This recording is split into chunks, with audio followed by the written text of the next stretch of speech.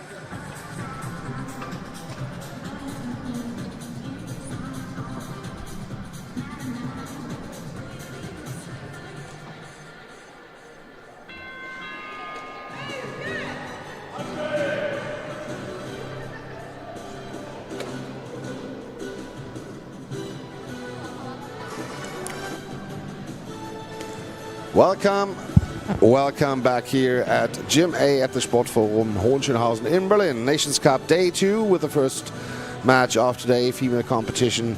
Japan leads 2-0 at half against France. And we'll just take a short look that we see on the French side no substitutions, and on the Japanese side we see 2 substitutions. Saki Amuro was substituted in within the first half, but now in halftime Ayumi Kamiya and Yui Kimura are coming on the field, and out go Takahashi and Hagiwara. So the 2 referees are now making the equipment check, and Ajami is waiting for the equipment check, was dancing there when she waited. And now Anna Bajwa, the referee from the US on the left side, is making the equipment check there. And so with 9 seconds left, we'll go to the second half. And we just took a short look. Great Britain is leading in Gym B 3-1, and if the scores would end like this in both gyms, Team GB would go to the semifinals. But now, let's focus on our game. Japan leads 2-0 and plays from right to left in the white jerseys. And with the red jerseys from left to right, there's France with the white numbers playing. But first of all, obviously, Mandeep Bajwa will make some introductory words to the second half before handing over the ball to Team France afterwards, where we can see Team France pushing themselves once again, trailing in this one with 2 goals. Obviously, themselves wanting to make a strong push in the second half to reach the semi-finals themselves. But they have to at least beat Japan, or they have to beat Japan to go over to the semi-finals. So tough job, tough ask for them, and there will be Ajami with the first shot of the second half, up the half right, further to the left gap, but it's blocked by the new center by Kamiya, who then throws it over to Amuro from the half right, throws it down the line to the right side, but out of bounds and off the post. Maybe half a meter and going out of bounds at about 2 meters from goal line. Where the ball now will be dropped in at the left side for back here, who then is standing at the left post and then goes up, spins, throws, crossbar to the right side, but it's blocked and caught by Amuro, who then passes the ball over to the right wing player for Japan, throws it to the right gap, but it's caught by back here, and then quick counter shot up the middle, but it's blocked by Kamiya and then passed over to Amuro, who then throws it to the right side, but it's blocked by the lower body of Bekir, who hands the ball over up the middle to Amiya, who then throws it to the right side, but blocked with the chest of Amuro. Quick counter up the left gap, but it's blocked by the legs of Amiya. Ball is still in play and goes out of bounds at their own zone, so no ball over. Was a close one. And it's Ayami with the next shot. Ajami with the crossbar to the left side, but out of bounds about 4 meters from the goal line. Ball will be handed over at the right side to Kimura, who then will be shot from the half right. Throws into the left gap, but it's blocked with the legs of Ajami. Ball goes over because it's out of bounds at the neutral zone. So Japan will remain possession in this second half of the first game.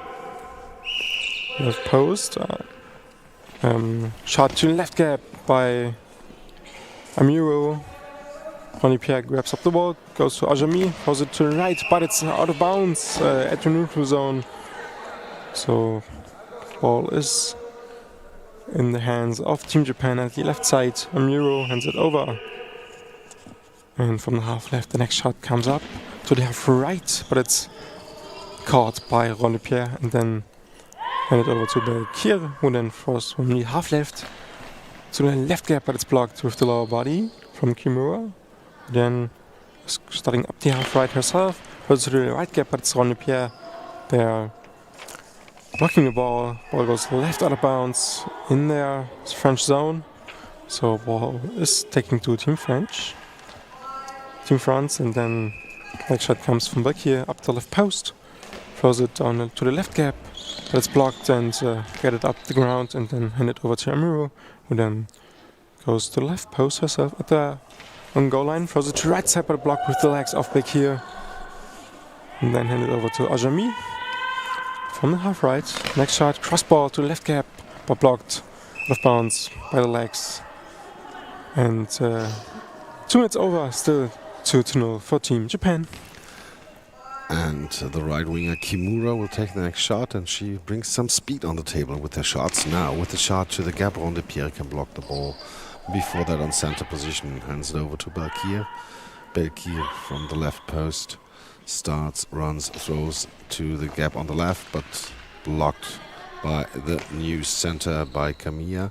Kamiya to Amuro.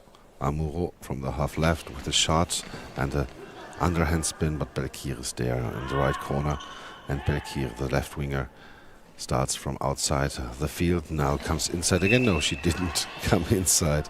First contact was out of bounds with her shot. Kimura now from the right post, again with a spin and a fast ball to Ronde Pierre, stands up with a counter-attack, and there it's taken away by the center player by Kamiya. Kamiya to Amuro. Amuro from the half left now with the shot down the line, out of bounds. And so Ajami is getting the ball in her hands. Comes over to the left side. Belkir moved out of the field to give her some space. Right winger from the left corner, but it's blocked. And there is now Kimura from the right side with a spin, shot to the gap, but there's Belkir, and she can grab the ball in the second attempt after blocking it with her fingertips. Belkir from the half left to the left corner, out of bounds, missed 1.5 meters on the left. 8:35 to go here in the second half. 2-0 still the score for Japan. And now again Saki Amuro, now from the half right, down the line, blocked out by Belkir's feet, and she cheers herself up there after the save. Audrey Belkir hands it over to Adelia Ajami. Starts from the middle, spins, throws, right corner, but it's blocked by Saki Amuro. Hands it over to Yui Kimura. Kimura from the half right with the shot down the line. Belkir blocks it in front, goes to neutral zone. Ronde Pierre stands up, still searching for the ball. Searching is on the ground, but now it crosses the center line. So we have a ball over. Can also be key in a close match to force the defense to give some ball overs, that you have more attempts than the opponent. Now from the half left, Japan with the shot down the line. It misses by inches the post. This attempt by Saki Amuro. And now Belkir moved over for the shot to the right side. With a shot to the left post. Kimura is there, stands up, but takes her time. Starts from the half right with a shot down the line. Out of bounds. And Ronde Pierre, the center, is cheering her team up there. And now we have a substitution. Audrey Belkir smiling while she's substituted and clapping her hands. And new on the field will be Melda Alhan.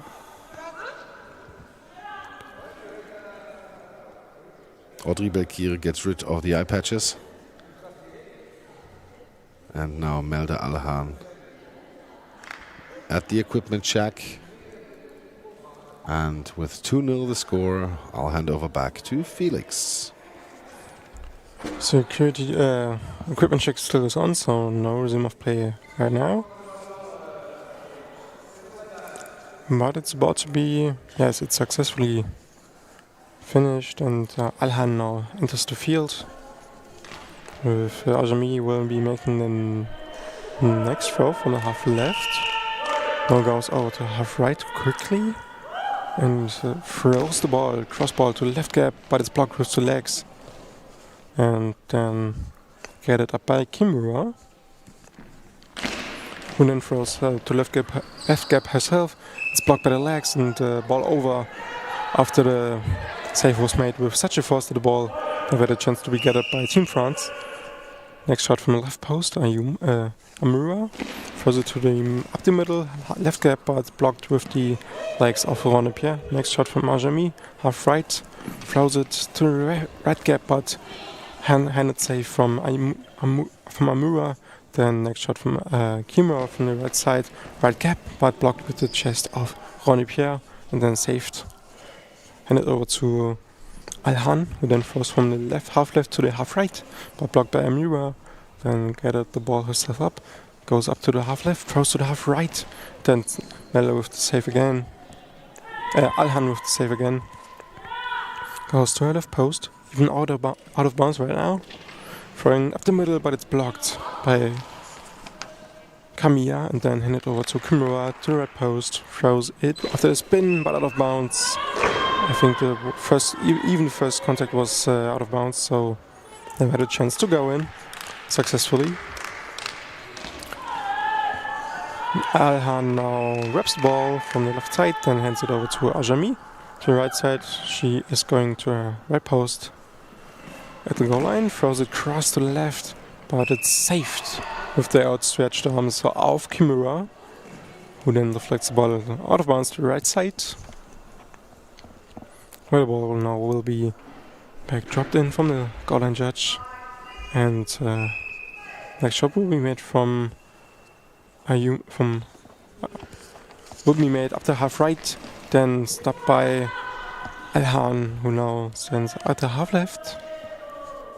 And she is throwing the ball to the half right, even to the right post, but it's going through without being touched beside the right post. Maybe half a meter is missing there. So Japan with the next shot coming up from Kamiya, up the middle. Ball goes half right, throws it to the right gap, but it's blocked by Ronepierre. Then stands up herself, hands it over to Ajami, half right to the right gap, but it's blocked by number 4 again, by Amiro. And we'll be having a timeout with 5 minutes and 45 seconds left in the second half. Yeah, we'll just take a short look for the upcoming matches. Next match in Gym A will start at 9:05 Central European Time. It will be Finland against Ukraine. And Finland against Ukraine is a match also for winning a group or Pool A. Finland 6 points, Ukraine 3 points. And we'll just take a short look in the other gym. Gym B still, Team GB is leading 3-1 against Poland, and with this result they would qualify for the semi-final. 6 minutes to go there in Gym B, like in our Gym A here. So Japan now with the next shot from the middle. Amuro shoots to the right side, deflected into the net. Ronepierre deflects the ball with her hands over the body of Melda Alhan. No chance for the left winger, and that's what you really love as coach Ricky Yakudo, having a timeout, and then right away the first shot went in. So you can point the gaps, but at the end the players have to throw the ball into those gaps that you see as a coach. From the half right now, Amuro again to Ronepierre. Ronepierre stands up. 5 minutes, 17 seconds to go. And from the half right, Melda Alhan to the left side. Alhan now on the right winger position, Ajami on the left winger position. And from the right side to Yui Kimura with a shot out of bounds right away. Was never in bounds. And there is Ajami again from the left post. Last 5 minutes started to the gap on the half left, but it's blocked there by Kamiya, and then Kimura finds the ball with the next shot to the gap over the body of Ajami into the net. Alhan tried to do the help defense, but Kimura's shot to the gap on the half right between Ronepierre and the left winger Ajami went then on the body of Ajami and then rolls over her into the net. 4-0 the score now. Alhan from the right side with the ball out of bounds. She was also starting outside of the field, and then with the first contact the ball was out of bounds. She never made it in the field again. I think it was the third or fourth time now for Team France that happened.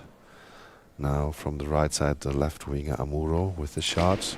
Bouncing ball. Rondepierre is there, has no problem, stands up, handed over to Ajami from the half left with the next shot to the middle. But there is Camilla. Camilla to Kimura. Kimura from the half right with the spin, with the shot. But Rondepierre closes the gap, stands up, quick response by her. And there is Camilla again, passed the ball to the left winger, but she will start from the right. Amuro with the next shot to the left post, deflected out of bounds by Melda Alhan. And now timeout demanded by Bas Barnes. And that's why he kept the ball, because after the timeout it don't have to be brought in by the goal judges, so you can cover the ball for the other side, that they don't know from which person it will be thrown or where it's coming in. And he took it right away and then demanded a timeout when the ball was rolling into his feet. Yeah, with 4 minutes 5 seconds to go here, third timeout taken by France, just one taken by Japan. Japan totally in command, Felix, or do you have a different point of view? Not really. If you don't score goals in Japan and you concede 4, you win this game, especially with 4 minutes left. Obviously Japan being really dominant in this group, especially yesterday as well. And so this will be a tough job for France to advance to these semi-finals. Who then work on it with a shot from Ajami, but it goes out of bounds again without reaching the goal line. And it's next shot up the half left from Kimura, who then spins, throws up the left side, but it's blocked with the lower body of Alhan, who then moves to the half left herself. Throws it to the left gap, but it's blocked by the legs of Camilla. Then Amiro sets up her next shot from the middle, first up the middle herself, but Rondepierre can block the ball and control it with her second contact with her arms. Then next shot up the middle, but it's blocked again by Camilla and then handed over to Kimura after half right. Now she shoots it and up the right side, but it's blocked by Ajami and then controlled there. Now she moves over to the right side, then goes right gap, but blocked by Amuro. Then 2 handoffs to Kimura from the half right. Now she spins, throws down the line, but it's out of bounds.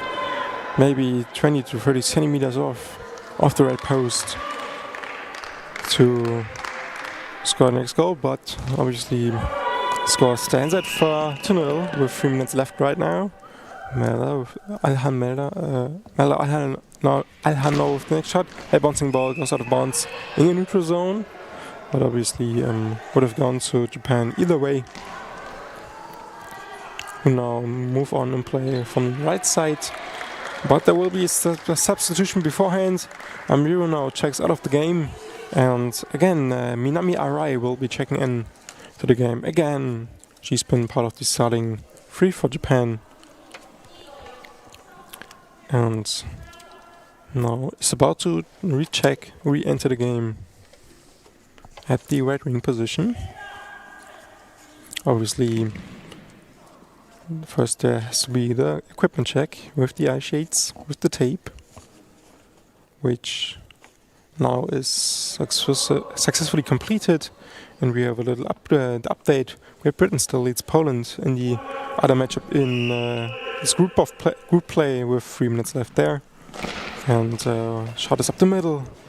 Rondepierre blocked, so with the standings right now, GB and Japan would be in the semifinals. Next shot from Ajami, half right to the half right gap, but blocked there from Arai, who then plays left wing now.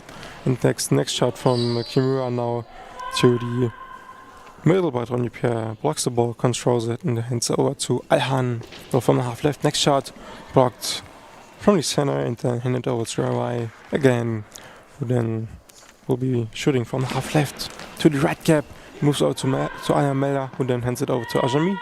She moves up the middle, half right, and then throws it up the left gap, but it's blocked with the legs in front. Then ball is picked up and then throws thrown from the right side down the line to the right side bump. Alhan is there with her lower body, then can pick up the ball and moves out of bounds for the next shot. Spins, throws to the left hand corner, but blocked there from Kimura. Then she is lining up at the right post, throws it to right gap herself, but Ronny Pierce there can secure the ball. Quick response to the left, but also there's the block from Kimura again. Next shot will be from Arai from the half right. And will be at the right gap, but caught by Ronny Pierre. No issues for her.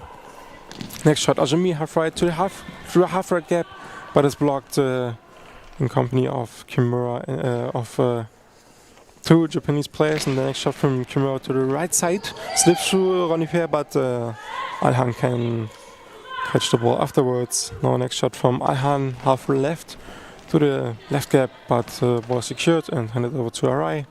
She moves to her left post and then throws the next spinning shot down the left gap, but secured by Ajami.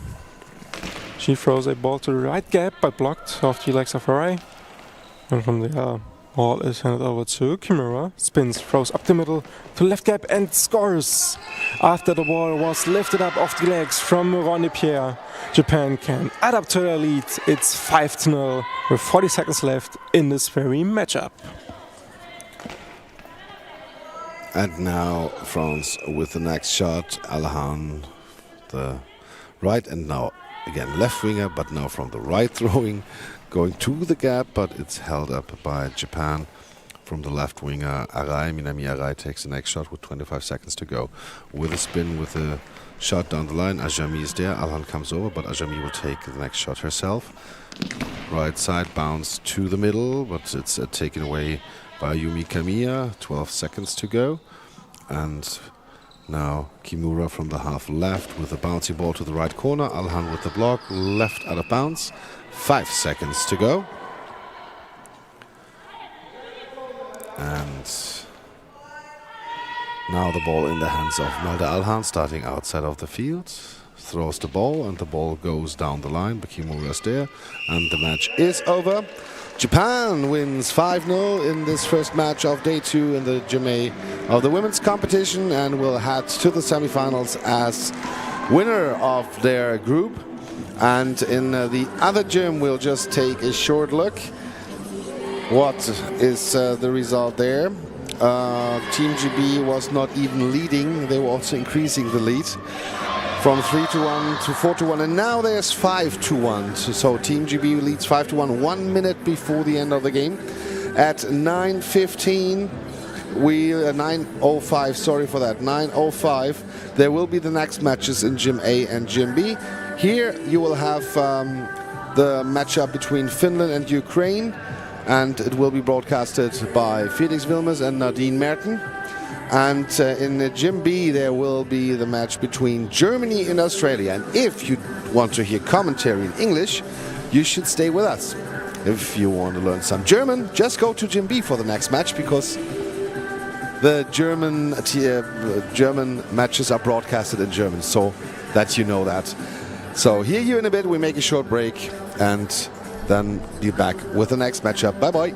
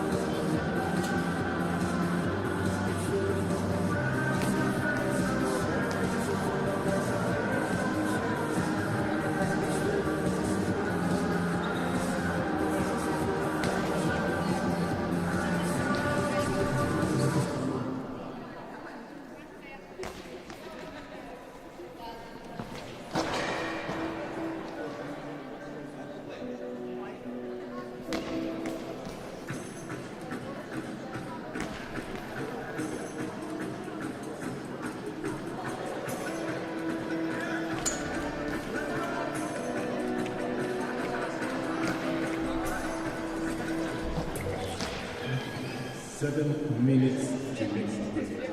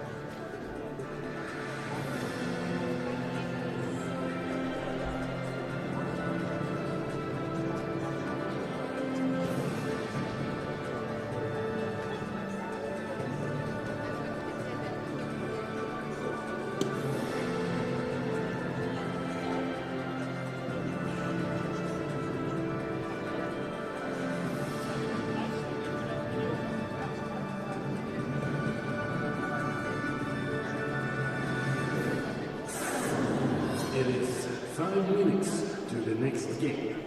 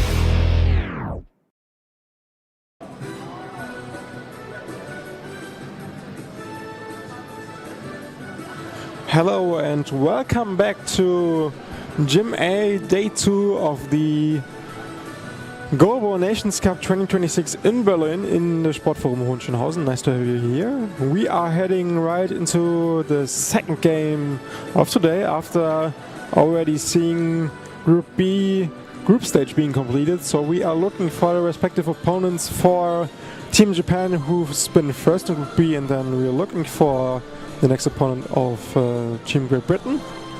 One of them could be Team Finland, who are currently in place number 1 in Group A. And also the Ukrainians have a little bit of chance to go into the semi-final, but they have to do it with a big lead and a big deficit, a big goal advantage in favor of the other competitors of Group A. You can also see the other matchup of Group A in Gym B, but we are happy to have you here in Gym A. And this competition will be between Finland and Ukraine. Team Finland starting with Krista Leppänen on left wing, with Raisa Kursela on right wing, and with Susanna Helmer on center. And on the Ukrainian side, on the left side, we are having Yulia Fakiyeva. On the right side, number 3, we have number 3, Olya Lukyanchuk, and we have at center number 4, that is Natalia Melena, and I'm happy to welcome also Nadine. Nice to have you here. Thank you. So we are about to start. David Wilburn will be throwing in the ball, as he is starting with his introduction words for this matchup. And Team Ukraine will have the ball first. It is thrown to the center player, to Melena. And ball is passed over to the right wing.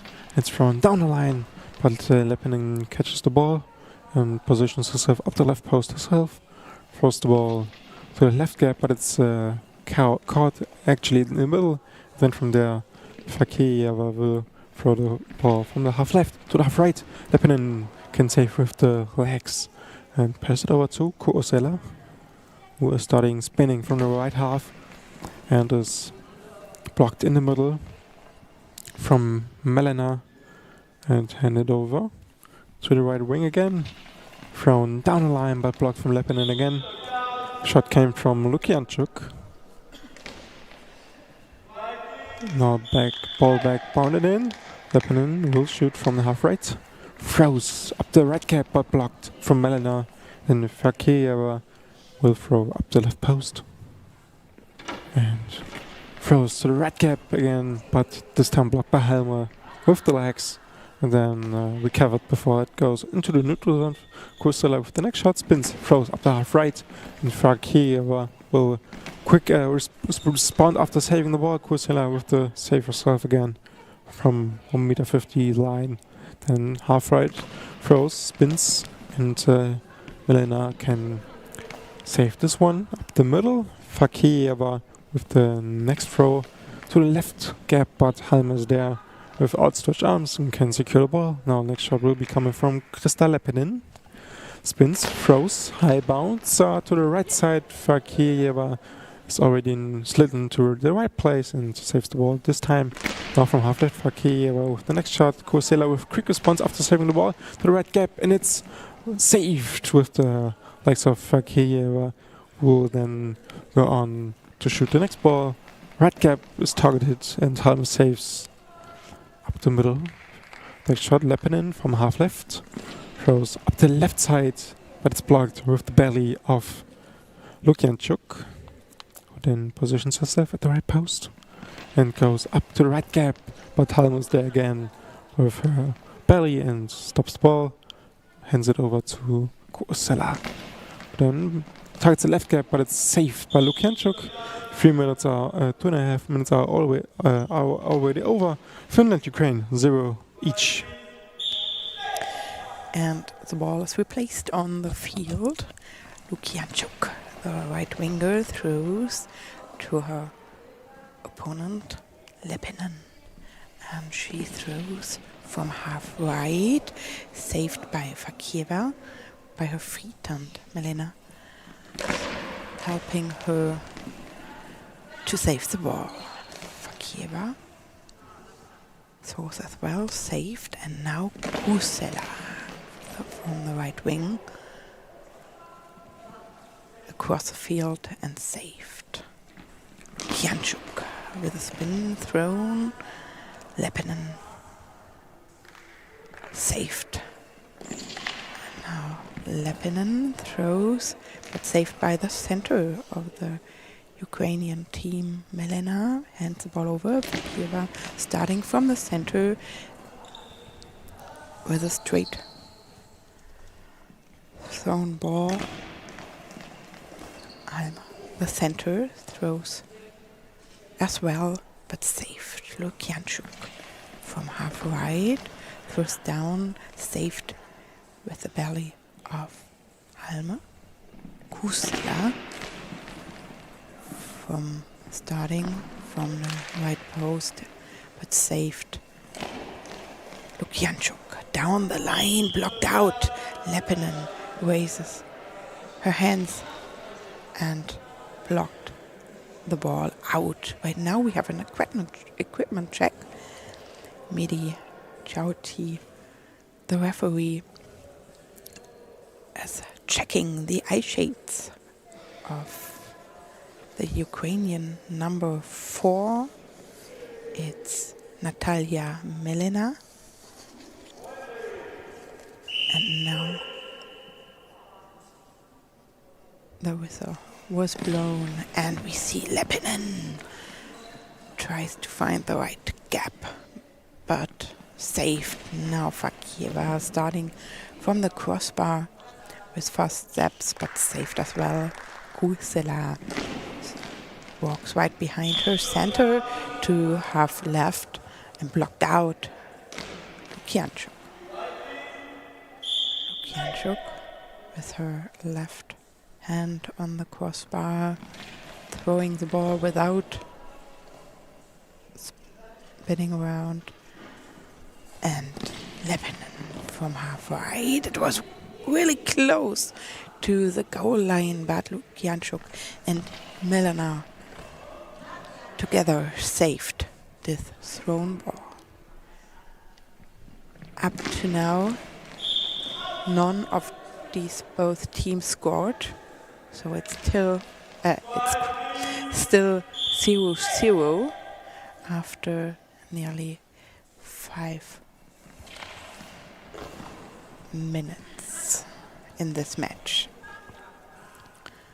Kusela starting outside the field and touched the center and saved.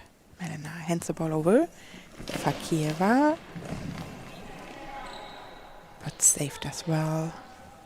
Alma passes to Lepinen. Hard thrown ball, but blocked. And Melina passes to Lukianchuk. She throws down the line.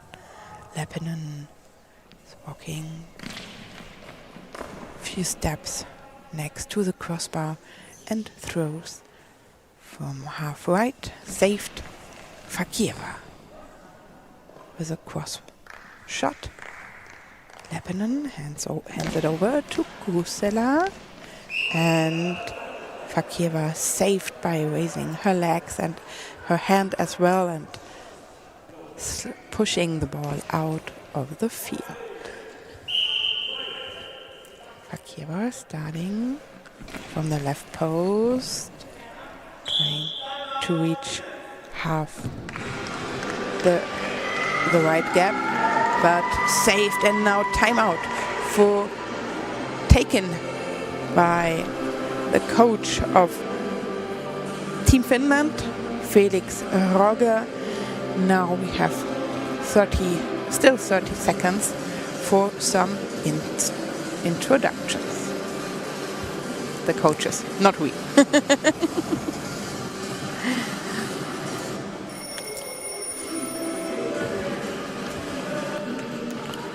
So So coaches are already back in their team zone.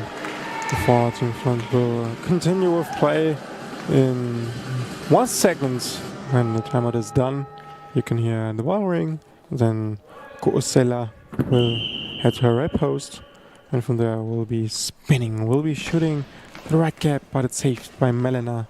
And then Fakieva will make the next shot. She's lining up at her left post and throws it left down the line, but it's Kusela and scores. Kusela first saved it, but only deflected it, and it goes top left corner, even touching the crossbar. Ukraine is leading Finland 1-0. Next shot from Kusela at the right post.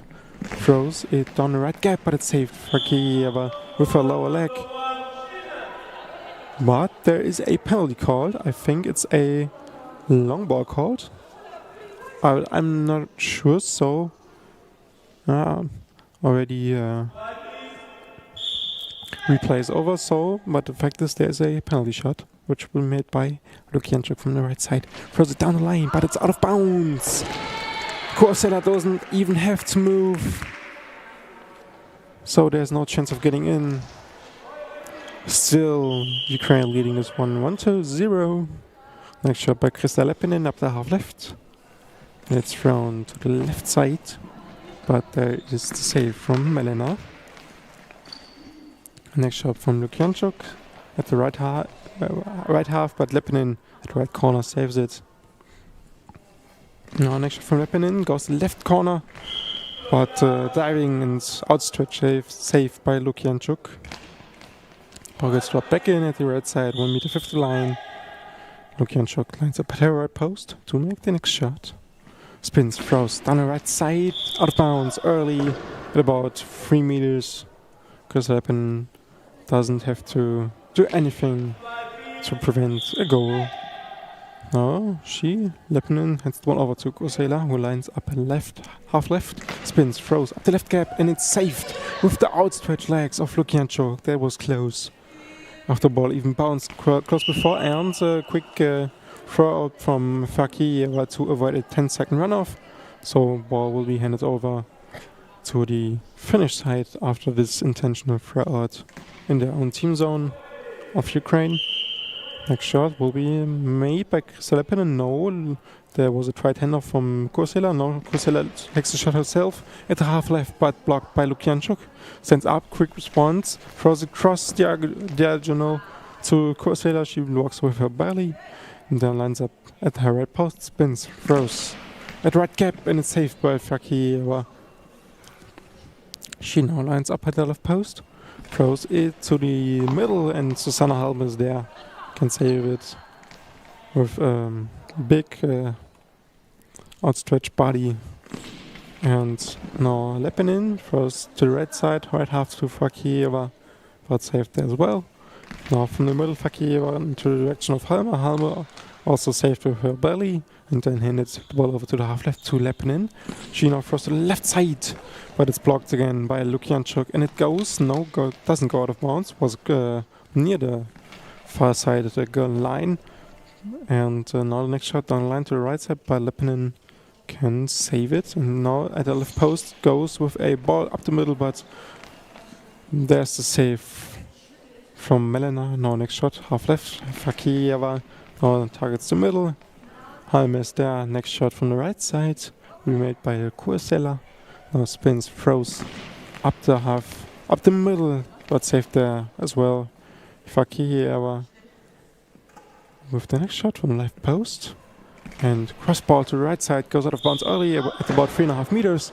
3 minutes, 8 seconds left here in this game. Ukraine is up against Finland 1-0. And now we have the first substitution in this match. Team Finland substitute Kusela, and she will be substituted by player number 6, Yasmin Mikola.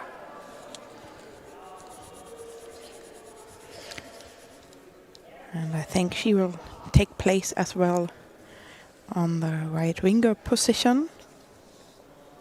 But right now she's at the equipment check and the referee leads her hand to the crossbar to orientate herself on the pitch. Now we see Leppinen starting from half left, across and saved by Fakieva. Down the line, out of bounds. It's out. Mikola with her first throw from half right to the left gap and blocked down the neutral zone, and the ball will be handed over to the Finnish team. Leppinen from half left. Lukianchuk. Ball in her right hand, starting down the line. But blocked out. Leppinen.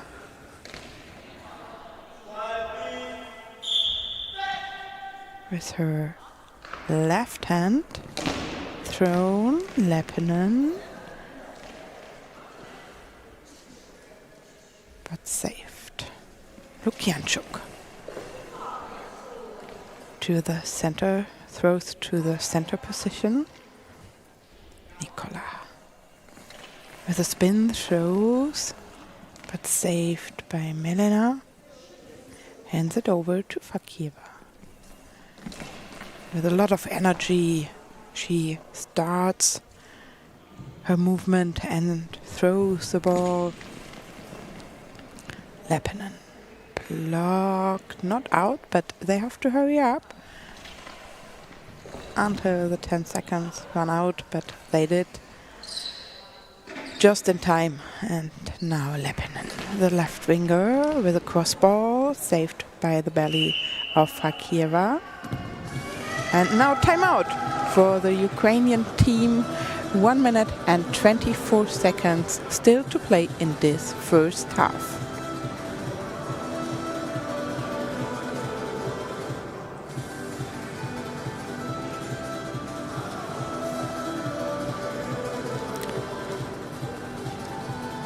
Maybe let's look at the other matchup which is currently played in Group A play for female competition.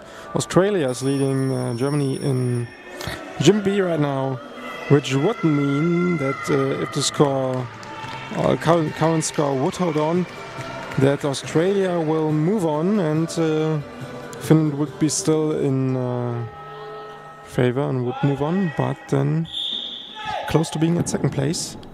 So Fakieva with the next shot.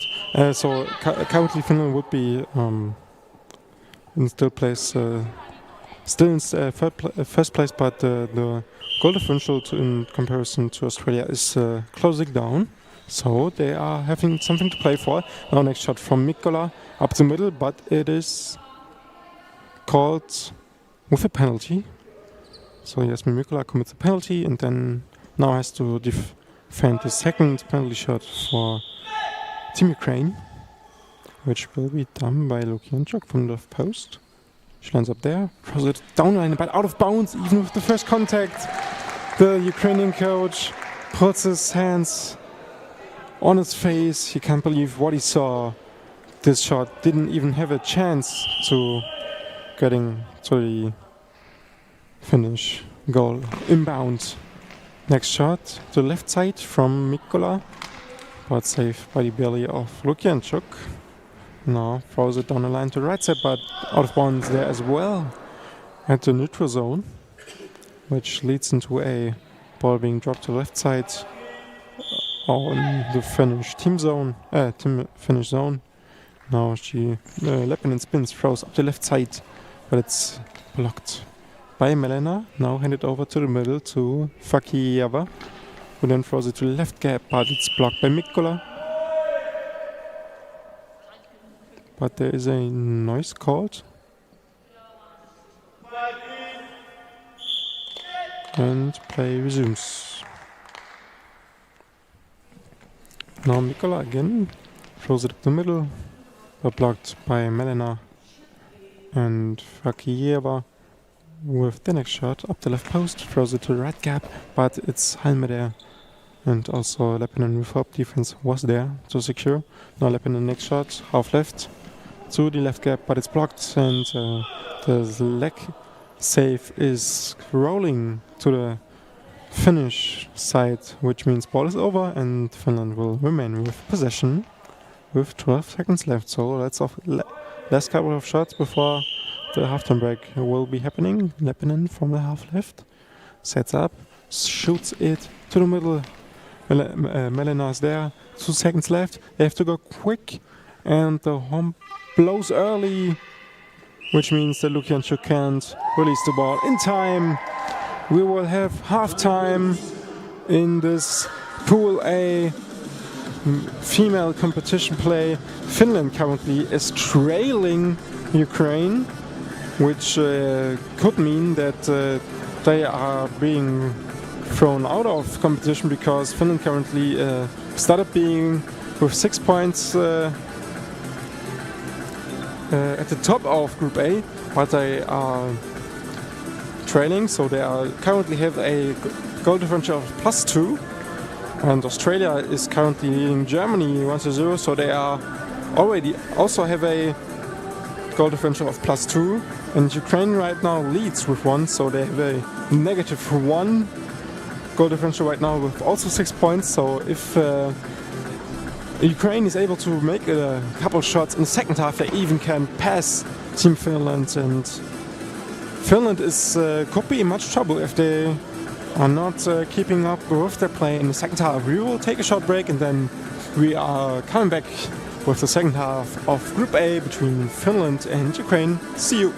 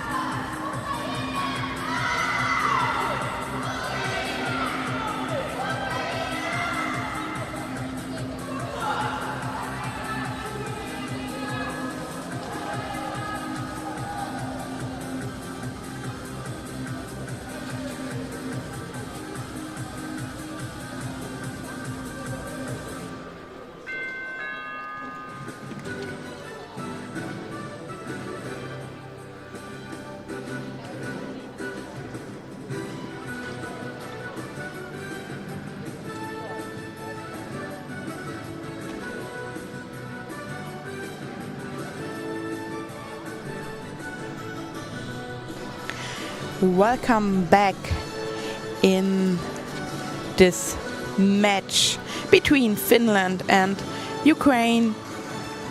The women's competition Group A, the second half.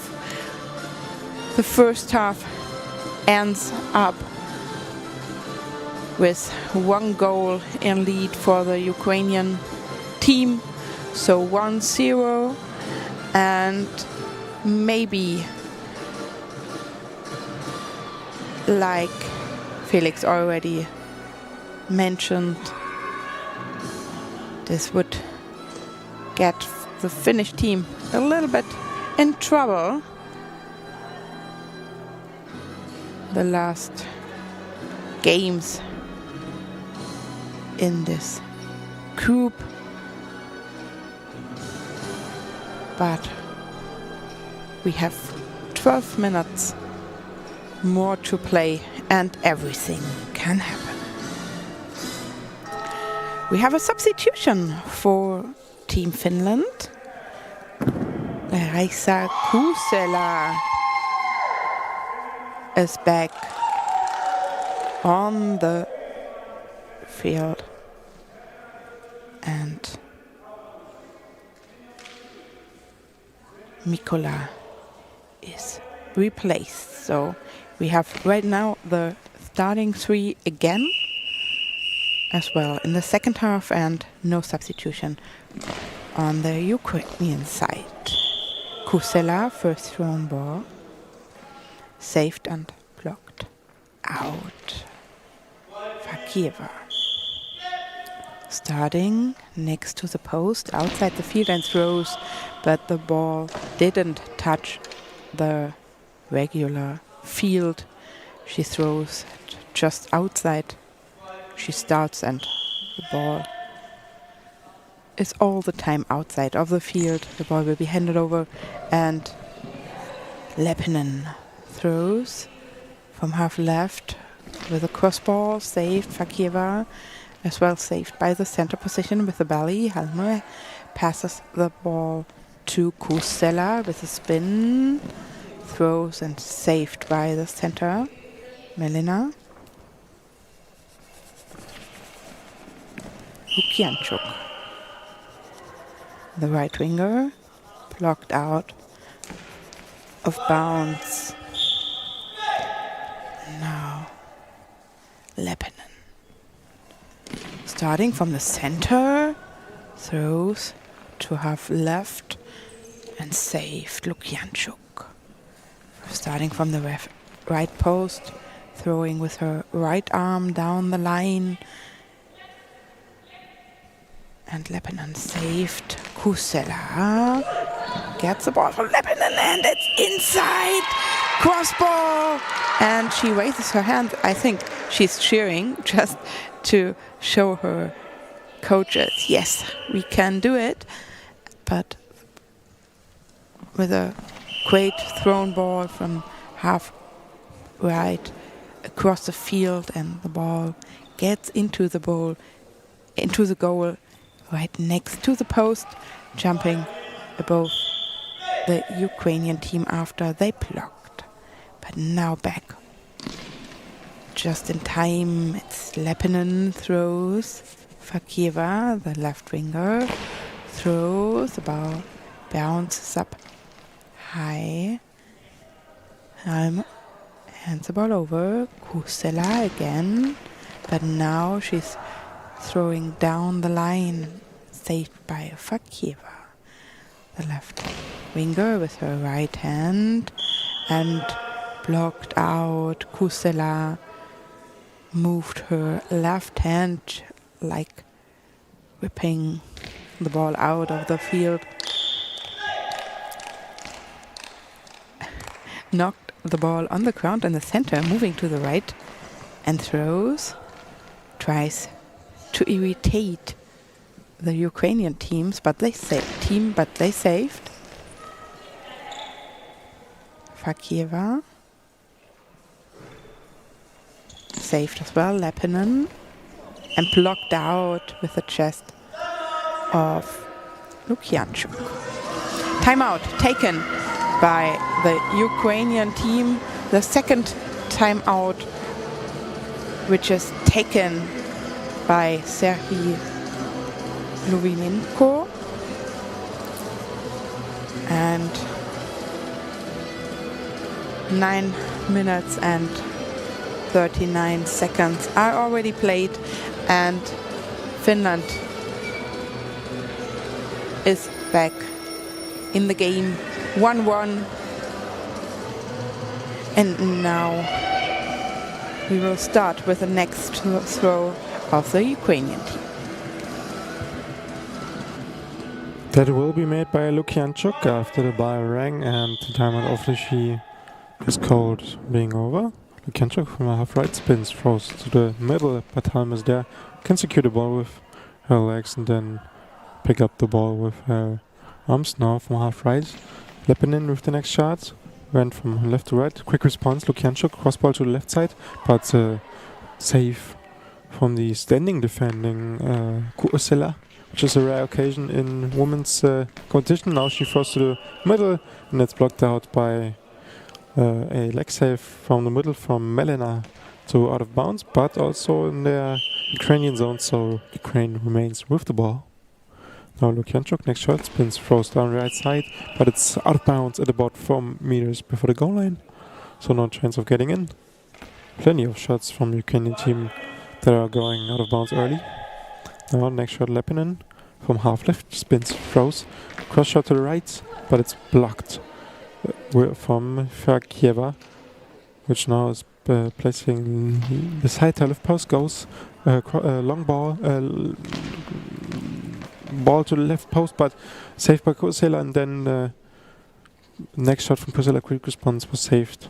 And now next shot by Fakieva, which is also saved by Susanna Halme, the center for Team Finland. Now next shot from half left is saved after the shot from Lepinin. Next shot from half left, Fakieva with her next shot going up the middle, but it's saved from Halme from her belly. And then next shot will be from the middle from Kuosela, spins, throws down the left gap, but it's saved and it's beneath the post and out of bounds after the ball lifted up after the first try-off attempt.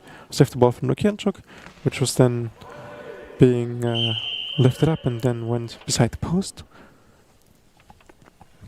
Next shot, Lukianchuk, right gap, and it almost slips through to Lepinin, but there's a timeout taken after Lepinin can finally secure the ball, and Felix Roge takes the timeout, as we can tell you that also Germany has tied up the game in Gym B against Australia, which currently would mean that Finland would be back in at the top of Group A, as they are now currently sitting at 7 points. If they can have at least not lose to the Ukrainian team.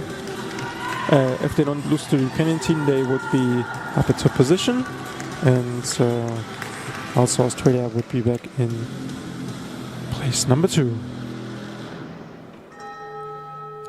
But that will be something we can talk about at the end of the game, as there are still 8 minutes have to be played in the second half. This game, Kuosela from half right shoots it, but out of bounds early at about 4 meters to the left side, where the ball is now being bounded back in. Lukianchuk placed herself right next to her right post and throws it down the line, but it's safe from Lepinin. Down the line. And the next shot will be coming from Chris Lepinin from the half right. Throws it to the right gap, but it's safe from Fakieva, which is blocked in front of her, and then goes out of bounds at about 5 meters to the left side, so still in Ukrainian territory of the first of their own zone, which remains, so the ball remains with Ukraine. Now next shot from half left, up the middle to Halme, and then it goes to the right post to Kusela, who now throws long line, but it's saved and was saved at the left side, but then deflected with the knees of Fakieva to the right side, so it goes out of bounds at the right side. 7:21 still left. Ukraine, Finland, 1 each. Lukianchuk starting, so back on the crossbar and throws down the line, and Lepinin saved right behind her. Kusela was sliding from right to the left to help her out, but Lepinin don't need her help in this case. Now Kusela from the right, starting from the post, and throws the ball straight to Fakirva. She starts outside and throws, saved by Halmer, hands it over to Kusela from half right with a spin, thrown to the left gap, but saved as well. Lukjanchuk. Her right hand out of bounds in the really close to the neutral zone. The ball is dropped in by the goal line referee. Lepinen with a spin. Lukjanchuk saved and throws as well with a cross shot to Kusela. Kusela to Lukjanchuk, blocked out and with her legs. Now the ball is in her left hand. She's moving 2 steps to the center position. Throws with her right hand. Saved by Halmer. Hands it over to Kusela with a spin out of bounds. And the ball is already replaced. Lukjanchuk with a spin, but directly to the center of the Finnish team. So it was easy to save, and as well saved by the Ukrainian team. The ball thrown by Lepin, I think. Now Lukjanchuk from half right. Saved. Kusela from half left to the left gap, but saved. Now they have to hurry up. Fast thrown ball down the line. Lepinen saved. The ball in her right hand without a spin to the right gap. Fakirva. Crossball saved as well. Fast counter attack. Lepinen kicked out. Melina by the center. Melina, the Ukrainian substitutes are already stands up, moving a little bit around, but they are, until now, the coach still have the starting 3 on the pitch. Lepinen from half right, down Fakirva. From the left post, crossball, saved. Lepinen hands it over. Kusela from half right with a spin down to Fakirva, and she's saved by her legs. Starting outside. High bouncing ball. Kusela. Fakirva blocked by the belly, but the ball is running out of the field in the neutral zone. Ball over and timeout for Team Finland. This third in this match, the first in this half, and we can have a short look in Hall B. There is the Australian team 3-2 in lead against Team Germany. Which currently would mean that Australia would be at 6 points and Finland at 7, which means that Finland would be heading right now at the top of the group A into the next semi-final, and Australia would be the second team, but still to play. Here there will be 3.5 minutes, and in the other gym there are even 7 minutes played left. So we'll wait and see what happens. Lepinen next shot goes half left, and shoots at left gap, but it's saved by Lukianchuk, who now throws up the right gap, but it's Leppinen saving it, and even the help defense in the background from Kuosela, who now gets the ball handed over.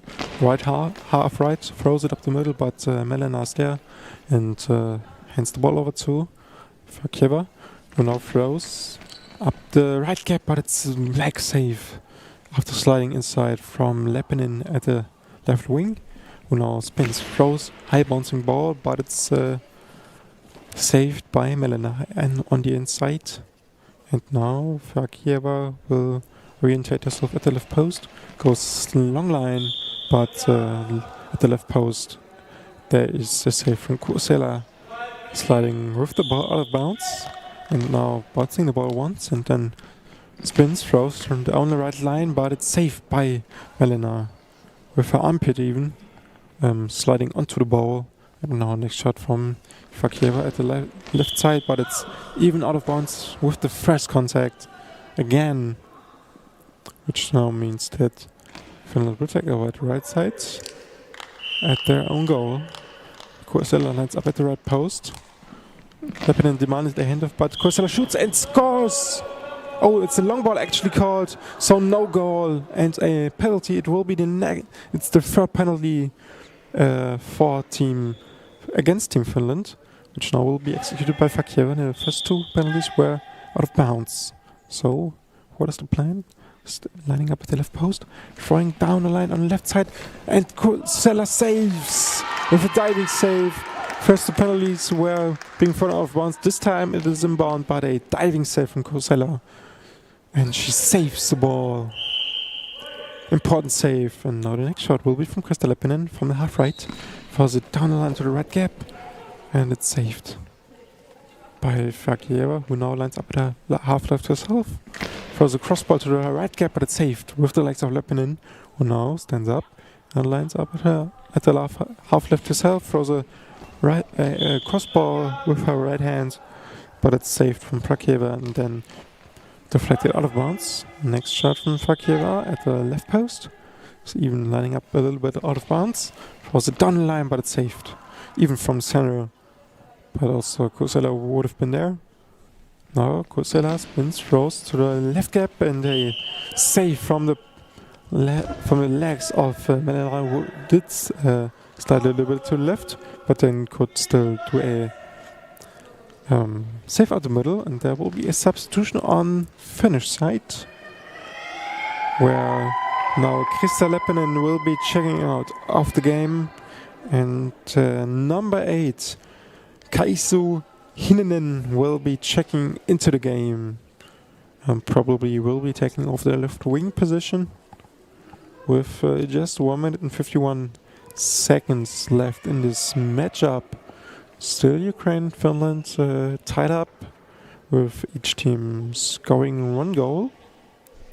We are going into crunch time in this matchup in Gym A. Let's go into crunch time, Nadine.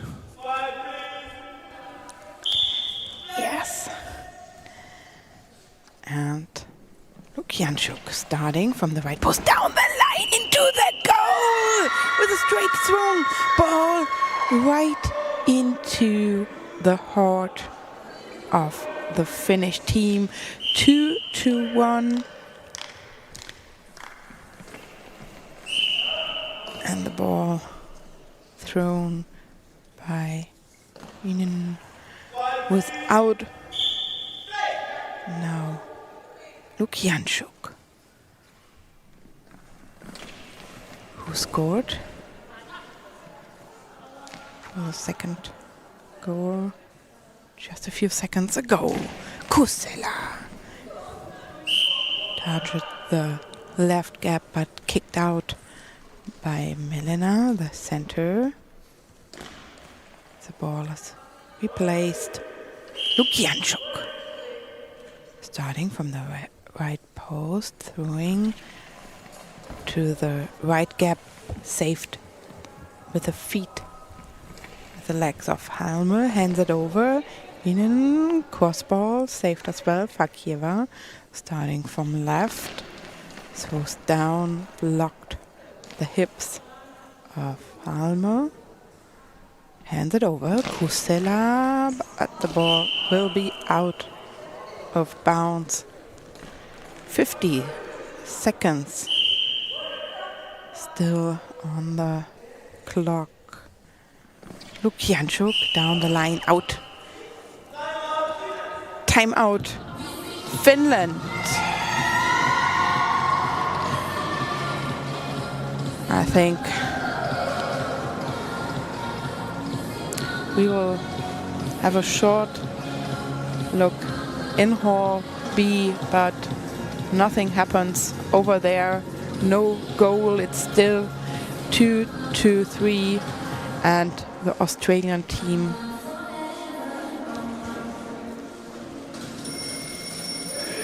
is in the lead in Hall B. 4 minutes are there still to play. Here are 43 seconds, and Finland has the ball in their hands. Personally, Kusela in person in charge. On the right wing, down, but Milena saved, hands it over. Fakieva from the left down the line, and Kusela is sliding and blocks the ball out of bounds.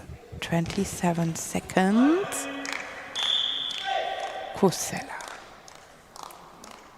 is focusing and signing where she wants to throw. She did, but saved. Fakieva throws as well, blocked out with the feet of Hinen. 9 seconds, maybe the last throw. Starting from the left post, cross ball blocked by Melena, saved by Melena. Hands it over, Lukianchuk, and the time is running out. It's over.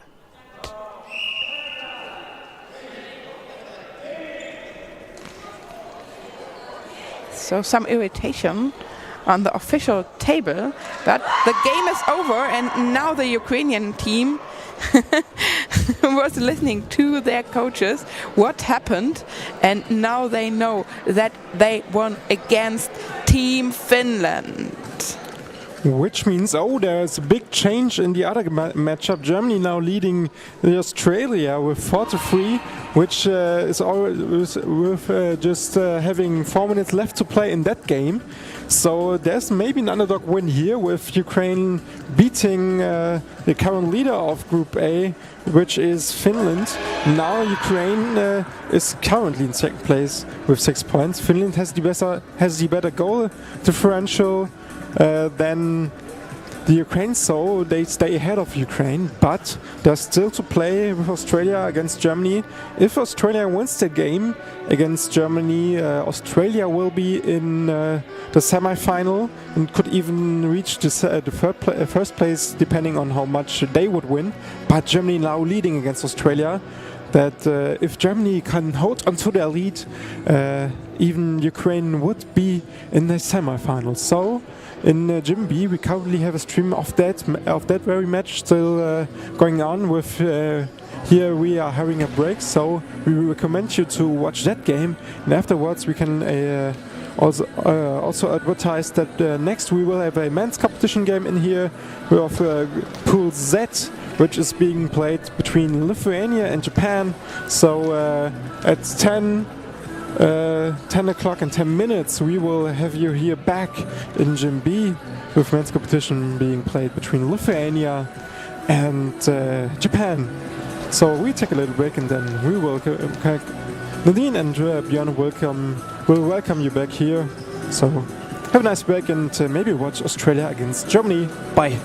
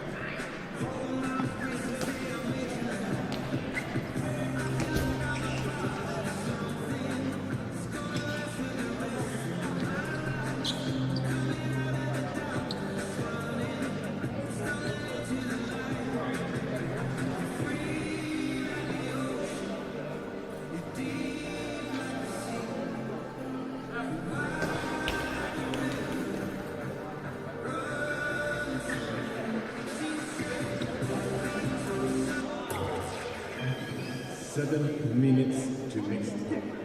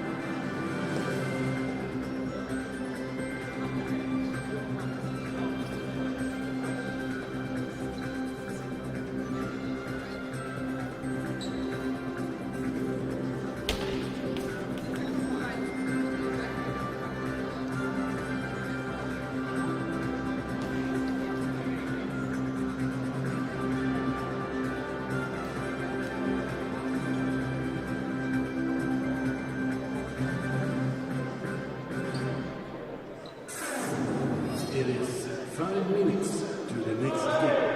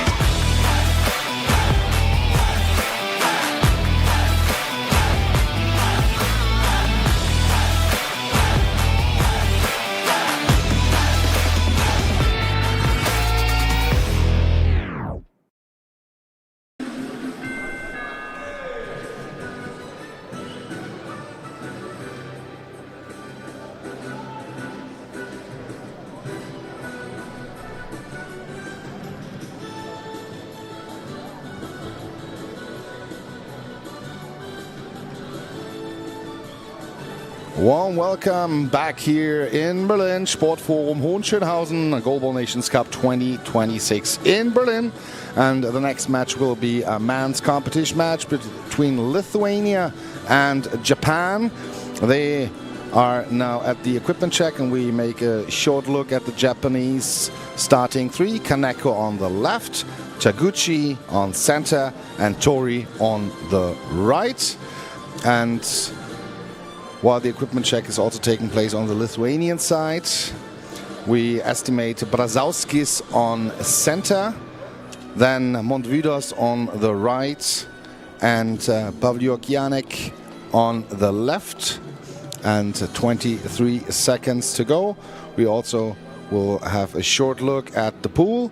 And at this moment, Lithuania 6 points plus 16 goals, Japan 6 points plus 13 goals. So the winner will take the first spot in Pool Z. And I'm happy that I'm not alone at the microphone today. On my left side, there is Nadine Matten. Yes, and the sound shows us that the match will start with the announcement of this game between Lithuania and Japan,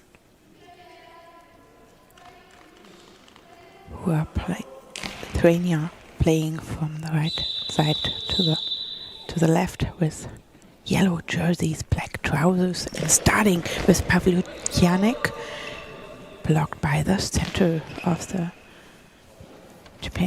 Team Japan. Kaneko from the left down to the left gap, saved. Montvidas down the line, blocked. Kaneko hands the ball over to Tori, walking down up to the right post, and finds the gap between Brazauskis and Pavlyukianek, and just right before the ball is running inside the goal, Pavlyukianek is kicking the ball out of bounds, out of the field. Nice shot by Team Japan. Now, Team Japan again from the right-hand side, hands the ball over to half right. Kaneko, saved by the center, Brazauskis.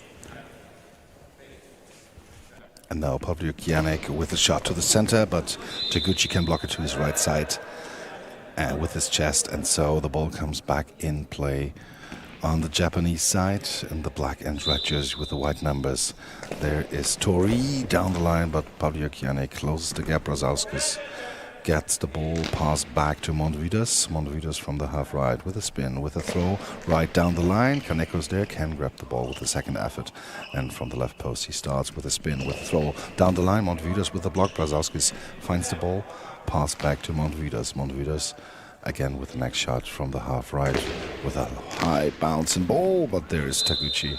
There's Tori, Haruki Tori, and can block the ball out. Tori now from the right post with the next attempt. Takes his time, now starts with a spin down the line, and Pavlyukianek is there and gets the ball left post. Next throw by Genrik Pavlyukianek to the gap, but there is Tori with a fast response, and Pavlyukianek is laughing about this shot. And after he saved it, now Montvidas from right to left and nearly into the goal, but great save there by Haruki Tori with his fingertips. He could deflect the ball around the post.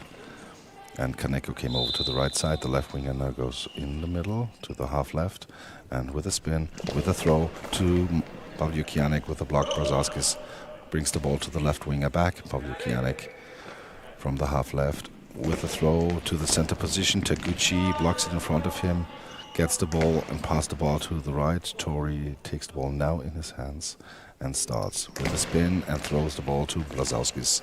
Montes Brazauskis without any problems hands the ball over to Montvidas from the middle. He starts with a spin, bouncing ball, and up in the air there's Taguchi, pass to Kaneko, fast shot but out of bounds, left 6 meters before the goal.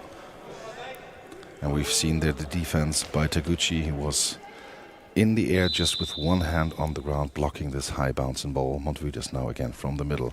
Bouncing ball to the center position again, and it's catched by the feet of Taguchi, handed over to Tori, comes over to the left side, the right winger, and now from the post with a shot to the gap, but the feet of Montvidas can block. Brzezowski brings the ball to the other side, and so Pavlyukianek from the half left with the shot to the center, blocked again by Taguchi. Taguchi pass to Kaneko. Kaneko from the half right with a spin, with a throw to Pavlyukianek, and he blocks it left out of bounds. And so still 0-0 here, the score, 8 minutes and 48 seconds to go in the first half. And this clash of pools at Pavlyukianek from the left side to the right. Kaneko can block the ball and secures it. And again, Kaneko from the half left with the shot down the line. Montvidas with the block. And Montvidas now from the right post starts with the throwing motion, and the ball was out of bounds with the first contact. And so no danger there for the Japanese goal. Ball brought back in. Tori comes to the middle. Taguchi goes out of his way. And now from the half left, Tori with the shot, and the ball is blocked by Montvidas. Brzezowski finds the ball, brings it back to the goal. From the middle, Pavlyukianek now with the shot, no spin, right side. Kaneko with a fast response to his corner, but blocked by Brzezowski. The center takes the ball away. Pass to Montvidas. Montvidas from the half right, bouncing ball and blocked again by Taguchi, the center. And pass to the left winger, Kaneko.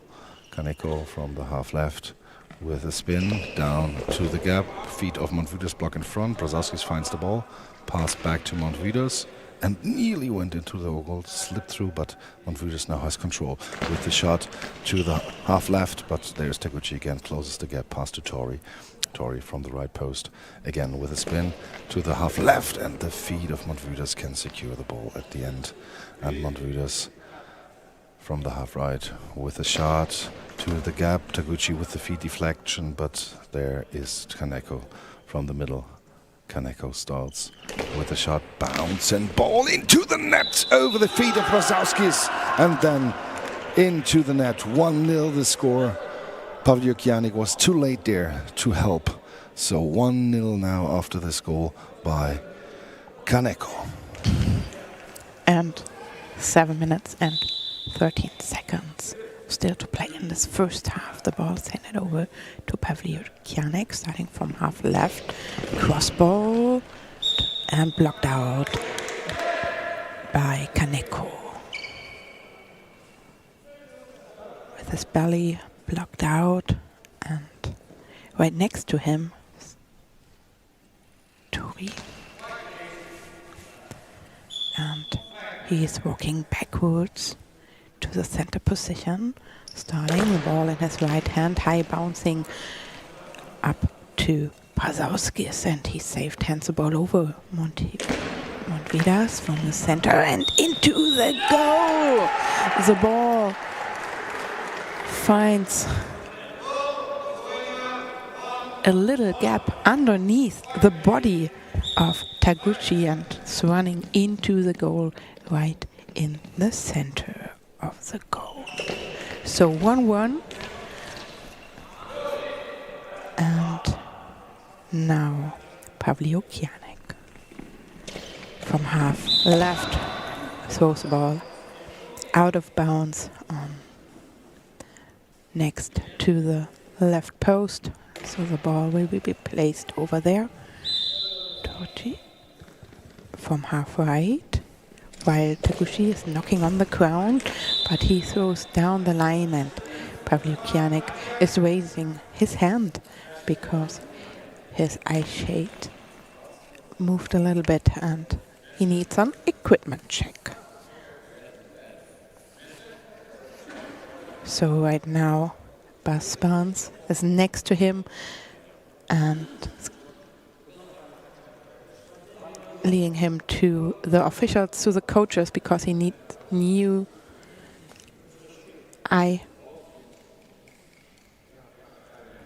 The eye patches went totally off when he was getting up the eye shade, so he has to be repatched at this moment by the two coaches. These are Skirmantas Shimolionas and Sandra Salciute.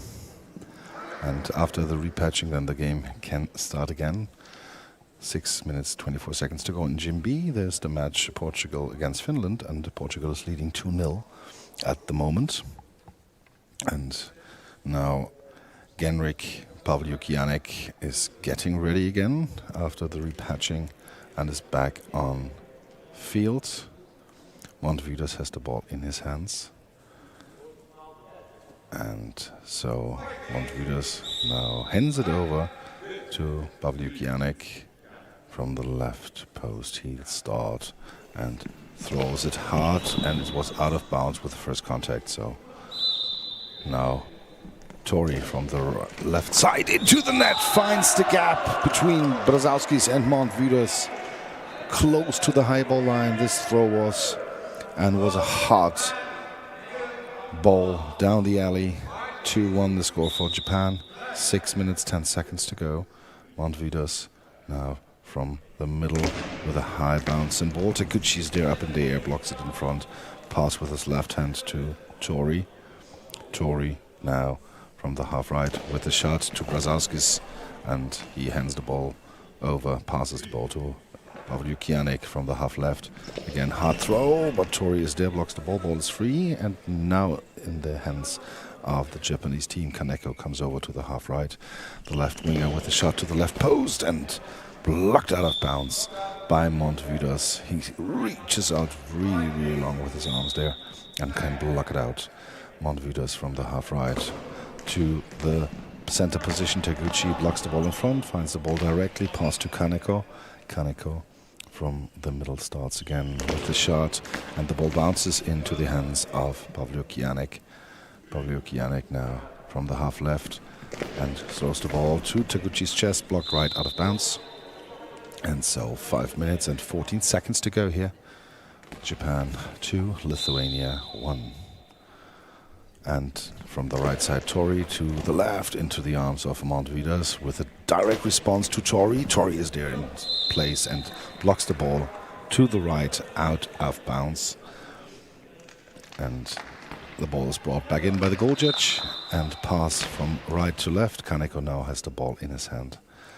And from the half right, Kaneko to the right side, out 2.5 meters before the goal went out of bounds on the right side. Ball is back in play. Pavlyukianek moves over to the half right, runs, throws hard. Tori is there, blocks it. Taguchi gets the ball, pass back to Tori, and the ball from Tori down the line into the arms of Pavlyukianek. Quick response to Tori. Tori is not there. Goal for Lithuania! Down the line, hard thrown by Genrik Pavlyukianek. No chance there for Tori, and the ball hits in. 2-2 the score. Kaneko, the left winger, goes from the right to the middle. Now from the half left with a spin, with a throw to the gap, but the feet of Montvidas can save.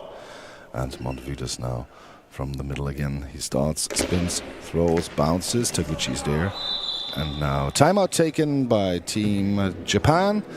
And in the other gym was just informed that Portugal conceded a goal, so Finland 1, Portugal 2. And while the timeout is taking place, some jumping jacks are made on the Lithuanian bench area, and also some stretching by player Koji Miyake. He will come, I'm pretty sure, on court when the second half will start. Now timeout is over, and we'll switch to Nadine. And we will see the next attack by Team Japan. Kaneko starting from the middle of the goal with his right hand on the goal with a spin, but it was easy for Brzezowskis. Hands it over, Pavlyukianek, saved by Kaneko with his feet. And now He throws again down to his opponent, but he blocked out. And he does with a spin. Throws but saved. Tori is walking down the crossbar to the left post, has to hurry up to replace himself on the right winger position because Pavlyuchanik is touched his side, but he saved. Kaneko from the left with a spin down, the ball blocked with the belly of Montvidas up in the air, and he has to search for the ball, but he saved, and fast counter-attack as well by Kaneko. Now again Pavlyuchanik from the left with his right hand blocked out, but it was really close to the post, but saved by Tori.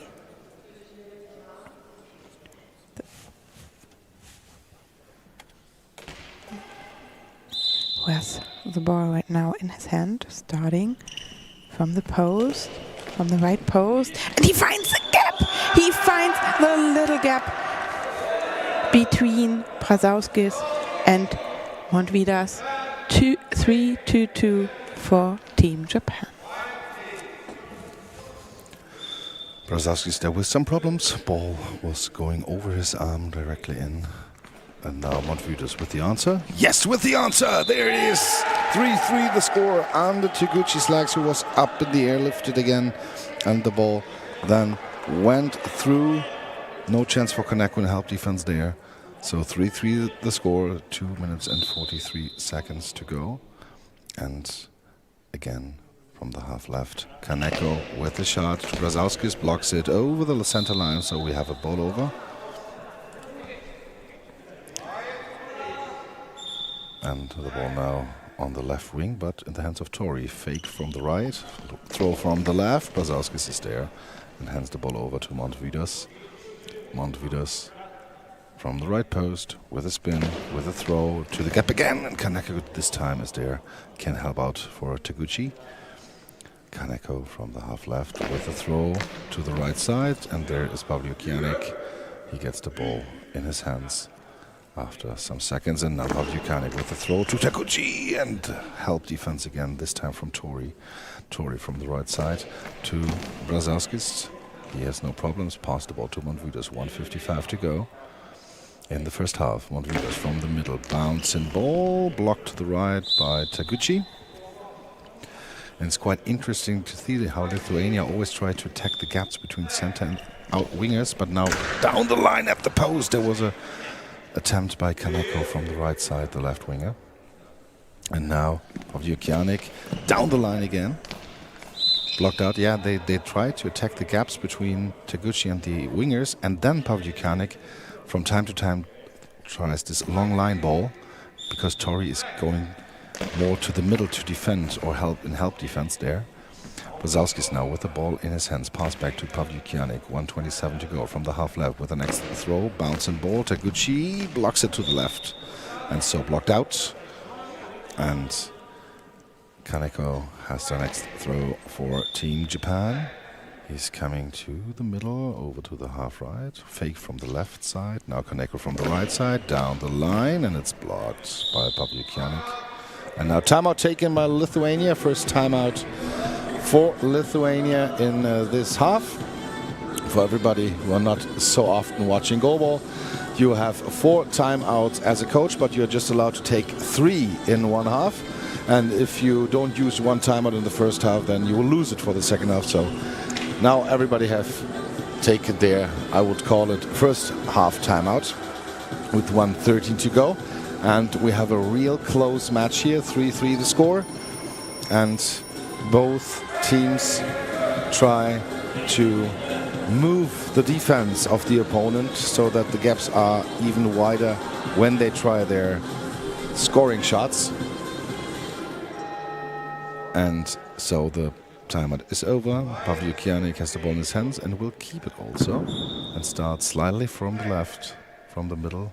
And now with a shot. Hard to the gap, into the net. And that's what coaches love. Having a timeout, pointing out the gaps of the defense. And then the first throw went in. 4-3 Lithuania. First lead, I think, for Lithuania in this match. And now Kaneko from the right side with the shot to Brazauskis. He can block the ball out of bounds. So it's kept in the hands of Lithuania. 56 seconds to go. And from the right side, Montvidas again with the next throw from right to left. And there's Tori to Taguchi. Tori gets the ball from Taguchi. And Tori, after fake attempt from Taguchi, with the throw right side to the middle. But there is Brazauskis. Mantas Brazauskis finds the ball. Pass back to Montvidas. Orientates at the right post with the shot down the line. But again out. Went into the net, but the first contact was out of bounds. Kaneko from the left side. Quick throw there. Brazauskis can block the ball with his hip. And then we have an equipment check. Shoelaces are open by Kaneko. And so there's short break here with 25 seconds to go in the first half. And now Kaneko is ready again. So the game can resume from the half left. Pavlyukianik with the shot to Tori. Tori blocks the ball, gets the ball, and now Tori out of bounds. Was a little bit dislocated there. So the ball never had a chance to go to the other side.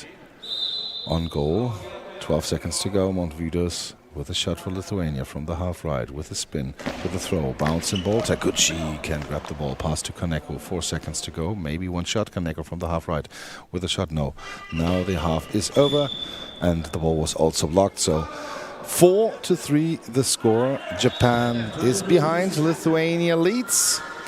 We have now a 5-minute break here, and we will be back in a second.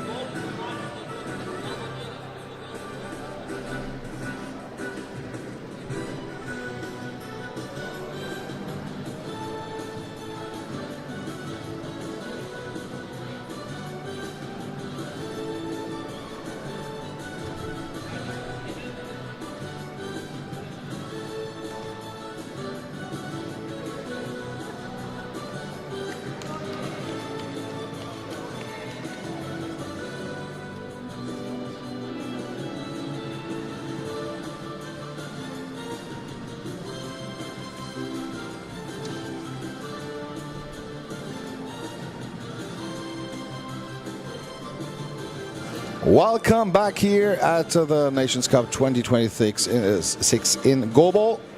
Lithuania against Japan. The winner will win Group Z, Pool Z, and Lithuania leads at half 4-3.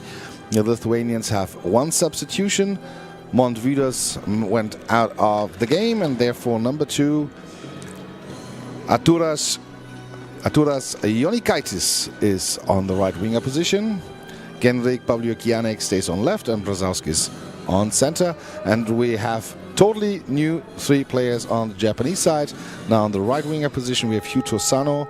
Then on the center we have Keisuke Yukihiro, and on the left we have Koji Miyayuki.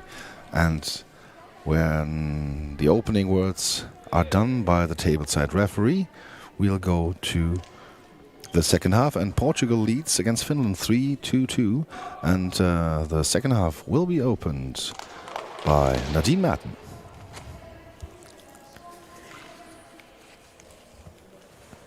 So, the second half will be opened as well by Team Japan and Miyayuki, starting from the left post, fake from the left, from the right, and Miyayuki from the left, down, saved by the center, hard thrown ball, and now Jonikaitis, the new man for Lithuania, throws, crossball saved by Sanyu, and he throws, moved to the left wing, throws, but saved as well. Pavlyukianek from half left, throws, trying to reach the gap between Yukihiro and Sano, but the center hands the ball over to Miyayuki. He throws, blocked in front by Jonikaitis. Brzezowskis is carrying the ball to Jonikaitis. He throws, saved Miyayuki. From half left with a spin, throws down into the goal! Into the goal.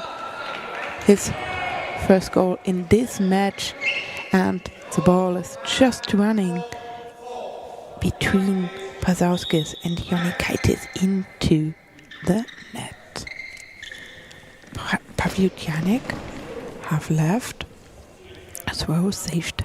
Sano is walking next to the crossbar to half left, throws, kick into the neutral zone by Brzezowskis, and he's moving forward and passing the ball to Jonikaitis back to the right post. He throws, blocked by the center and saved by Sano. 1 meter from the right post, starting and throws out of bounds. 10 minutes and 21 seconds still to play in the second half, and it's 4-4 between Lithuania and Japan. Pavlyukianek holding the ball in his right hand, throws down, blocked by Yukihiro in the center, passes the ball to Miyayuki. 1 meter from the left post, down the line, but saved by Jonikaitis, who is in charge right now to throw as well down the line. Fast counter-attack, Miyayuki.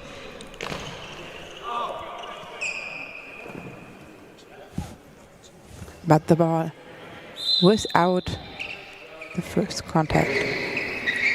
So no goal.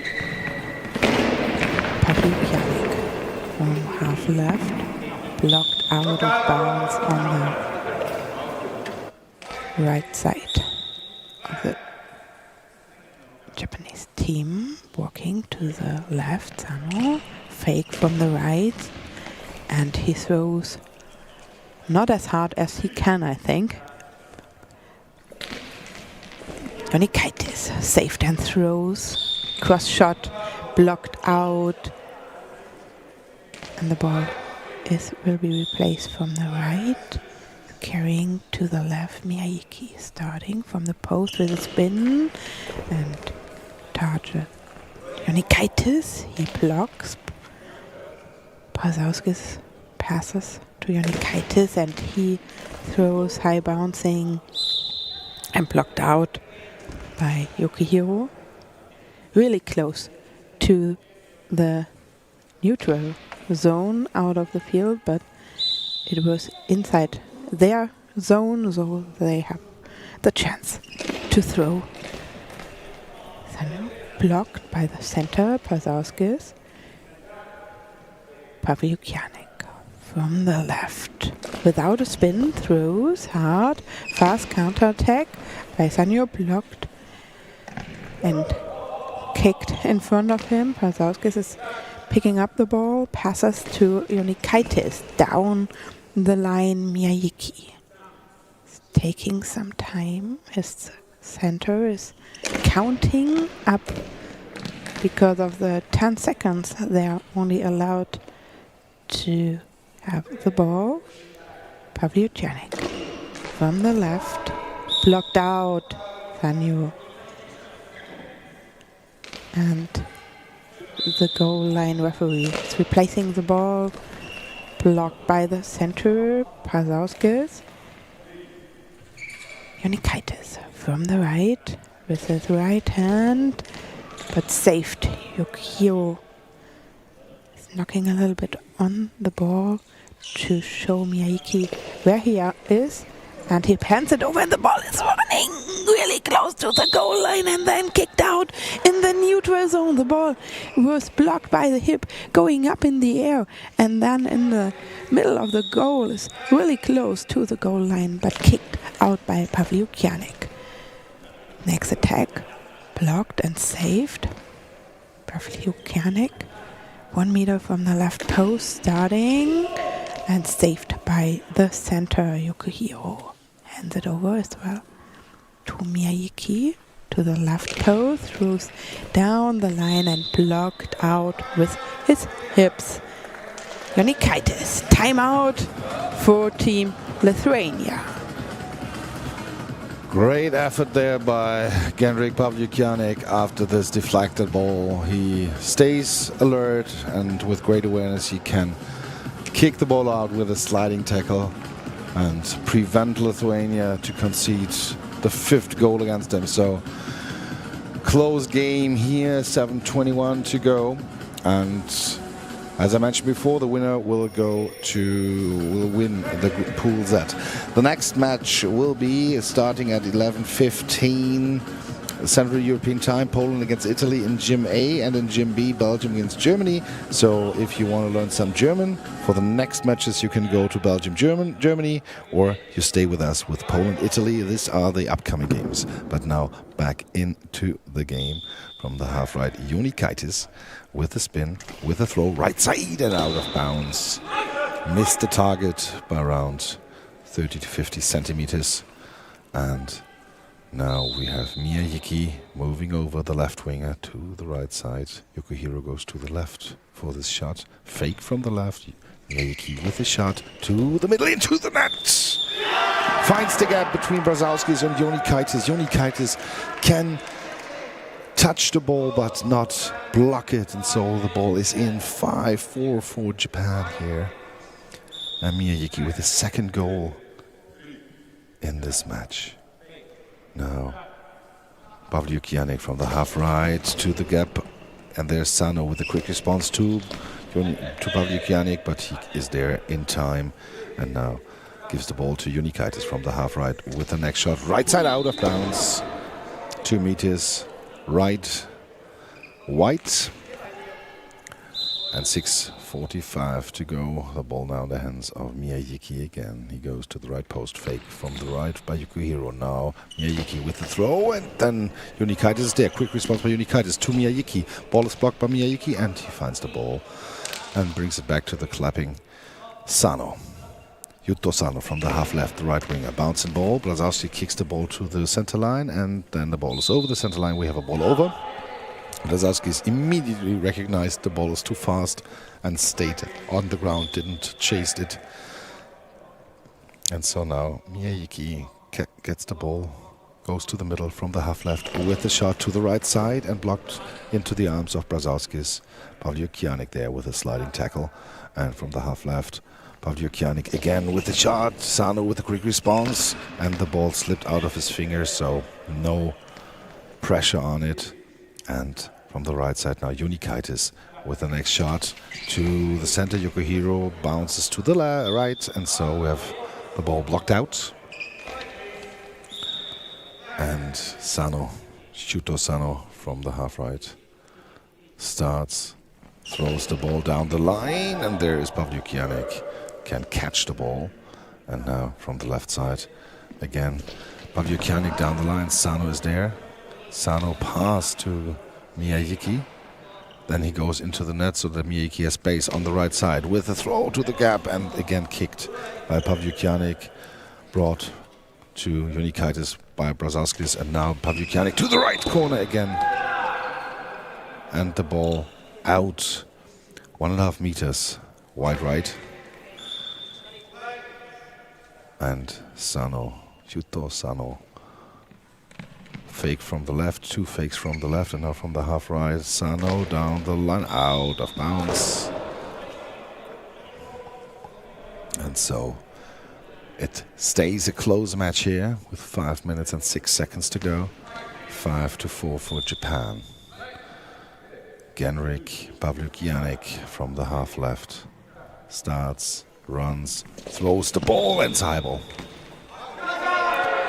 There he made a half step too much, was too close to the high ball line, and so he released the ball too late. Great opportunity now to widen up the gap here to 2 goals for Japan.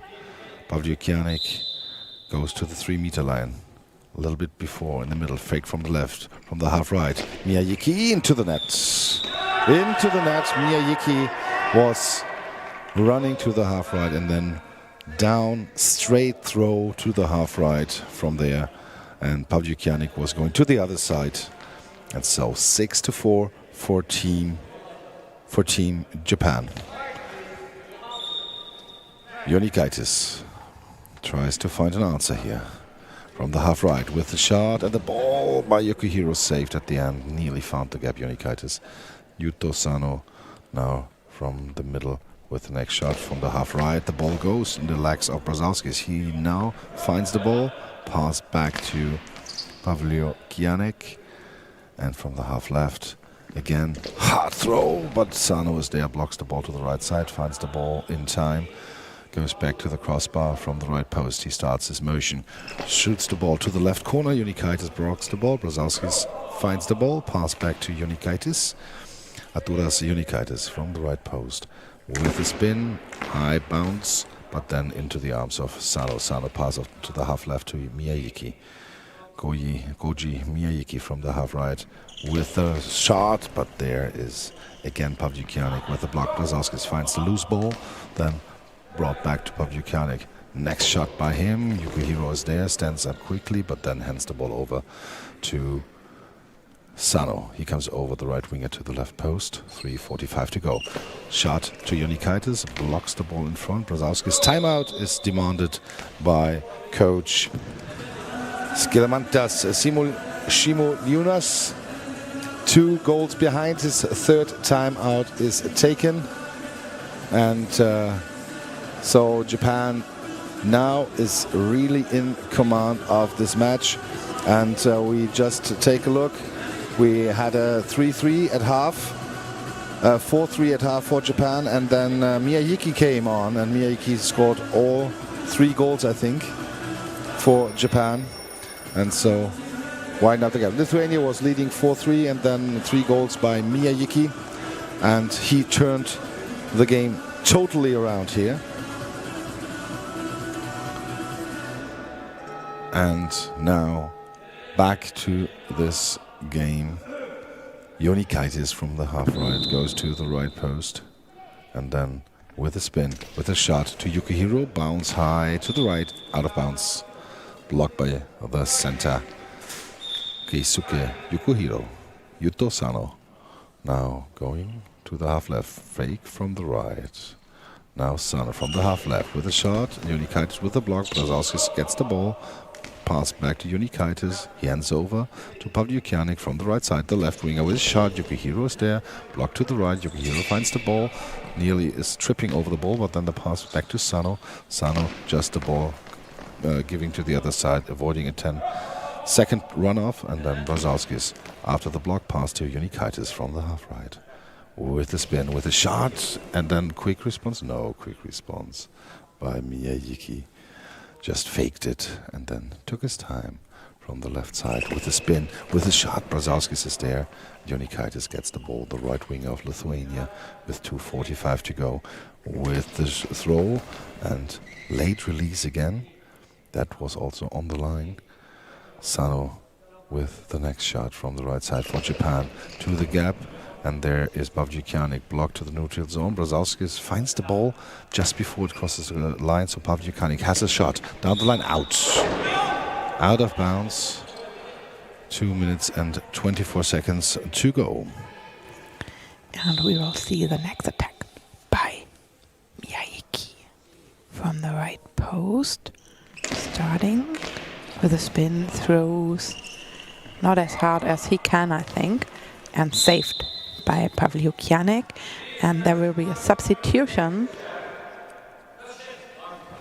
at the Lithuanian bench,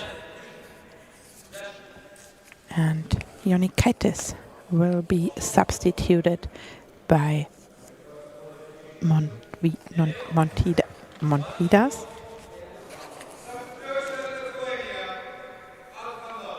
Montvidas is back on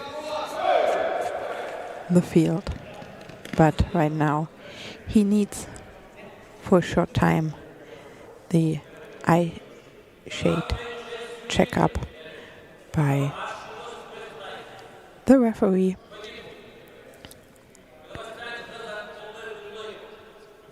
During that time, the other both, Brazalskis and Pavlyukianik, are talking to their coach,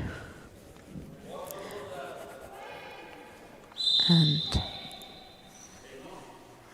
Tidas is faking, and Pavlyukianik throws from the left down the line but out of bounds on the left. Ball is replaced. Sano walking down to the other side, starting from the left post. First the fake from the right, but now from the left. Sano blocked by the new man.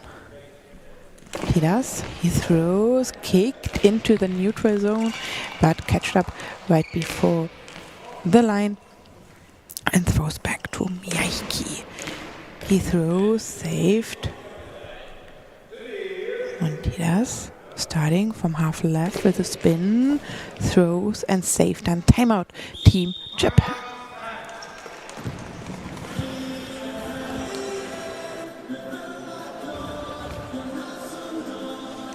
And that's the second timeout of Team Japan. 6-4 the lead in Gym B. Portugal is leading 2 minutes before the end of the game against Finland, 4-3. And I don't see that the Japanese will substitute or prepare substitution right away, so they will really play with the first half starting three and with the second half starting three, like in the other matches before. Montvidas now had some rest and maybe can bring some more power on it. On throwing, they have to, get the deficit lower. 6-4 for Japan, 1:25 to go.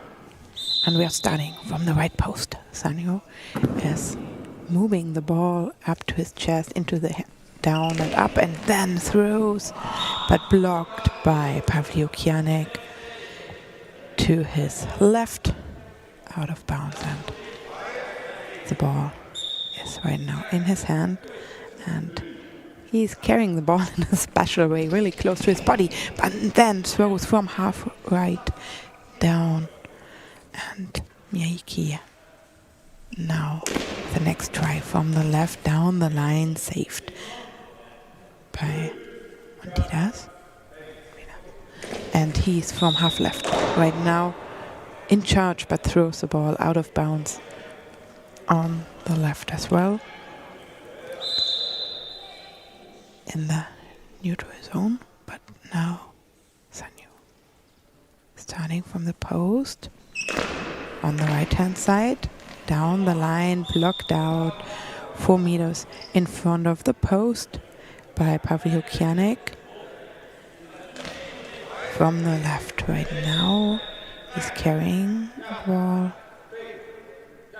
to half right, while Brazauskis is counting and blocked out. Sanyo is raising up his hands, trying to make his body as large as he can and punch the ball out of the field. Now Miyaki with a crossball blocked out. 22 seconds to play. Timeout Lithuania.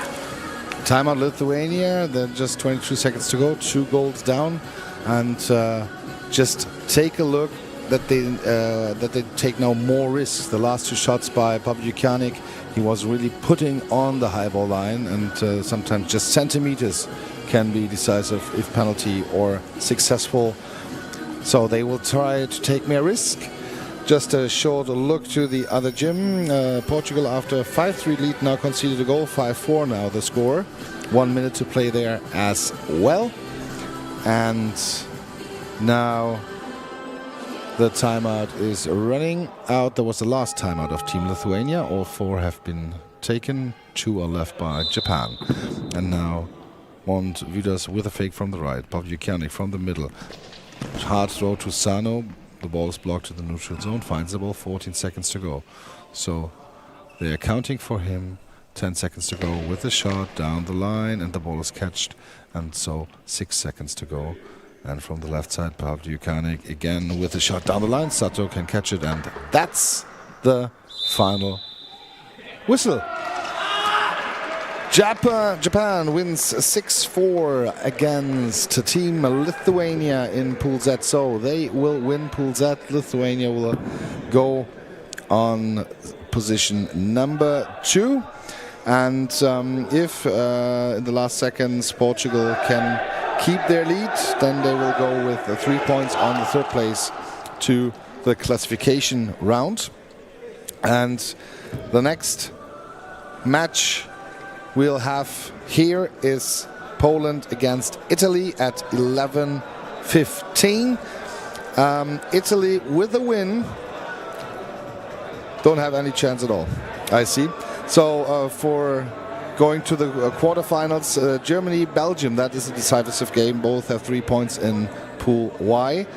11:15, we will be back for you, and just keep in mind, Germany matches are broadcasted in German commentary, and so don't argue with us. We have some school classes here all around on the Sportforum Hohenschönhausen, so they are not so good in English sometimes, so we want to bring this beauty of goalball right next all to them. So here we are with Italy against Poland in English. So if you want to learn German, go to Gym B.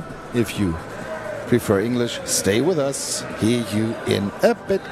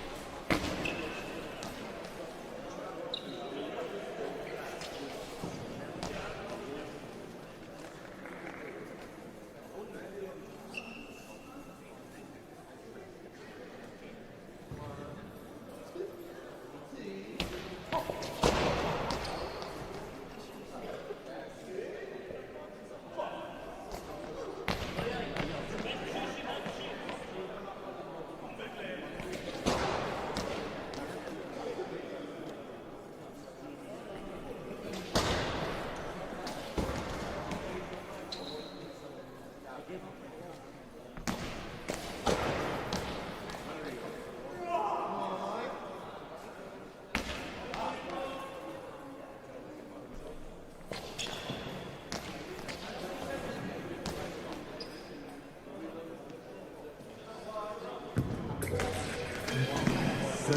minutes to next game.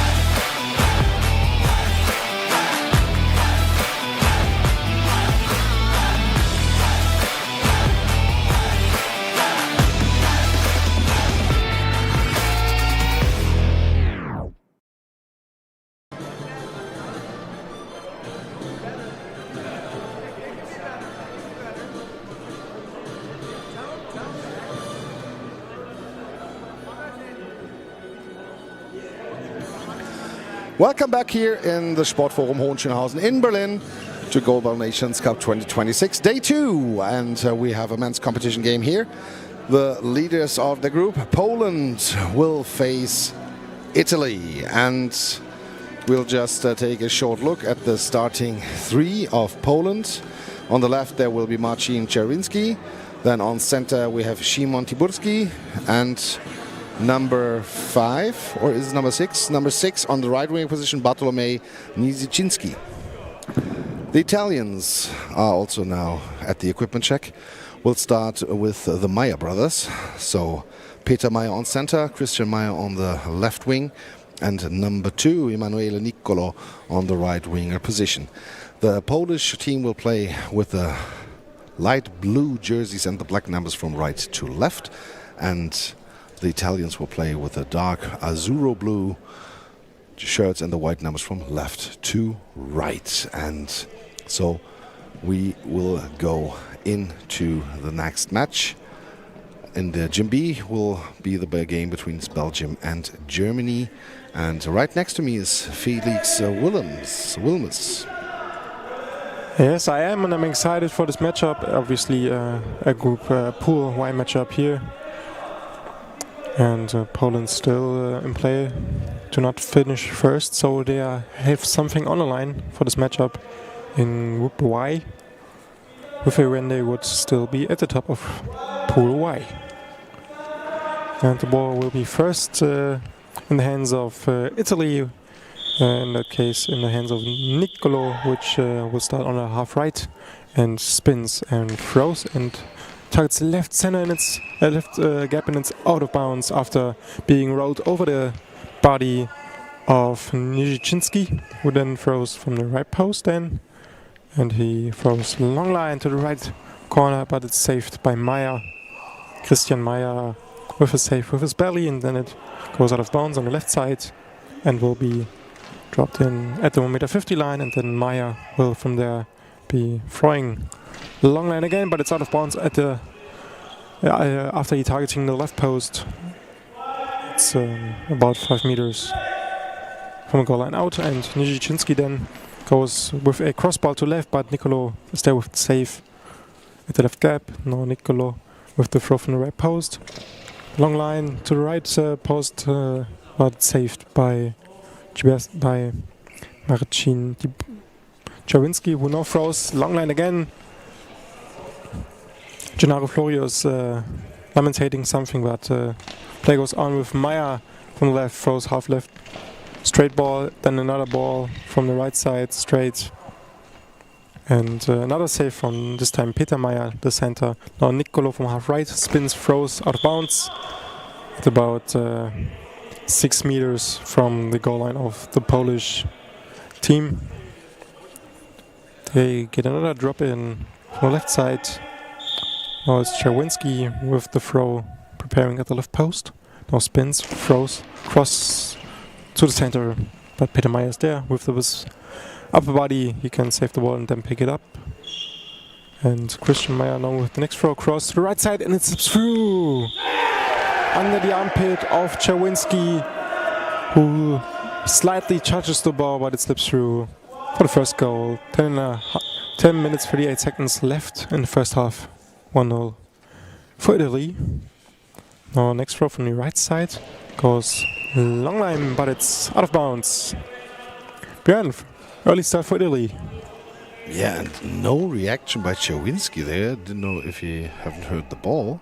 So the ball went through, and Niccolo now with the next attempt from the right side for Italy with a spin, with the throw to the left side, and the ball is catched by Nizicinski. Nizicinski from the right side with a bouncing ball to the Meyers, but Christian Meyers there helps out for his brother.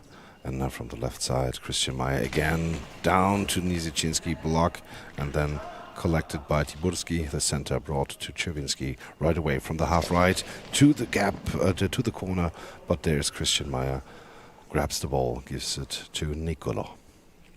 Niccolo from the half right, left, out of bounds, high ball is called. Was a high ball by Niccolo, and so now the chance for Poland to equalize this game. Nizicinski has the ball in his hands, at the right post, waits till the quiet hours is set. And now he'll start there. 6 meter line, Nicolo down the line into the net.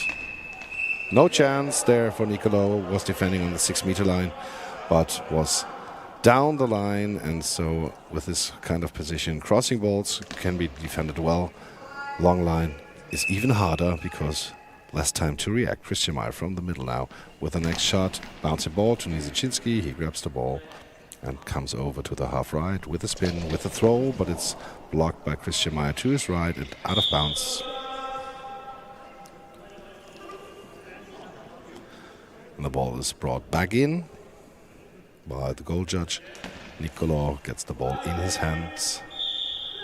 And now from the half right, Nicolo without a spin, he brings the ball in. Nizicinski and Czerwinski lately blocking the ball. Late reaction there by the left winger. Nizicinski came over to the left side, starts from there with a throw down the line. Nicolo blocks the ball. Ball is in play. Nicolo finds the ball, goes back to the crossbar and starts from the right side again with a spin down out. Down the line, I wanted to say, but it was out right away before the center line was even reached. And so we now have Czerwinski from the left post with a spin, with a throw into the net over the legs of Peter Meyer. The ball was going through into the net. 2-1 for Poland. And now Italy tries to find an answer. Christian Meyer from the middle with the throw to the left gap into the net, and that no, not into the net. That was short. That was on the line. Nizicinski, great save there, and from the right side to the left, it's out of bounds. It was on the line, nearly crossing the line, and Nizicinski was grabbing with one of his arms to the ball and held it up just centimeters before it would have been a goal. And now Nicolo coming over to the left side. The right winger runs, throws down the line, blocked out by Nizicinski. Bartolomei Nizicinski now comes to the middle, brings the ball there and hands it over to Czerwinski. Marcin Czerwinski from the half right with a spin, with a shot, and then blocked by Christian Meyer. Christian Meyer from the left side with a throw to the center. Tiburski is there. Tiburski brings the ball back to Nizicinski. Nizicinski from the half right with a bouncing ball and then hopped on by Peter Meyer. Brought to Nicolo from the right side. Nicolo with a spin, with a turn, with a shot, and hits the outside of the post. Czerwinski was not really in position for this long line throw, but just hit the post from the outside. 8 minutes and 9 seconds to go here, and now Czerwinski again with the next shot. Takes his time, starts, spins from the left to the gap. Christian Meyer closes it, and out of bounds. 7 minutes and 58 seconds to go. 2-1 the score for Poland. As Christian Meyer now gathers the ball up from the ground and goes from half left to right gap, but Czerwinski there can secure the ball directly and goes half right, spins, throws down the line, but it's saved. And there's a penalty on the Italian team for a high ball. So there will be Marcin Czerwinski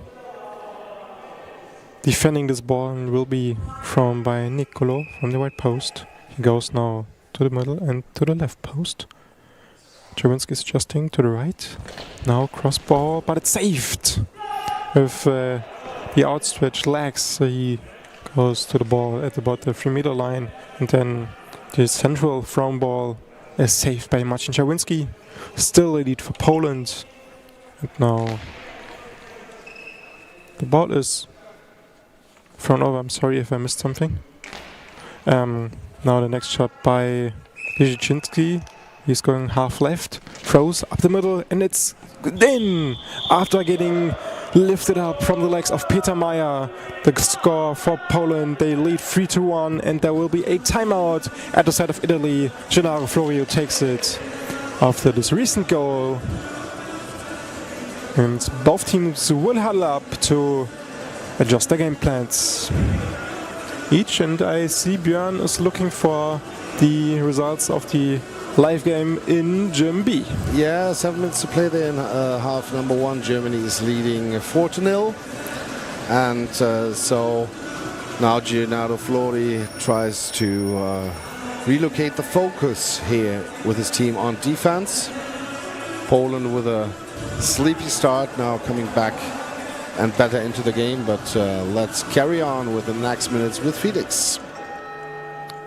Early will try to bounce back with a ball from Nicolo from half right, spins, throws down the left side, and it's saved, and it goes into the neutral zone, can be picked up by Tiburski, and then Nijicinski will throw another ball to the right post, but it's saved before by Christian Meyer, and there's a demanded eye check, but the play goes on, and now the eye shade of Peter Meyer will be checked as he demanded it before Christian Meyer threw the ball from the half left to the right, but it was missed out wide to the right, and so we stick to a 3-1 Polish lead. And also Marcin Czerwinski is preparing his next throw. He's currently standing in the middle of his own goal, now adjusting a little bit to the half left, spins, throws to the left gap, and it's blocked by Flori then in the back of Meyer after Nicolo's good save with his legs. Now Christian Meyer with another shot up the center. Tiburski saves it, but it's another ball. It's called long ball, and there's another penalty shot, this time for Poland, and it will be from Nijicinski and defended by Christian Meyer. Now Nijicinski stands at his left post, adjusting. In the center is Meyer. Now it's to the right and it's in. Crossed shot from the left to the right, and the center positioned Christian Meyer not able to reach the ball, which hits into right near the right post, and Poland adds up to the lead. Now it's 4-1 for Poland. Next shot from half right, Nicolo now, but it's saved by the legs of Czerwinski, who now is standing at his left post, goes to the left gap, and it's in! Another shot, another goal for Marcin Czerwinski, untouched between Meyer and Nicolo. And Italy is preparing their next shot. It will be coming from the middle from Christian Meyer up to the left gap, but it's saved by Tiburski, the center, who now has the ball in his hands and will make his throw. He spins, he throws to the right side, but it goes wide off right the post, out of bounds. 6:33 left, Poland leads 5-1, Björn. And the second timeout asked by Gennaro Florio.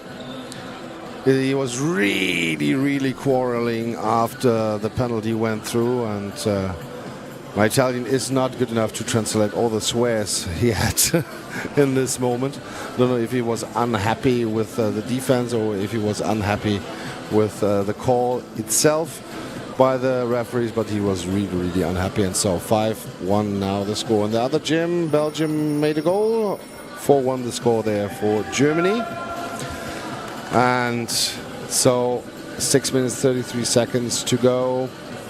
In 2 seconds the timeout is over, and we can proceed here with this match.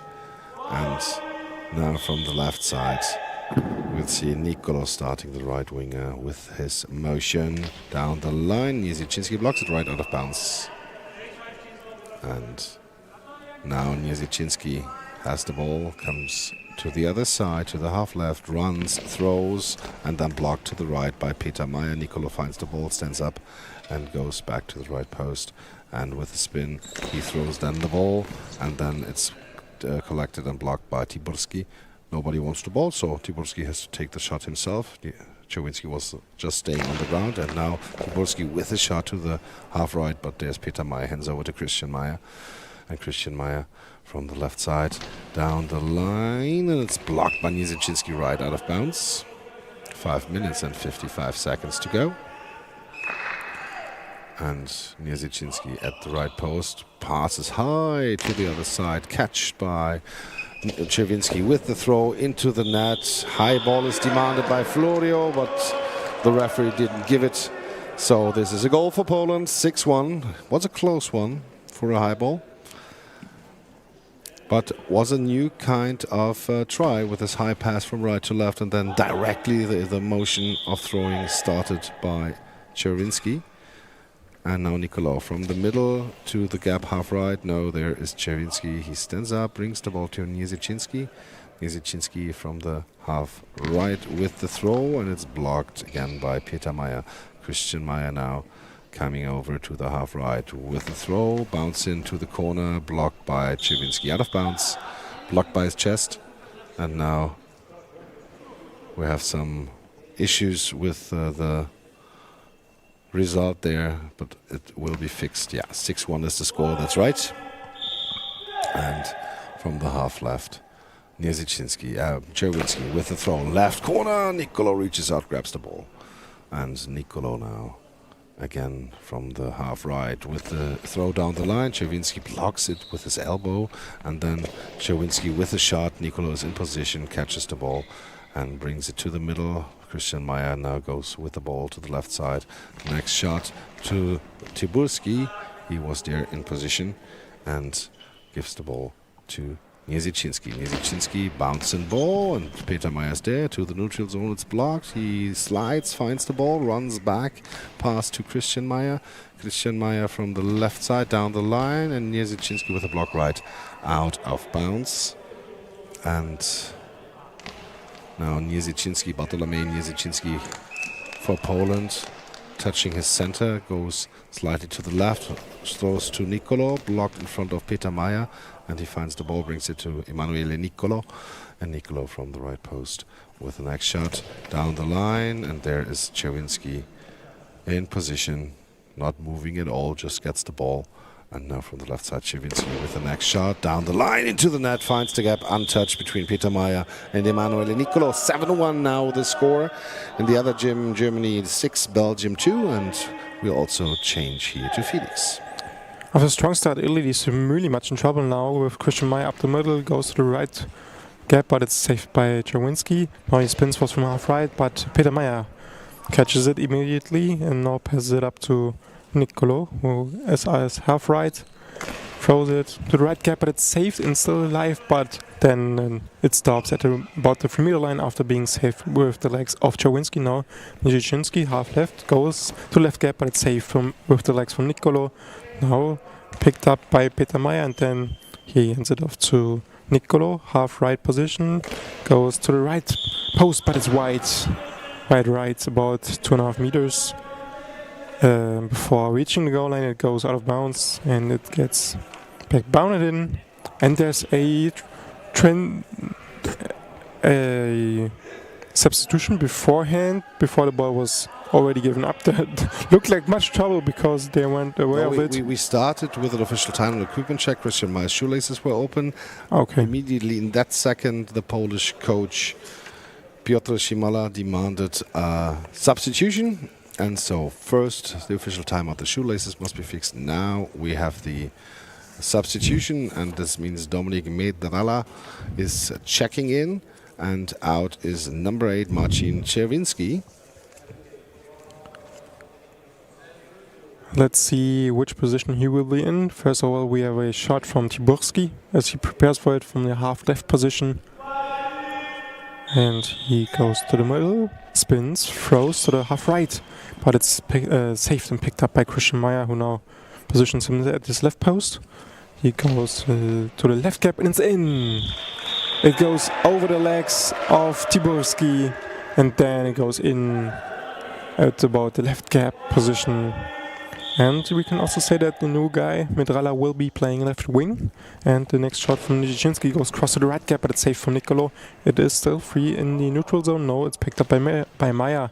And then it's at Nicolau's hands from half right, goes to the right post, but it's saved for Medrala, who now picks up the ball, goes to the left post and spins. He throws to the left gap, but it's saved with the with the shoes of Peter Meyer.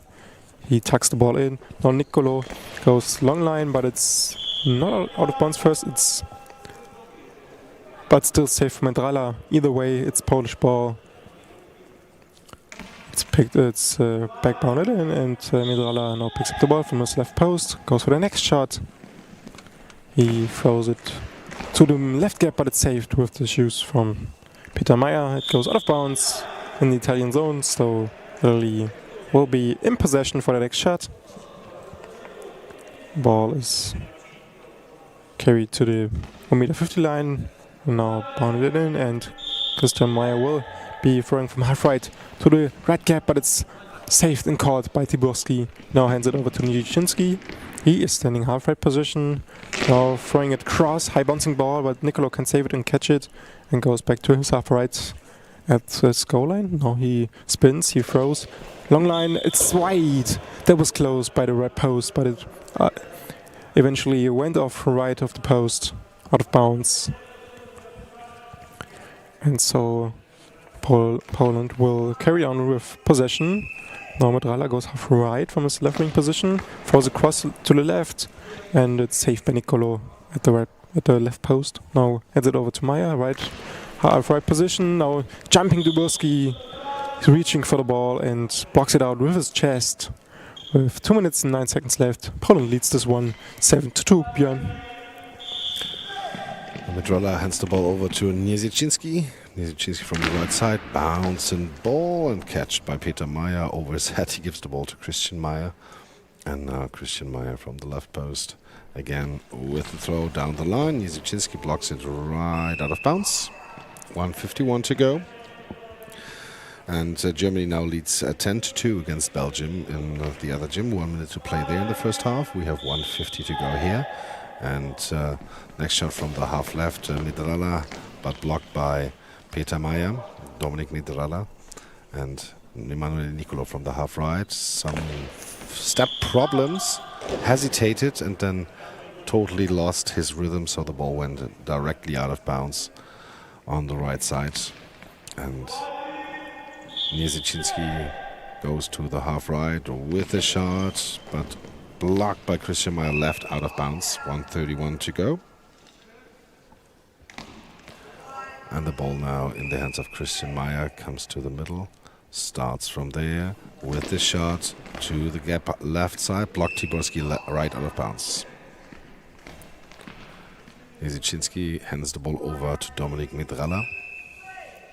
Medrala from the half left with a spin, with a shot, and to Nicolo, but no, there's Peter Meyer, blocks it in the neutral zone, finds the ball, pass back to Emanuele Nicolo, and now with a spin he throws the ball down the line. Medrala's there, blocks the ball. Substitution is asked by Piotr Szymala, the coach of Poland, and now number 2,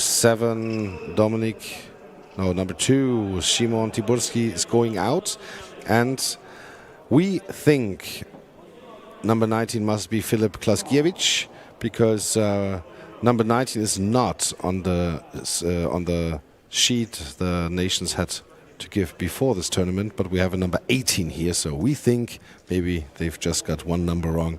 And if it's not Filip Klaskiewicz, just let us know. Klaskiewicz is going to the left wing. Medrala is staying on center. No, now Medrala will stay on left, so Klaskiewicz goes on center. And Medrala takes the next shot. Last minute of first half started. Medrala with a shot, bounce and ball, then blocked and catched by Peter Meyer. Christian Meyer comes to the half right. Next shot by him to the center, but Klaskiewicz is there, can secure the ball. And from the half right, Niezichinski with the next shot to the left side, into the arms and the body of Nicolo. He blocks it right out of bounds. Next substitution is also prepared on the Polish side. 38 seconds to go.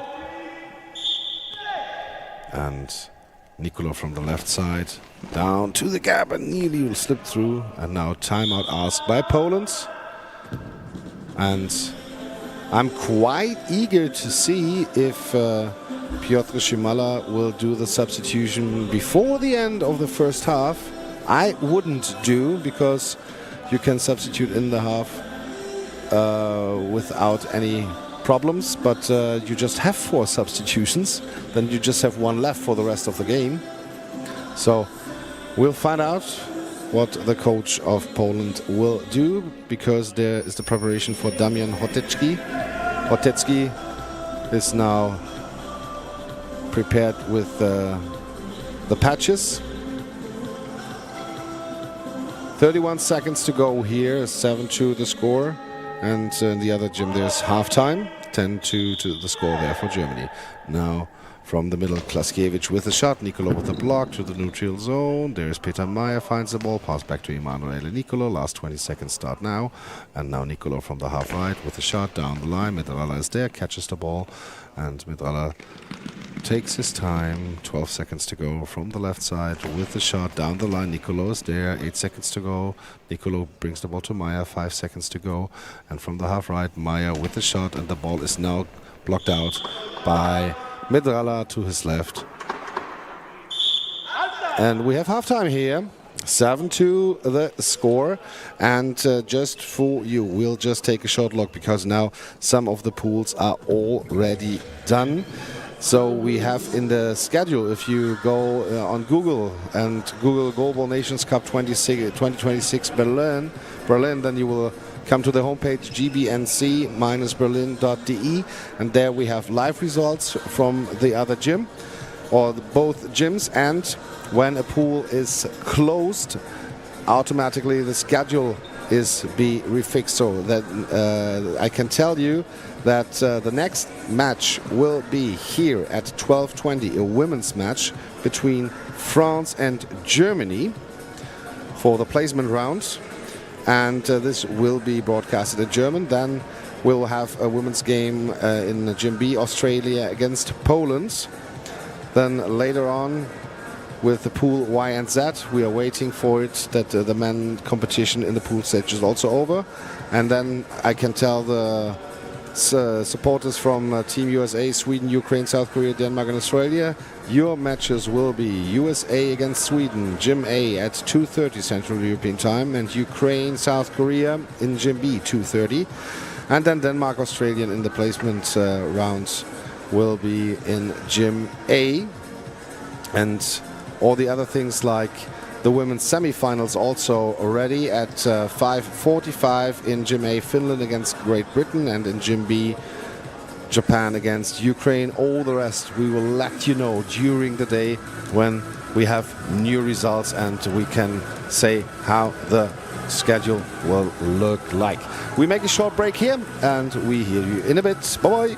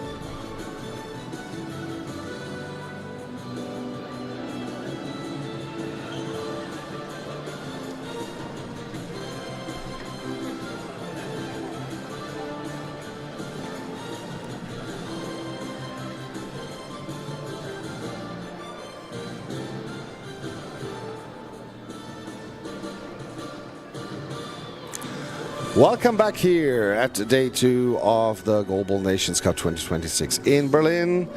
We are at halftime in the match between Poland on the left with the light blue jersey and the black numbers against Italy with the dark blue jerseys and the white numbers from right to left. And 7-2 the halftime score here. And the equipment check is taking place. The Italians are already done. And now the last Polish player. And they have a substitution. Number 4 came in. This means that Bartolomiej Nizicinski is out and we have Damian Hotecki now in. And so the 3 starters by Poland are now all on the bench. And after the opening words of the referee, we can proceed with the second half here. Just for you to know, Italy took 2 timeouts already, Poland the 1 they should use in the first half. And the second half will start right away with Felix Wilmes on the microphone. The ball will be first at the Polish sides. Let's see who will take the first shot. Ball is still in the referee's hands. And it now will be passed over to the Polish sides, and they decide to go with Hotecki for the first shot, and he scores half right, spins, throws to the right gap, but it's safe from Christian Meyer, who goes up, goes to his half left, now throws it to the right gap, but it's saved, and Medralla now positions himself at his left post, spins, throws to. And it scores! It goes in between to the left side, in between of Meyer and also in between Vitale, who subbed in for Team Italy. And now Vitale will take the next shot at the right wing. He throws it to the right side, to the right gap, and it scores! It goes over the hands of Klaskevich, and now Italy scores its third goal. And Medralla will take the next shot from the left post. He spins, he throws to the left gap, and it's saved from the high jumping Meyer, who then the ball is picked up by Vitale. He now spins, throws to the right gap, and it's saved by Medralla. He picks up the ball and gives it up to Hotecki, who then goes half right, spins, throws, and it's saved by Peter Meyer. And the ball goes out of bounds to the right side and will be inbounded to Italy and to Christian Meyer, who went all the way from the left side to the right side, now throws half right down the line, and it's saved by Medralla. Now gives it up to his center and goes to the left side. Shot obviously came from Klaskevich, and the next shot will be coming from Vitale. Who's standing at his right post, and he goes cross, and it's saved. And it's in the neutral zone and saved before going over. And pass to Hotecki, who then throws the ball to the right side at the right post, but it's saved from Christian Meyer, and he's blocking it out of bounds to the left side with his lower body. And he's waiting for the ball getting bounded in. And he picks the ball up at the 1.50 m line, goes hard to the middle, and he throws it to the left gap, but it's saved with the legs of Klaskevich. But it's called over because the ball went over the center line, and now it will be back in position for Italy. Vitale will take the next shot, the right winger.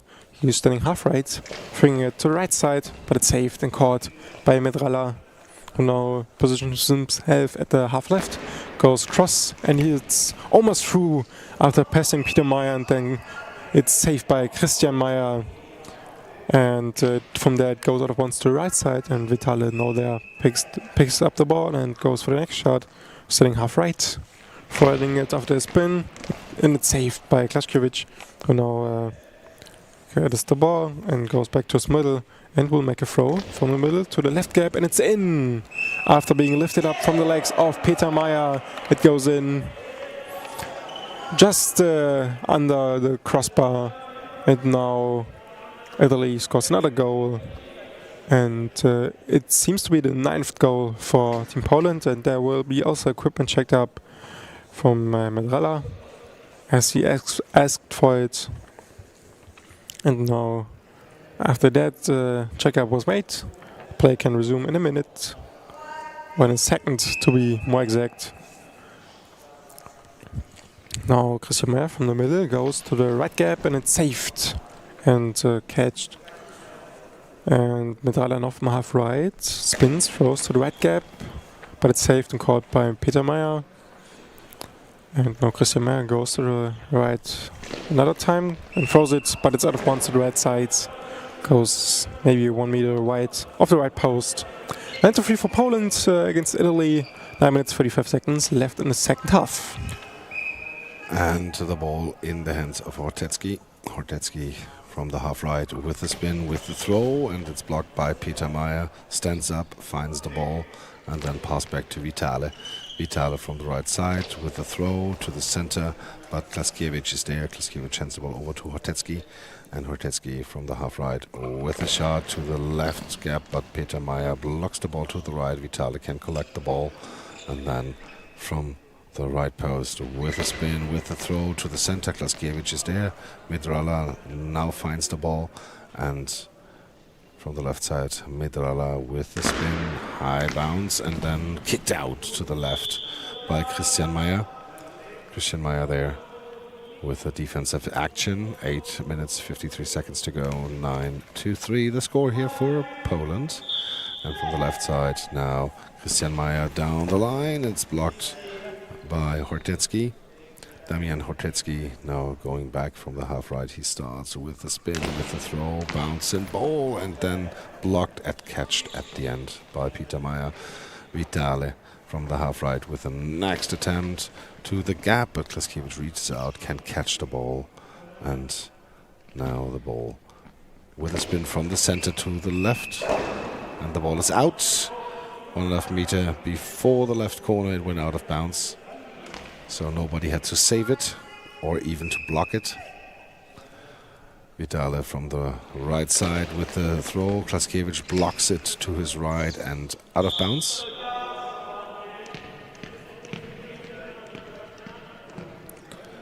And again, Hortetsky will take the next shot from the right side with a spin, with the throw to the gap. Christian Meyer closed it. Ball is free. Christian Meyer leaves it, and then Peter Meyer also went back. So now the ball is out of bounds in the neutral zone.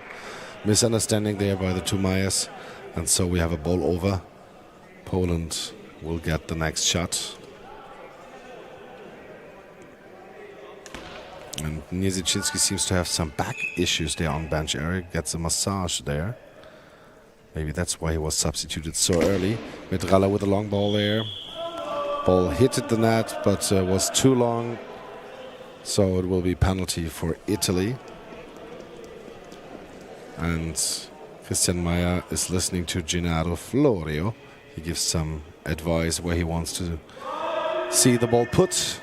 Medrala now coming close to the 6 meter line in the middle. Christian Meyer from the left post starts. And now with the throw down the line, inside the net. And so, 4th goal for Italy here.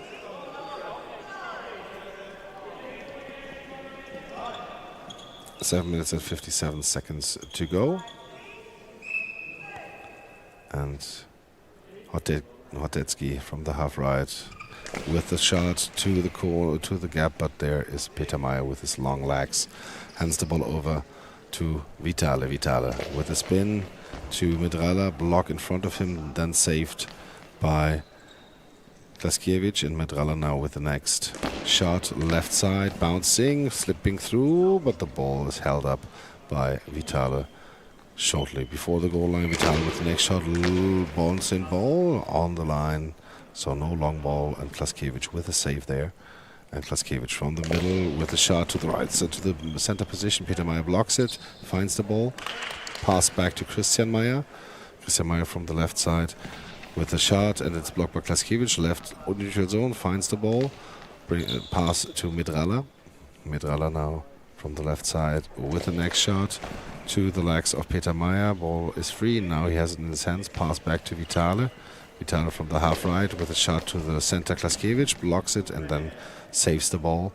And again, Hortetsky from the right side with a shot down the line, and Christian Meyer is there. Stands up, quick response by him to Hortetsky, and he can block the ball. Klaskiewicz gets the ball in his hands, brings it to Damian Hortetsky. And Hortetsky now with the next shot, right down the line, and nearly slipped through, but great save there by Christian Meyer. Was aware at the last second that he had to reach out a little bit more with his arm, and then blocks it out with a forearm. Vitale from the half right now with the next shot, with the spin, with the shot. Klaskiewicz is there, pass to Midrala. Midrala goes to the left post, spins, throws, Meyer blocks right out of bounds. Midrala tried to get the gap between Peter Meyer and the right winger Vitale. And Vitale now claps on the ball, hands it over to Christian Meyer. The left winger starts from the middle, throws the ball, Midrala blocks it in front of him, ball is free, Midrala now finds the ball, pass back to Klaskiewicz. Klaskiewicz with a shot from the half left, and the ball is into the net. Finds the gap between Vitale and Peter Meyer.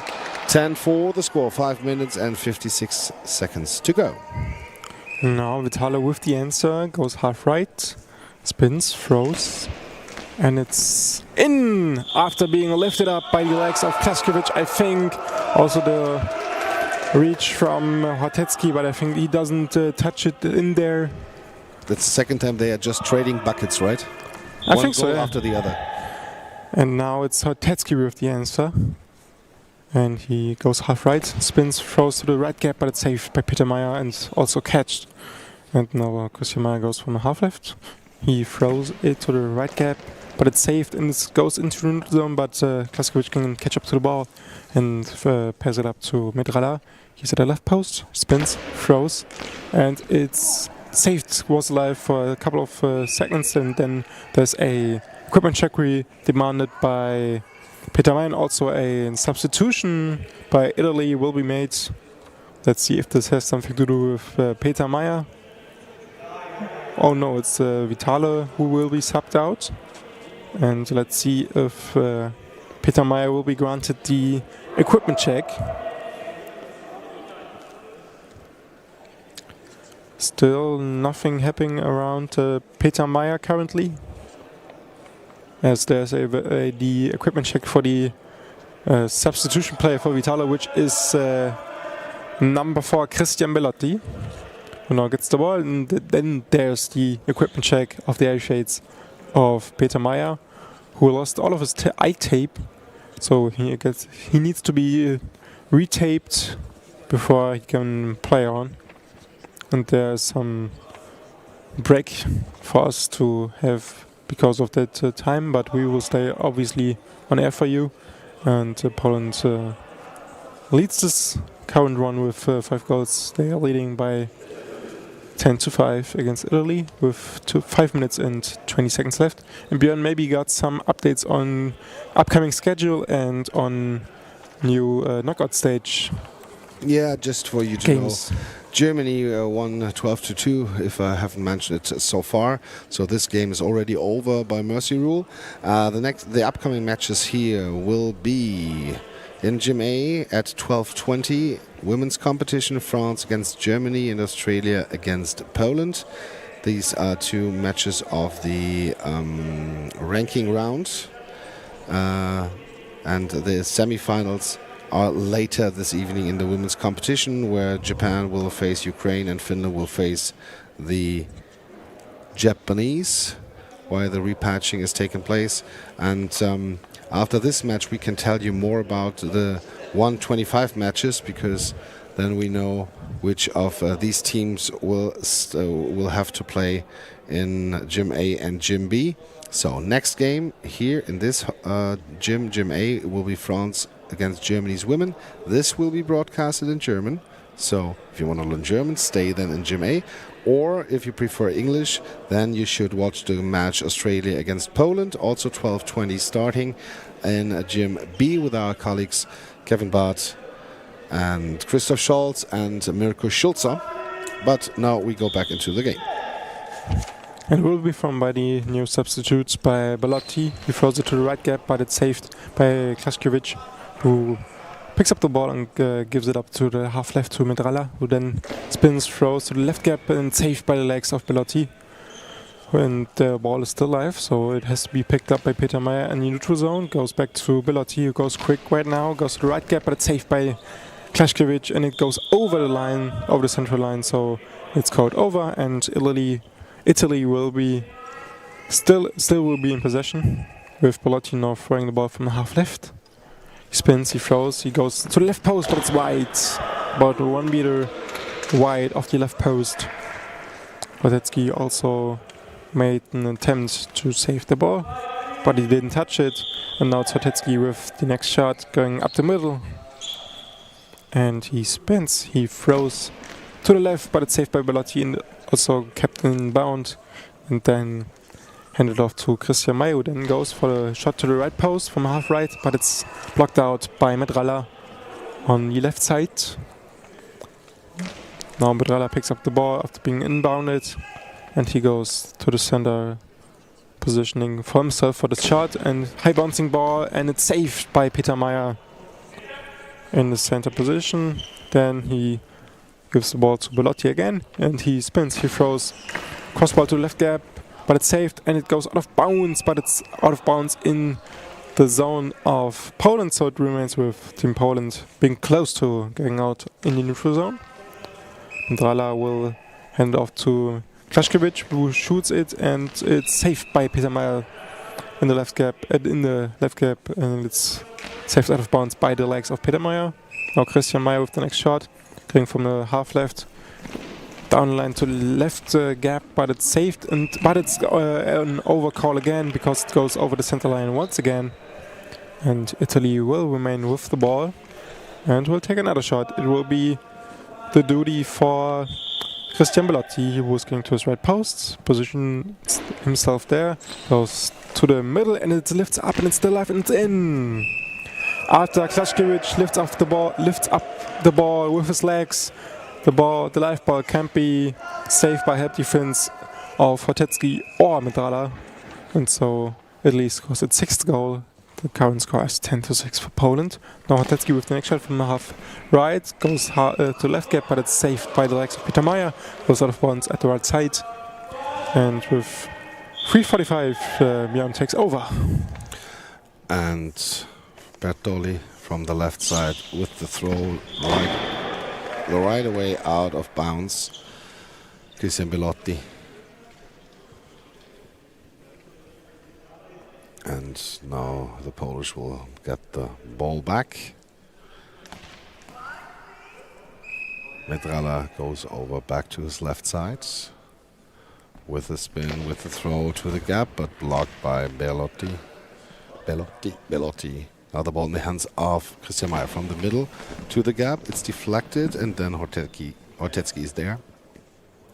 Damian Radetzky for the Polish from the right side. And it's blocked up in the air. Peter Meyer gets on his shin guard and then can save the ball. Belotti from the half right with the next shot to the left corner. Blocked to the right side, and then 3 minutes and 4 seconds to go. Italy tries to sneak back into this game here. And Medralla now with the next shot, left corner. Belotti is there.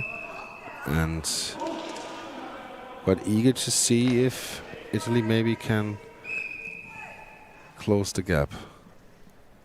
10-6 to score. Belotti with the next shot up in the air. It's deflected and then out of bounds. After deflection, it hits Radetzky on the shoulder, and the ball gets a lucky bounce to the right. And so, no goal for Italy. Radetzky now, the right winger from the half right with the spin, with the throw. Christian Meyer there, can block and then save the ball. And from the half left, Christian Meyer, next shot to Medralla, block left out of bounds. 2:38 to go here. Medrella comes over to the half right, the left winger with a shot, left corner, but Belotti blocks it right out of bounds. Timeout asked by Gennaro Florio. Third timeout demanded by Italy. And if I just take a short look on the bench of Poland, they are not really in trouble so far. They are not thinking about maybe bring one of their starters back into this match. So the coach Piotr Shimala is testing his bench players this match here.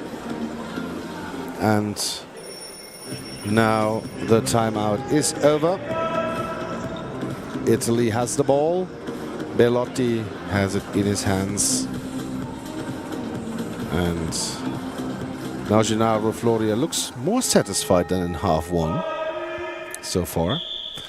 Belotti from the half left starts, spins, throws down the line, and substitution is asked. I was just telling you, no substitution is really prepared, but then next throw, sometimes that's tough luck for commentary. The substitution is made, Medrella is going out, and I think Bartolomew Niezichinski is coming back in. The player who made the most goals in this match for Poland so far. I think 5 he had in the first half. And in the back of the gym we now see the 2 opponents of the next match, Germany against France. They are now arrived in Gym A and start preparing themselves for the matchup and the placement round here at the Nations Cup. But back here to this match, 2:25 to go, 10-6 for Poland. Niezichinski is on the right winger. Hotecki moves to the left winger position. Hotecki with the throw down the line, out of bounds. Belotti blocked it, but it was right away out of bounds. And now substitution asked by Italy. Out goes number 3, Christian Meyer, and in comes number 6. And this is again Simone Nino Vitale. And Vitale is waiting there in the corner of the bench area to have the equipment check been done. And now the equipment check is taking place. The eye patches seem to be in position. Also, the eye shades are dark enough. And then he will be brought to the crossbar. And he was the right winger when he was first on the pitch. We'll just take a look if he will be the right winger or if Belotti will stay on right. So then, yeah, for this moment at least, he seems to be now the left winger, Vitale. And Belotti from the middle with the shot to Klaskiewicz, sorry. And he hands the ball over to Niezichinski. Niezichinski from the right side to the gap. Deflected over Vitale into the net. The hands of Peter Meyer deflected the ball. And from the center's hands, the ball went over the body into the net. 11-6 the score now. And Vitale from the half left with a spin, with a throw to Klaskiewicz. Blocks it to the neutral zone. Gets the ball. Runs back and gives it to Niezichinski. Niezichinski from the half right with a throw. Left corner. Belotti blocks it out right into the arms of the goal judge. And so, quick procedure here. Next shot, Belotti. Right to the left and blocked by Niezichinski right out of bounds. And so with 1:49 to go, 11-6 to score, Felix will take over. And the next shot will be set up right now as Hotecki sets up at the left post. Going quick there, spinning, throwing, crossball, and it's saved by Peter Meyer. And then also under control from Meyer, then gets it to Belotti from half-right position. He now targets the middle of the opposing goal, but it's saved by Klaskiewicz. And now next shot by Hotecki from the left wing. Now throws up the middle, but it's Meyer getting the ball there and securing it pretty fast. Now Vitale from the left side, high bouncing ball, and it's saved by Klaskiewicz again, who then passes the ball over to Niezichinski, who then goes up the middle and then throws it to the right side, but it's the body of Vitale who then is strong enough to protect and save the ball. Now Vitale again from the left, half the left position, goes to left post, but it's saved. Saved late from Dzieciński by left post. He needed to and was successful by doing it. Now the ball is inbounded from the right side and Klaschkewicz will take the next shot after a fake. Now goes to the left gap and it is in the post and out. After another deflection from Meyer, the ball goes over his body and then from there it goes to the outside of the post. And from there it goes out of bounds. Now next shot, Bellotti, high bouncing ball. It is saved and tucked under the legs of Dzieciński, and then from there he will hand the ball off to Hotecki, and then he goes to the right gap, but it's saved for Meyer. This time he can hold the ball in front of him, and directly afterwards Gennaro Florio takes another timeout with 33 seconds left, with a score of 11-6 in favor of Poland. So we ask ourselves what this timeout will be for. The chances of them scoring 5 goals in 33 seconds is not even in their own hands, as Poland obviously can take 10 seconds for each of their shots. So it will be probably for some of technical things that they are trying to talk about for these last couple of shots, but the game probably won't be won by Italy in 33 seconds. Timeout now over. And Vitale will take the next shot from half left. High bouncing ball, and it's saved by Klaschkewicz and out of bounds to the left side. And Klaschkewicz demands a equipment check, which will be granted. And now at the 6-meter line in the center, Klaschkewicz will be having his equipment check, as he only is allowed to touch his eye shades after demanding one, if he knows to go ball. And now Hotecki will take a shot from the half left side. One more to the left post. Now goes half left, goes middle, now goes half right. And then after a fake, he will throw the ball to the right gap, but it's saved by Vitale. Now 15 seconds left. Meyer can get the ball and pass it up to Vitale. 10 seconds left. Now he spins from the half left, shoots, cross ball to the right side, and it's saved by Hotecki, who then with 5 seconds left has to be quick. Dzieciński sets up and he shoots, and it's over. Doesn't get in time to the goal line. Bellotti still makes a save, but it's over. The game's over. Poland wins this very match with 11-6 against the team of Italy, who will be finishing 4th in their pool Y, and Poland is finishing at the top of their group. And if you're interested in the upcoming matchups for Poland and Italy in their knockout stage and the placement round, you can watch it by going to our website www.goalball-bnc.de gbnc-berlin.de to be correct, and then you can watch all the pools, all the upcoming matches for today and tomorrow. And if a pool is finished, it will be also then be... Now all pools have been finished, so we have now the matches at least till 4:40 for you, so the 5:35 are the last ones. So the next matches will be France-Germany women here, Australia-Poland women, Gym B. Then Poland-Lithuania in the quarterfinal here at 1:25, so short break just for Poland. And Japan against Germany in Gym B. And then we have USA-Sweden at 2:30 here, and the other quarterfinal is then Ukraine against South Korea, Gym B, 2:30. Then placement round with the men, Denmark, Australia, 3:35, and then Belgium, Portugal. And then we'll have some losers of the quarterfinal matches. We'll tell you after that, and then we will have the women's semifinals. And at the end, we'll have the semifinals for the men also this evening. So stay tuned with us at the Goalball Nations Cup. Thank you for listening in, and see you in a bit. Bye-bye.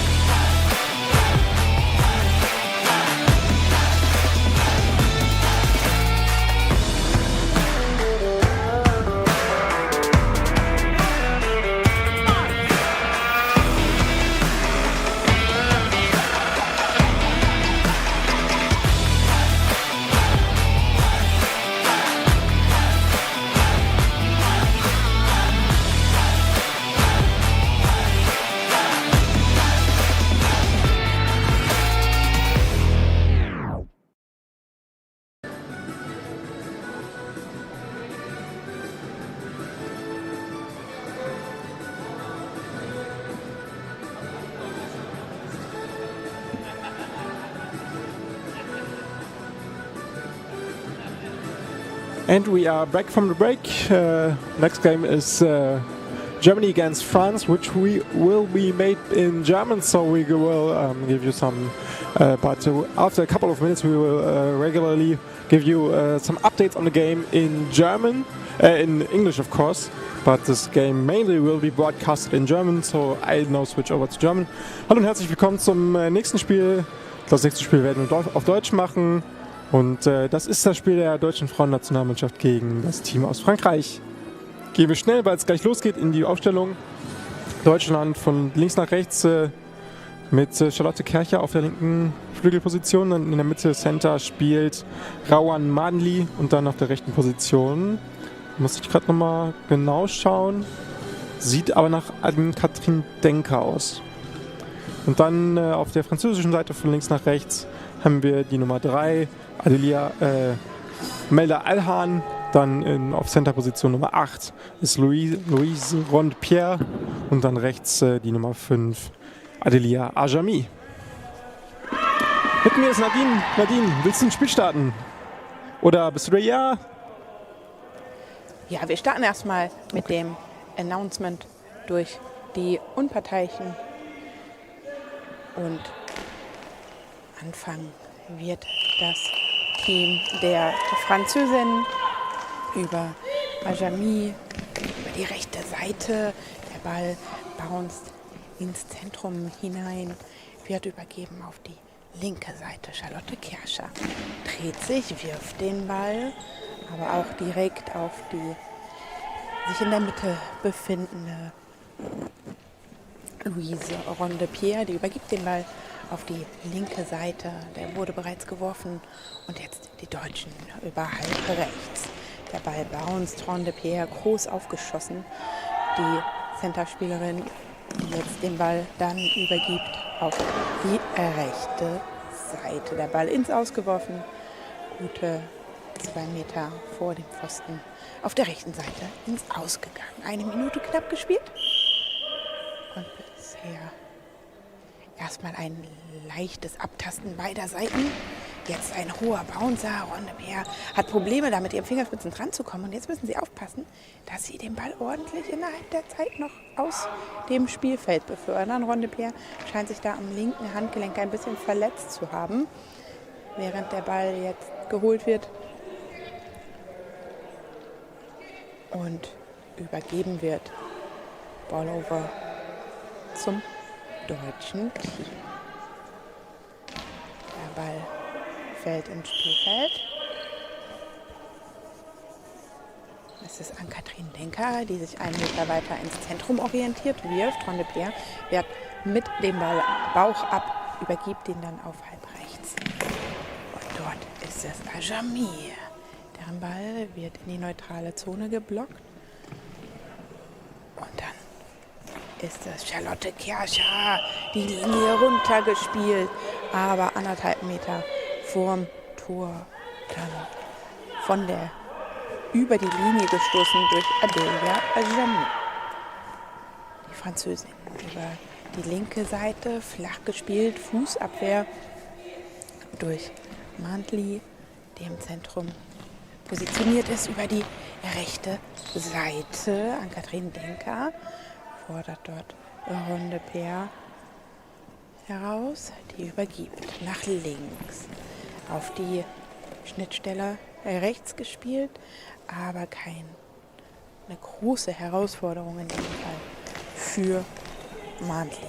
Nächster Wurf von links gesichert, Ronde-Pierre übergibt, halb rechts fast aus dem Zentrum startend Ajami.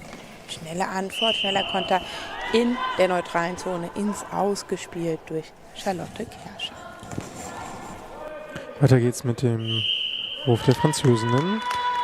Der wird von Allan stattfinden, halb rechte Position, wirft den Ball rechts die Linie runter und geht ins Aus. Ungefähr 1,5 Meter. Auch hier vor der deutschen Torlinie wird der Ball ausgegeben. Klare Sache. Ball wird dann links eingeworfen, direkt neben Charlotte Kercher, die jetzt den Ball übergibt an Anne-Kathrin Denker. Die positioniert sich jetzt am rechten Torpfosten. Kercher klatscht noch ein bisschen. Jetzt Denker die rechte Linie runter, allerdings geblockt von Füßen von Ronde-Pierre. Ball geht in die neutrale Zone und dann zurück.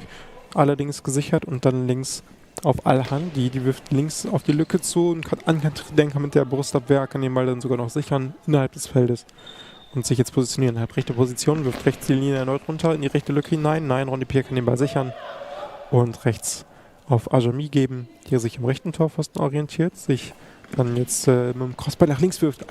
Denker taucht ab und ist da und kann den Ball mit der Brust abwehren und dann ins Ausbefördern. Ball ist in der deutschen Zone ins Ausgegangen und so bleibt dann der Ball im deutschen Team. So no goals right now after both teams are currently unsuccessful to score the first goal. Jetzt Schlotzkirche von der rechten Position geht nach vorne und wirft allerdings geblockt und gesichert von Alhan, die sich jetzt zentral positioniert, sich eindreht, nach links wirft, hoher Bounce, nach links ins Aus. Wir haben bestimmt 5 Meter gefehlt, als der Ball ins Ausging, vor der Torlinie. Kein Problem für die Deutschen. Jetzt wieder Denker mit dem Ball in der rechten Hand. Wird den Ball jetzt aus halbrechter Position werfen. Wirft den Ball rechts die Linie runter und allerdings abgeblockt und gefangen von Rondepierre. Und übergeben auf Ajami. Die wirft den Ball mit dem Bouncer in die rechte Lücke. Da war es kurz knapp, weil Madeli daneben taucht. Allerdings ist Kircher da und kann den Ball sichern, aufnehmen und jetzt werfen. Rechte Position, dreht sich ein, wirft nach rechts. Allerdings geblockt von Rondepierre, die schnell aussteht, aber dann noch erst auf Alhan übergibt. Da wird es aber ganz schön knapp auf der Torlinie. Allerdings alles korrekt abgelaufen. Jetzt Alhan mit dem Wurf auf Schlotzkirche, die den Ball rechts sichern kann. Und jetzt links sich positioniert und den Ball mit dem Bouncer in die linke Lücke wirft. Allerdings ist da Ajami, die orientiert sich sofort nach links an den linken Torpfosten, wirft von da jetzt von halb links den Ball aufs deutsche Tor zu, auf einen Katrin Denker, die kann den Ball auf der linken Lücke abwehren und dabei geht es aus. Also schon die ersten 5 Minuten gespielt und noch keine Tore auf beiden Seiten. Jetzt an Katrin Denker am rechten Torpfosten, läuft da an, wirft die rechte Linie runter, Rondepierre ist da, kann den Ball sichern und übergeben auf Alhan. Und sie will jetzt von der linken Seite einen Ball links die Linie runterwerfen, das allerdings Denker kann abtauchen und mit der Hand abwehren. So, still no goals for both sides as we broadcast this game in German, as Germany is a part of it. Und jetzt geht's weiter gleich mit Nadine. Na, Einwurf mache ich eben noch von Schlotzkirche, die jetzt auf der linken Seite am linken Torpfosten die Linie runterwerfen will, geht allerdings ins Aus. Da hast du wahrscheinlich heimlich noch gehofft, dass er reingehen kann. Die Chance bestand natürlich, aber der Ball ist ins Ausgegangen. 7 Minuten 35 noch auf der Uhr. Direkt von der Mitte startend Ajami mit Fußabwehr durch Mantli in die neutrale Zone hinein.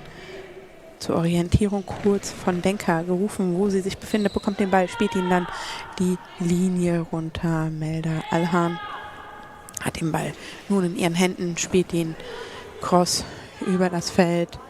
Charlotte Kerscher kann ihn direkt aufnehmen. Mit einem hohen Bouncer.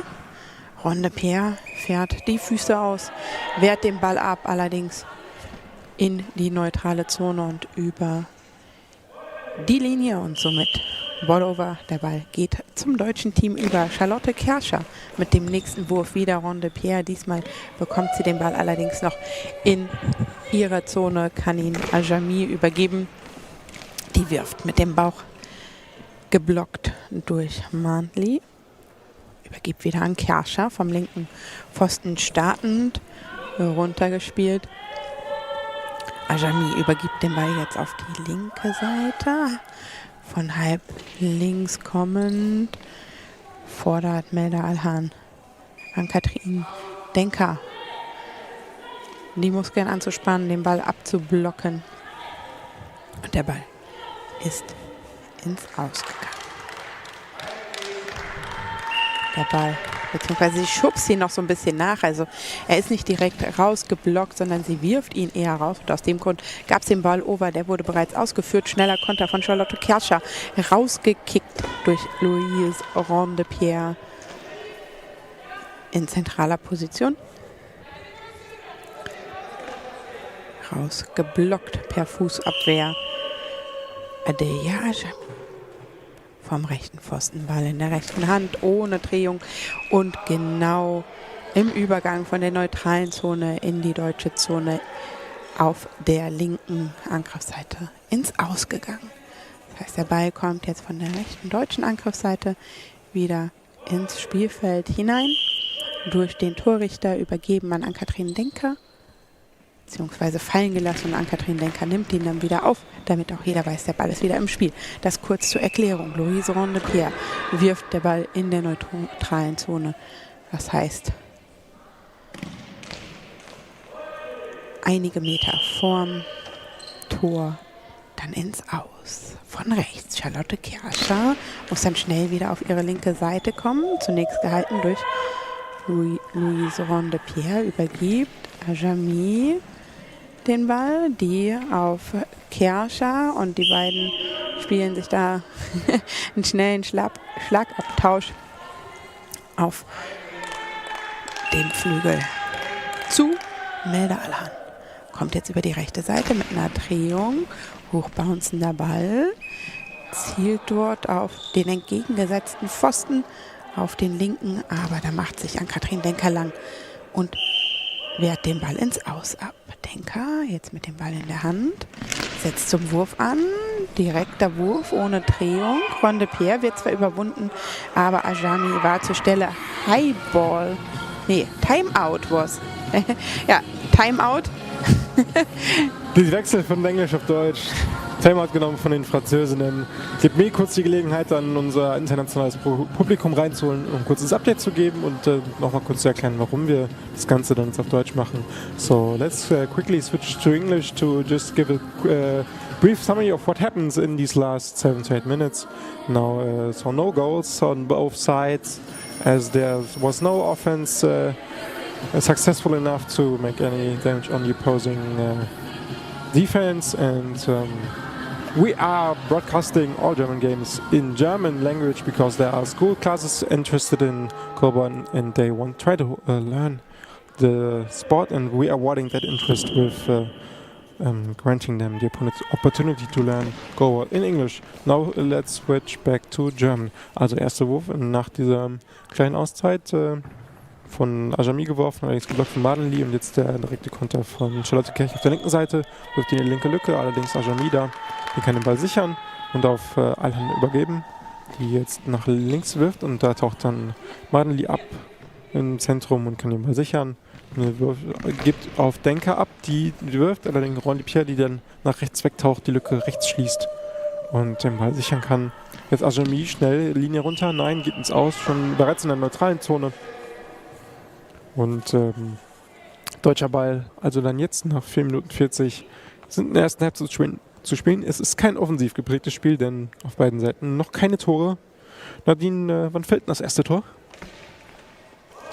Ja, Sieg kann ich leider noch nicht an der Stelle, aber wir brauchen auf jeden Fall einen Sieger in dieser Partie, denn wir befinden uns bereits in den Platzierungsspielen im Wettkampf der Frauen. Über die linke Seite Melda Alhan wirft den Ball die Linie entlang, rausgeblockt. Ann-Kathrin Denker. Wechsel auf Seiten des deutschen Teams, angezeigt von Christiane Honnermeier, und heraus geht Ann-Kathrin Denker und hinein wird kommen mit der 7 Jennifer Koch. Schauen wir mal, was das für Auswirkungen hat. Personeller Natur. Charlotte Kerscher befindet sich aktuell auf der rechten Seite. Ob diese die Position von Ann-Kathrin Denker einnehmen wird und dafür Jennifer Koch auf der linken Seite. Wir werden gleich mehr wissen.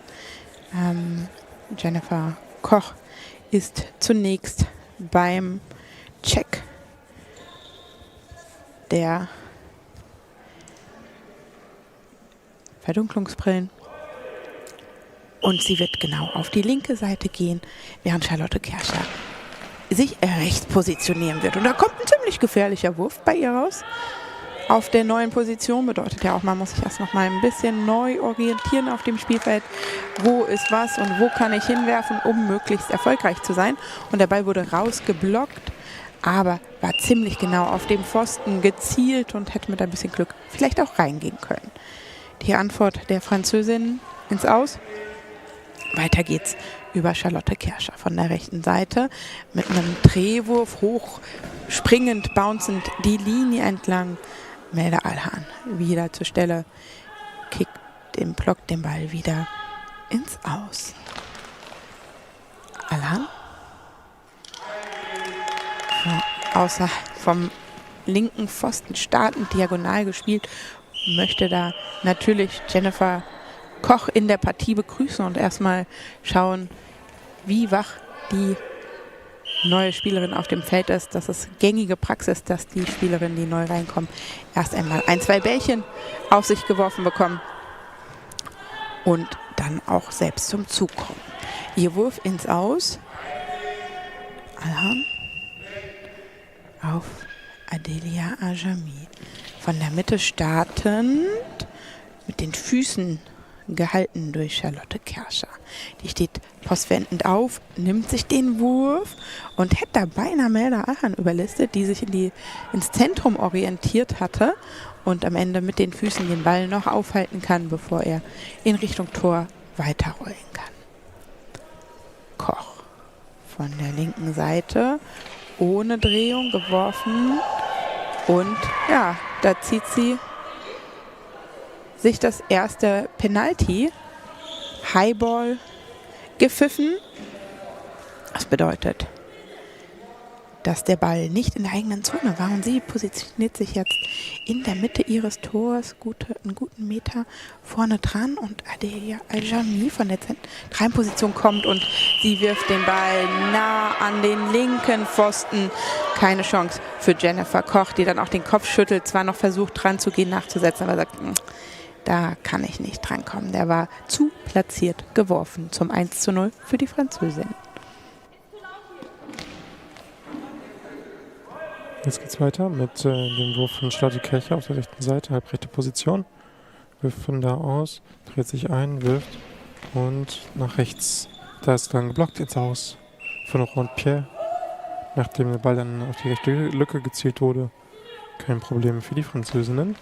Jetzt nächster Versuch von Melda Alhan, die links mit dem Torpfosten Anlauf nimmt, sich eindreht, wirft und jetzt geblockt wird von Madeli im Zentrum.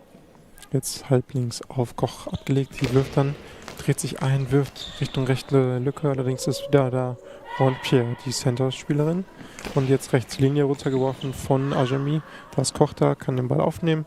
Orientiert sich zurück zu ihrem Tor, nachdem sie 1,5 Meter vor dem Tor die Parade gemacht hat. Jetzt der Crossball nach rechts, allerdings geht der Ball auf Höhe der neutralen Zone, gerade im Übergang zur französischen Zone, ins Aus. 2 Minuten 41 sind hier noch zu spielen in der ersten Halbzeit. Frankreich führt inzwischen mit 1:0. Diesen Platzierungsspielen, die mit 5 bis 8 markiert sind, also die verlierende Mannschaft wird dann später gegen die andere Mannschaft, die gerade parallel in Gym B spielt, das Spiel 7 und 8, also Platzierung 7, 8 ausspielen und die bei jeweils gewinnende Mannschaft die Position 5 und 6. Weiter geht's und da kommt der Wurf, der ist allerdings high geworfen, bevor er da ins Tor der Deutschen flog. Und deswegen gibt es jetzt auch den ersten Penalty-Schuss auf Seiten der deutschen Mannschaft. Melda Alhan hat da die eigene Zone überworfen, also dort gab es keinen Ballkontakt auf dem Boden. Und deswegen jetzt der Strafwurf für die Deutschen, die jetzt alleine 1 gegen 1 Richtung Alhan werfen werden. Kerscher wird das übernehmen, steht zentral, Alhan noch auf ihrer Linie.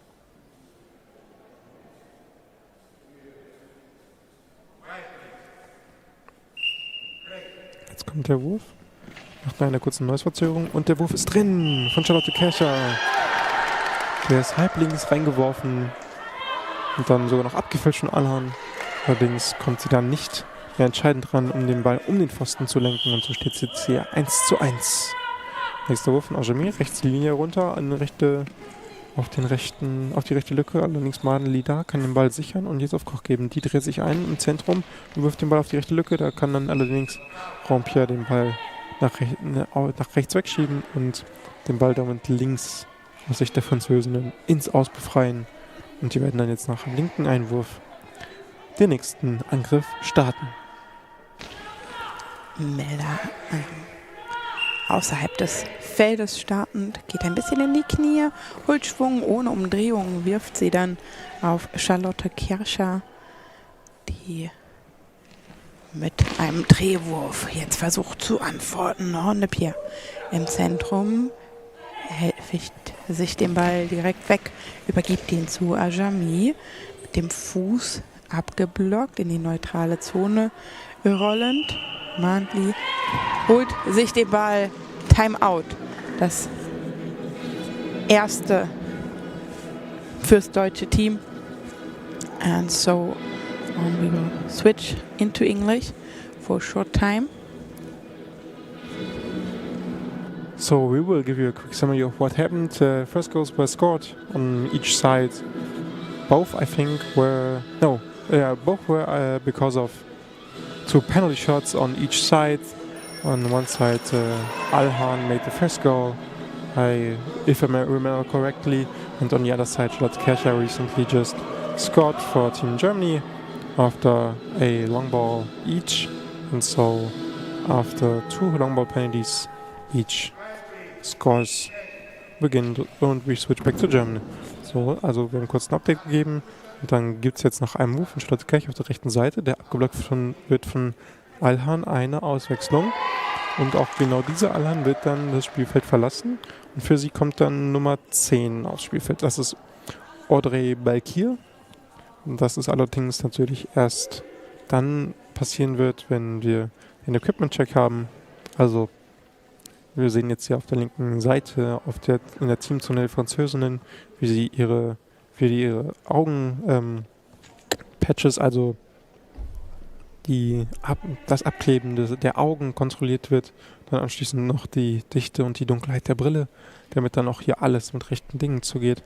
Rebelke bekommt auch direkt, bekommt nicht den Ball in die Hand, sie wird sich links auf den Flügel orientieren zum Verteidigen.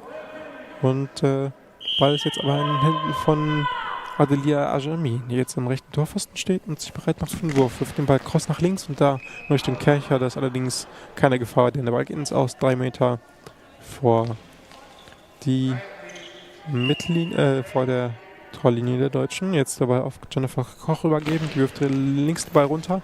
Und da ist allerdings in der linken Lücke wieder Pierre am Start und kann den Ball sichern. Jetzt Lidbeck hier die neue am linken Torpfosten startet mit einem Ball runter die Linie und die da aber ganz knapp vor der Torlinie gestoppt wird von Charlotte Kircher, die den Ball mit ihrem Schienbein abwehren kann. Und jetzt der nächste Wurf von Kircher nach links und das allerdings Adelia Ajami kann den Ball sichern. Die antwortet mit einem Ball auf die rechte Lücke zu und da sind Koch und Marneli da. Marneli gibt den Ball auf Koch, die sich jetzt am linken Torpfosten orientiert, sich eindreht, wirft die Linie runter, dass wieder Ajamike den Ball vor ihrem Körper dann mit einklemmen und den Ball sichern. Beck hier jetzt von rechts kommt, wirft und das ist wieder ein Highball-Penalty, steht da ganz knapp vor der neutralen Zone und überwirft dann die eigene Zone, also erster Ballkontakt der ersten neutralen Zone und wir haben den nächsten Strafwurf Nadine. Ja, das war ja so ein bisschen die Achillesferse des deutschen Teams. Jetzt von der rechten Seite, kommt vom rechten Pfosten Jennifer Koch und sie überlistet dort ihren Gegenüber, reißt beide Hände in die Höhe und läuft ganz cool zurück auf ihre Position, überlistet dort welche, die ja dieses Penalty verursacht hat und Deutschland geht in Führung mit 2:1 gegen Frankreich. Ajami von rechts versucht leicht cross zu spielen auf die Schnittstelle zwischen Mantli und Kircher. Mantli wehrt ab, muss schnell den Ball zurückbringen zu Kircher, macht dies auch. Kircher fordert Pierre, sich da lang zu machen mit ihrem geworfenen Ball auf die Schnittstelle und der Ball abgeblockt ins Aus. Welche die ja definitiv nochmal offensiv einiges mitbringt und der Ball knapp am Pfosten vorbei, spielt ihn cross.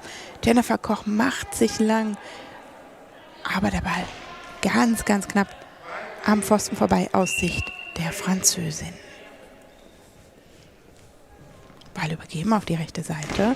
Charlotte Kircher, leicht eingesprungene Drehbewegung.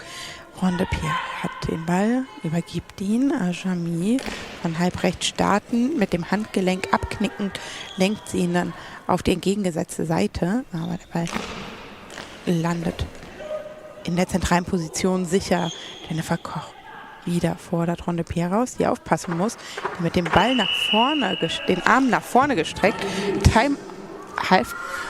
Halbzeit, also die erste Halbzeit ist rum. Ich gehe ganz kurz auf die Situation ein. Ronde P hält die Arme ausgestreckt und den Ball nach vorne und möchte ihn übergeben, muss aber an der Stelle sehr doll aufpassen, dass sie nicht den Ball einfach ins Tor hineinträgt und bleibt dann an der Latte hängen.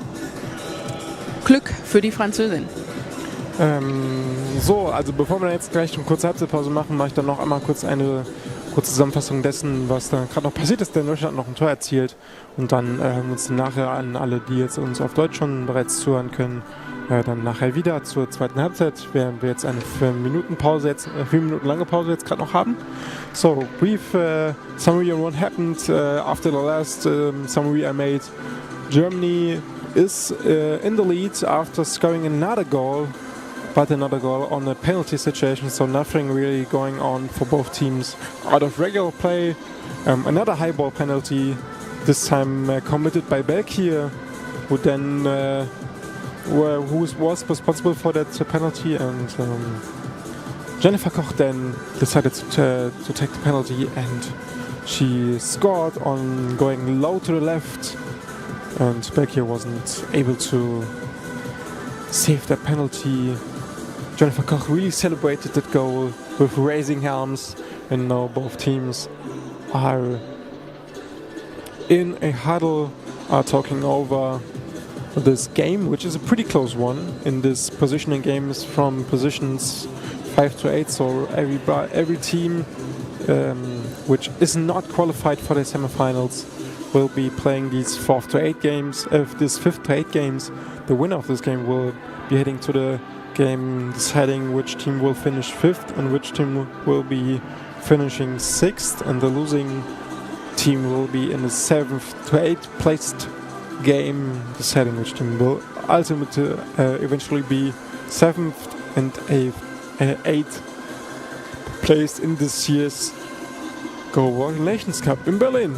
So we have a quick break and then we hear you, and we'll be finishing this game in the second half.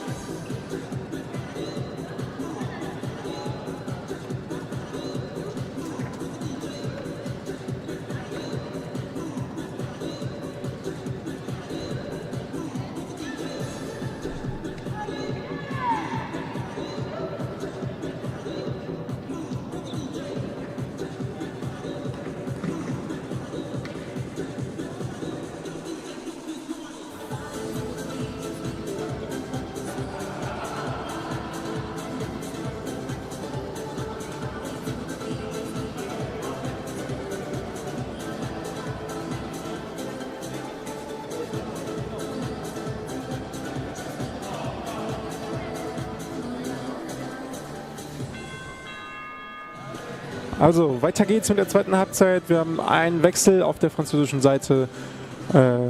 Adelia Ajami hat das Spielfeld bereits verlassen. Und für sie kommt dann Ossian Trochu in die Partie, wird auf dem rechten Flügel verteidigen. Währenddessen nochmal auf beiden Seiten Equipment-Check-up gemacht wird. Also Eye-Tapes werden gecheckt auf Dichte und dann noch zusätzlich die Eye-Shades, also die Blindbrillen, die dafür sorgen. Also da wird dann eben gecheckt, ob die dunkel genug sind, dass da auch dann kein Licht durchkommt. Und alle Spieler mit gleichen fairen Mitteln hier agieren können. Das Ganze findet aktuell noch statt. Und deswegen sind wir auch noch ein bisschen davon entfernt, dass es hier übergeht in die zweite Halbzeit.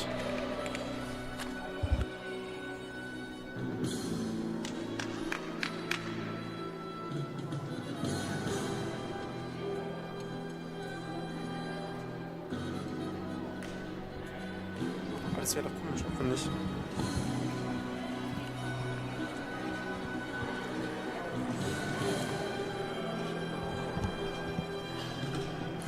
Also dann, Charlotte Kercher als letzte deutsche Athletin mit dem Equipment-Check-up jetzt noch fertig. Und dann kann jetzt auf der Tischseite der Referee den Ball wieder ins Spiel bringen. Deutschland wird den Ball bekommen, aber zuerst gibt es noch einleitende Worte vom Referee. Das ist hier beim Goalball Tradition. Wird so einmal noch die Wechsel durchgegeben, die jetzt zur Halbzeit erfolgt sind, der aktuelle Spielstand und dann welche Mannschaft zuerst den Ball bekommen wird. Das Ganze wird von französischer Seite auch beim Wechsel beklatscht. Und jetzt geht der Ball über auf die deutsche Seite. Erster Ball kommt von Jennifer Koch. Die dreht sich ein, wirft einen High-Bouncing-Ball, nur gesprungener Ball. Der wird abgewehrt auf der halblinken Seite und springt dann Richtung neutrale Zone, kann dort von Ronny Pierre aufgenommen werden. Und dann hier im Zentrum wirft den Ball Madenli, kann den Ball mit den Knien abwehren und jetzt in der neutralen Zone aufnehmen und dann zurücktragen. Die müssen sich beeilen wegen der 10 Sekunden. Kerche kann den Ball werfen und jetzt kommt dann aber die Parade von Ron Pierre, die nach rechts wirft, rechts den Ball übergibt auf Troschou, die jetzt den Ball links auf Richtung Madenli und Koch anvisiert. Da ist Madenli mit der Abwehr und übergibt den Ball links auf Koch. Die wirft links den Ball ins Zentrum hinein. Und da ist allerdings Ron Pierre da und kann jetzt übergeben auf Beck hier, die jetzt den Ball diagonal nach rechts wirft. Und da ist Koch allerdings da, kann den Ball von den Körper bringen und sichern. Und den Ball jetzt selber nehmen, geht Richtung linken Torpfosten und wird den Ball werfen. Links die Linie runter, Richtung linke Lücke. Da ist Ron Pierre mit den Beinen da, kann den Ball rechts ins Aus befördern. Und ich gebe ab nach 2-1 Führung Deutschland nach einer gespielten Minute bereits hier in der zweiten Halbzeit. Joan Troschou von der rechten Seite, diagonal gespielt, von den Füßen von Madenli gestoppt. Und über Charlotte Kercher, halbe rechts, geht der Ball auf die entgegengesetzte Seite. Louise Rondepierre übergibt an Audrey Belkir. Startet außerhalb des Spielfelds und der Ball berührt gar nicht erst das offizielle Spielfeld, sondern geht seit dem ersten Bodenkontakt einmal im Aus die Linie entlang. Charlotte Kercher antwortet. Audrey Belkir nicht vor große Herausforderungen gestellt bei dem Wurf. Jetzt dasselbe Spiel, diesmal wirft sie ihn allerdings ins Spielfeld hinein, startet von außerhalb und Madenli hält den Ball sicher, übergibt ihn auf Jennifer Koch. Die hatte da so ein bisschen die Lücke gefunden. Da müssen sie nachsetzen auf der linken Verteidigungsseite der Französin, die ihrerseits den Ball dann werfen. Und Madenli muss den Ball ins Aus befördern, läuft dann gegen Jennifer Koch, die zu Boden geht. Scheint aber alles gut zu sein. Die Referees schauen jetzt auch nochmal nach ihr. Aber es ist alles in Ordnung. Da sind sie einfach gegeneinander gestoßen, nachdem Madenli den Ball ins Aus geworfen hat, um einer 10-Sekunden-Strafe zu entgehen. Und auf dem Weg zurück dann gegen Koch gestoßen. Weiter geht's über Kercher. Der Ball wurde natürlich an die Französin übergeben, die geworfen haben. Jetzt hat Kercher geworfen und somit sind wir in der Spielsituation. Troschou nimmt den Ball vom Boden auf, übergibt den an Belkir, die vom rechten Pfosten startet. Muss dann schnell wieder zurück auf ihre linke Seite. Das merken die Spielerinnen natürlich oftmals am Wurf und an der Anlaufbewegung, wer geworfen hat, und setzen dann gegebenenfalls zum schnellen Konter an. In der Situation hat sich Jennifer Koch allerdings Zeit gelassen. Belkir wieder von rechts und der Ball hüpft da, abgewehrt von Charlotte Kercher, und dann hüpft der Ball über sie drüber, aber mit Glück nicht ins Tor, sondern auf der anderen Seite am Pfosten vorbei ins Aus. Kercher, ein 2 Meter Richtung Zentrum gelaufen, gestartet, geworfen und gesichert durch das Team der Französin Troschou. Und er war wieder sehr, sehr, sehr, sehr knapp am Pfosten. Da muss sich Kercher noch lang machen, um den Ball rauszublocken und über die Seitenauslinie zu lenken. Kercher, der Ball bounce und dann ist es Rondepierre, die ihn zwar aufhalten kann, ablocken kann, aber dann rollt er ins Aus. Und die Französinnen machen Geräusche, während Belkier außerhalb startet. Erster Ballkontakt im Aus, somit Ballover und das deutsche Team. Jennifer Koch von links kommend sucht die Nahtstelle, die Schnittstelle zwischen Trochu und Ron de Pierre. Ron de Pierre kickt den Ball in der neutralen Zone ins Aus und somit Ballover nach 8 Minuten, noch 8 Minuten in der 8 Minuten 40 in der zweiten Hälfte. Kerscher über rechts und überwindet da im ersten Moment Belkier, aber die fährt die Füße nochmal aus. Im Versuch, den Ball irgendwie zu erwischen und schafft das dann auch. Setzt zum Wurf an. Jennifer Koch von links vom Pfosten startend mit einem Drehwurf, hart geworfen. Wieder Belkier, die Füße da zusammenreißt. Der Ball hüpft dann drüber ins Seitenaus. Timeout ist genommen auf der französischen Seite. Genau, währenddessen wir kurz eine kleine Anpassung auf dem Scoreboard hatten.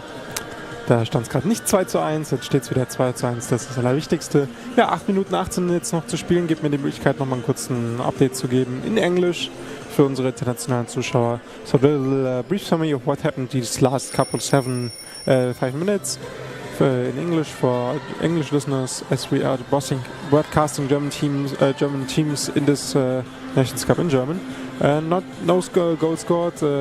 Now Trochu on the field, and but no really close shots besides the last one, which almost got in, but back here got behind the ball. So, nächster Wurf.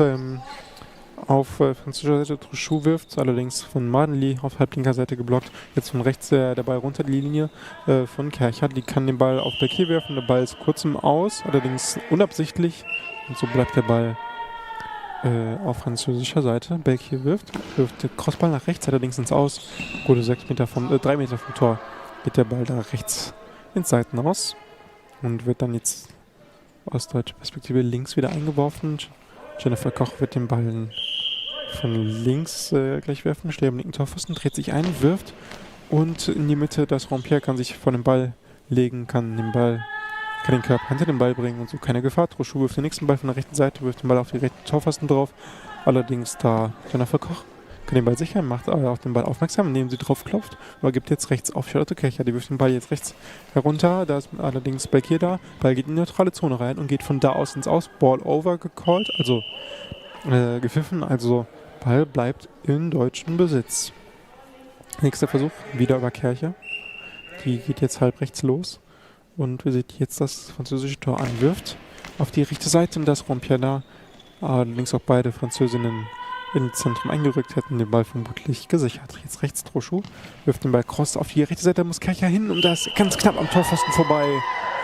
Und im Parallelspiel, in den Platzierungsspielen 5 bis 8 steht es aktuell zwischen Australien und Polen 3:3. Der Sieger wird dann gegen den Sieger dieses Spiels spielen und der Verlierer gegen den Verlierer dieses Spiels. In der Platzierung, nächster Ball von Jennifer Koch auf halblinker Seite, geht dann links in die Lücke, allerdings geblockt von Trochu und Rompier.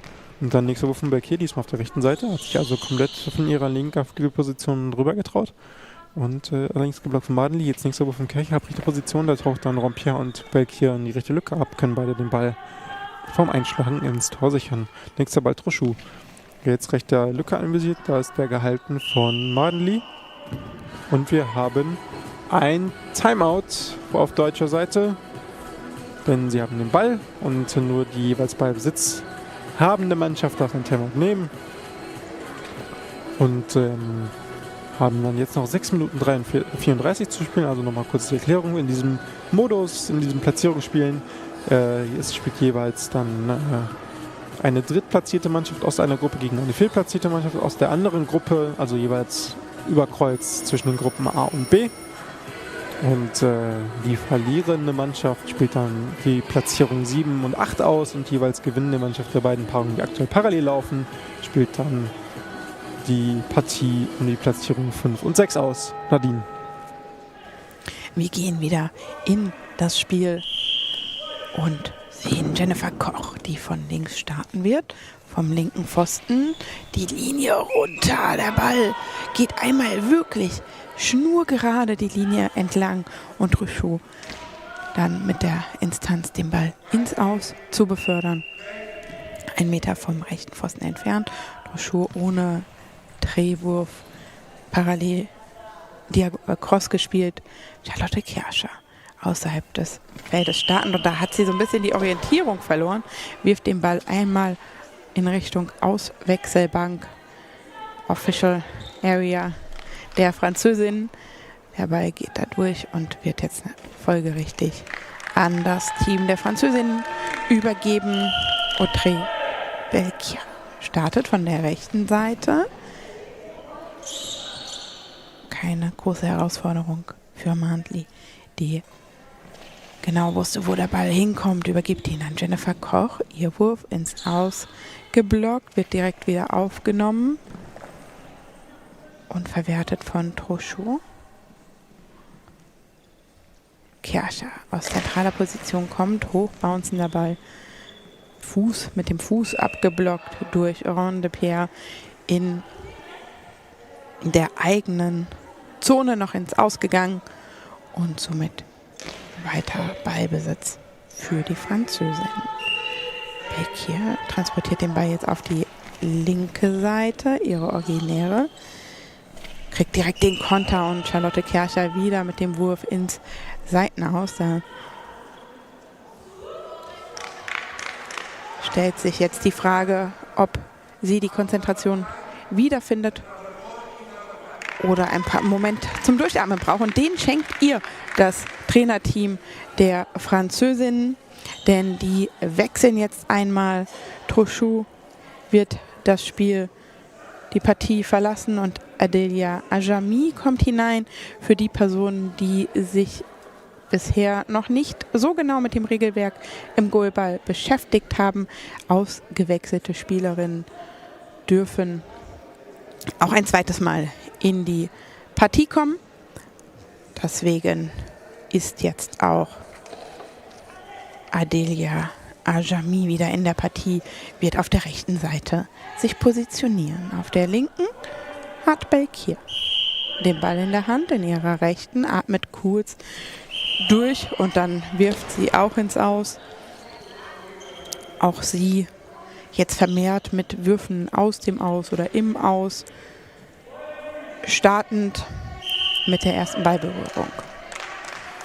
Jennifer Koch von links, der Ball bleibt im Spielfeld und abgewehrt von Ajami, die da mit dem Arm nochmal wie so ein Wischer über ihren Körper macht, um den Ball dann ins Seitenaus zu blocken. Ajami mit dem Wurf, Jennifer Koch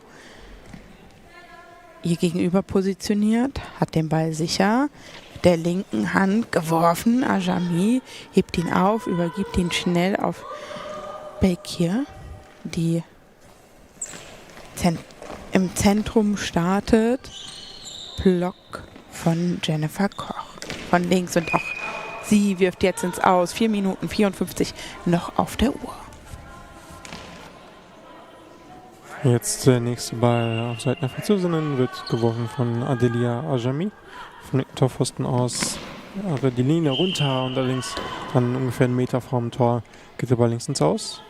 Auf der Seite von Charlotte Kercher, die jetzt den Ball rechts hat, am rechten Torpfosten, aber jetzt auch losgeht Richtung Zentrum, von da aus den Ball werfen wird. Und der Ball kommt jetzt Richtung rechte Lücke. Rompier ist da, kann sofort mit dem Ball aufstehen in ihren beiden Händen und den Ball auf Belkier weitergeben. Die steht am linken Torpfosten, läuft jetzt ein, wirft den Ball cross und Ball ist gehalten von Jennifer Koch. Ball ist noch frei, müssen sich jetzt ein bisschen beeilen. Mandli übergibt den Ball an Koch. Koch wirft schnell, dreht sich ein, wirft die Linie runter und da ist dann die Beine von Rompier. Können den Ball dann da festmachen und Ajami kann den Ball dann halb rechts aufnehmen.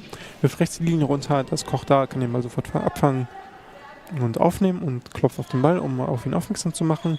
Übergibt den Ball dann auf Charlotte Kercher. Die dreht sich ein, wirft rechts auf die Lücke zu zwischen Belkier und zwischen Rompier. Rompier ist allerdings da, kann abtauchen, den Ball Körper hinter den Ball bringen und den Ball damit dann stoppen. Belkier wirft jetzt links die Linie runter Richtung Charlotte Kercher. Das sind jetzt ein paar Meterwürfe. Schnelle Antwort von Kercher Richtung Belkier. Belkier kann auch sichern. Schnelle Antwort von Belkier. Linie runter Richtung Kercher. Und der ist ganz schön knapp vor der Torlinie gesichert. Wieder schnelle Antwort von Kercher. Allerdings Romper diesmal da die beruhigen müssen. Das Spiel kann den Ball übergeben auf Ajami. Und die wirft dann den Ball cross auf die linke Lücke zu. Kercher kann den Ball sichern. Bringt den Körper hinter den Ball, dass diese auch nicht über ihren Körper hinweg springt. Jetzt Ball halblinks auf Koch übergeben, die wirft den Ball in die Linie runter, da ist der kurz frei, der Ball wird aber aufgenommen von Ajami, nachdem sie den Ball erst mit den Beinen geblockt hat.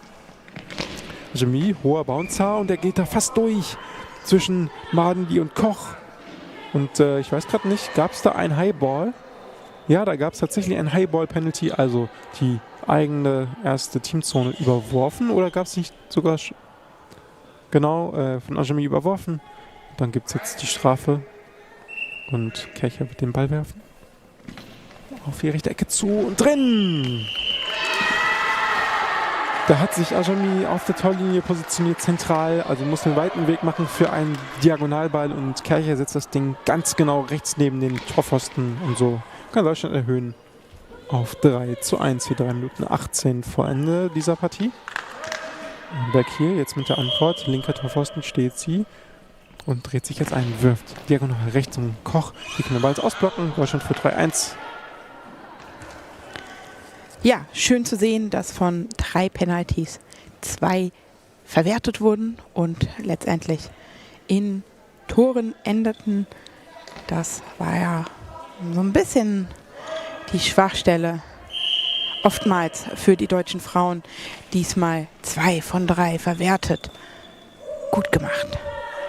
Charlotte Kercher.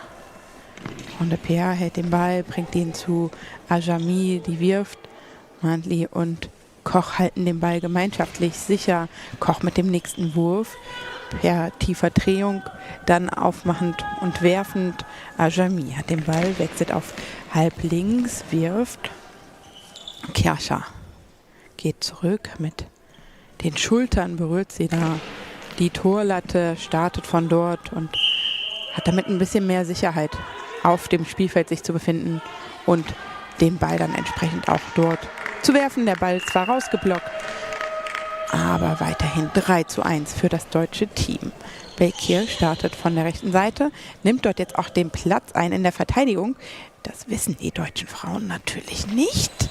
Könnte sie für eine Herausforderung stellen, aber nein, sie macht die Schnittstelle gemeinsam mit Ron de Pierre dicht und sie bleiben jetzt in dieser Formation. Also Adelia Ajami geht auf die linke Seite und Audrey Belkier auf die rechte. Das deutsche Team übergibt den Ball zu Charlotte Kercher. Von rechts die Linie runtergeschickt, der könnte reingehen, aber da rutscht Adelia Ajami ein paar Zentimeter nach außen und kickt den Ball, blockt ihn ins Seitenaus. Timeout für die Französinnen, das 3. Timeout für sie. 1 hatten sie ja bereits in der ersten Halbzeit genommen. 2. Timeout in der zweiten Hälfte von Bas Swans und von Rick Anel genommen, den Trainer und der Assistentin der Französin. Quick summary on what happened this last couple of minutes. Another penalty for high ball, another score, this time again from Charlotte Kercher, who scored for the third goal for Germany. Into the lower right corner after Adami standing on the goal line in central position. So no chance even after Adami tried to slide to the right position. Now back in play. Also zurück zum Spiel. 2 Minuten hier noch zu spielen. Jennifer Koch jetzt von links. Wirft den Ball links die Linie runter. Da ist dann der Block von Beck hier. Und der geht dann ins Aus. Ist noch als Blocked Out gezählt, wo er nicht absichtlich war.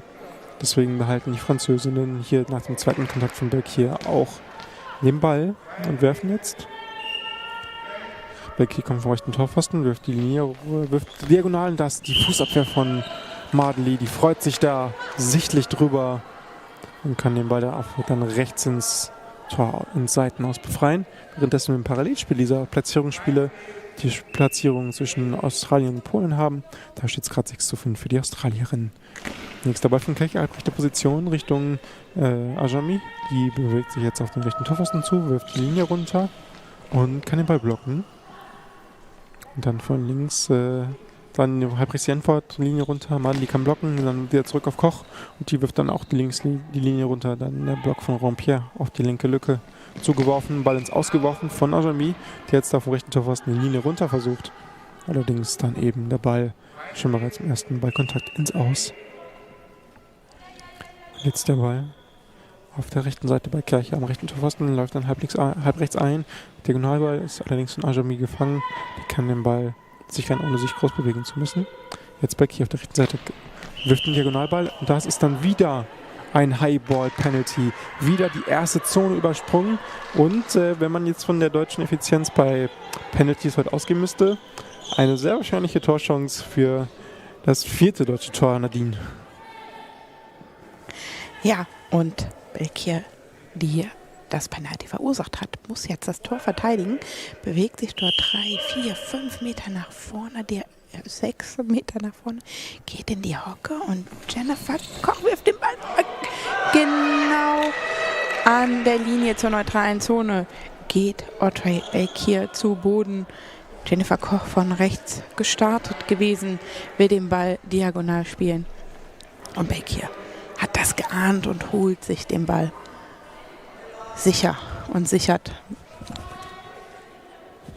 den Spielstand für ihr Team. Das Ganze kann ich erzählen, weil sie kurz einen Equipment-Check hatte bei dem Save, bei dem Sichern dieses Penalties, des Wurfes von Koch, hatte sich die Brille verschoben und die Verdunklungsbrille und deswegen war ein Equipment-Check angesetzt.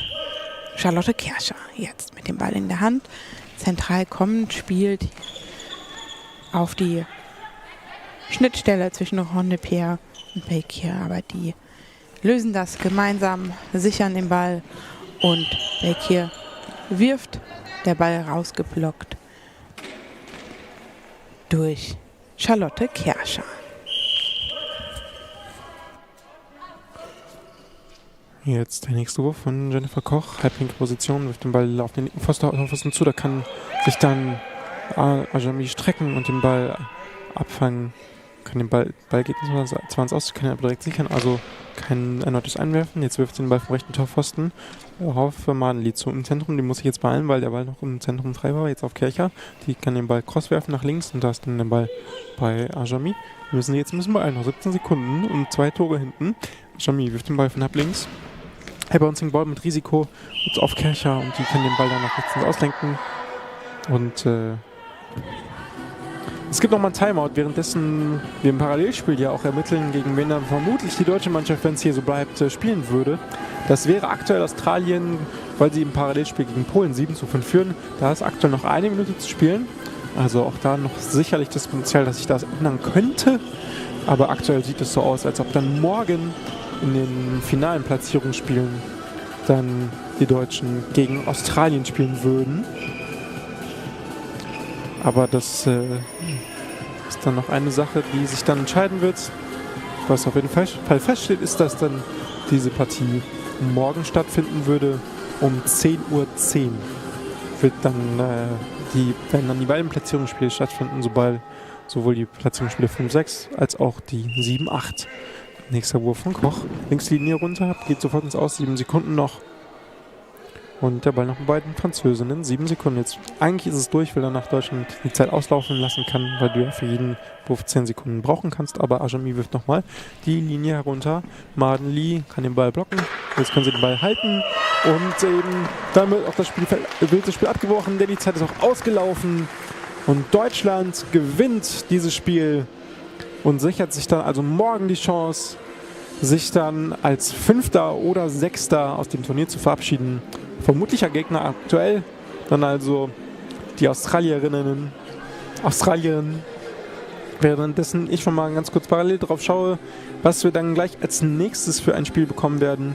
Dann bekommen wir nämlich das erste Viertelfinale hier in Gym A der Männer. Das ist bei uns Polen gegen Litauen. Poland versus Lithuania will be the next game in Gym A. Und dann in Gym B, ist dann das deutsche Spiel, falls ihr Deutsch weiter verfolgen wollt. Dort spielt dann Japan gegen unsere deutsche Herrennationalmannschaft. So quick brief summary in English. There was another high ball which led to the third goal being scored.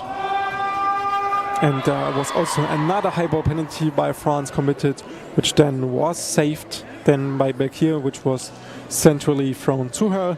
And this outcome of this match, which Germany won, leads to them tomorrow playing for the 5th or 6th place in the female competition. The probable opponent will be the Australian team, which currently is in the lead against Poland. And the next games in here will, in both gyms, the next will be a men's competition game. In our gym, in Gym A, the upcoming matchup will be Poland facing Lithuania, and in the other gym there will be Japan facing off against Team Germany. That game probably will be broadcasted in Germany with summaries each couple of minutes, and the next game in here, Poland against Lithuania, will be broadcasted most definitely in English. So if you're up for that and ready for that, we'll hear you in a couple of minutes, to be exact, at 1:30 Central European Time. Then Björn and Nadine will be on the commentary and will lead you through that next upcoming game. See you then in 15 minutes.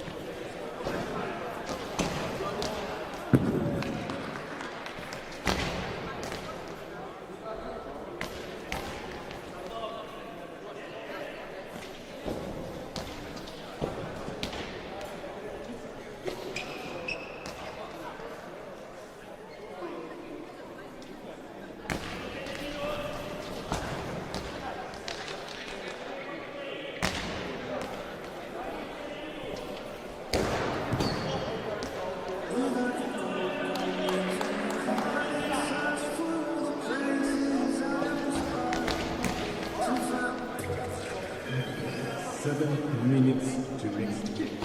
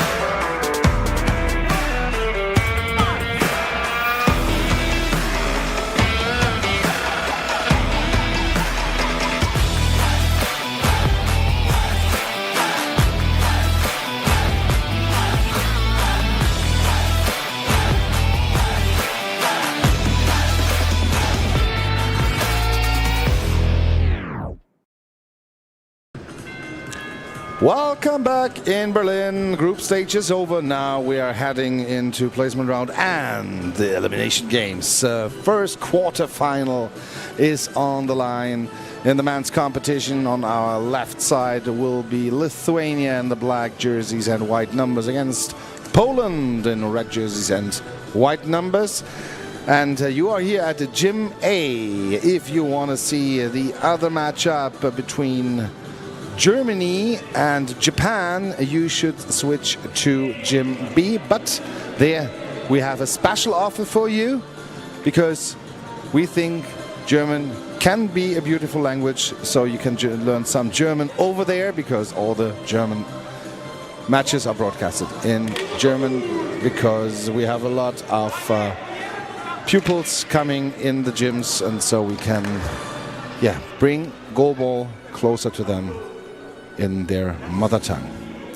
Now the two teams are set it up, and Poland will start with Bartłomiej Nieziczyński on the right, with Marcin Czerwiński on the left, and with Szymon Tyburski on center. And Lithuania will start with Genrik Pawliukianik on the left, with Nerijus Montvydas on the right, and with Mantas Brazauskis on center. Poland will start with the ball the first half. And now the ball goes to the center of Poland. Tyburski hands it over to Czerwiński. Czerwiński touching the ground with his foot. In the middle, starts, spins, throws to the gap, into the net. First throw, first goal for Poland. Over the legs of Genrik Pawliukianik. The ball goes up in the air with a lot of spin and then hits the net. They tried to avoid it, but the sliding tackle also from Montvydas came too late. So 1-0 for Poland. And now, how's the answer of Lithuania? From the left side, the ball bounces into the legs of Czerwiński. Tyburski collects the ball, and then Czerwiński now again from the half right with the throw. Right corner, out of bounds. Out of bounds. 3 meters on the right wide. The ball went out. Now the ball back in play. Montvydas gets the ball handed over, goes to the half right, and with a spin, high bouncing ball, then deflected into the arms of Nieziczyński. Czerwiński is celebrating this save, and now Nieziczyński from the right down the line. It's blocked by Genrik Pawliukianik, and from half right, Pawliukianik with the next shot to the gap, and blocked by Nieziczyński, grabbed by Tyburski, brought to Czerwiński. Czerwiński from the half right with a spin, with the bouncing ball into the chest of Brazauskis, and then blocked out to the right. Nerijus Montvydas from the right post starts, and with a spin throws the ball to the gap again. Tyburski with his legs finds the ball now at the 6 meter line, pass back to the right winger Nieziczyński, and Nieziczyński again from the right side to the left side. Montvydas blocks the ball. Brazauskis finds the ball, pass to Montvydas. And from half right, Montvydas with a spin down the line. Czerwiński blocks it out to his left. And Marcin Czerwiński gets the ball back and moves over to the middle, spins, throws, right corner. And there is Pawliukianik again. Pawliukianik from the left side with a throw down the line, up in the air, blocked out to the right by Nieziczyński. And Nieziczyński from the right post starts with a shot, bouncing ball to Brazauskis, and he saves the ball, then brings the ball to Montvydas. He is starting from the middle with a spin. The ball bounces into the body and out by Nieziczyński.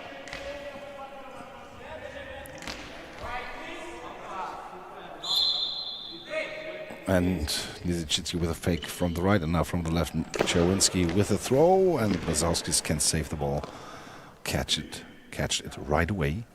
And Montvydas from the right side, bounce to the center, Tyburski. He hops on the ball and then brings it to Nieziczyński.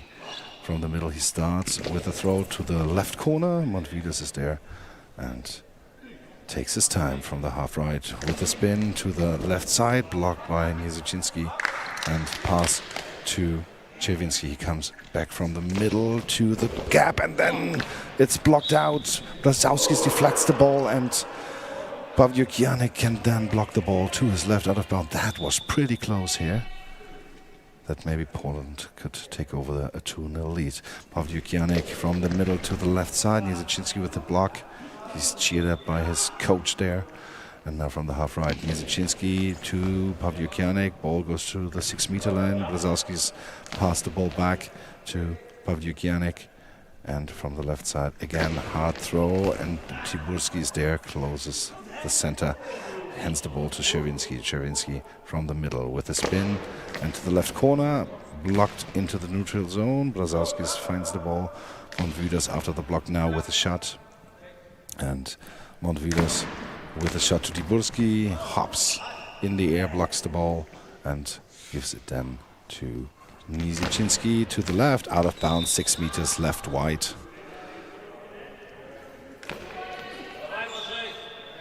And now Montwidas from the right post with the spin, with the throw, left side, deflected, right out of bounds, blocked by Tiburski.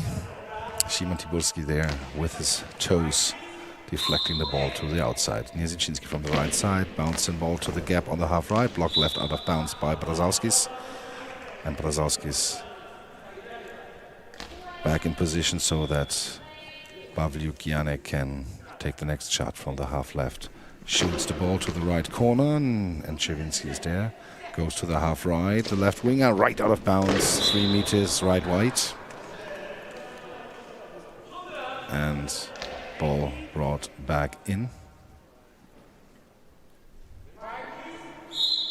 And the ball is in play. Montwidas now from the left side with the ball down the line, blocked in front of the Polish defense. And Tiburski searching for the ball, finds it, brings it back, gives it to Niezyczynski from the half right. Niezyczynski with the next throw to the left corner and out 2 meters before the left post. It went out of bounds. Nerius Montwidas now is meeting Pawliukianek in the middle, but from the middle, Montwidas with the throw, and it's blocked and then catched by Tiburski. Czerwinski from the middle, hard throw. Brazowskis can save and catch the ball, and again Montwidas from the middle with the next try, bouncing ball to the gap. Tiburski with the block, neutral zone, finds the ball at the 6-meter line, pass back to the right side. The right winger Niezyczynski with a throw down the line, bouncing ball and catched by Pawliukianek from the half left with this next throw to the left post, but it's blocked out by Niezyczynski. And now he's carrying the ball to his teammate, Czerwinski, to the left post, fake from half left, and then Czerwinski throws and he scored! 2-0 for Team Poland with a spin, throws, and exactly in the right gap. Time out, Team Lithuania. And I think this is not the result they thought at the beginning, so they have to discuss and find some solutions to get the ball into the goal.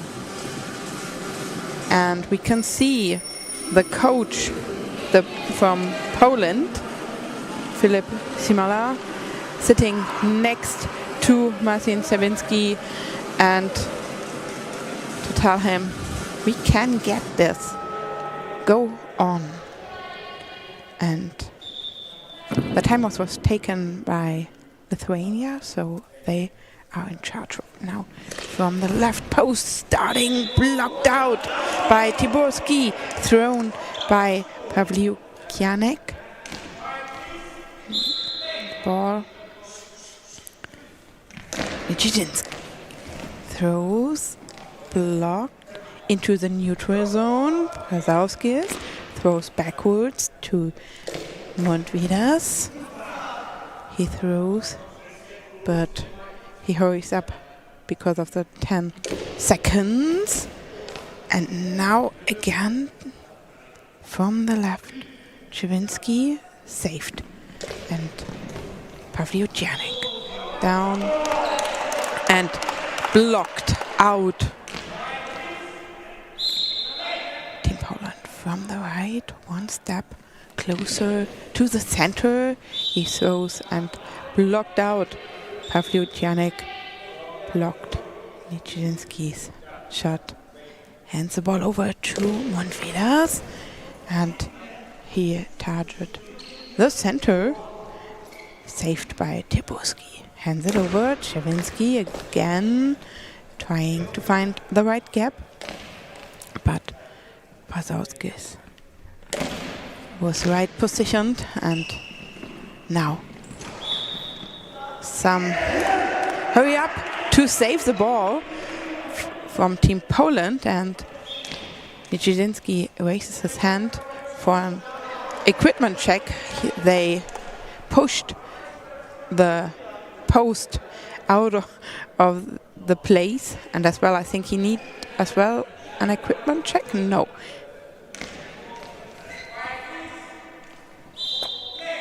he's carrying the ball to Chewinski,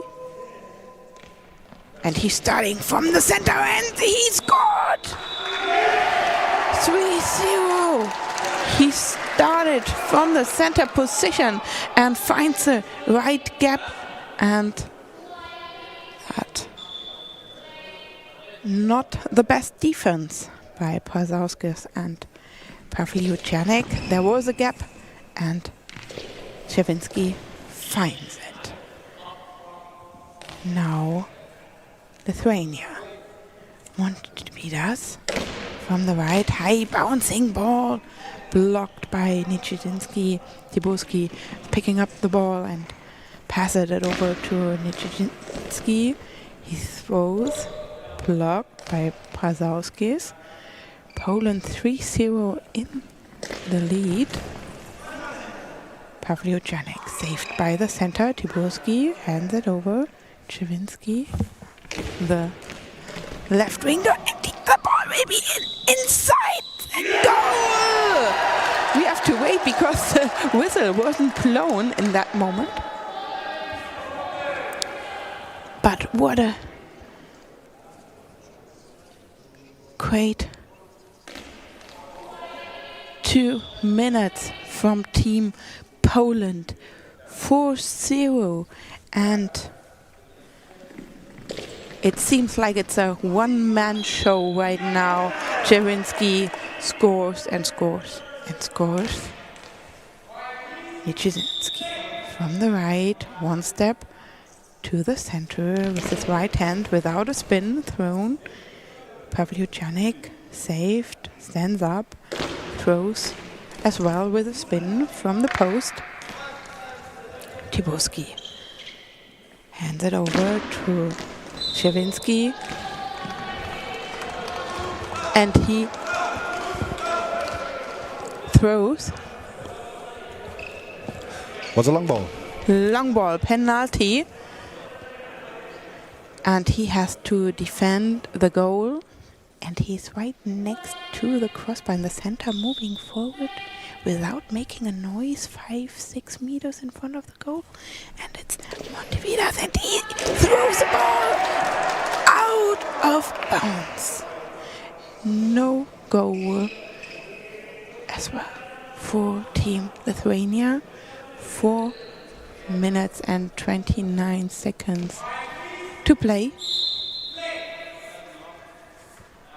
Poland. Nijinsky from the right, blocked by Pavlyuchanik. Brazowskis passes the ball to his left winger. He throws, cross shot, and as well Chewinski with a ball straight down the line inside the goal next to the post. 5-0 Poland.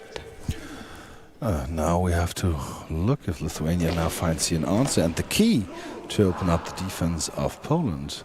5-0 the score, 3:56 to go. Nijinsky from the right side, and then at the post, and the ball in the hands of Brazowskis.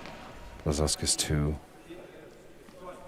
the left winger, Pawliuk-Janek, and it's saved by Tiburski.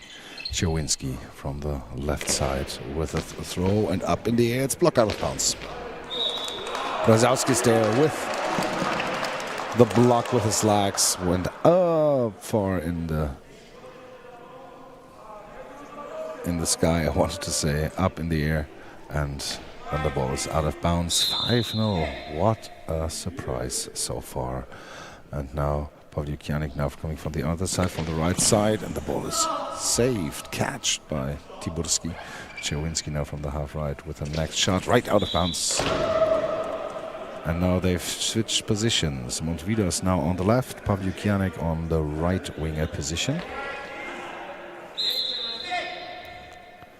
And the ball now from the half right, Montvidos with the shot left wide out of bounds. 6 meters on the left wide.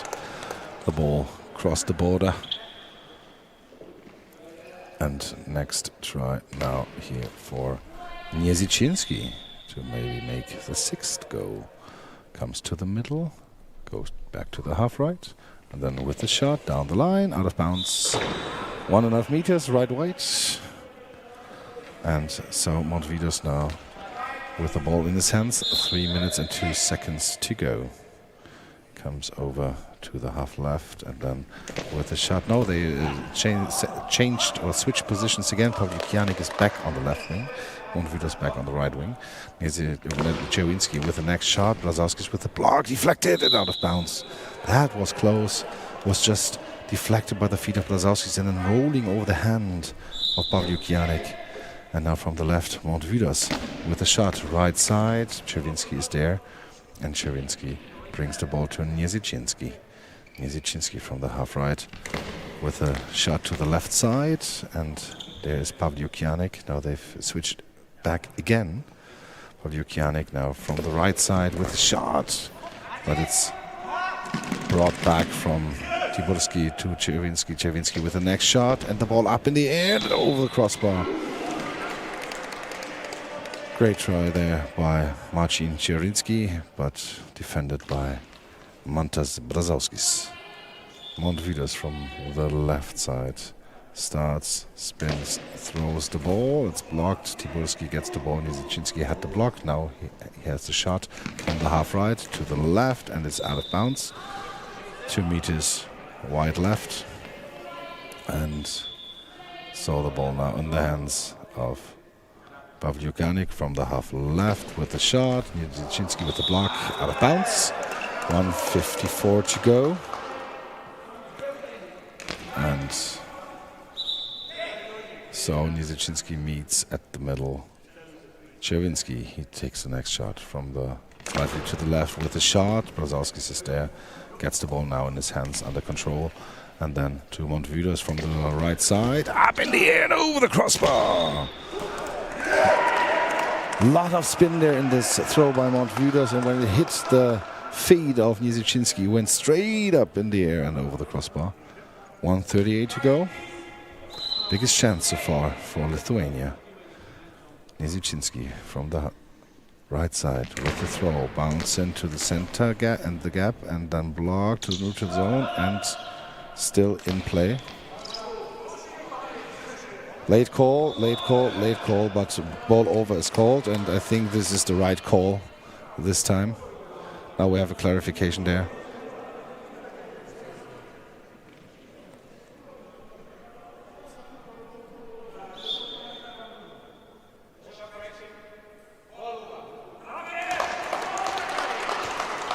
And after the clarification, the ball goes back to the Polish side. And now Niezichinski on the right gets the ball in his hands, tips it on the ground, and then gives it to Czerwinski.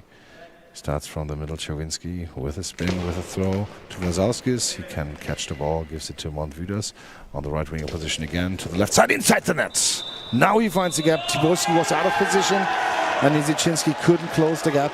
First goal now for Lietuva, for Lithuania. And so 1 minute and 8 seconds to go in the first half. They are finally on the scoreboard. Niezichinski down the line, but there's Pavlyukianek, direct response, and then Tiburski there with the block. Runs back, brings the ball to Cherwinski. Cherwinski from the half right with the shot. Brzezowski's with the block, gets the ball in his hands, pass to Montvidas. 56 seconds to go from the half right. Montvidas with the spin. Bouncing ball. Tiburski jumps into the ball, blocks it, and then brings it to Cherwinski. And the timeout is taken by Piotr Shimala. No, I think it's Philip Shimala. One of the Shimalas, at least. And they have a timeout, the Polish side taken. And so each team has taken one timeout so far. 38 seconds to go in the first half. And we'll take a short look. I'll have a short look now in the other gym, to the other quarterfinal, Germany against Japan. There, the result is 4-3 for Japan. 3 minutes to go there in Gym B. And here we are close to a major surprise. 5-1 the lead for Team Poland. And Niezichinski starts from the right. Links the ball down, out of bounds. Down the line, I wanted to say, but then the ball was out of bounds in this moment. Now the ball handed over to Pavlyukianek.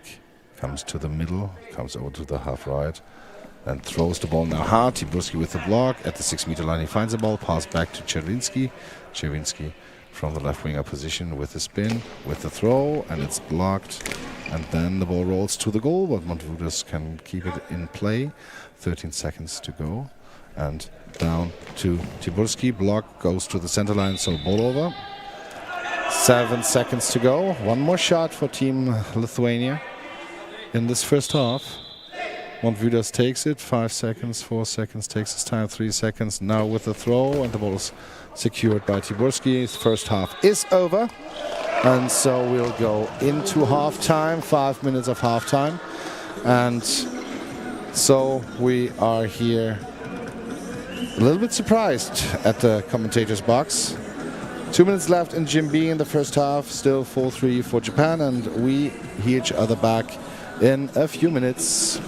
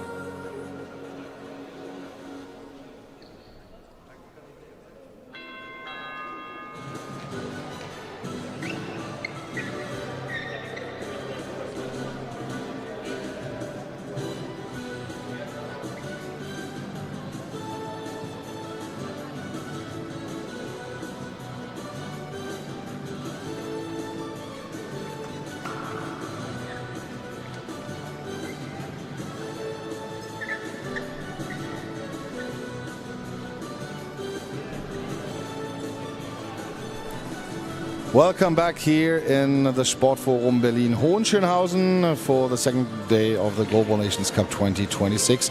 We have one of the quarterfinals now here on the stream. It is Poland against Lithuania. And Poland is leading 5-1. They were also leading 5-0. But now 5-1 at halftime against Lithuania. The equipment check is now taking place on both sides. The referees are almost done, so we can start into the second half then, and we're quite interested to see if Lithuania can find a key to open up the defense of Poland. With 4 goals behind, they need some momentum swing at least here in this game. And right next to me is Nadine Merten.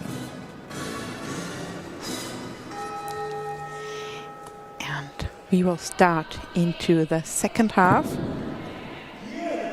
At first, the announcement for the second half and the substitution. So, Pavlio Janik now is sitting on the bench and is replaced by a player number 2, Jonikaitis, who's in charge right now for the left wing, but the right wing is throwing the ball. Montvidas saved, and first thrown ball in the second half by Czerwinski. Cross shot out of bounds. So Jonikaitis, the left winger, throws, saved by the center by Tiburski. Hands the ball over to Nijinsky. The right winger throws, fast counter-attack. Jonikaitis saved and hands the ball over to Czerwinski, starting from half right. Down to Jonikaitis, and he's blocked. Wazowskis takes the ball, and Montvidas throws the ball into the goal.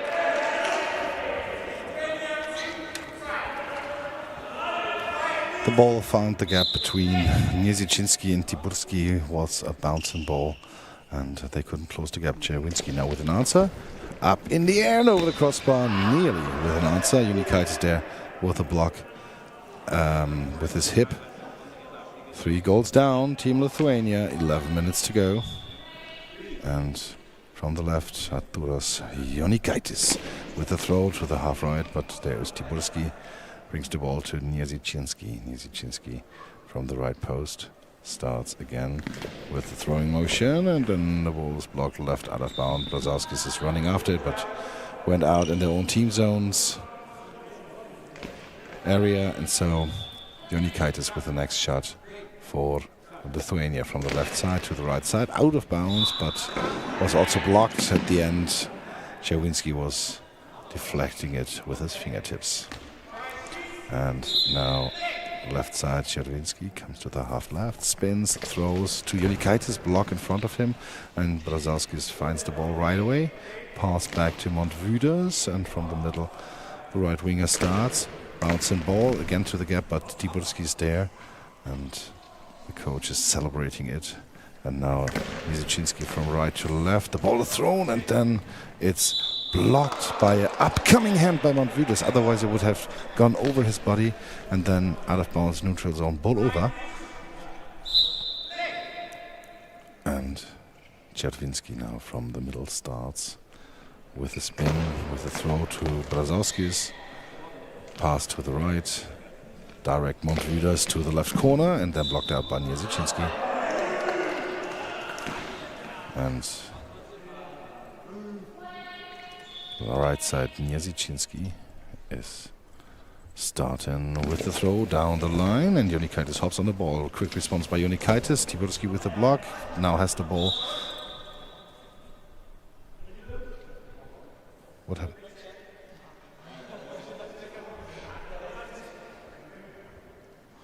Shoelaces are open by Jonikaitis. That's why we had an official time on the equipment check here. And now Jonikaitis has bound his shoelaces again. So Czerwinski now from the middle with the next throw to the left side, up over Montvidas. No, he's back in position again. Grabbed the ball afterwards. And from the right side, Montvidas with the next throw, with the spin, with the throw. Tiburski into the net. Tiburski can reach the ball, is hopping to his left. The ball is on his right, and then deflected by Niezichinski's legs into the own net. So 5-3, 9 minutes 27 to go. Lithuania is sneaking back into this game. From the left side, Czerwinski to the corner, to the gap, but there's Brzezowski's blocks it right out of bounds. And the ball now on Lithuanian side again. Goes to the middle, Arturas Montvidas, Nerius Montvidas, and the ball hops into the arms of Tiburski. Niezichinski from the half right with the next shot. Bouncing ball, Jonikaitis has the ball. And from the left side with the spin, with the throw. And the ball was out right away, was also close to a high ball. A lot of risk there by Jonikaitis. And now from the half right, Czerwinski with the shot to Jonikaitis, block, left out of bounds. And Jonikaitis gets the ball, starts from the left corner with the spin, with the throw, and the ball is blocked by Tiburski. And now Niezichinski from the half right again with the next shot to the left corner. Montvidas is there, blocks it to his right, out of bounds. And Nerius Montvidas now with the next shot right away to Tiburski, blocks it to the center line. Over the center line we have a ball over. Late call there by the referee. And from the left now, Jonikaitis with a spin, with a throw, right side. But there's Tiburski on center, gets the ball in his hands. Czerwinski from the half left with the throw. The ball is up, is deflected, and it's inside the net. Goal for Poland! Over Brzezowski's, the ball is going to the middle of the goal, and Jonikaitis tries to do help defense, but then the ball was already inside the net. 6-3 response by Poland here. 8 minutes, 7 seconds to go. Montvidas from the right side to the gap. No, Tiburski is there, blocks it left out of bounds. And the other gym closes game. Japan, Germany 5-5. From the half right now, the ball brought back in play. It's blocked by Brzezowski's. Brzezowski's pass back to Jonikaitis. Jonikaitis from the half left with the throw, right corner, and Czerwinski can block it out, reaches out there long with his arms and can block the ball at the end. Now from the half right, Czerwinski with the next shot right out of bounds. 4.5 meters wide right. And the ball in the hands of Lithuania. Jonikaitis from the half left with the spin, with the throw, but saved by Tiburski. And the ball now in the hands of Niezichinski from the middle, throw left side out of bounds, left 6 meters, white. And now Nerius Montvidas coming to the half left, the right winger with the next throw down the line, and it's blocked out by Niezichinski. And Czerwinski gets the ball, goes back on his left side. Fake attempt from the right, Czerwinski from the left. Shot made, but saved by Brzezowski's. And then Jonikaitis with the next shot, with a spin, with the throw, and the ball is blocked right out of bounds. Fastball down the middle. No problem there for Tiburski. And Niezichinski from the middle goes back to the half right and shoots the ball to his left into the net at the head of Brzezowski's. The ball is wiping off his eye shades there. They are lying on the ground. 7-3 for Team Poland. So no chance after he got it on his head to maybe save the whole thing. And Niezichinski's first goal, I think, in this match. The others had Czerwinski so far, if I remember correctly. But it's a strong team effort here by Team Poland after just 1 hour of break between the last group match and this quarterfinal. And now substitution, Lithuania.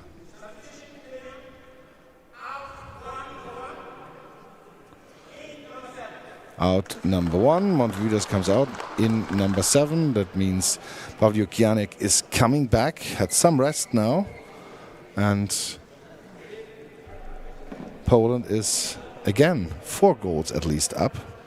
And we see Jonikaitis going to the right winger position, so Pavlyukianek can go on his preferred left winger position. Polish team stay in their scheme like before. Talking a lot with the bench now, Polish team, and Lithuania has the next attack from right. Jonikaitis with a shot up in the air, a lot of spin, ball rolls right out of bounds from Tiburski, was going up in the air and then rolling near the goal, and Tiburski was standing up right away, going behind on the goal line, but not necessary. Niezichinski from the right side. The ball is now blocked. Now Pavlyukianek with a quick shot. The ball is blocked in neutral zone. Tiburski finds it. Pass back to Niezichinski. And Niezichinski from the half right with the next shot. The ball bounces, loses a lot of speed, so no problem for Brzezowski's. Jonikaitis from the right side with the next shot, and the ball is blocked to the right, neutral zone. Tiburski has it, runs back, brings it to Czerwinski. Czerwinski right away with the shot, but it's saved by Brzezowski. Jonikaitis right away with a shot, kicked in front by the Polish, by Czerwinski, and saved at the last second. Czerwinski now with the shot, Pavlyukianek with a block, and then Brzezowski's pass back to Pavlyukianek. Genrik Pavlyukianek starts, throws, and first was out of bounds, first contact, because the ball was going with the first contact out of bounds. Now we have a timeout taken by the Polish side. 5 minutes, 43 seconds to go. And after a good start by Team Lithuania in the second half, Poland now seems to be in charge of this game, Nadine. Yes, but it's a hard game for both teams. The Team Poland needs a lot of water, and not all are standing up while the coach is talking to them, especially Czerwinski, who's done a great job so far. Niezichinski is walking to the right post and throws with his right hand down the line, but saved by Pavlyukianek, starting from the left post, and then throws blocked out by the feet of Niezichinski, who hands the ball over right now to Czerwinski, who's carrying the ball to the left post, starting with a spin, and throws the ball right into the left gap, but they closed the gap and saved the ball. Jonikaitis from the right, fast counterattack by Czerwinski. Brzezowski was right positioned and saved. Hard thrown shot by Pavlyukianek, blocked forward, but now Niezichinski from the right, starting the center, saved, hands it over to Jonikaitis from half right, cross shot, blocked out, Niezichinski. 4 minutes and 40 seconds still on the clock. Czerwinski is clapping his hands, and Niezichinski passes the ball over 8 meters to his teammate on the other side. He throws and blocked out by Jonikaitis. Jonikaitis, starting from the right post, hands the ball over to Pavlyukianek, who is on the right hand side, blocked out 4 meters. in front of the right post. Now the ball's on the right post of Team Poland, thrown. Pawliucianek, fast counter-attack, blocked out. Niczyński.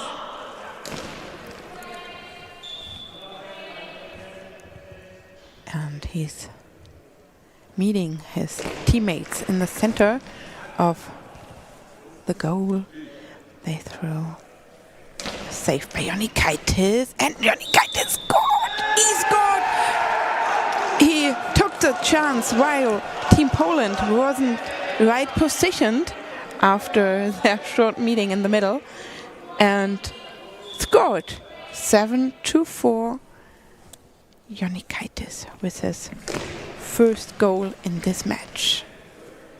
Now he saved, starting with a spin from the right and kicked out by Niczyński. He's carrying the ball to Niczyński. Hard thrown, high bouncing ball. High ball. Long ball was announced. So penalty. And Niczyński has to defend the goal, the second penalty in this match. Jonikaitis starting from the right post, and he scored. Niczyński was standing and moving, but can't save this hard and fast thrown ball by Jonikaitis. 7-5, Team Poland in lead. Niczyński throws, saved, blocked into the neutral zone, but Pazowski's passed it over to Pawliucianek from the left, throwing, blocked, and runs over the central line and ball over to Lithuania. The momentum shift can be taken place right now. Pawliucianek with the shot, but Tiburski is there. And Czerwinski gets the ball in his arms from the middle with the next shot. And the ball's inside the net. That's what Poland needed. Under Brzezowski's, the ball slips through. 8-5 here after Czerwinski's goal. 3 minutes to go. Poland gets the momentum back from the right side. Jonikaitis with the shot, blocked in the neutral zone and then brought back by Tiburski. And Tiburski from the half right to Niczyński. He brings the ball and then it's blocked out by Pawliucianek.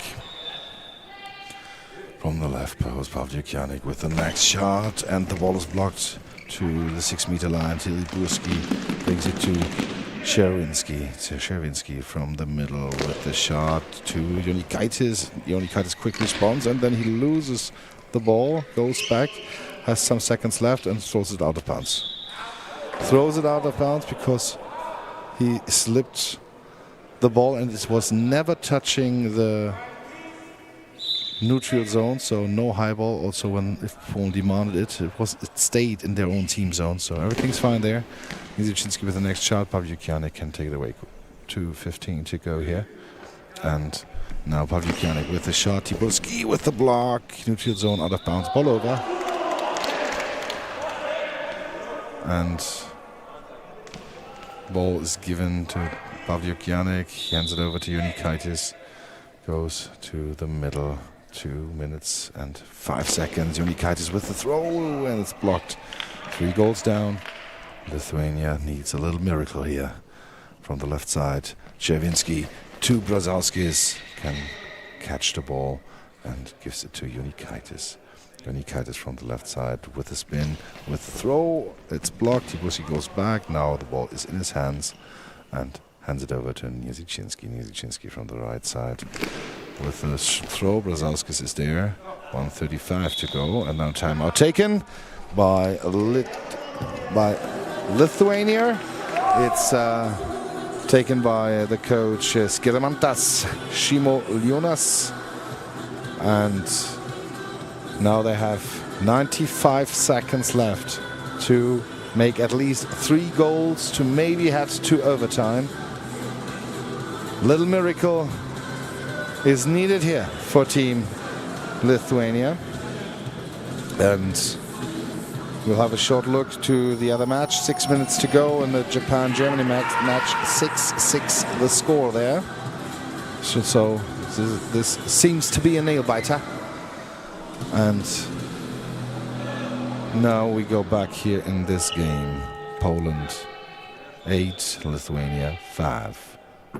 Unikaitis with the throw, and Czerwinski can help out. Czerwinski from the middle to the other side right, but it's blocked by Pavlyukianek, and now Unikaitis takes the next shot. 80 seconds to go. Unikaitis bounce and ball into the nets. That's the 6th goal for Lithuania here. 75 seconds to go. And now the ball in the hands of Niezichinski, right side, down the line. Pavlyukianek blocks the ball. Sometime goes away, but now the ball in the hands of Pavlyukianek. Takes his time and now shoots the ball, bounce into the arms. No, it's blocked by Czerwinski. Cannot hold on to the ball, but he blocks it. 56 seconds to go. Czerwinski takes a deep breath, and now with the spin, with the throw, Brazauskis is there, blocks the ball, and now pass back to Unikaitis. Unikaitis from the half right with a spin, with a throw, and the ball is blocked at the end by Czerwinski. More risk is now taken by Lithuania, of course. Niezichinski from the right side to the left side, and the ball is blocked out by Unikaitis. 32 seconds to go here. 2 goals to go for Lithuania. And now from the right side, Unikaitis again with the bouncing ball, but it's blocked. Tiburski finds a timeout asked by Team Poland. And with 25 seconds to go, they asked for the 3rd timeout. 2 goals ahead, 8-6 to score here. And now we get the information from Jim B. Germany is leading by 1 against Japan. So in both quarterfinals, it seems to be surprising potential. But they have 4 minutes to play. So we'll find out what happens in the other gym. We'll stay now here on this match, Poland against Lithuania. The timeout almost half erased. Now we can proceed with the match. 8-6. Poland. Czerwinski from the half left with the shot, and the ball is left out of bounds, blocked, and we have a substitution on the Lithuanian side.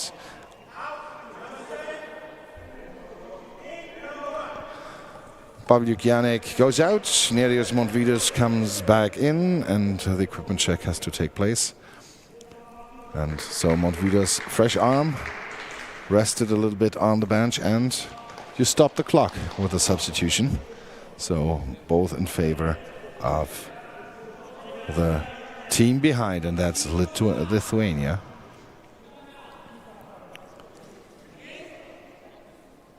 And now from the right side, Montvidus from the half right starts, throws, spins, and the ball is blocked by Tiburski. Major block by him. 12 seconds to go. Niezichinski with the next shot. To the middle, Brazauskis with a block, cannot hang on to the ball now, has the ball, 5 seconds left. This is not enough. And so 2 seconds, 1 second, and the game is over. Congratulations to Team Poland beating Lithuania 8-6. Huge start with a 5-0 lead. And Lithuania was woken up too late in this match. And so they are in a game at 4:40, and the losers game Lithuania, and the semi-final will be the last matches of today at 6:50. There will be Poland in one of this. Just check our website of the Nations Cup Goalball 2026, and there you have even more. And just switch to Gym B.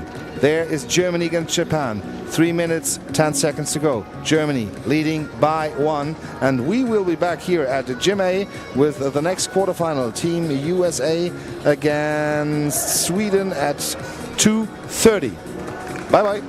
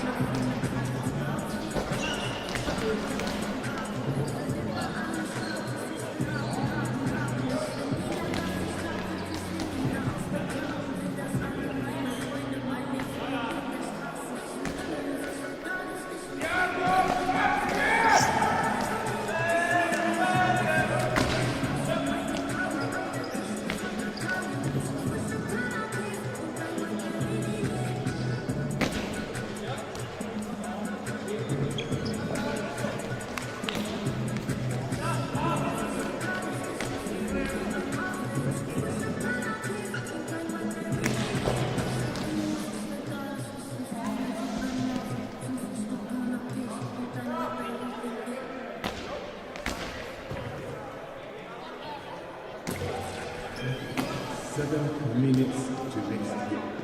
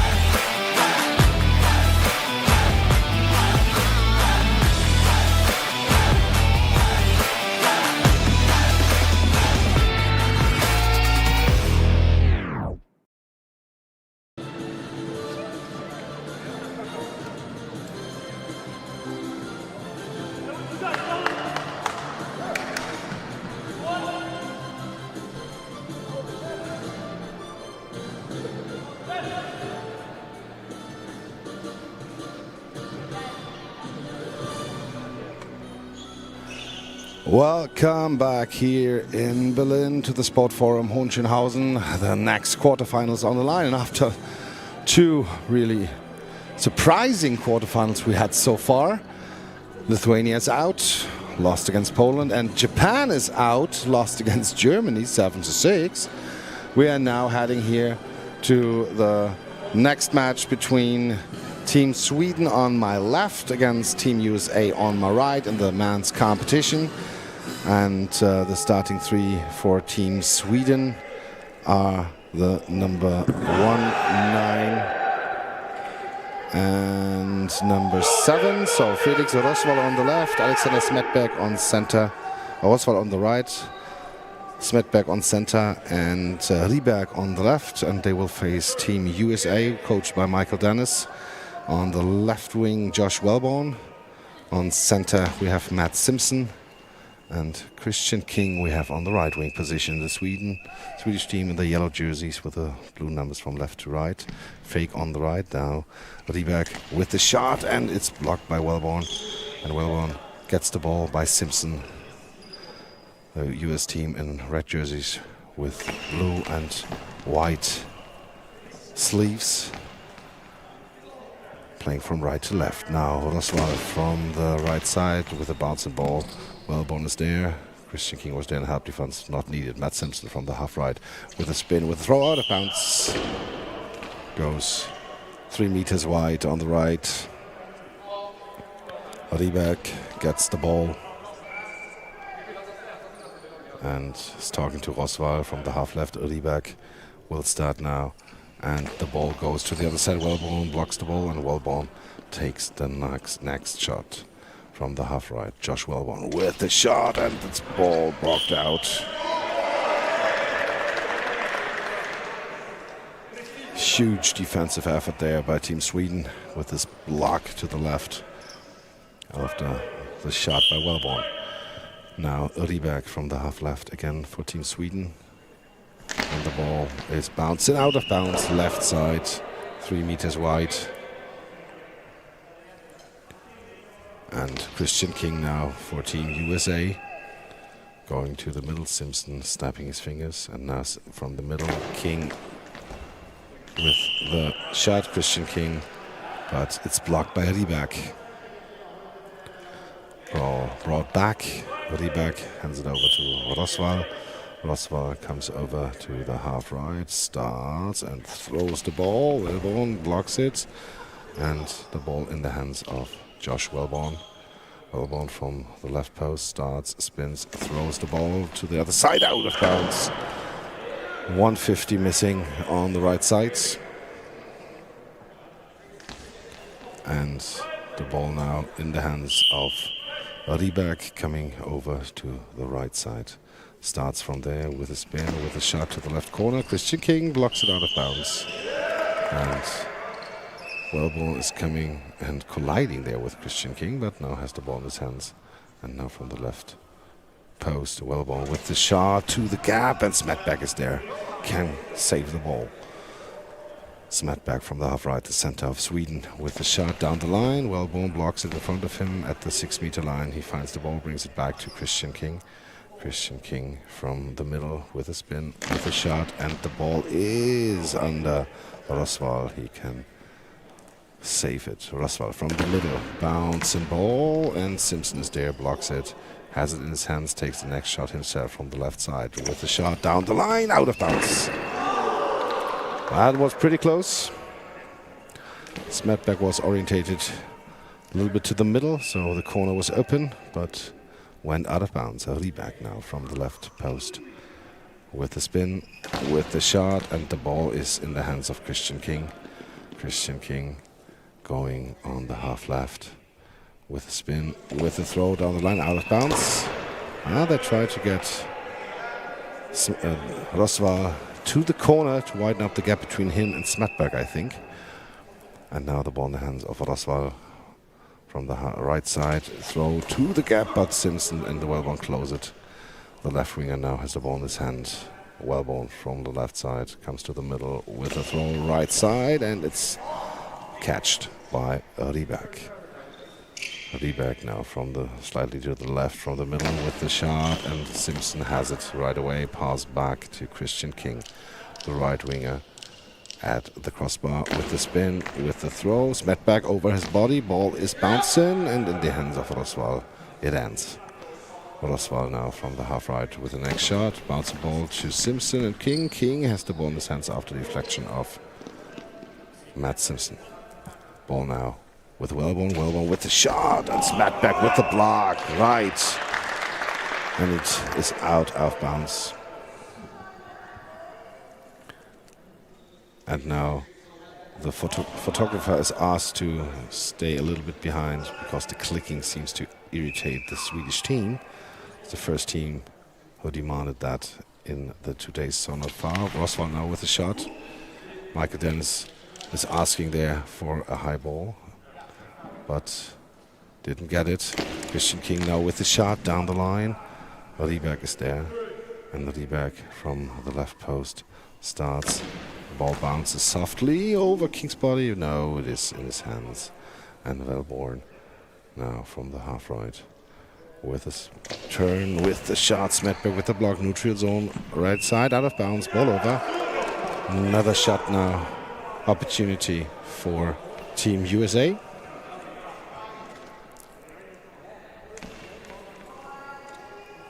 And now we have there Josh Wellborn at the left post. Fake on the right by King. Wellborn from the left with the shot down the line and out. They really try to attack the corner of Felix Roswell there. And Roswell now with the ball in his hands, coming over to the left side, the right winger. Starts, throws down the line, Christian King. And another complaint there. But I think that was a good one. Christian King with the shot. Smetberg is there. Blocks it to the 6-meter line. Neutral zone, finds the ball. Pass back to Rieberg. And the Rieberg now with the ball in his hands from the left side with a shot down the line. No, to the center. Simpson with the counter-attack, and Smetberg with a block over the center line. Ball over. Second ball over now in this game. It's cheered up by Team USA. And Wellborn, the left winger, had the ball taken from the right now back to his position to the left side with a shot, and Smetberg is there. Roswell is there. Smetberg and Roswell can grab the ball together, and Roswell now from the right side with a bounce, high bouncing ball. Simpson in the air and has the ball, then pass to Wellborn, and he gets the ball in time. And now Wellborn from the half right with the shot. Smetberg with the block, ball in the hands of Smetberg to Rieberg. The ball is handed over, and on the half right, then Rieberg with a shot. Simpson to the 6-meter line, finds the ball in the neutral zone after his block pass back to Christian King. And Christian King from the half right with a shot down the line, and saved by Rieberg. Reaches out, and with his fingers he can deflect the ball around the post. And Rieberg now coming over to the right side with the shot down the line. Wellborn with the block. And it's a long ball penalty called. So, chance here for Team USA. Wellborn against Rieberg. Rieberg comes to the 6-meter line in the middle. Wellborn from the half right. And with a spin down the line, inside the net, under the body of Rieberg. It slipped through. Too hard, too precise there by Josh Wellborn. 1-0. Now we see here the slow motion.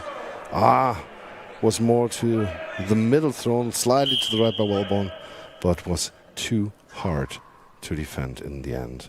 Now again a throw at the crossbar. It's deflected. Great chance here for Sweden, but Matt Simpson is in the air and kicks the ball with his leg up in the air, and then it hits the crossbar on top.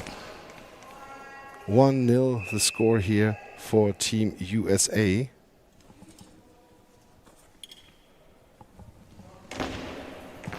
And the ball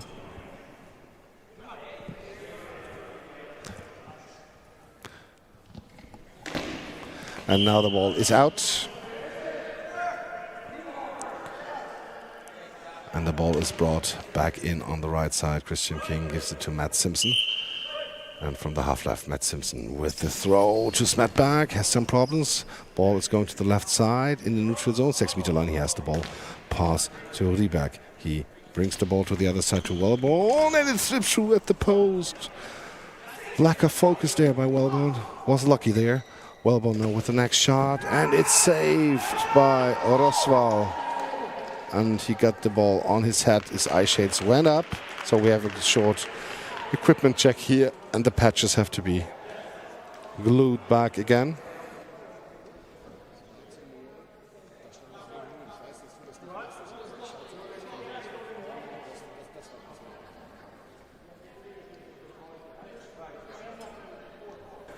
And now Rosval is checked again, so we can proceed with this match here.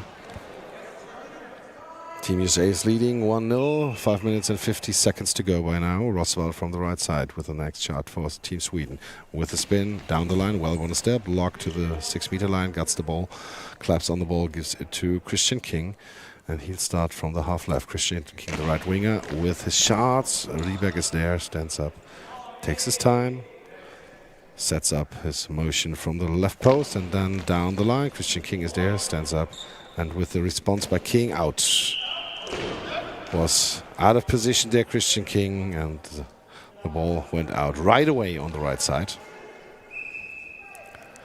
And so now Team Sweden, we see there Rosval from the left side, down the line, out.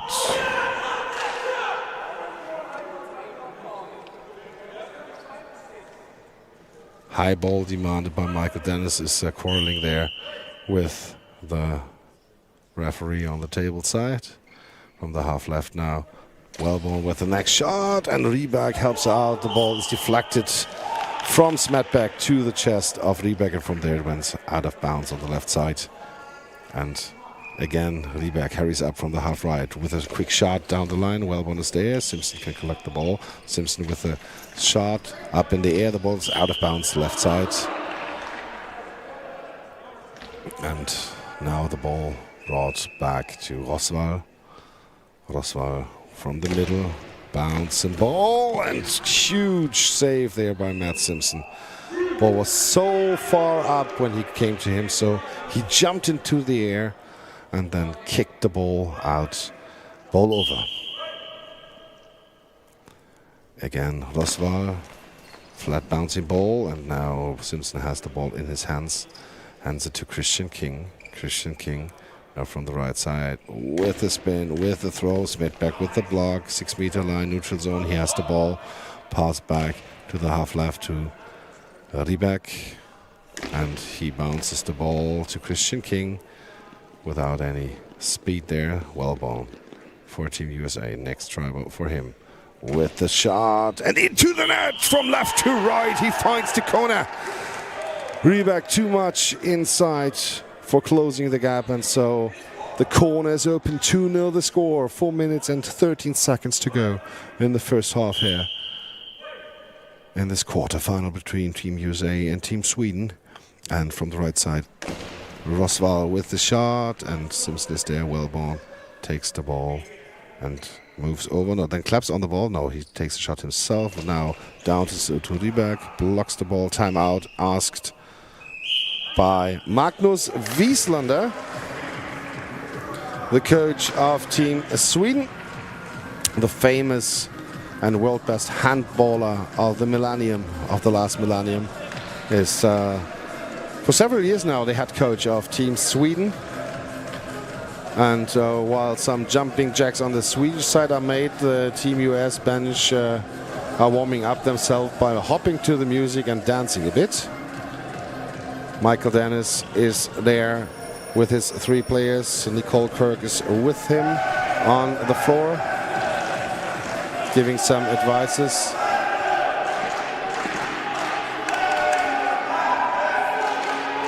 And now the ball in the hands by Smetback. Throw. Simpson can save the ball, and Wellborn for from the left side again with a spin, with the throw to the Rieberg. Has some problems, but then can grab the ball. Rieberg comes over to the right side, goes down, throws the ball, bouncing ball, and Wellborn helps out for Simpson. Simpson laying on the ground, give the ball overhead to Christian King. Christian King from the right side with the next shot, left corner, and blocked out of bounds. Roswell there reaches out with his long arms, and so next try for Roswell from the right side. Takes some time now with the shot. Christian King is there, can block the ball, and then wants to give it to Wellborn. Wellborn is not coming. Christian King from the left now. Now the ball to the right side and out. Misses the target by around a meter. And Rieberg now for Team Sweden again. 3 minutes and 5 seconds to go.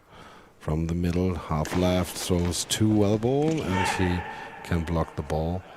And Wellborn again from the half left with a spin, with a throw, and the ball is secured by Rieberg after Smetberg. Quick response, Rieberg to Simpson. Simpson kicks it over the center line, so we have a ball over here.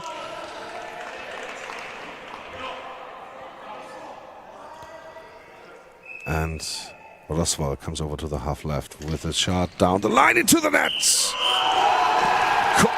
Corner on the left was open. Christian King was not in position, and the ball comes from the half right to the left corner.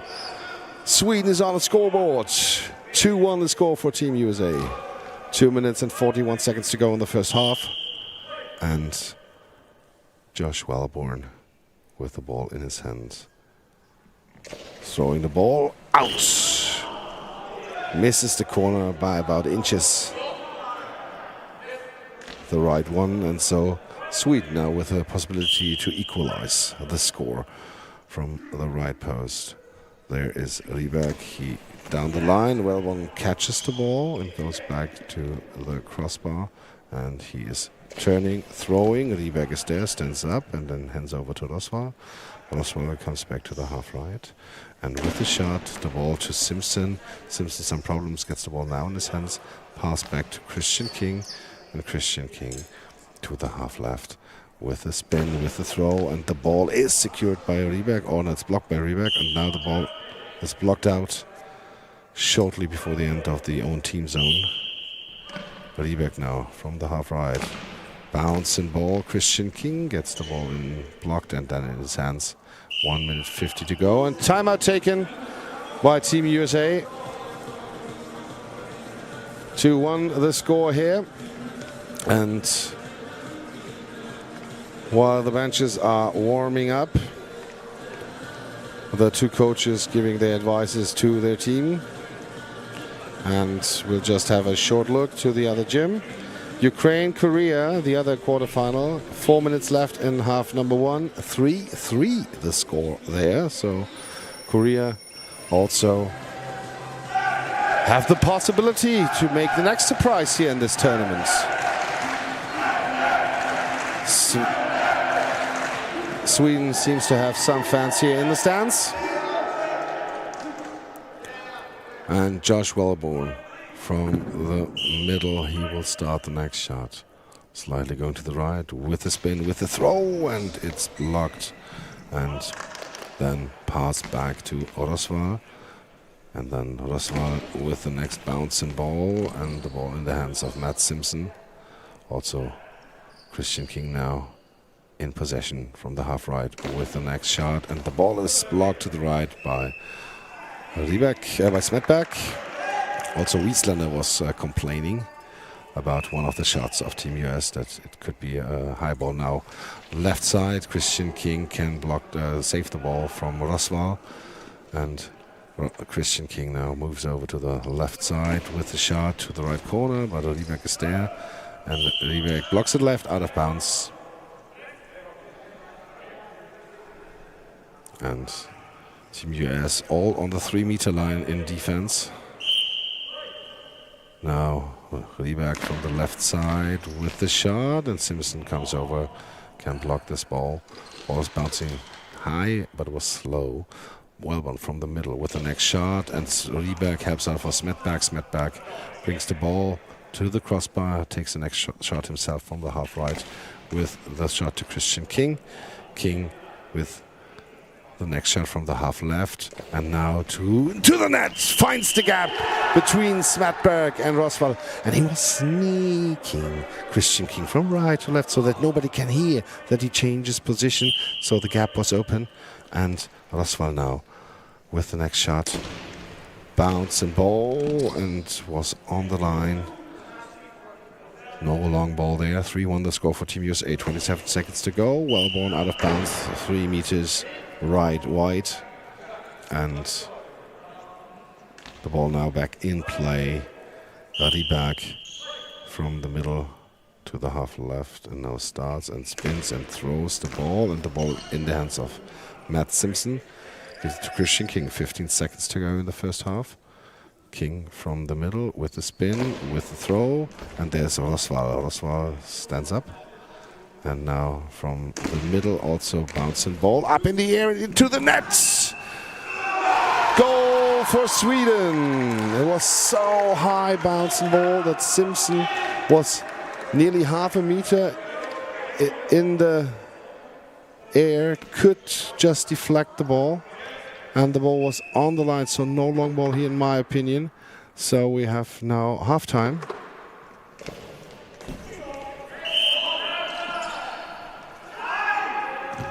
So we have halftime. This shot wouldn't have been counted. So 3-2 the score here now for Team USA. After this great shot by Felix Roswell. Was really bouncing nearly 80 centimeters off the ground, and then from the legs from Simpson the ball goes to the goal. Wellborn tried to do whatever he can, but the ball was then rolling over his fingers, over his body into the net. So we make here a short break, but before that we'll take a look in the other gym. In the other gym there's Ukraine against South Korea, as I mentioned before. And there the results shortly before the half, 2 minutes to play there, 4-3 for Team Ukraine. And we hear each other in some minutes.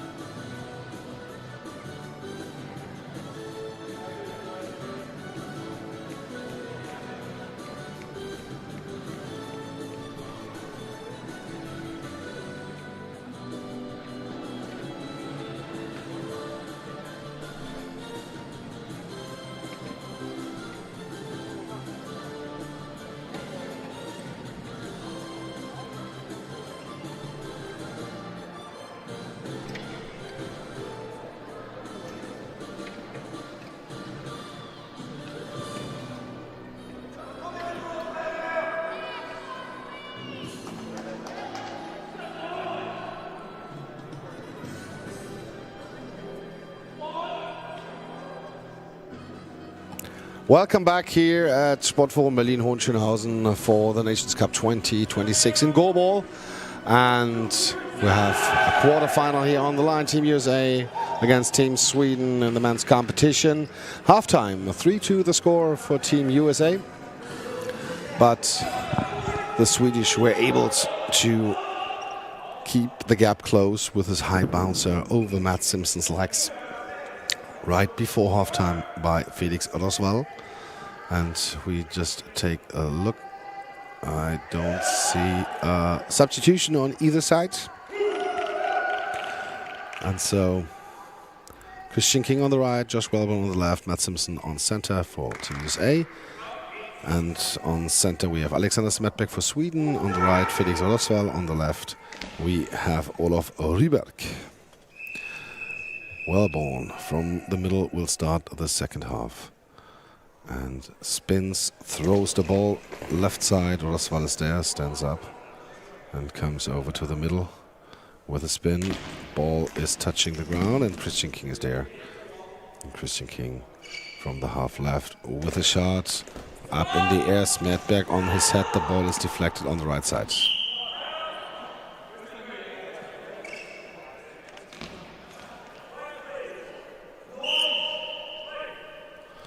And now the ball back in play.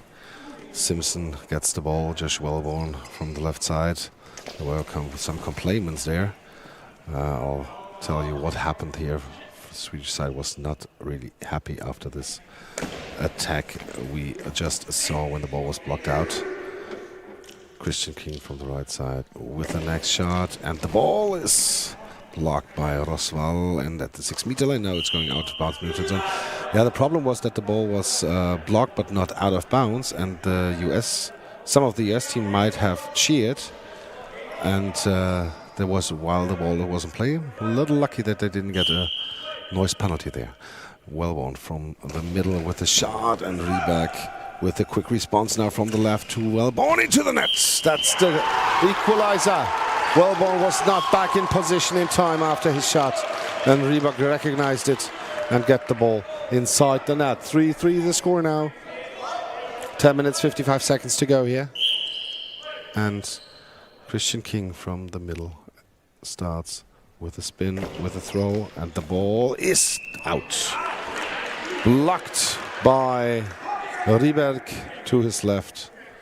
And so next shot for Sweden. Roswell comes over to the half left with a shot down the line. Christian King is there, has the ball in his hands, goes to Josh Wellborn. They are looking for each other. Wellborn now with a shot from the left side, and it's blocked by Roswell. And ball back in play for Team Sweden. Swedish player Ryberg coming to the half left with a spin, and the ball is blocked by Wellborn. Was a cross ball there, and Wellborn now from the half right with the next shot to Ryberg. Ball is not controlled. Smetbeck now finds the ball. Team US is back in position. Ryberg now with the next attack from the left side to Simpson. Simpson on center gets the ball, takes the next shot himself. From the left side, Simpson hurries up with the shot. Roswell with the block, right out of bounds. And the ball now in the hands of Roswell, right side. Starts, spins, and the ball into the arms of Wellborn. Wellborn with the response to the other side. Ryberg is there in position. Ryberg comes from left to right and throws the ball down the line. Wellborn is there, catches the ball. Christian King demands the ball, gets it in his hands from the half right. Christian King with a spin to Ryberg, and he's celebrating the catch there. Ryberg from the half left, bounce in to Simpson again, but Simpson is there. And Simpson with a quick response, nearly a high ball, but not called from half right now. Smetbeck down the line, Wellborn with the block, and the ball is in his hands. And now we have a timeout taken by Michael Dennis, the coach of Team USA.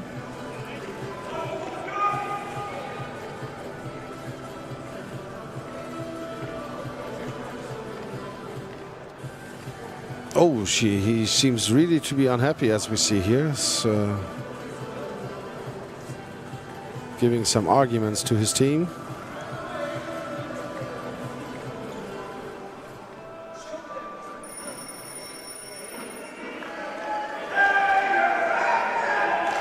I could hear his voice up into the stands, but I could not quite get what he said with the earphones on my head. But he is really unhappy with the way his team plays. And now Wellborn from the half left with the next spin, the next shot, and Rieberg with a save. And now from the left side, Rieberg with a shot, and it's out of bounds. And now Christian King with a shot down the line, and the ball in the hands of Rieberg.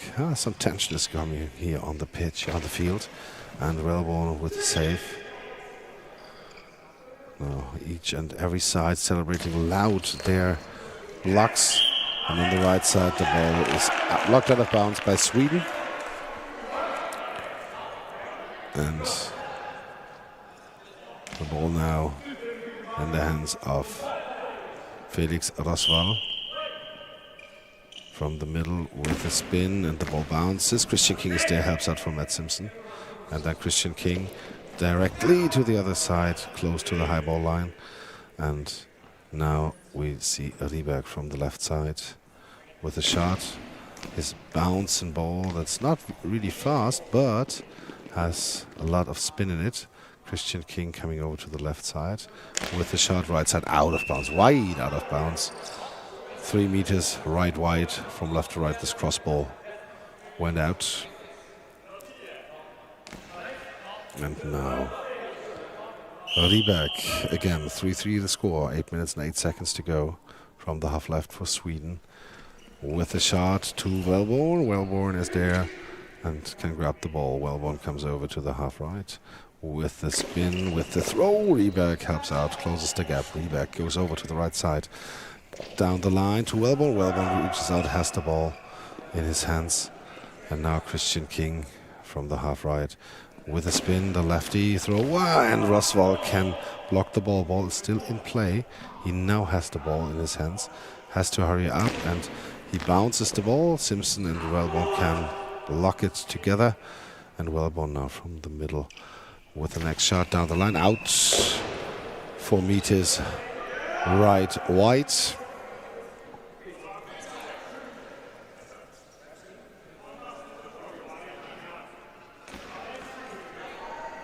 And now the ball in the hands of Rieberg, Olof Rieberg from the half left.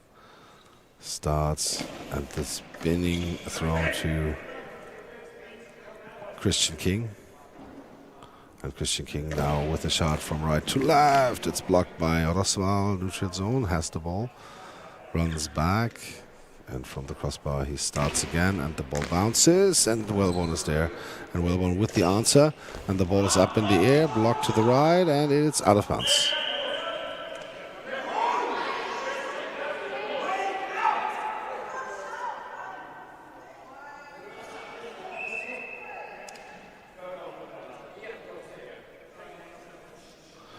Again, complaints about shouting. Don't know if it comes from the team or from the stands. Swedish are really unhappy. Wellborn with the shot. Now Rieberg gets the ball in his hand, and from the middle Rieberg with the spin, with the throw, and the ball is blocked, and Matt Simpson has it. At the end brings it to Christian King. King with the shot, left corner. Roswell with the block. Ball is now in his hands. Brings it back. 6 minutes, 18 seconds to go. 3-3 the score. And the next shot made. Simpson blocks it, collects it. And Wellborn from the half left with a spin, with a shot, and Rieberg. Quick response, and slips a little bit.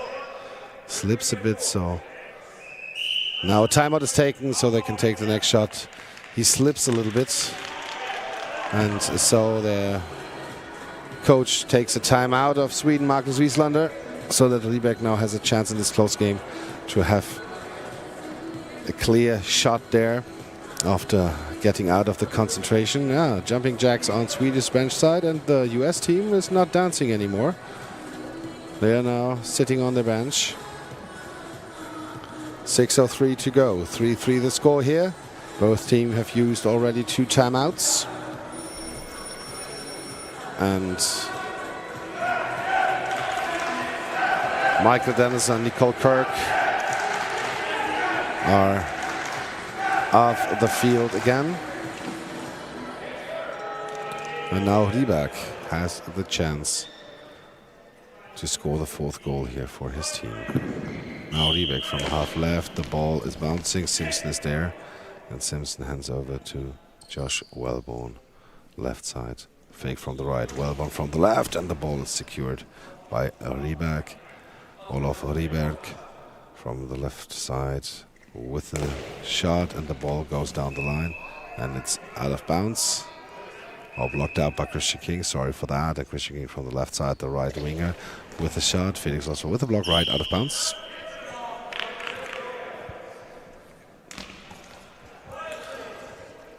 And now Roswell from the right side bounces, and Simpson is there, and Simpson gets the ball to Josh Wellborn. Wellborn comes over to the half right with a spin, with the throw, and the ball is blocked and secured by Rieberg, Olof Rieberg from the half left with a spin, and the ball bounces on the head of Matt Simpson. King has now the ball in his hands, and King moves over to the left side with a spin, with a throw, and Roswell is there, can catch the ball. Last 5 minutes of the second half start now. Roswell from the left, and the ball is blocked out by Christian King. And now from the left, Wellborn with the next shot, blocked by Smetberg over the center line. So we have a ball over.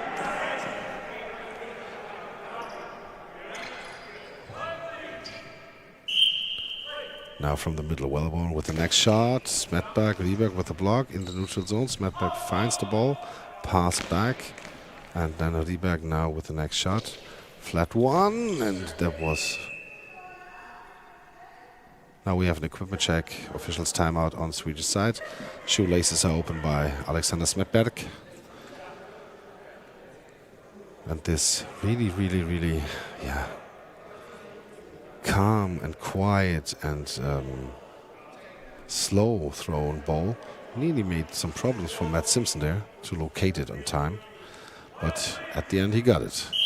Matt Simpson from the half left, the center for Team USA, with the spin, with the throw, and the ball is blocked by Smetberg to his left, pass to the right side, and now again Roswell, huge bounce out of bounds. And the ball in the hands now of Josh Wellborn. Next shot by him, and the ball is blocked by Rieberg. Helps out there, closes the gap. 4:13 to go in the second half. 3-3 score. Rieberg from the half right. Next shot. Wellborn is there, stands up. Quick response by him, and then up in the air. It's blocked left, out of bounds. There was Rieberg not in position. The corner was wide open, but Wellborn was going on the middle to Smetberg, and he could save it, block the ball. Rieberg, next shot, Simpson is there. Simpson to Christian King. King from the half left with the next shot to the right side, blocked by Rieberg, and he gets the ball in his hands. Brings it to Felix Roswell. Roswell now with the next shot from the right side, and the ball bounces. Wellborn is there, and Wellborn with his way to the half right with a spin, with a throw down the line, out. Missed the target by around 2 meters. So we have 3 minutes and 36 seconds to go. USA Sweden 3-3 the score. Sweden now with Rieberg from the middle. He starts with a spin, with a throw to the right side, but the Wellborn is there, gives the ball to Simpson. And Simpson from the half left with the throw, bouncing ball. Roswell is there, stands up quickly, but then takes his time. And Roswell with a spin, and the ball bounces into the arms of Christian King. From right to left, from left to the middle. Oh, long ball. That's the long ball. Christian King with a long ball here. Too much risk there by the right winger. And now Rieberg has the possibility to bring the first lead here for Sweden. And Rieberg from the half left starts. King on the line. Ball is thrown and the ball is blocked. Ball is blocked by Christian King. Was going to the right corner. There the ball was coming. He nearly was going too wide. Blocked the ball with his legs and it was rolling a little bit to the line, but he can secure the ball at the end. So 3-3 remains the score here. And then we have this shot by Simpson taken away by Rieberg. Roswall now from the right side. Next shot for Sweden, and the ball is going into the legs of Simpson, blocks it out to the left. 2 minutes and 52 seconds to go here. And there is Wellborn from the half right, the left wing of the next shot, and the ball is blocked and free, right out of bounds now. Blocked out by Sweden. Some seconds have left from the 10 seconds. And now Roswall hurries up, throws the ball down the line. Wellborn is there. Wellborn with a quick response, and the ball is secured by Roswall. Roswall stands up quickly, gives the ball to Rieberg. Rieberg came over to the right side, the left winger from right, with the ball down the line, out. Ball is out. 2 minutes and 26 seconds to go here. 2 timeouts left each team. 3-3 the score. Matt Simpson from the middle with a spin, with a throw, and the ball is blocked by Smetberg. Smetberg brings it to Roswall. Roswall to Rieberg from the left side. Rieberg with the ball and a lot of spin. Simpson is there and gives the ball to Christian King. Christian King moves over to the left side with his left arm to Smetberg, blocked in front of him, and he finds the ball, gives the ball to nobody. He, from the middle with the bounce to Simpson, blocks the ball to the neutral zone, finds the ball in time, pass back to Wellborn. Wellborn from the left side with the spin, with a throw, and kicked by Smetberg in front of him, then secured the ball. Ball passed to Roswall. Roswall from the half right, and the ball in the arms of Josh Wellborn. Christian King takes the next shot. 1:33 to go. Still equal here, this game. And now Christian King with shot. Rieberg is there. And Rieberg with the next try for Team Sweden. Rieberg with the shot. Simpson with the kick in front of him, and then he had the ball passed back to Wellborn. Every shot can be the decider. Wellborn down the line, and the ball was out. The ball was out before even Roswall had to block it. And timeout asked by Team Sweden. Team timeout Sweden. 70 seconds to go here. 3-3 the score. And as I mentioned, every shot can be the decider. In the other gym, there are 4 minutes left, and Ukraine is leading 5-3 against against Korea. And the staff member Jeff Archuleta already left the field. Now also Michael Dennis and Nicole Kirk, the coach and the assistant coach, coming down from the field. Sweden is cheered up from the stands. 70 seconds to go. And now there is official timeout because the 15-centimeter line on the left defense side of Team USA has to be fixed. And this already has been taken care of. And so Sweden has the ball. 70 seconds to go.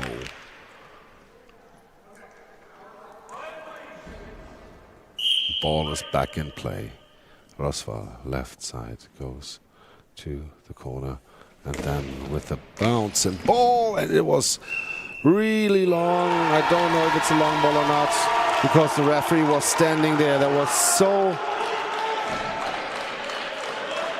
And the ball went in. 4-3 for Sweden. So now Team USA has to level up their game, take more risk. Christian King with the next shot, and the ball is blocked by Rybak. Ball goes left out of bounds, and it's a block out. Stayed in their own team zone when it went out. And so Rybak now with the next shot here.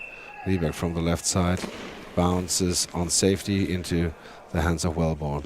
Wellborn comes over to the half right with a hard throw to Rybak. He can catch the ball, goes back to the goal, and from left side now bouncing ball to Christian King, and Michael Dennis demands a timeout. Didn't get it when he wanted it. Was arguing there with the referee. 31 seconds to go here.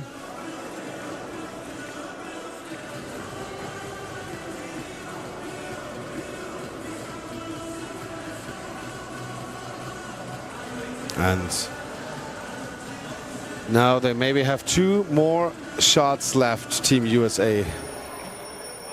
They have to risk even more right now, like the Swedish did with this ball that was really long, but they couldn't see it if it's a long ball or not because the referee was there standing on the line. We have to trust her.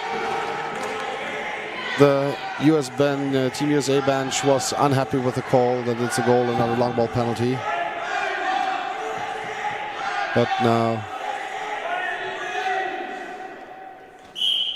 now Wellborn with the shot, and the ball is deflected, but Rybak is there.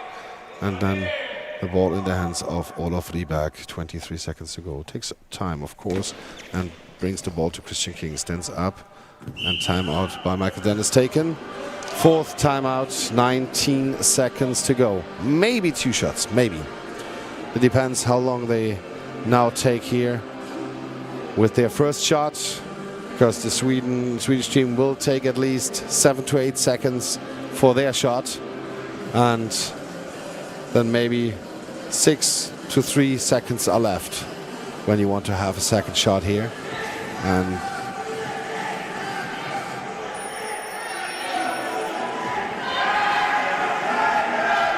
now Christian King should take the burden here to take the shot.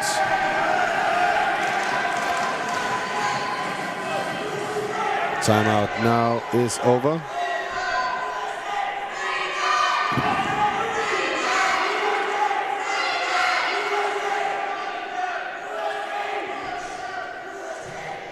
The referee tries to calm everybody down. King with the shot, and the ball is saved by Rybak.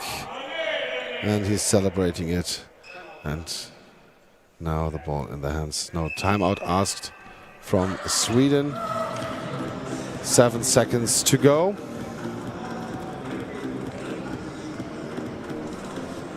Michael Dennis was also preparing a substitution to stop the clock here because he has no timeouts left. I think Zach Bueller is the man who should come in to stop the clock. And Michael Dennis approached the referees and told them what he is unhappy about. But Sweden leads here, 4-3. 7 seconds to go. And Roswell maybe has 3 to 4 seconds left for this throw. And now the ball is played softly to the other side. 6 seconds to go. Matt Simpson has to hurry up. He gives the ball to Wellborn. Wellborn, 5 seconds to go, and then the clock is running, and the ball is secured by Rybak and Svedberg. Yeah, ball in Swedish hands, and it's over. Sweden beats Team USA 4-3. After 3-1 down, they've beaten Team USA 4-3, and will go to the semifinals. And we'll just take a short look to the other gym, because you can go over there. 2 minutes are left there. Ukraine wins, not winning, 2 minutes left, 7-3 against South Korea. They are leading, and Just for you to know, the next match we'll hear one of the placement matches, Denmark against Australia at 3:35 in 50 minutes. We'll be back for you, and yeah, enjoy the pause.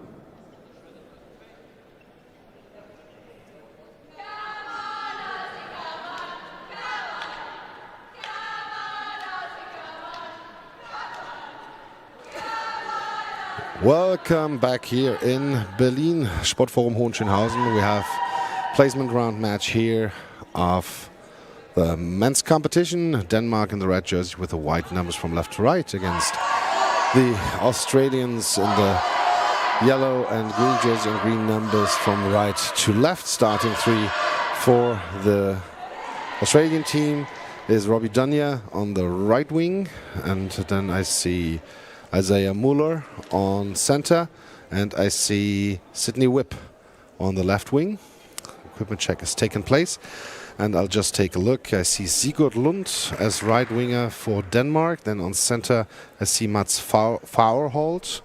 And on left, there must be number 3, Silas Friis Hansen. Coach of the team is Svenne Lund from Denmark and Andrew Ridley for Australia.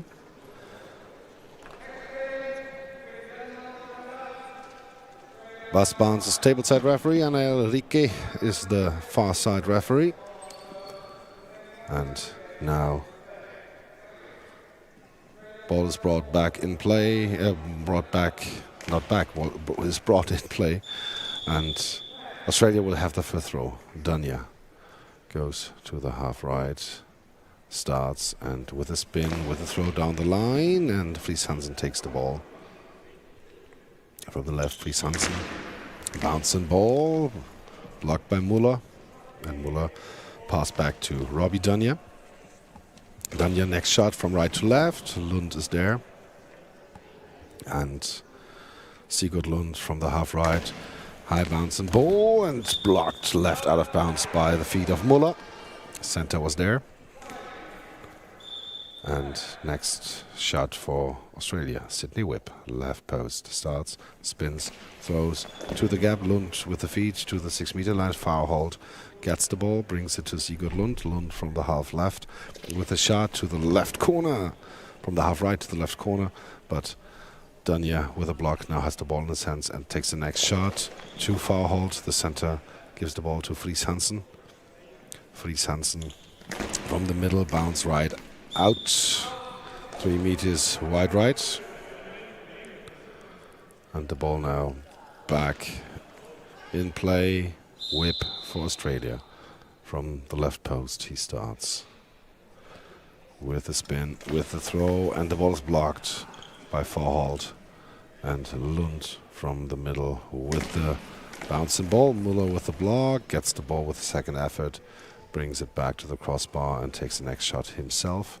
Muller with the shot left corner and blocked out by the chest of Sigurd Lund.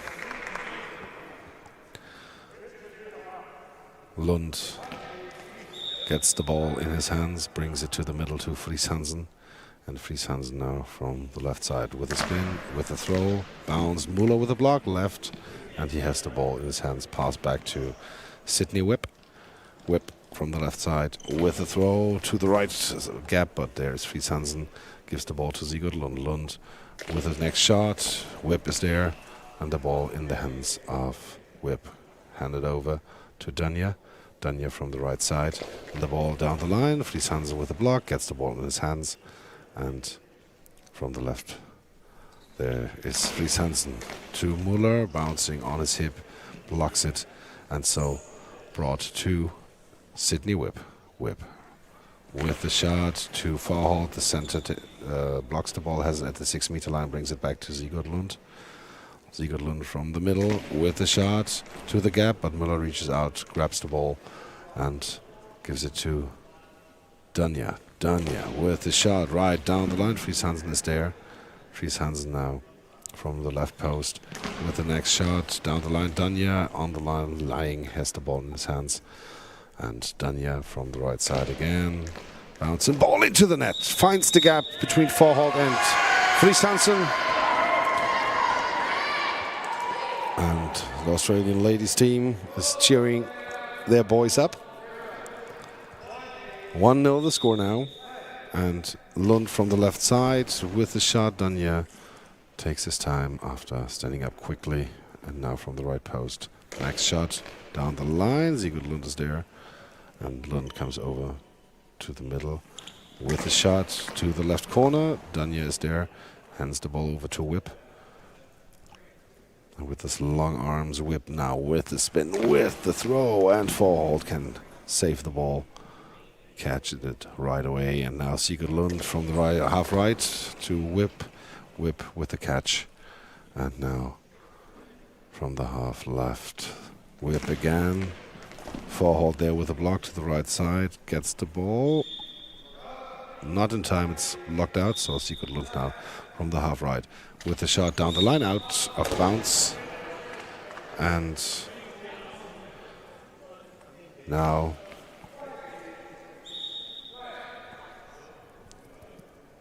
now whip from the left side with this shot for Holte with problems, but Sigurd Lund can grab the ball. And now Fries Hansen, shot to Müller. Müller catch the ball. And Müller from the middle, he starts with a shot left corner and blocked out of bounds by Sigurd Lund. And now the ball in the hands of Sigurd Lund again. Goes to the left side, the right winger with the shot to Müller. Müller with a block, left out of bounds. 7 minutes, 53 seconds to go. 1-0 the score for Australia in the first half. Robbie Danya from the left post, start with a spin, throws, and Sigurd Lund with right positioned, throws, fast counter-attack, blocked out on the right hand side. So Sydney whip on the left post, start, then throws, blocked out with the belly of Sigurd Lund, the right winger. Hands the ball over to Silas Hansen, who's shooting from the right winger position, blocked out. Saya Müller.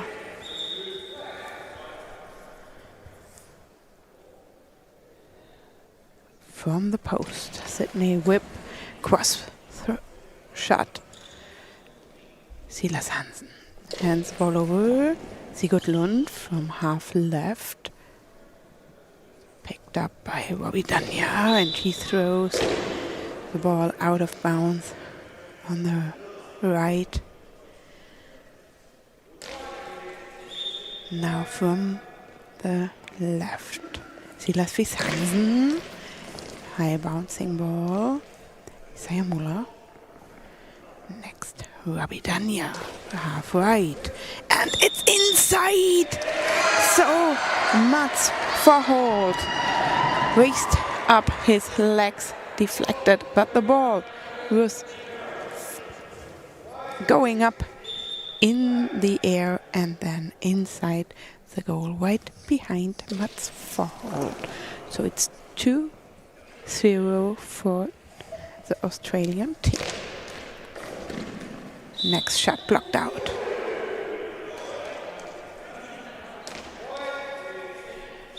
Silas Fries Hansen with a spin, throws, saved by Isaiah Müller, who was laying up in the air, just one hand on the ground and putting his body up in the air. Next shot, Sigurd Lund with the first goal for Team Denmark. Down the line from the right post into the goal right next to Sydney whip. Robbie Danya. Australia 2, Denmark 1.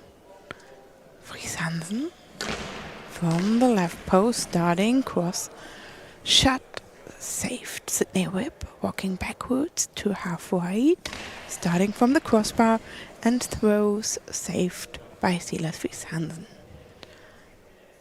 Hands it over to Sigurd Lund, half left, throws, finds a gap between Müller and Whip, but Whip stretched out his legs and kicks the ball forward, saved by Müller, and he throws the ball fast to the other side because of the 10 seconds rule. Sigurd Lund from the right, high bouncing ball, Sydney whip, saved. And starting 1 meter next to the left post, again blocked up in the air by Mats Verholt, but saved by Hansen, and then blocked out the thrown ball by the Australian team. Robbie Danya starting from the right post with a spin. 3 steps forward, spin around, throws. Timeout Denmark, the first timeout in this half between Denmark and Australia. 5 minutes and 4 seconds are still on the clock in this half. And we will have a short look in the other hall gym. There is the match between Belgium and Portugal, and Portugal is 1 goal indeed, 3-2, 7 minutes left in the first half over there. But now we are back on the field in Gym A between Denmark and Australia. Starting with the next attack by Denmark. Lund has to be careful not to fall down while walking backwards. Rabidanya down the line. Hansen saved. Spins around, throws across the field. But ball over, the ball was running into the neutral zone. And now Sigurd Lund. Mola. With a spin from the center position. Next to his opponent, Mats Farholt. Hands the ball over. Silas Fix Hansen. Mola is picking up the ball and rolling it to Sydney Whip, who stands and shot to the center of Denmark. Farholt hands it over to Sigurd Lund, starting as well from the center position, targeting Robbie Danya. Now Danya kicked into above the center line by Farholt, so the ball will be handed over to the Australian team on the right hand side. Robbie Danya, 1 meter next to the right post, spin, throws, and it was so close, but out of the field. So close to the left post, but out of the field. 3 minutes and 52 seconds to play. Sigurd Lund move to the left wing, starting from half left, throws down the line. Robbie Danya with a spin, throws, saved by Farholt. With his legs, then putting his arm on the ball. Hansen with a cross shot out of bounds on the right hand side. Now we have an equipment check. Sydney Whip is taking his eye shades off. And again on his head. Now he gets the clap on his shoulder. It's the sign that he is, until that point, he is not allowed to touch it anymore, and we can start the time and the match. Farholt bringing the ball to Hansen. Hansen throws, blocked into the neutral zone by Muller, but he catches up the ball and passes it to Danya. Danya, cross shot, saved. Sigurd Lund. And equipment check. Isaiah Muller has to stand up and to put his eye shades again above its eyes. And now Sigurd Lund, the right winger, throws from half right. Sydney Whip, holding the ball in his arms, spins and throws down the line. Blocked out. Sigurd Lund with his right arm, which was laying on the ground. He raises up the hand and deflected the ball out of the field. 2 minutes 49 seconds. And Hansen starting from half right. Saved by Muller. Hands it over to Danya. Starting from half right. And he scored! Hansen raised up one leg, and it seems like the ball is just running through his both legs inside the goal. It's like a scissor. He opened his legs and the ball is just running in between. 3-1 Australia is in the lead. 2 minutes, 2.5 minutes nearly more to play. Forhold in the center, handed over, Sigurd Lund. Saved by Muller. Now Robbie Dania, the right winger, with a spin thrown ball blocked out by Hansen. And the Danish team now with Friis Hansen from the middle. Shot to Muller. Isaiah Muller gets the catch and then brings the ball back or passes back to Whip.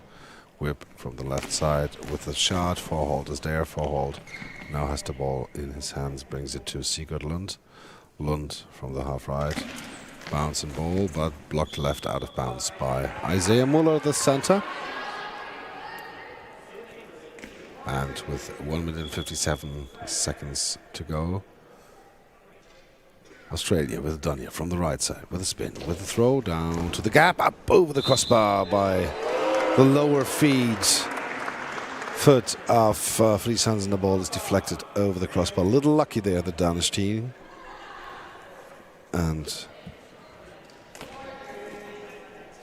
Denmark now with Friis Hansen from the middle, bounce and ball deflected left out of bounds, blocked by Isaiah Muller.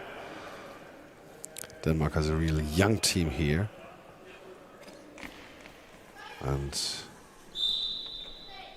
they have to make their experiences on this level. Whip from the left side with a shot, and Sigurd Lund is there. Quick response by Sigurd Lund. He tries to get the corner, but there's Whip again in position, and Whip gives the ball to Dania. Dania with the shot down the line. It's blocked to the left, and it's in the hands of Friis Hansen. Friis Hansen from the left with a shot right out of bounds. And the ball, and now timeout is asked by Andrew Ridley, the coach of Australia. So 1:14 to go. And we'll take a short look to the other side. These are all games that decide the placement round here. So the winners will play on higher ranks tomorrow. And in the other gym, Portugal leads against Belgium 6-3. 5 minutes left there in the first half.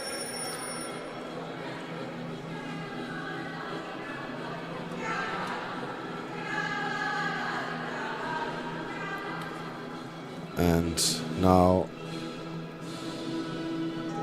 the timeout is over. Both teams have taken one timeout in the first half. 1:14 to go.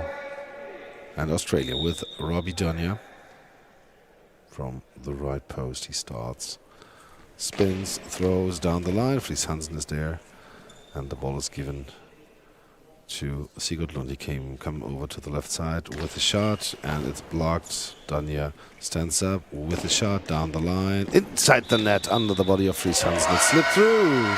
4-1 the score. Friis Hansen there with some problems on defense. Can't get the body on the ground. And now the ball with Sigurd Lund. And now Dania with the ball in his hands. 45 seconds to go. Forhold with the block. Left to the neutral zone. Finds the ball on time. Brings it back to Friis Hansen. Silas Friis Hansen with the shot, but it's blocked by Muller. Handed over to Whip. Whip from the left side with the shot. Forhold there. Grabs the ball. Gives it to Lund. Lund from the middle to the left corner. No left gap, but it's blocked out. And in 19 seconds to go. 4-1 the score for Team Australia. The ball now in the hands of Robbie Dania. Robbie Dania from the right side with a spin, with a throw. Forhold there, can't catch the ball. Hurries up, brings the ball to Lund. Lund with a shot, and Muller with a block to the left side. The ball is still in play. 4 seconds to go, and now with the shot, and now the first half is over. 4-1 the score at half for Australia against Denmark, and we'll make a shot break and also have a halftime substitution, but you will figure out what kind of substitution.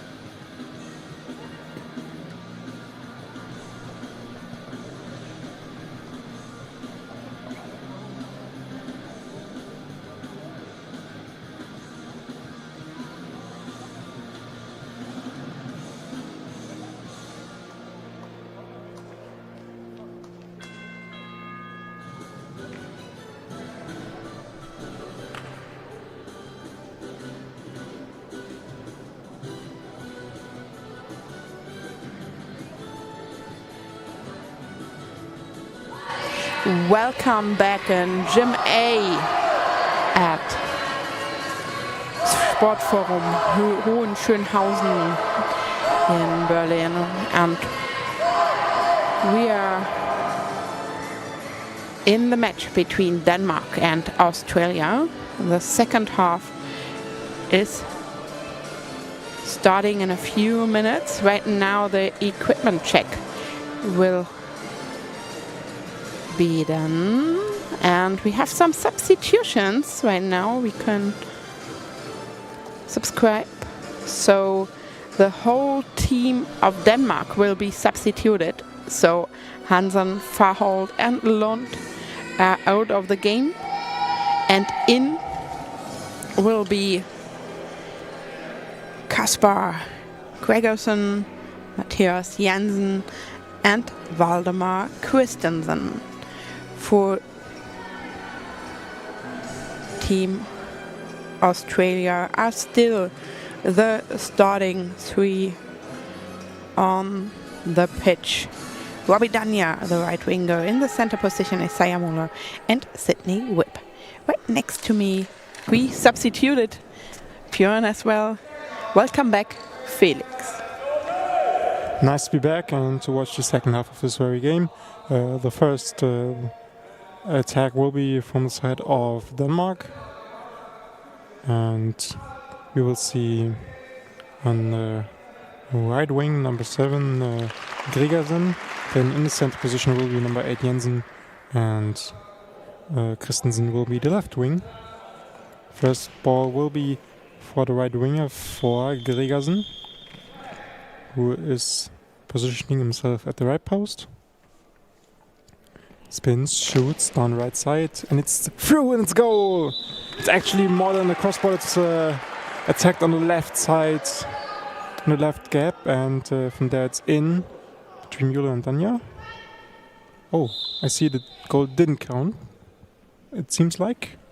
Yeah, it's still 1-4-1, so since the goal didn't occurred, or we have a malfunction with the scoreboard. But still 4-1 on the scoreboard. Okay, 2 shots were missed, but both were saved. And then there's another one from Rip, the new left wing, who then throws to the left gap, but it's saved. Now next shot from Gregersen, which is saved and then goes into the neutral zone after Müller blocked it to his front. Then next Danya on the right side goes down the line, but it's gotten out of bounds. And it's even... Is there a penalty called? I don't think so. I first thought it because there were some cheers from one side, but nothing occurred. So next shot will be from the left wing, from Christensen, who throws cross ball up the right gap, but Müller is there. And after blocking it forward, he can pick up the ball from the neutral zone, then goes to Rip. He goes down the line to the right side, to the left side, and it's actually saved from number 7 from Gregersen, who then throws a bouncing ball, and it's saved with the legs of Rip. Then in short time it was free, but then Danya can pick up the ball, throws it to the right side, to the right gap, but it's actually saved from the center from Jensen, who then gets the ball to to Christensen, I'm sorry. And then there's the save from Müller in the right gap, and then ball is in the hands of Robert Danya, who goes down the line to the right side, but then it's saved from Christensen again. He's now at the half left and throws to the right side, but there's Müller with the save at the right gap. And sitting with the next shot, but it goes up the middle, it's saved and picked up by Gregersen. Now to the right side, and it's goal! Goal in from number 8. From Matthias Jensen, throws it up the right gap. It's tripped over the leg of Müller, and then Whip can't pick it up and help with the help defense. Now they switch positions, Whip up the middle and Müller at the left wing. And Danya with the next shot from the half right. The current score is 4-3 in favor of Australia still. And there is a timeout taken, if I see correctly, by Team Australia. Such a perfect first 2 minutes in the second half for Denmark, right, Nadine? Yes, that was the perfect match plan for the second half of their coach, of Svenne Lund, and his assistant Malene Iversen, to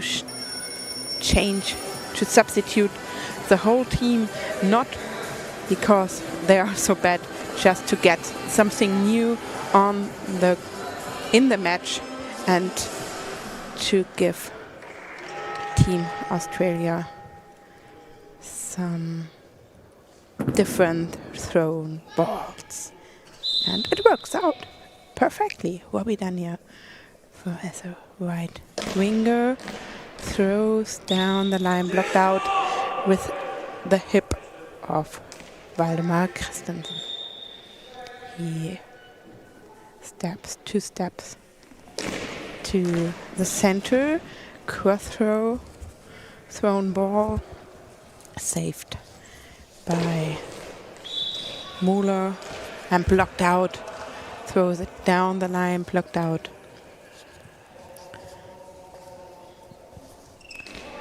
Now the ball is back in their hands. Gregersen throw saved by Müller. And substitution, Australia. Müller, Isaiah Müller will be replaced by his teammate. I think it will be Matthew Bowery. And right now he is at the eye shades shut up. So eye shades check up. The patches will be checked, and as well the eye shades. So now he's taking place on the left wing, Matthew Bowery. But we will see what we done here, throwing the ball across the field to the left post, but saved by Gregersen. He throws right to the new man, to Bowery. He kicks the ball, and Bobidania saved, throws and blocked the hip by Valdemar Christensen. 9 minutes and 6 seconds more to play in the second half. Valdemar Christensen throws saved by the center, by Sydney Whip. And he throws by himself, but throws the ball out of bounds on the left-hand side. Now we see Kasper Gregersen moving to the center position, throws, but Bowie saved. And he throws the ball as well. Jensen was sliding to the right to save this ball, and now he throws as well by moving his hand to the side, not from down. He throws totally from the side with a long arm, but saved, and the counter-attack is out of bounds. So Valdemar Christensen starting from the center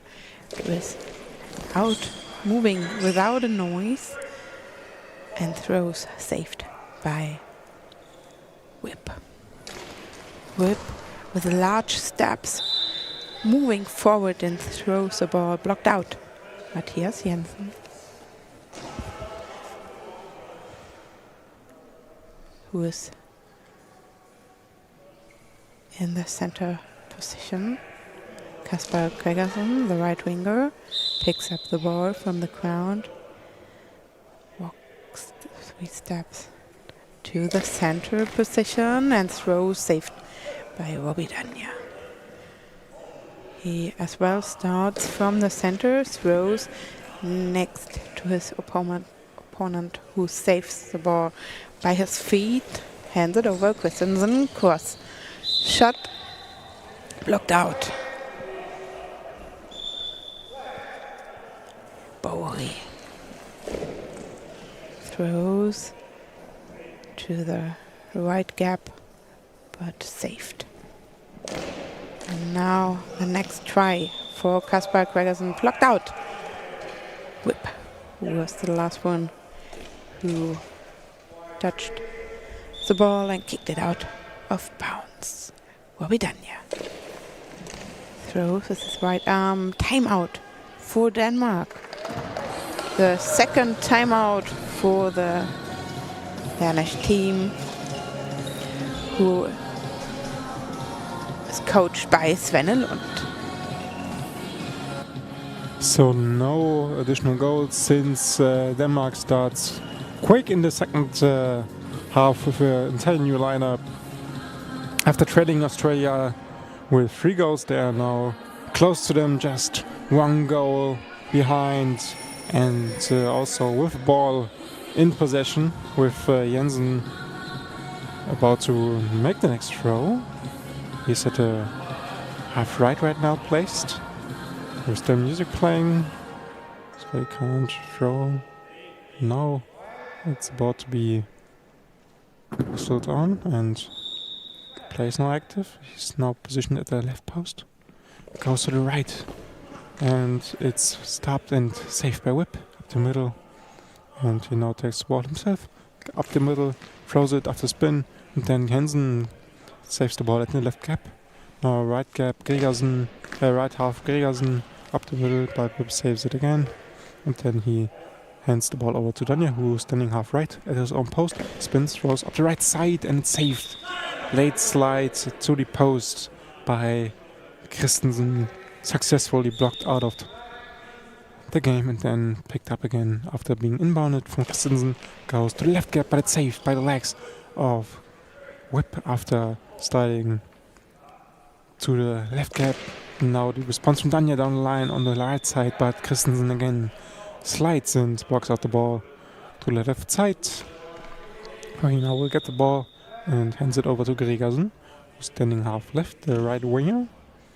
Standing half left, spins, throws down the right gap, but it's saved by the feet of Bowery, who then takes the ball himself, goes up the left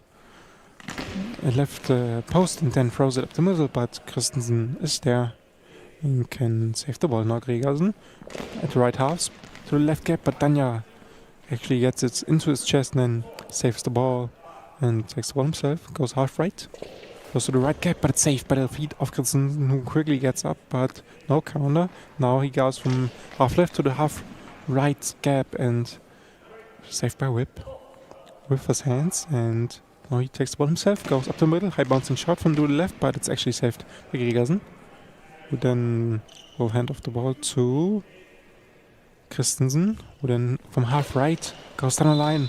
A lot of movement at the Danish side, but no success right here. Now Bowery, after the shot went out of bounds, far right. Bowery now to the left gap, but it's actually saved from Christensen and Gregersen. Gregersen now from half right goes to the right gap, but forwardly saved by Whip. And then picked up and handed to Danja, who then goes cross ball to the left post, but saved by Gregersen. He didn't have to slide at all, and now Christensen goes to the right gap, but Whip is there and blocks it out of bounds to the left side. And we have another result from the opposing game in Gym B. Belgium currently now trailing Portugal with 5-9 with 9 minutes left in the second half. But we are focusing on this game with just under 5 minutes left. Now in the middle, Christensen with the ball in his hands goes up the right side and red, but it's saved by Whip. It's actually the right gap, and he got it with his hands. Now throws to the right gap, but slide over to the post from Christensen. Quick response to the left gap, but Whip with his hands and nearly the center line. Whip can control the ball and hands it over back to Danja, who has to go quick now. Goes to the right gap. Christensen with his legs tucks the ball in and hands it over to Gregersen to the half right. He goes to the left post, but it's wide out of bounds. Close game, Nadine. Last 5 minutes are underway. Yes, it is. And we are looking forward in this match. Danja throws it across the field to the left post, saved by Gregersen. Picks the ball up, throws as well. Now will be Danja from the right post with a spin throw, saved by Jensen. Hands the ball over, but his teammate is reacting, so he's throwing on his own. Matthias Jensen from the right next to the right post, but blocked out. Matthew Bowie. The ball in his hand, but throwing without a spin down the line. Kasper Gregersen and Jensen saved with the next shot, saved as well by the center Whip, Sydney Whip. He throws. Timeout. Official.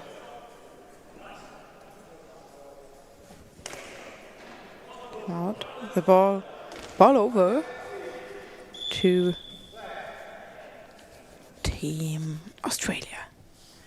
Dania from the right throws down, blocked by the chest of Valdemar Christensen, blocked out. 3 minutes and 19 seconds on the match clock. Now Kasper Gregersen from the left post, moving backwards to his position. Dania throws, saved by the feet, rolling right next to the body, starting by the feet, hips, and then last by the chest, and then rolling out of the field. Valdemar Christensen now throwing down. Dania slows down, hands the ball over to Matthew Bowie. He's starting from the left post, throws blocked out by Jensen.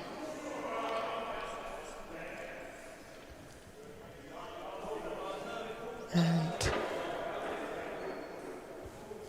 the ball will be dropped by the goal line referee. Now Kasper Gregersen with a hard spin swung ball. Dania now is in charge, and timeout. Equipment check.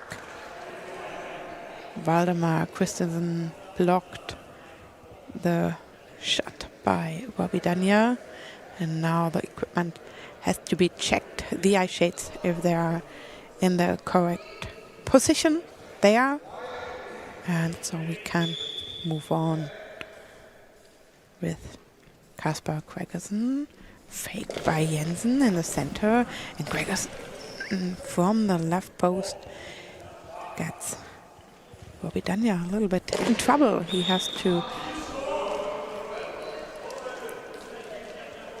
touch the ball twice to save it. Throws, and the ball is out of bounds. 2 minutes and 15 seconds more in this match. Valdemar Christensen starting 1.5 meter from the left post with a spin. Throws kicked into forward by Dania. And now whip from the center. Blocked out. 2 minutes. Kasper Gregersen is carrying the ball to the center and starting the spin and throws, and he scored! He scored perfectly right next to the left post into the goal with a cross shot. 4-4 between Australia and Denmark. How will they respond? They respond with Dania hitting the straight shot at the right post, but Christensen is there. Now throws a crisp ball to the right side. Bowie is there at the right gap, and then he picks up the ball himself, goes from half left down to the left gap, but it's actually saved by Gregersen, who was the target at the left post, where the ball will be dropped in. Already positioning is Jensen, who will take the ball at the right post, then goes up the middle, throws, slinging it to the right gap, and it's saved by Bowie's chest, then picked up by himself and goes from the half left. High bouncing shot to the left gap, saved by Jensen again. Now Gregersen half right, throws cross to the left post, but too wide, went out of bounds at about 3 meter line. Never had a chance to go in this time, so no trouble for Dania this time, who conceded the last goal at the left post. Now Dania will make the next shot at the left gap, but outstretched body by Jensen, who saves it, then has to a lot of struggle to control the ball in the neutral zone, then has to throw it out by intention to avoid a 10-second runoff, which he is able to do. So ball is just over and no penalty shot, but still ball over from the left side. Bowie from half left will throw the next shot Goes up to the left sideline and throws it straight to the left post, but Gregersen is there, can save the ball and get up with the ball. Throws it himself now from half right. Goes cross to the left side, but Stanja getting his body in front of the ball and then picks up the ball himself. Goes for the next shot himself and throws up the middle. Jensen is there. Controls this time. Controls the ball better this time. Gets it to Christensen, who now gets the ball up the middle. It's saved by Whip, then picked up by Whip. Throws it near the neutral zone, but it's all fair. But he just got saved by Christensen, who then slings it up the middle himself. Now Whip, and Whip will hand it off to Bowie, but the next shot will be coming in just 45 seconds because Team Australia is taking another timeout in this matchup with just 9 seconds left. So pretty smart move to talk over the probably last shot or second to last shot in this matchup, to talk about how are we placing the shot and also how will we defend the other shot if you miss it or if we score it, because there probably will be a quick response from Denmark either way. So little chat about this, and this could probably be the most important shot of the whole game, with the game on the line. With this shot, it will be made by Robert Dania from half right. He's silently staying there at the half right. Now he is going, spins, throws up to the left right gap, but saved by Christensen, who holds onto the ball. But time is over.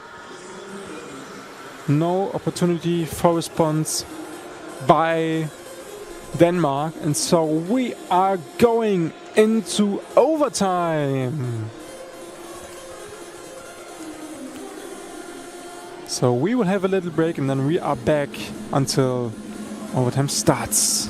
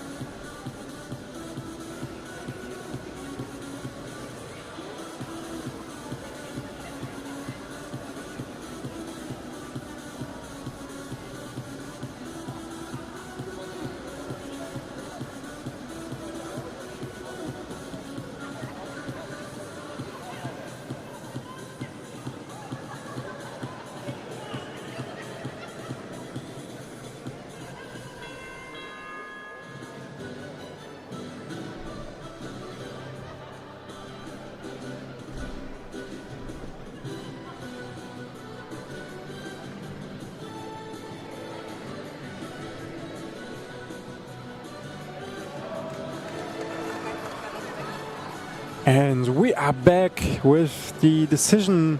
This game between Australia and Denmark goes into overtime after being tied 4-all. And now the equipment check is made. Like in halftime, we have a 5-minute break. But this time we will have a clock of 6 minutes running, and every throw matters because we are playing golden goal. So if one team scores, the game is immediately over, and the team who scores obviously wins. So we will see who is the hero of this game. It could be on Australian side Bowie, Whip or Danya, who they are in their starting lineup for this overtime. And then still, but obviously because it worked so well for them in the second halftime, Gregersen, Christensen and Jensen are still in for Team Denmark. And the first shot will be made by Team Australia, but before there will be obviously some introductory words by the officiating crew before they will hand over the ball to Team Australia. So we will wait for them to say these words, and then we will get you into our commentary.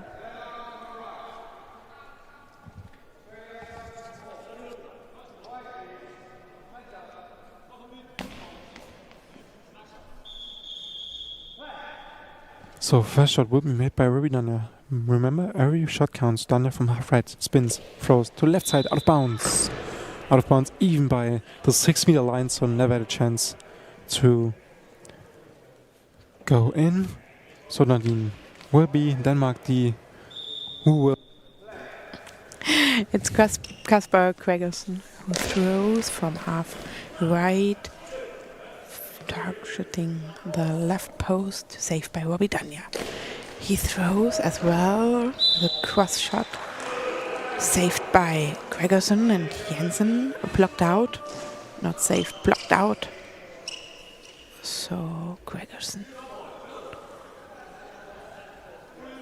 5 minutes and 37 seconds on the clock until someone scores.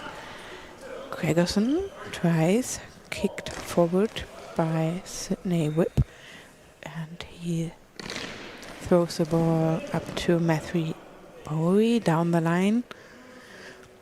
By Bowie, saved. Now Valdemar Christensen from the left to the right gap, but blocked out. Matthew Bowie is knocking on the ball and hands it over to Danya from half right, blocked out on the left, out of bounds. Kasper Gregersen picks up the ball, walks 3 steps to the center, 2 backwards, and throws. Blocked by Sydney Whip. Moving backwards now. He starts with fast, large steps, spins around, throws, blocked as well by the center Matthias Jensen, who starts from half right, throws the ball, and saved by Australia. Danya starting from half left, blocked out. 1.5 minutes already played in this overtime. Now Valdemar Christensen starting from the right, saved by Matthew Bowie, who steps backwards and now forwards, throws it and blocked out by Valdemar Christensen. And what a cool guy, just blocked it without moving anymore and blocked it out. Throws as well to the center, Sydney Whip. Danya from half right down the line. Valdemar Christensen blocked out with the chest. Hands it over to Kasper Gregersen. half right, down up to Abidania, who blocks the ball out of bounds on his right. Right next to him is Matthew Bowery. He's moving backwards without the ball in his hand, so Abidania will shoot and save by Jensen. He has to stand up fast to pick up the ball 2 meters in front of him on the right hand side, starting from the center, throws close to a long ball, but wasn't announced, so no penalty, and Abidania shot already, so it's Waldemar Christensen. From half left, throws down, blocked by either Sydney Whip, the center, moving backwards, starting with his movement, and throws up to the left post, blocked out by Krasberg Gregersen. The right winger with the ball in his hand, starting from the post, throwing down. Sydney Whip saved, hands it over to Matthew Bowery, and he throws kicked out, blocked out by Matthias Jensen. 3 minutes left in this overtime, where every throw counts because there's a golden goal mode. Now Gregersen from half right goes to cross. Daniel with his chest blocks it out of bounds. And from there he will receive the ball. But it's Sydney Whip actually who wants to shoot that next one. And he will go to the center, to the half left. And then he makes himself ready for the shot. Spins, throws down the left gap. Saved by Gregersen. No quick response. Goes back to his own goal and hands it over to Christensen. Spins, throws, high bounce, and Whip with the save. Jumps at the ball, and then by getting the ball to Bowie, who then shoots up the middle from half right, but there's a save from Jensen with his body, who now slings it up the right post, the right half, and it moves forward, but Whip can catch the ball and grab it before it's going over the line, but it's still called over because there's an intentional throw by Whip. He couldn't pick up the ball quickly enough, and he obviously didn't want to give up a penalty, so ball is caught over for intentional throw.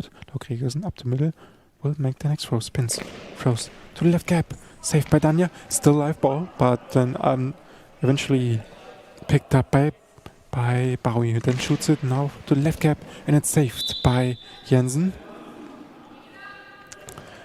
Out of bounds to the right side after he blocked it with his arms and hands. Stretched them pretty far because he needed to. And now the ball is dropped at the right side. Gregersen takes the ball, hands it over to Christensen, who's at right far post. Goes to the right post himself, but Bowie's there, can save it and pick it up. Now Bowie with a diagonal shot, but saved by Christensen. Could thought about the quick response, but didn't. Gives it up to Gregersen, half right position. Goes up the left gap, but saved by Whip with his feet even up at the left gap.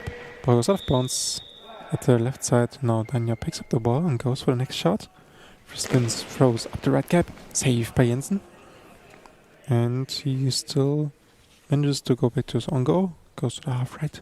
And now he targets the right post and saved by Bowie, who picks up the ball after blocking it in front of him. And then goes to his left post and throws it down the line, but out of bounds. About 3 meters from the goal line, the ball goes out of bounds. 1 minute 4 seconds are left in this overtime. And then now Gregersen with the next shot goes from the middle. And he goes up the left side, out of bounds. There was Jensen sneaking in his own goal to make enough space for Gregersen, but not successful. Now Robbie Dania up the half right. Goes, spins, goes up the right side, and it's blocked out of bounds. There was a tough one because he blocked it with his knee, but was hit enough of the ball to get it out of bounds and not rolled over. So next shot from Jensen from the half left to the right side. It's blocked in front, and Whip can pick it up before it's going over the line. But now Bowie has to go quick. Goes down the left gap. It's saved by Gregersen. 32 seconds left. Now Gregersen, half right shot, goes to the center. It's Whip now. It's blocked far, but he can pick the ball up before going over the center line. Now goes back to Sangol. Now has to go quick. High bouncing ball up the middle. And now Jensen gets back to the ball. And now goes half right. Now spins, slings it to the right gap. Ball still alive. Whip can pick it up. Now Danya from the half right goes up to the side, and it's crossbar and over the goal. What a shot! Robbie Danya then deflected by the knee of Christensen, and it goes over the crossbar. And we are going into extra throws, because with that shot it couldn't be more dramatic. The overtime officially ends with regular time, and now we're going into extra throws, Nadine. Yeah, we will see 3 extra throws for each team, shootout time, and if we didn't have a winner after the shootout, we will go into sudden death. So I'm not sure if we start right now. The teams are taking a little bit of water. There's no official half time on the clock. So I think right now, I see there's they decide who will start, and they throw the coin, the referees. So the handshake, the official one, with all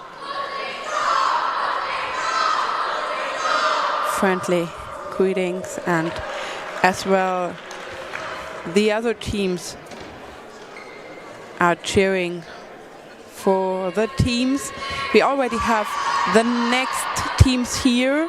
We are a little bit running out of time, but the next match in this hall, Gym A, will be between Lithuania and Japan.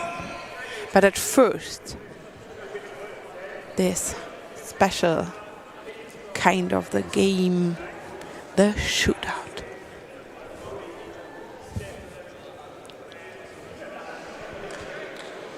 So at first, for sure, the equipment check, the players are getting some introduction by their coaches, and the coaches have to decide who should throw, and there's a special point on it, I think so, because every player has to be prepared.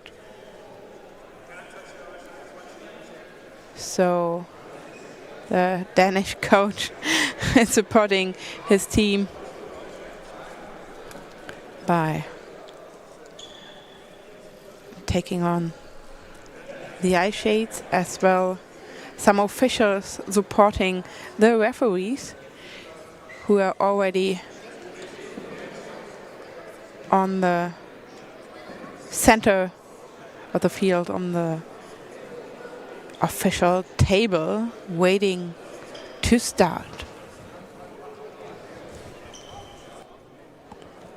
So now the equipment check is about to be done, and there's also a officiating crew running around with clipboards, maybe taking the names of the shooters for this shootout. But I'm not actually sure. It's the first shootout of this tournament, I think. And we will see how this shootout will come along. We also see Anna Scout inside this very Arena and Sportforum Berlin. That now the scoreboard is change to PNT, which is obviously the short form for penalty. And we will see who will throw first for each team.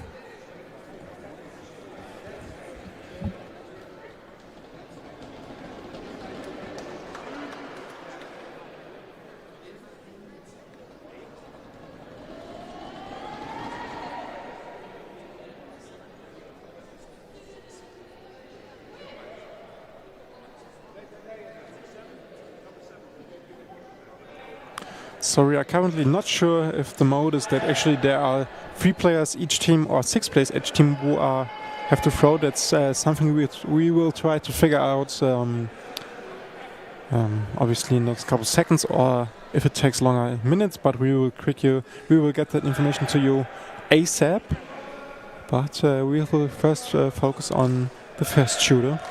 The first matchup will be Whip and Gregersen now. And obviously the officiating crew also gives a little warning to the surrounding, as Team Japan is already warming up for this upcoming shootout, where each team will have 6 shooters each, and then they will decide which team wins. Now Webb up to middle, and Gregersen from 4 meters up in front of his goal, up the center. Now it's pretty quiet in here. What goes left post? Throws down the line, saved. No, it's in. I'm sorry. It first looked like he saves it, but it was too quick. It came across him. He didn't reach out to the ball, and then it goes to the half right inside the goal. Australia leads. Now it's Gregersen against Whip, who has to grab the ball after it's been bounded in.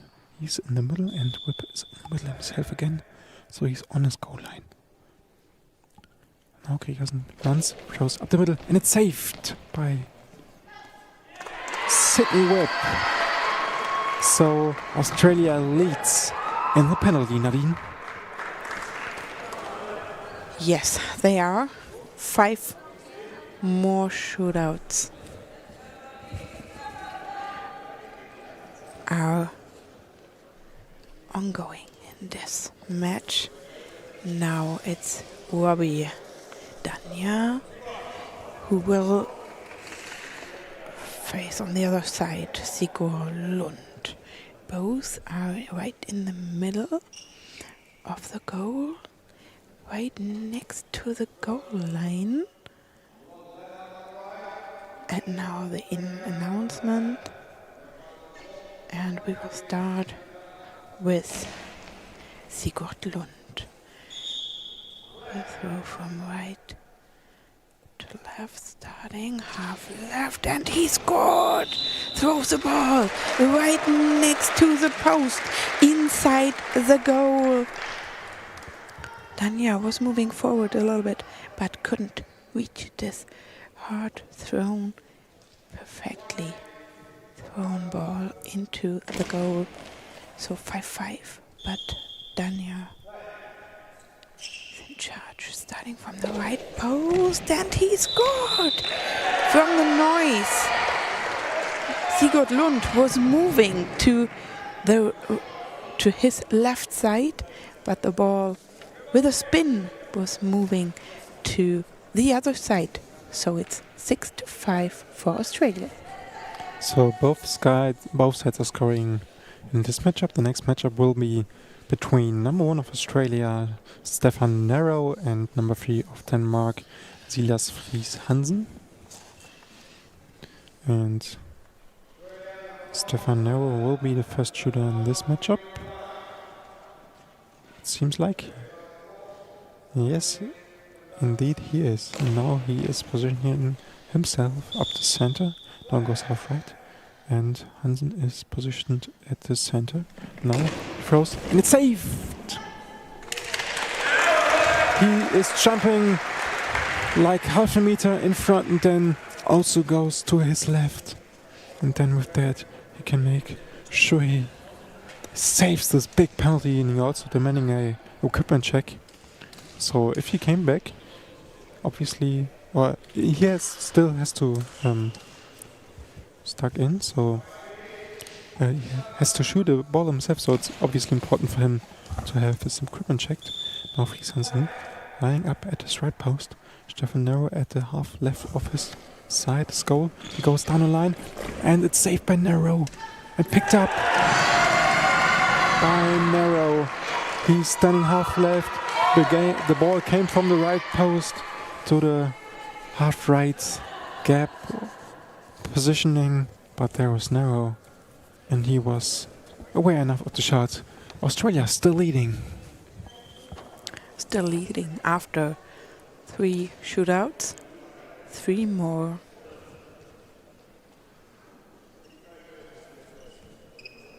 Are to play. Now we have Matthew Bowery for Australia, and for Denmark, Mats Farhold. And Denmark will start with the first throw from the center. And he starts from the center with a spin, throws down, and it will blocked. It was just thrown straight into the middle of the goal, and no problems for Matthew Bowery to save this shot. Matthew Bowery moving to the left post, 5 meters in front of the goal, foul, and he scores 7-5 for Australia. He's starting from the left with a cross shot inside the goal.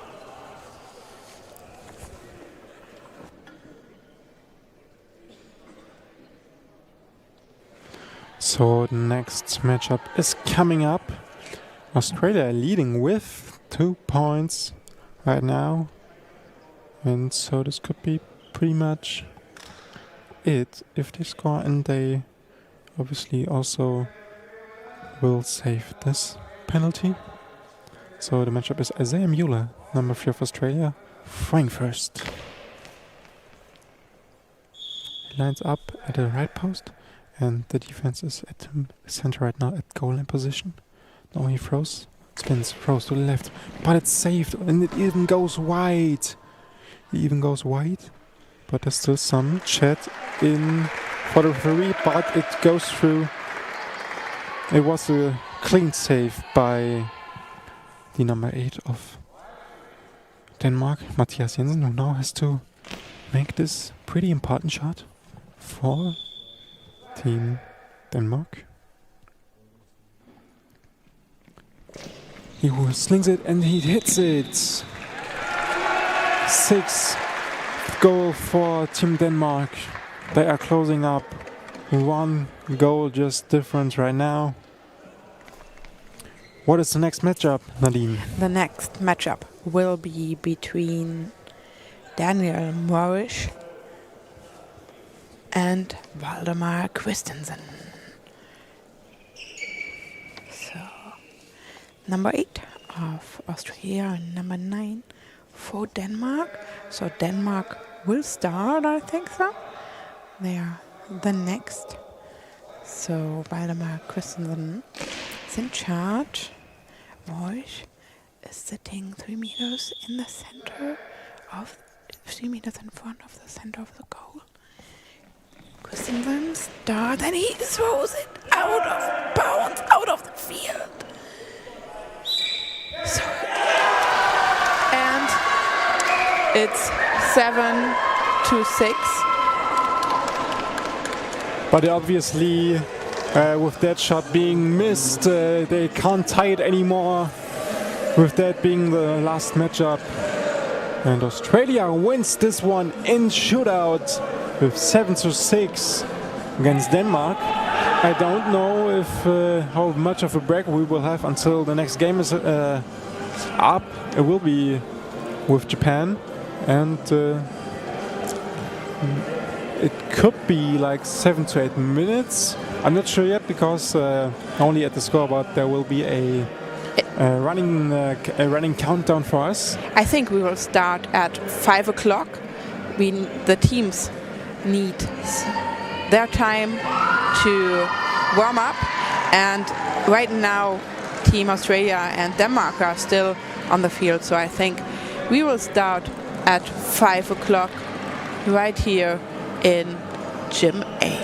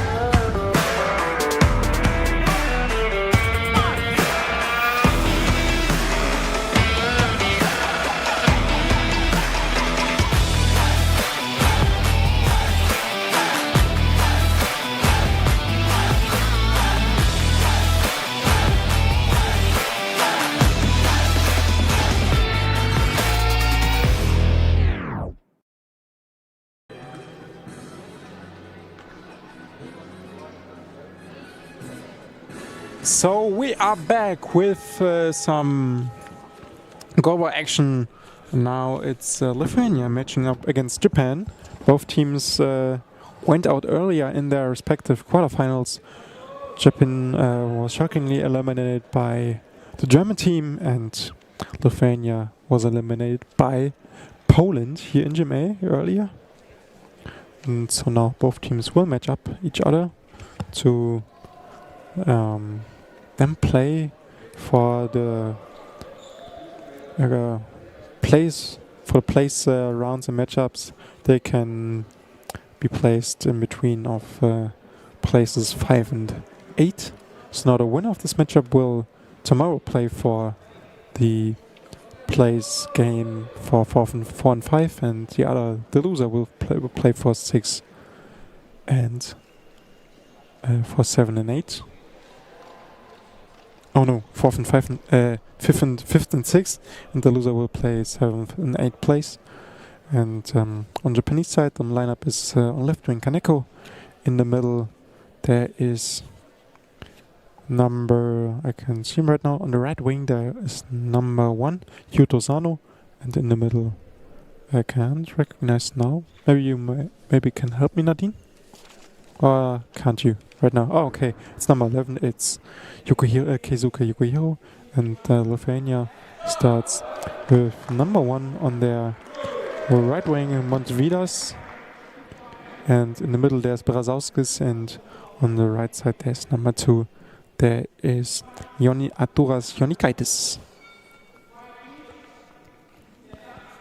First shot is going to be on the side of Japan, with Yuto Sano taking the first shot from from the middle.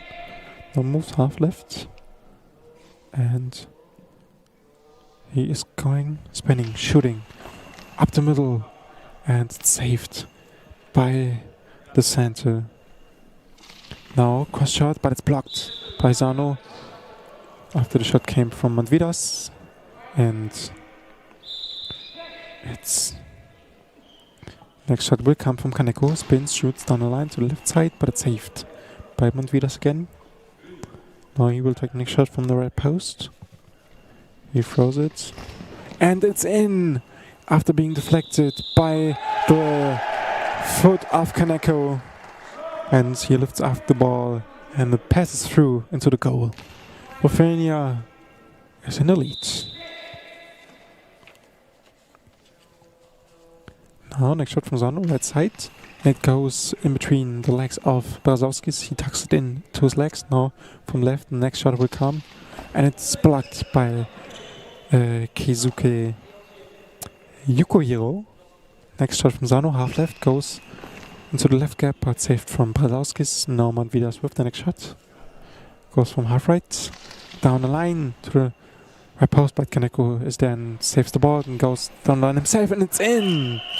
It's actually to the left gap, and it's in untouched from Kazuya Kaneko.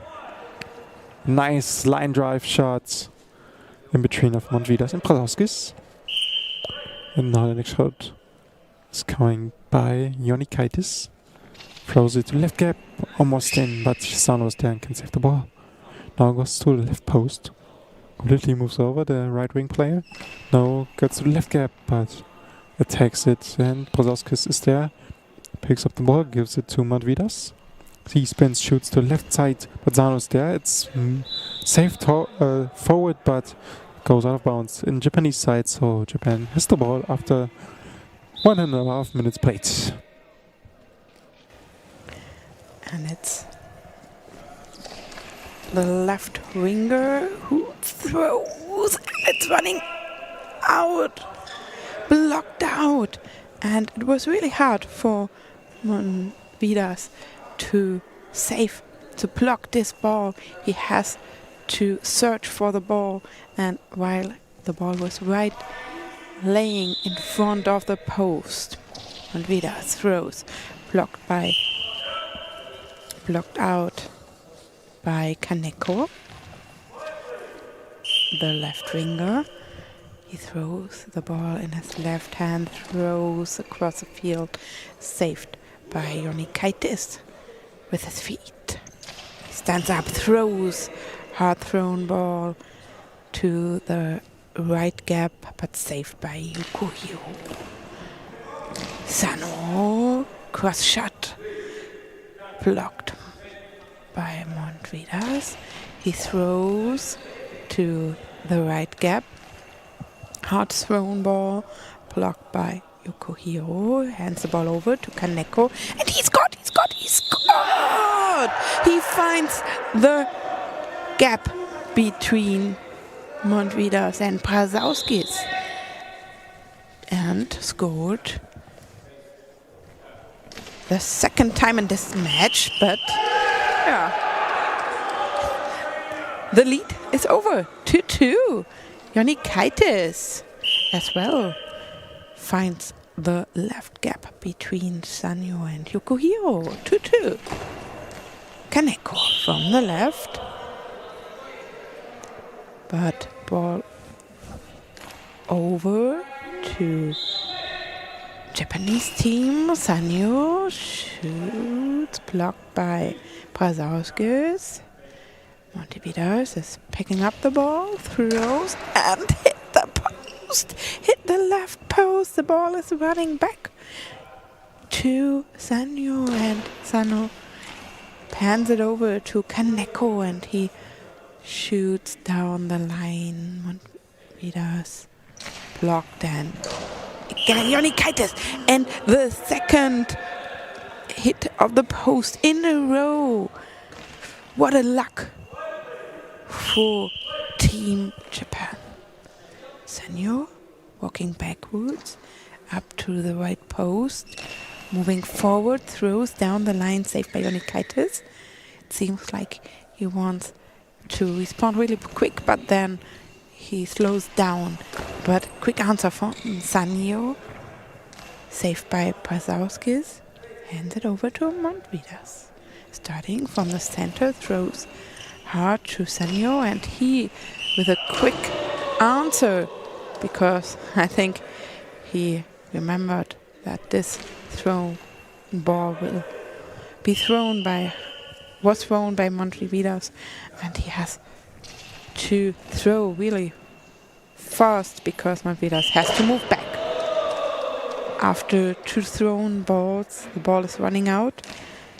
Montvidas, the right winger, starting quite next to the post, putting the ball on his shoulder, spins around, throws, and saved by Yukuhiro.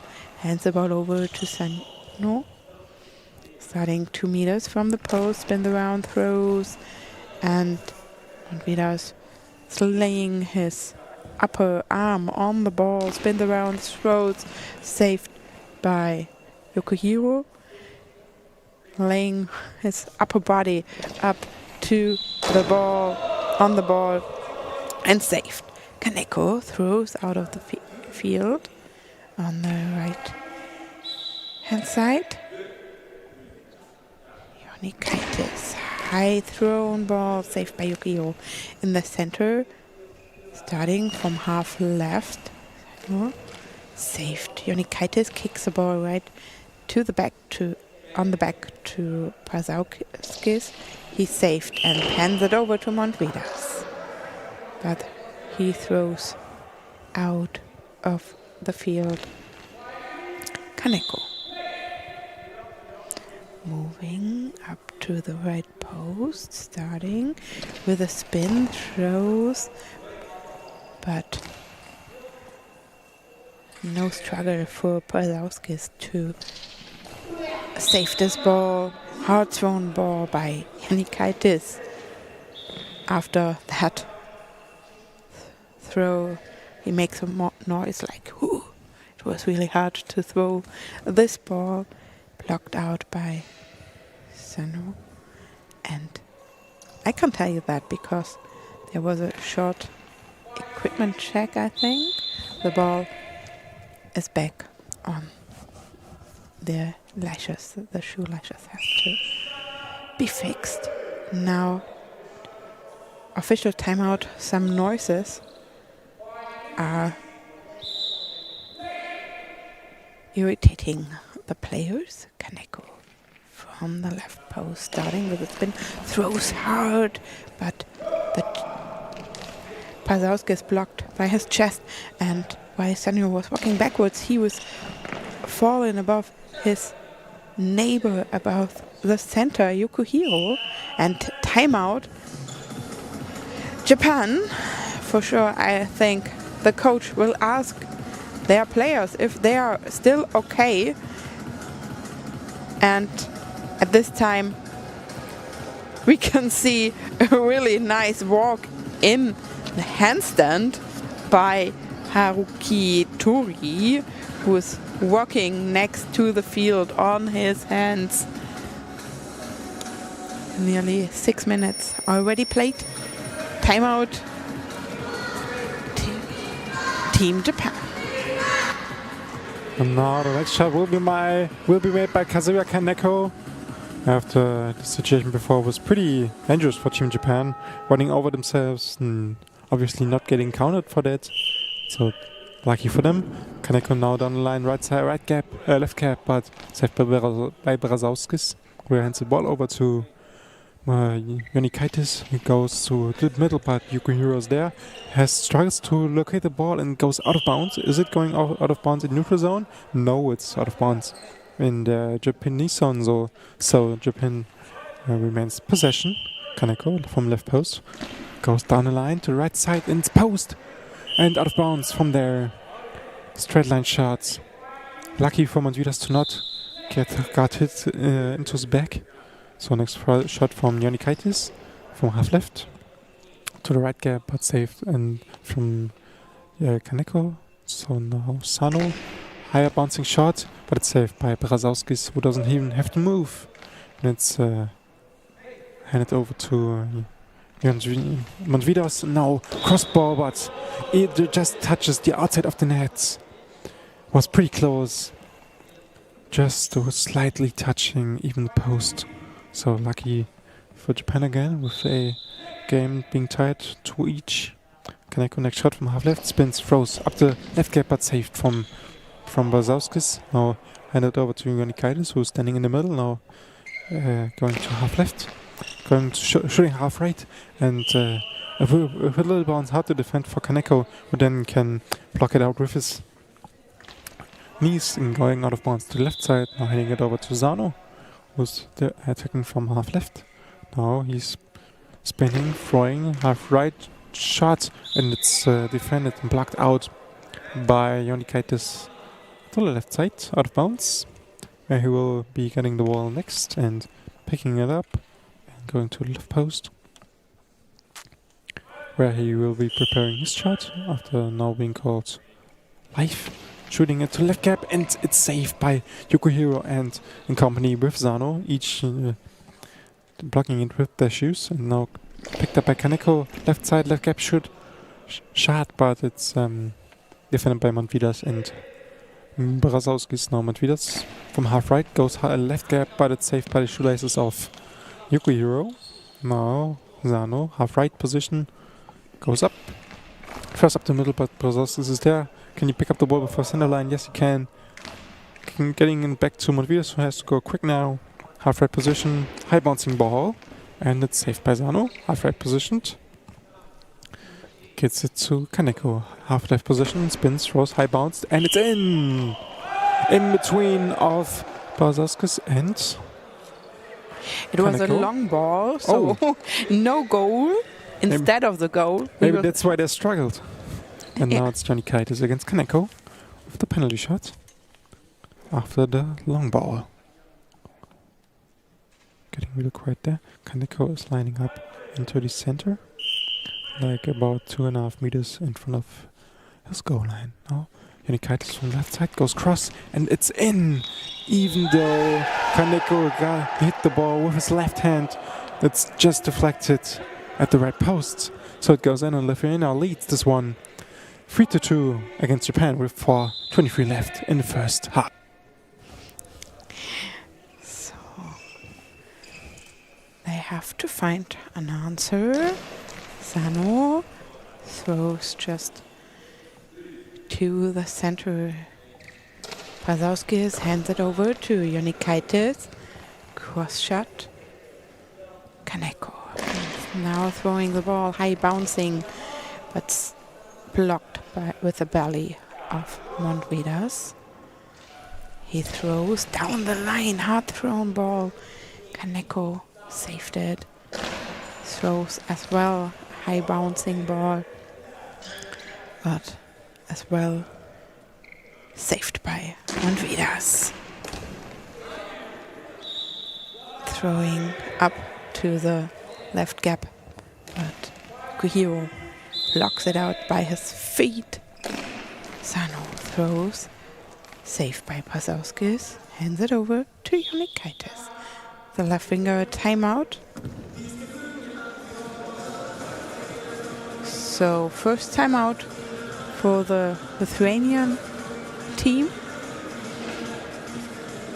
And they are still in lead.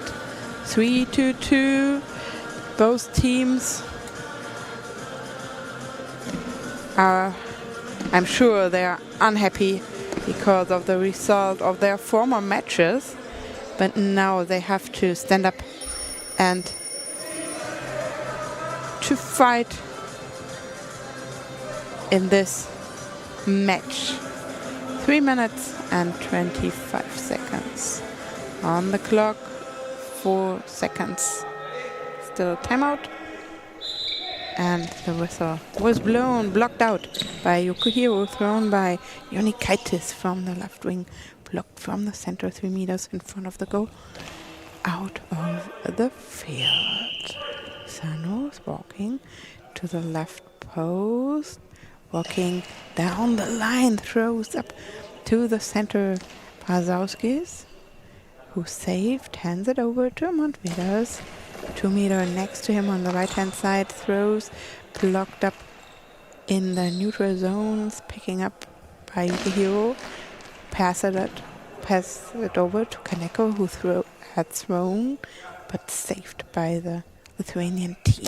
Jonikaitis throws up to the right gap, saved by Yukihiro. Hands it over to Sano, who's starting from the post, throwing down, and the ball is running out of the field about 4.5 meters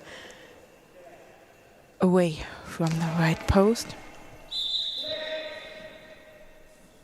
In front of the post. And as well, it's a similar point of the field.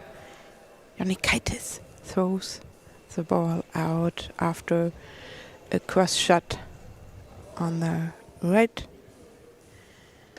Now we are on the left side. Kaneko looks for the 3 meter line, starts with a spin and throws, saved by Montvidas. Starting from the post with a spin, throws, blocked by Yukihiro, and there will be a substitution for Team Japan, and it's the first time where, after all the matches I've seen from Japan, while they substitute during the match, all the matches I have seen, they have 3 starting players each half, but they changed it as well with the centers player with the 11. So right now I think they try something new and they substitute Sano, and he will be substituted by Haruki Tori, the man who was walking and handstands around, but now he's on his feet, spins around, throws to the right gap, and blocked out in the neutral zone. The ball will be handed over to Team Japan. 1 minute and 58 seconds and half one. Tori, and it deflected right inside the goal by the center, by Pasauskis. Thrown by Tori, and we can see his teammates cheering for him. 3-3 between Lithuania and Japan. Out of the field after Montvidas thrown ball. The goal line referee drops the ball in. Now Tori, Haruki, Tori again, cross shot blocked by Brazowskis. Hands it over to Montvedas. Touched with the ball on the ground, hits the ground, and then throws, saved by Yokohiro. Hands it over to Tori. The right winger, saved by Brazowskis. Hands it over as well to Jonikaitis. Starting from the post, but saved by Tori. Haruki Tori now from the left, Kaneko to the right gap, saved, blocked, and then saved. Jonikaitis throws, blocked as well by Yokohiro. Passes the ball over to Kaneko to his left winger. Hard thrown ball. Brazowskis raises his hands up and deflected the ball. Now Montvedas. Long time without a ball outside the field. Tori, but now the whistle. Ball over, ball was blocked and running over to Team Japan.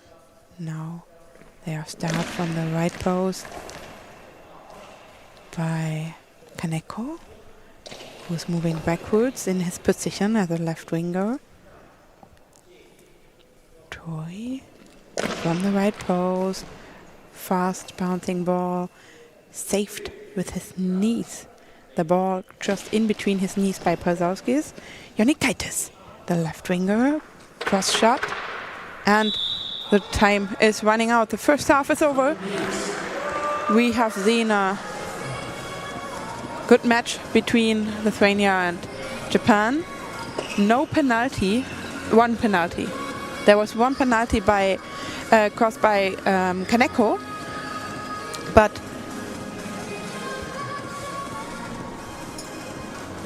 one as well, I think, for. Okay. It was. I tried to do some sign language. The cause of the penalty obviously was a long ball, so that was the only penalty. The long ball after the ball was inside the goal. So I think you remember it correctly, right? The ball was inside, and the announcement was long ball. So none +1 for Japan, and Lithuania scored. But as you said, and I would totally. Mistake But in this case. But what you said, and I would totally agree. Pretty disciplined teams. Both are having rare penalties. So I was pretty surprised by the Kaneko ball, which would have been going in, but obviously high ball. So maybe that's what was the reason why it was so hard to defend for Team Lithuania.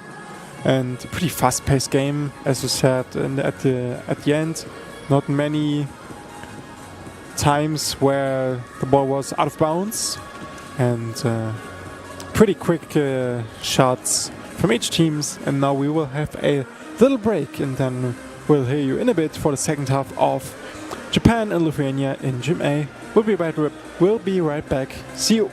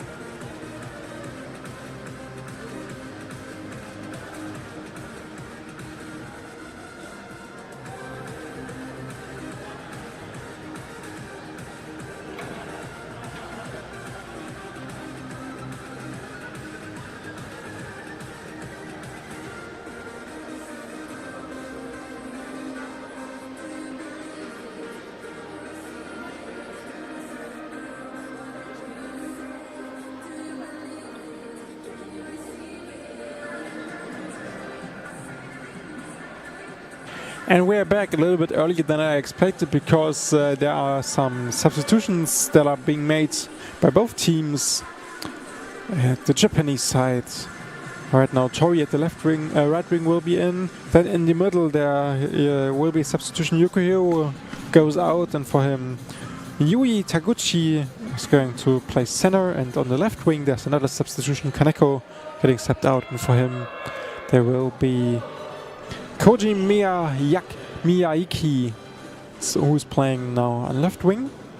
And at the side of Lithuania there are also substitution. Montvidas checks out of the game, and for him new into the game will be number 7, Genrik Pavlyukianets, who is checked right now by the far side referee. But also, obviously, Brazowski still is getting checked for a second time. And the same will be happening with the Unikaitis as well, obviously, before we are starting into the second half of this very interesting and fun game between Lithuania and Japan. Both probably hope for something better than just being into the 5 to 8 placed game. But both went out in the quarterfinals. Lithuania lost to Poland, and Japan lost to Team Germany, who heads to the semi-final to their home ground in Berlin, in Germany, as we welcome you to the Sportforum Hohenschönhausen in Berlin. And we are about to continue with the second half of this very fun matchup. And I'm not alone, I'm with Nadine. Nadine, now it goes to the second half with ball for Team Lithuania, as it seems. But at first, the announcement of the substitutions.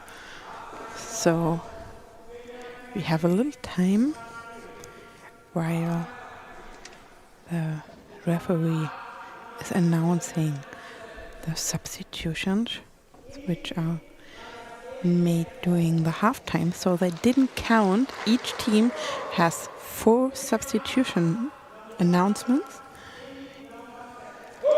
but they are just allowed to take 3 and 1/2. But the substitutions during the halftime doesn't count in that. So now we will start with Unikaitis from the right, blocked by Miyajiki. Starting half right, hard thrown ball blocked out by Brazowskis.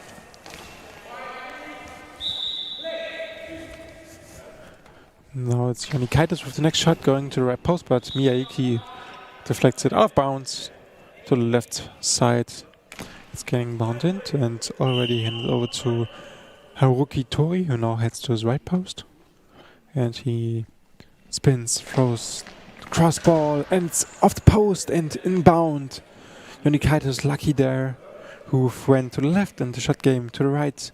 And now next shot from number 7 from Pavlyukianets, but was saved by Tori and then hit over to Miyajiki, who then from half right will make the next shot, and it's saved by Pavlyukianets, and Brazowskis gets the ball up front and passes it over to Unikaitis, who then, it almost slips through as Taguchi slips through, but Tori can make the save and gets the ball with the next cross shot, and there will be a save from Unikaitis, who went inside as the shot came to the left gap. Now Unikaitis up the middle, but it's saved by Taguchi, now located up the center, getting from back to Miyajiki. Has to go quick now at the half left and goes, but it's blocked out by Unikaitis with his legs about 1.50 meters from his goal line. Shot came to the left post. Now next shot will be made by Pavlyukianets up the middle, and it's blocked by Tori, who went inside to help at the left gap. Now next shot from Tori. Left gap again, but it's saved. And a quick response from Unikaitis, but another quick response from Miyajiki. Another quick response from Unikaitis, and this time out of bounds. So this quick sequence of long line shots will be interrupted by this out of bounds ball. Now next shot from Tori will be positioning himself at the left post, the right wing player. Now goes to the red gap and it's saved, and Bazarsky locates the ball before going out of bounds in the neutral zone, so no ball over and possession for Lithuania. Now cross ball from Pavyukyanets and saved by Taguchi and picked up by Miyaki, who then goes up and throws to the left gap, but saved by Jonikaitis and located by Brazowskis. Now next shot from Jonikaitis, spins, throws to the left gap, but it's saved by Taguchi and then located.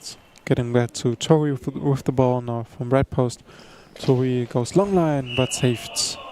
And it's called long ball, if I saw it correctly, and there will be the second penalty of this very game. The first one was committed by Kaneko back then, and was with consequences because they conceded a goal at the first penalty. And now let's see what Jonikaitis will do against Tori. Jonikaitis moves to his left post. Tori at his goes for the long shot, but it's still slipping through. Tori went for the save at the long line for the left post, but it went too quick for Tori, so Lithuania leads this one with 4-3, 9:30 left in the second half. Now Miyajiki on the right side, fake from the left, throws from the right, and blocked by Brazowskis. Hands it over to Pavyukyanek with a cross shot inside the goal. Taguchi deflected it up in the air, and the ball was dancing above Miyajiki, running above his body, and then inside the goal. Not the best situation for Team Japan. We have a timeout, so I'm just talking because nothing is happening on the field. It is a timeout taken by Team Japan, and now the whistle, the first sign that everybody should be prepared. We will go on in this match in the second half. 9 minutes and 10 seconds will be played in the second half. Fake by Miyajiki and hard thrown by ball by Tori, throwing to the left gap. Jonikaitis blocked by Miyajiki. From the center to half right, and the ball. Long ball! He scored, and long ball was the announcement. It's the second time in this match that there will be a penalty after they not scored. So, none plus one. It's a penalty. Jonikaitis against Miyajiki. Miyajiki in the center, 5 meters in front of the goal, and Jonikaitis with a straight thrown ball, 1 meter next to the right line into the goal. 6-3 for Lithuania. Tori blocked, and the ball is rolling over the central line. So ball over. Miyajiki throws, blocked by Jonikaitis with his hands. The ball will be handed over by Brazowskis to Pavyukyanek and saved by Tori. Starting from the center with a spin, throws to the left gap, saved. And now Jonikaitis from the right post, throws, blocked by Tori, just next to the line. He picks it up and passes it over to Miyajiki, who throws, blocked And the ball over. Again, Team Japan. From the right, Tori. Starting with a spin. And I think a lot of anger with this hard thrown ball. But saved. Pavlyukianek throws safe, blocked by Miyajiki, and now he's throwing the ball from half right, saved by Brazauskis. Jonikaitis from the right post, spin, throws, blocked by the chest of Taguchi. Blocked out. So fake on the right, but thrown from the right as well. Jonikaitis. Blocked. Brazauskis is carrying the ball to Pavlyukianek. He throws, blocked as well by Taguchi. Hands it over to Miyajiki. Starting 1 meter next to the left post. Throws to the right gap and blocked out by the feet of Brazauskis. Pavlyukianek, starting from the post, raises up the ball, spins around and throws. Blocked out. Tori.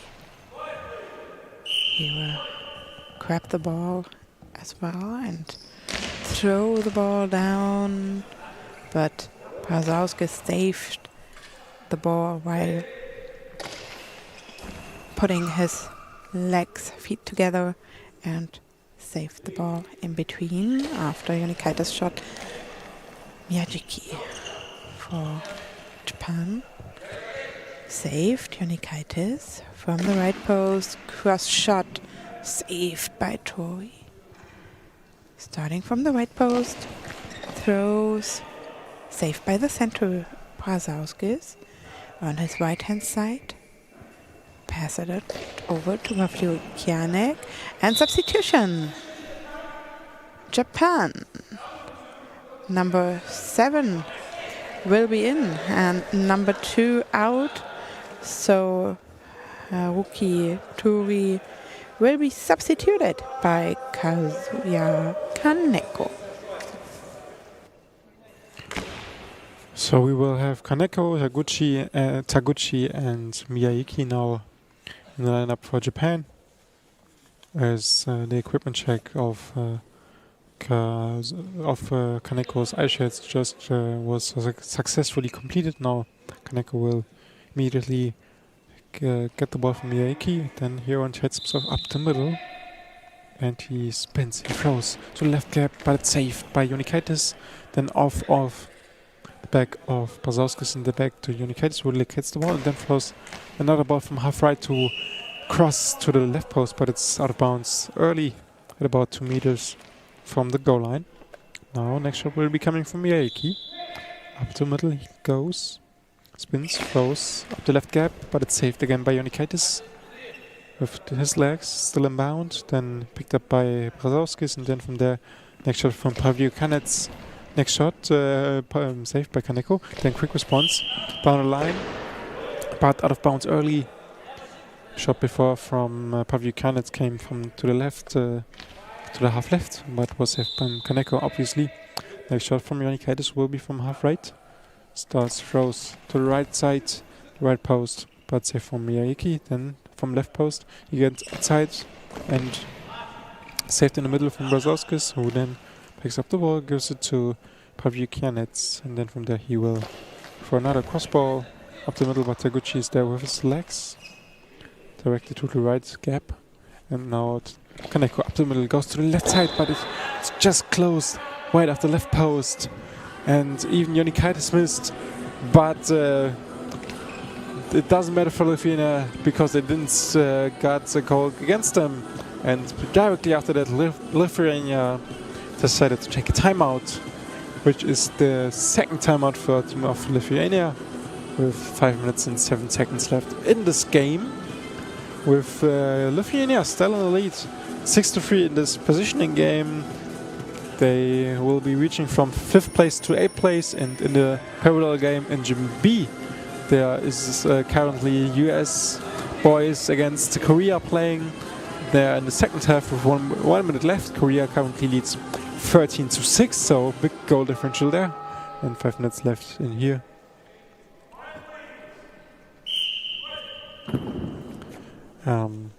So next shot will come from Janikaitis. Obviously the winner of this game will face the winner of the other game, and the loser of this game will face the loser of the other game. So probably Korea facing the winner of this very game. Next Miyake shot, blocked directly from Janikaitis, still picked up by Brzozowskis. Now they have to go quick. Janikaitis from his right post goes cross to left side and saved by Kaneko a little bit with his eye shades, if I saw it correctly. So maybe he demands a check. No, he doesn't. Next up, he is going to Kaneko is going to left side, fake from the right side from Taguchi. Now shot long line, but saved from Janikaitis. Now Pavikianets goes from a half left. With the next shot goes up the middle and it's in. Into the right gap in between Taguchi and Miyake. It goes straight through without even being touched. Lithuania scores its 7th goal of this game. Now next shot from Miyake. Half right positions. Goes to the right gap, but it's saved from the big and lengthy Brzozowskis. With his legs he can block the ball to the left side of bounds. Caught in their own zone, so Lithuania keeps the ball. Janikaitis will make the next shot, the right winger. Spins from half right, goes half left, but Kaneko can make a chest block and then saves it. Picks it up, goes up the middle, high bounce. Up the middle from the back from Brzozowskis into the arms of the inlining Janikaitis. Then a straight shot from Janikaitis to Miyake, who then saves it. Blocks it out of bounds with his chest and goes out of bounds. With 3:50 left, Lithuania leads this one 7-3. Miyake from the left. Throws saved by Janikaitis, but he has to move on further to save this ball. And Janikaitis throws blocked up in the air, but saved then by the Japanese team. Pavlyukianek starting 2 meters next to the left post, saved, but timeout is taken by Team Japan. 3 minutes and 40 seconds on the clock.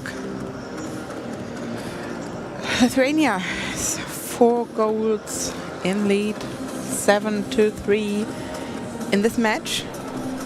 Like Felix already mentioned, the winning team of this match will play tomorrow against South Korea, and the loser of this team against Team US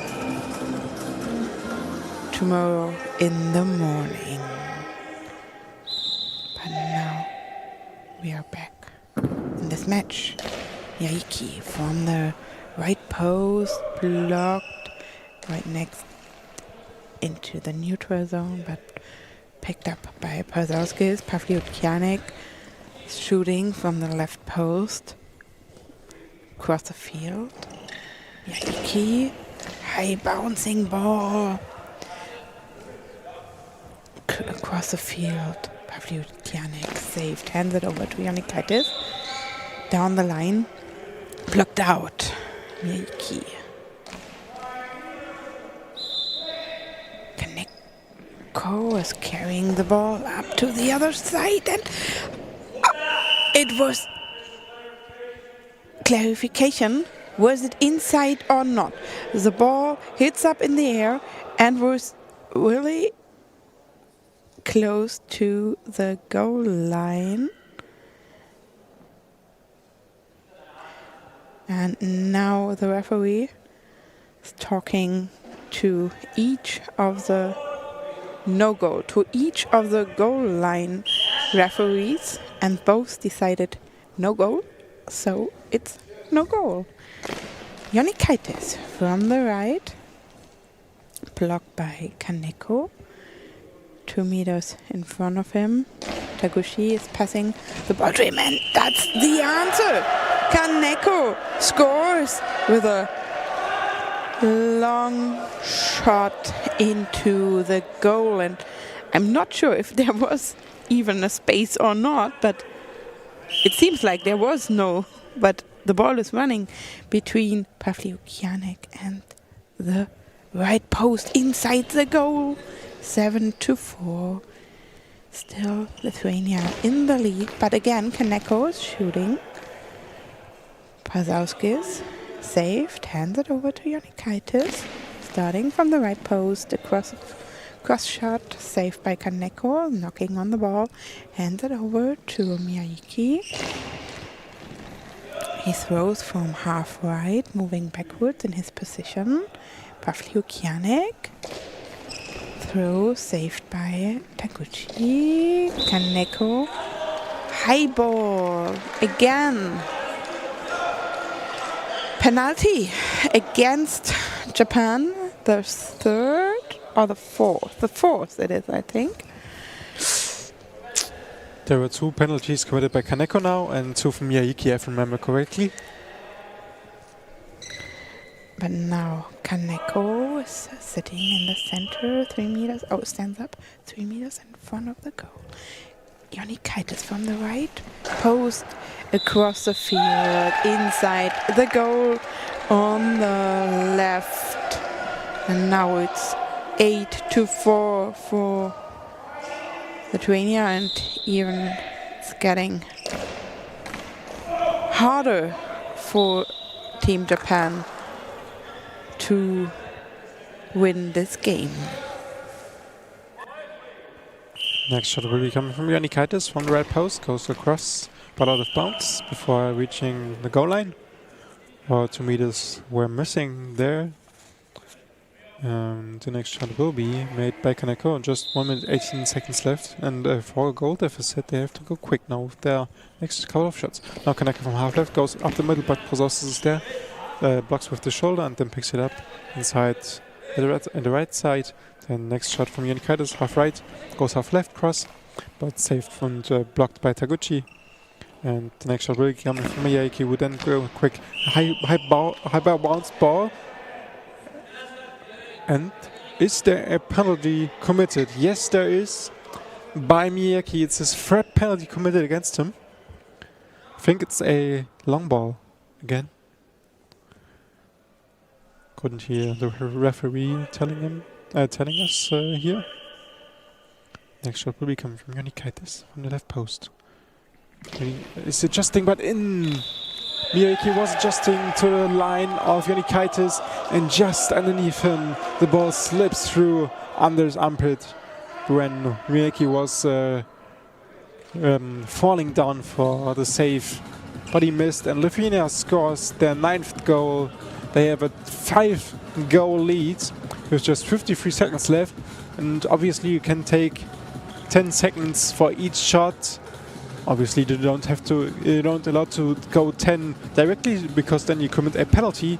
But what I'm trying to say is that Lithuania can almost slow down and drain out the clock almost entirely with the remaining clock to win this game, move on to play for the 4th place tomorrow. But obviously there is some time left, and wonders can happen. So we will see what Team Japan and Kaneko with the ball in his hands are able to do in this last minute of play. Kaneko up the middle, sets himself up, spins, throws crossball from half right to the left gap, but saved. And now Jonikaitis has its time, and now spins, throws, and it's saved from Taguchi going out of bounds in the neutral zone. No, he can save near the right sideline. Miyaki now. Crossball from left side goes to the left gap, but Jonikaitis is there as well. Now going to his right post. High bouncing, but it was called fair. And now handoff from Taguchi to Kaneko, who then goes up to the right gap, but saved and still inbound by Pavlyukianek, who then will make the next shot from left side, going left post outside by Kaneko. Deflected, but 6 seconds only left, 5 goal deficit. They will... Okay, before we are continuing with play, there will be a shot check-up against Kaiser Kaneko, who probably was hit by the ball during that save. 6 seconds left, 5 goal deficit. This game will be won by Lithuania, and they will move on to play South Korea tomorrow for the 4th and 5th place game. And Japan will play tomorrow as well. With that being the last shot, no, a timeout is taken or trying to take, but the clock ran out. What is the ultimate decision? It's the game is over. Lithuania wins against Japan 9-4 in this very game. Moves on to play South Korea tomorrow for the 4th and 5th place game, and Japan tomorrow plays probably against the US. They will play tomorrow against the US. Boys to play for the 7th and 8th place. The gold medal winner of the 2024 Paralympics probably didn't reach the goal they hoped for, but they have to deal with it. And in our gym, in Gym A, there's already the preparation for the next game going on, and it will be the women of Finland playing the game against the women of Great Britain. It's another positioning game. Oh yeah! Oh no! I'm actually didn't told you the truth. It's actually the first semi-final of women's competition with Finland and Great Britain.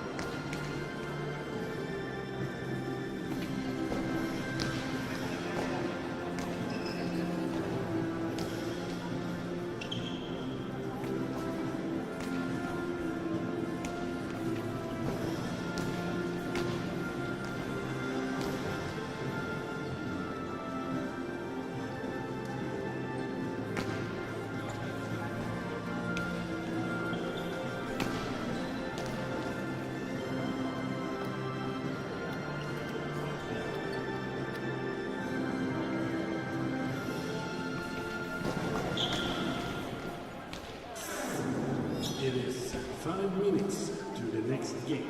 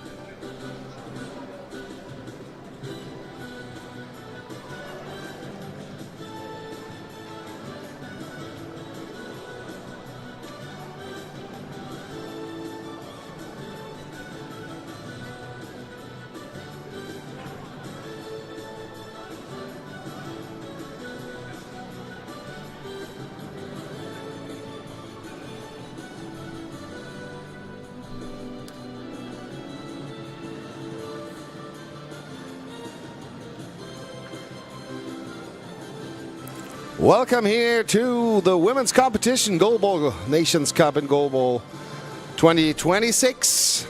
Semi-final between Finland against Team GB against Great Britain. And they will face each other in this semi-final. The other semi-final of the women's tournament is held in Gym B. That must be Japan, Ukraine, if I have it correctly in mind. And now we'll just take a look on the starting three of Finland. This is on center Susanna Halme, on left Krista Leppänen and Reissa Kuusela on the right. Amandine Bajois, the tableside referee, will now speak the opening words.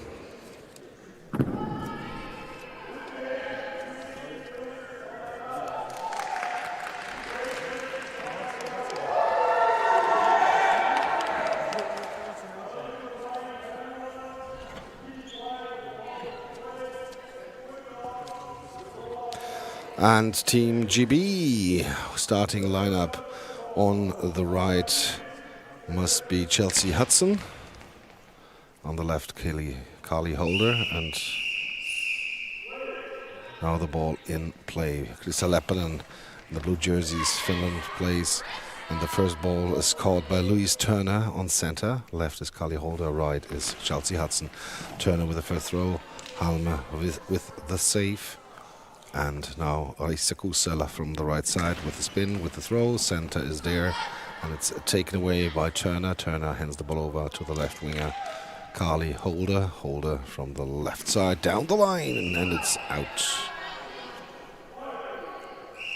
And Reissa Kuusela now from the right post with the spin, with the throw, and Turner is there, blocks the ball to her left and finds the ball. Runs to Hudson. And Hudson from the right side with a shot to the left side, and it's taken away by the center by Halme. Then to Krista Leppänen. Leppänen with a throw from the middle to the left. Hudson with some problems has the ball now in her hands, gives it to Holder. Holder moves back to her left winger position. Starts and throws the ball down the line to Kuusela, and she kicks it out. And we have a ball over. Was going out of bounds in the neutral zone. Holder again from the left wing. Spins, throws, and the ball is taken by Kuusela after deflection of Halme. Kuusela from the half right with the throw to the middle. There is Turner, the center for Team GB now from the half right. Takes the next shot, shoots it to the left corner to Kuusela. Kuusela's landing on the ball, gives it to Leppänen. Leppänen from the half right, the left winger with the shot to the left side, and high ball is called against Krista Leppänen.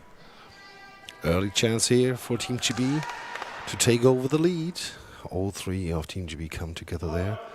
Leppänen 3 meters before the goal goes to the left a little bit, and then fake from the left. Turner from the right, down the line, and it's blocked. Leppänen is there. And was in the corner, then dived to the ball and got it blocked out. Kuusela takes the shot now from the left side, the right winger with a spin, and the ball bounces into the hands of Hudson, Chelsea Hudson from the right side. And now with the throw, bouncing Halme, can catch the ball, no deflection there, gives the ball to Leppänen. Slightly from the left, she starts, throws, and Hudson is there again. Close the gap between her and Turner. And Holder from the half right now with the throw, left, wide, out of bounds, 4 meters before the goal, went out of bounds. Kuusela again for Team Finland. Comes over to the half left with the spin, with the throw, and the ball on both lines. Close one there. Hudson from the half right with the shot to Halme and Kuusela. Kuusela is down on the floor and grabs the ball. Now Leppänen from the half right, the left winger down the line. Holder blocks it out. Holder sometimes dives on the belly there.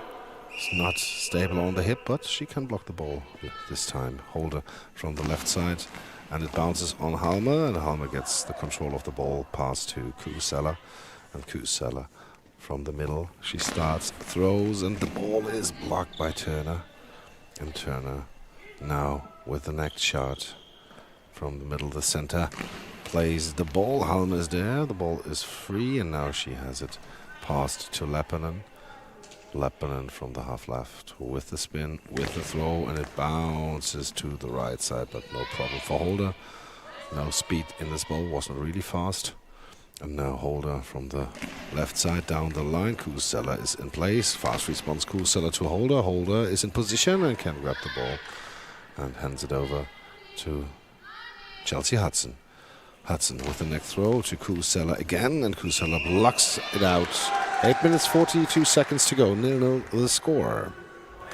Now next shot will be from Kusela. No, it will be by Leppänen after the hand of Kusela. Now Leppänen from half right throws it to the left gap and saved by Hudson. Now picked up by Turner.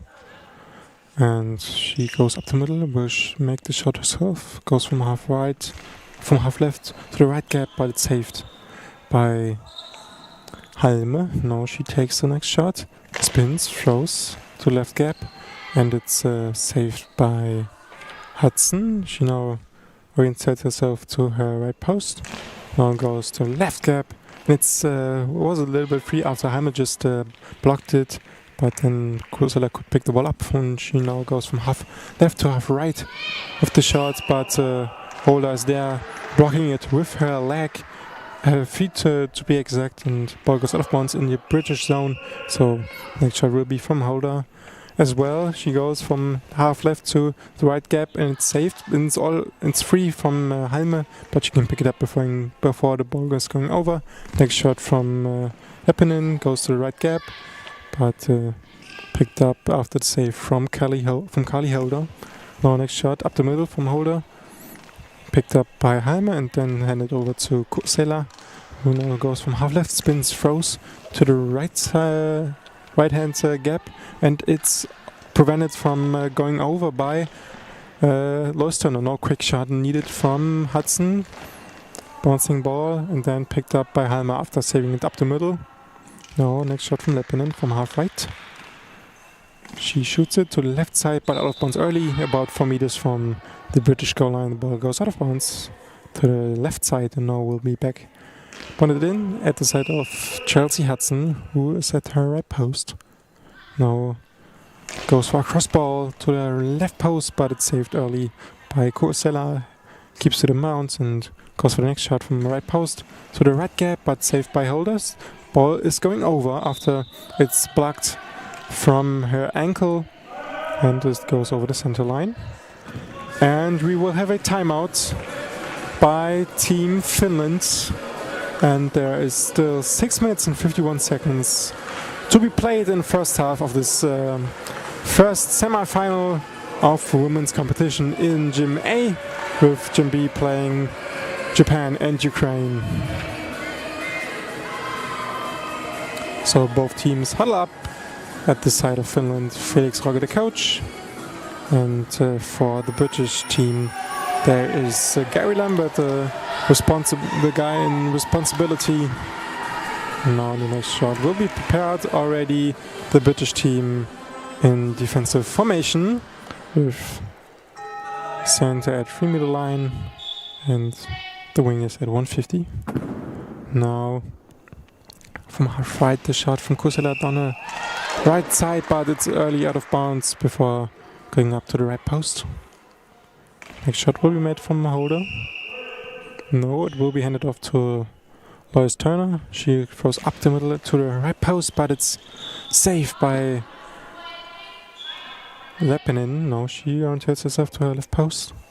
Goes to the shoots to the left gap, but blocked and picked up by Turner. Now next shot from Hudson from the right side, going cross to left, and ball is out of bounds. Will be dropped in to Kusela, who made the save. She now goes to the middle of the field and throws it, high bouncing ball, but blocked and saved in company of Turner and Hudson. Now next shot by Hudson. going to the right gap, saved by Halme. Then hand it over to Leppinen. She goes to the center and now throws from half right to the right post, but saved, blocked out of bounds by Holder, and then getting back, bounded in. Half left, spins, throws to the right side, another out of bounds shot. Björn, still no scores. No scores so far. 5 minutes and 52 seconds to go. Kuusela now for Finland on the left side. Goes back to her right side. And starts now from there with the spin, with the throw, down the line. Holder blocks it out. Holder there a little lucky that the ball didn't went over her. Hudson from the half left now. Turner from the half left now with the throw to Leppinen. Leppinen is then Kuusela's working all the way there to play help defense. Leppinen now from the half right with a shot, but Hudson is there. Leppinen in position. Hudson is not rushing the whole thing, so Hudson now with the throw, bounce to Halme, slip through Kuusela with the help defense, and the ball is out. Just misses the post by centimeters, by inches here. Kuusela is really working a lot on both sides of defense, and the ball is now blocked out by her, so she has a real workload here. A lot of throws and doing defense on both ends of the goal. Kali Holder now from the half left with the spin, with the throw, and the ball is blocked by Leppinen. Pass to Halme. Halme with the spin, with the throw, out of bounds. 7 meters wide on the left. Ball is back at play. Hudson from the right side with the throw, bouncing to Halme, and she can block the ball. And Kuusela again from the middle with the spin to Holder. Holder gets the ball blocked and then saved. And from the half left now, Holder with the throw to the right post, and Leppinen is there. She's in position and can block the ball. Now Leppinen from the half right with the throw down the line, but there is Holder. Holder should take the next shot. Hudson tells her, and now with a backhand throw out of bounds 3 meters before the right post. No real danger there for the Finnish goal. 4:20 to go in the first half. And Kuusela from the left with a throw, bouncing to Hudson and Turner. Hudson is the one who blocks it at the end. And now from the right side, Hudson with the throw, bouncing ball, Halme with a block. And Leppinen from the left side with the throw, a Holder there with a block. 3:53 to go, 0-0 the score. Holder with a shot from the left to Leppinen. And Leppinen quick response down the line, but there's Hudson in position. And now Turner from the half right with a spin, with a throw, down right side, and Leppinen is there. And Leppinen now from the left side. Also backhand throw, really not fast. So Turner with the next attack after her block to Leppinen again. After doing a lot of shots to Kuusela, now they have a lot of shots to the right corner to Leppinen.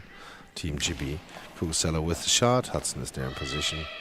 And Hudson goes back to her own goal.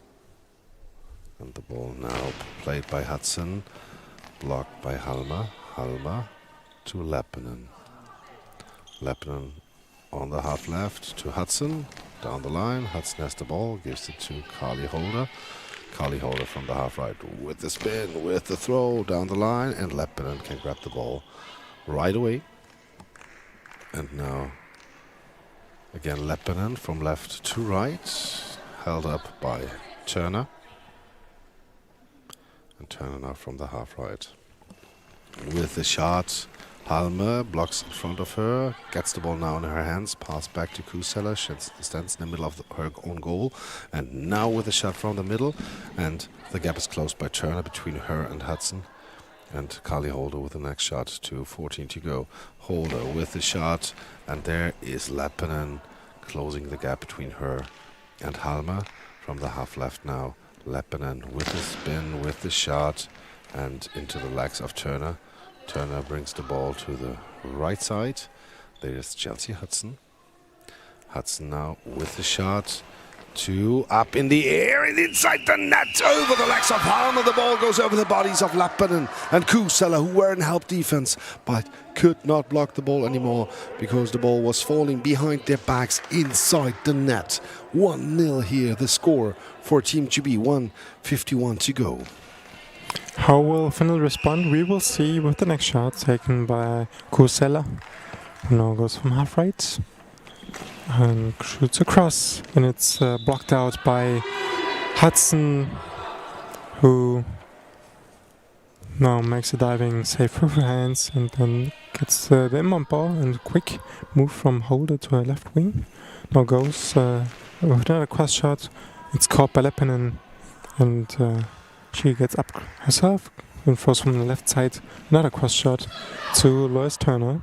Upstander grabbing up the ball and will be taking next shot up the middle and going to the right post, attacking Leppinen, but she's aware of that and she can deflect the ball out of bounds to the left. And now the handoff from Leppinen to Kuusela, who will shoot from half right position. Spins, throws, and deflection from Hudson in front of her, but then the ball goes out of bounds before reaching neutral zone, so the ball will be kept by Team GB. Hudson will make the next shot, going from the right post, cross ball to the left, and another hand save by hand block by Kuusela. Now she is guiding herself to the half left, spins, throws to the left gap, saved, blocked, and it's going over into the neutral zone, and from there it goes out of bounds. Also Turner and Hudson and company could not grab the ball, and the ball is called over. It's Finland's ball, dropped in at the left side, with Leppinen now in possession, going from half left, now throwing it to the right gap, and it's blocked by Holder. It's still alive. Now they have to go quick. Quick pass from Turner to Holder, shown from half left. She shoots it to the right gap, and it's saved blocked by Leppinen. Now cross shot from Leppinen and deflection out of bounds from Holder. And timeout taken by Team GB with just 28 seconds left.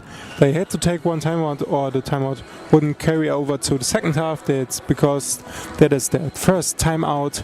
You can only carry over 3 timeouts to the second half, and so with 28 seconds, both teams will huddle up, and we will have a quick look on what the current standings are. In the other semi-final, Japan is leading Ukraine by halftime in the other games, so Japan is leading 4-0 over there.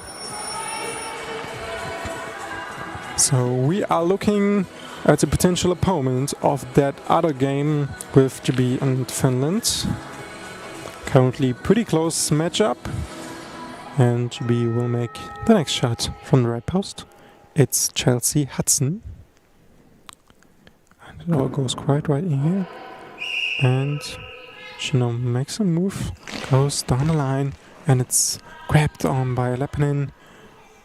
Stands up with the ball herself, goes from the left post herself, another straight shot to the left, and picked up by Turner after save from Hudson.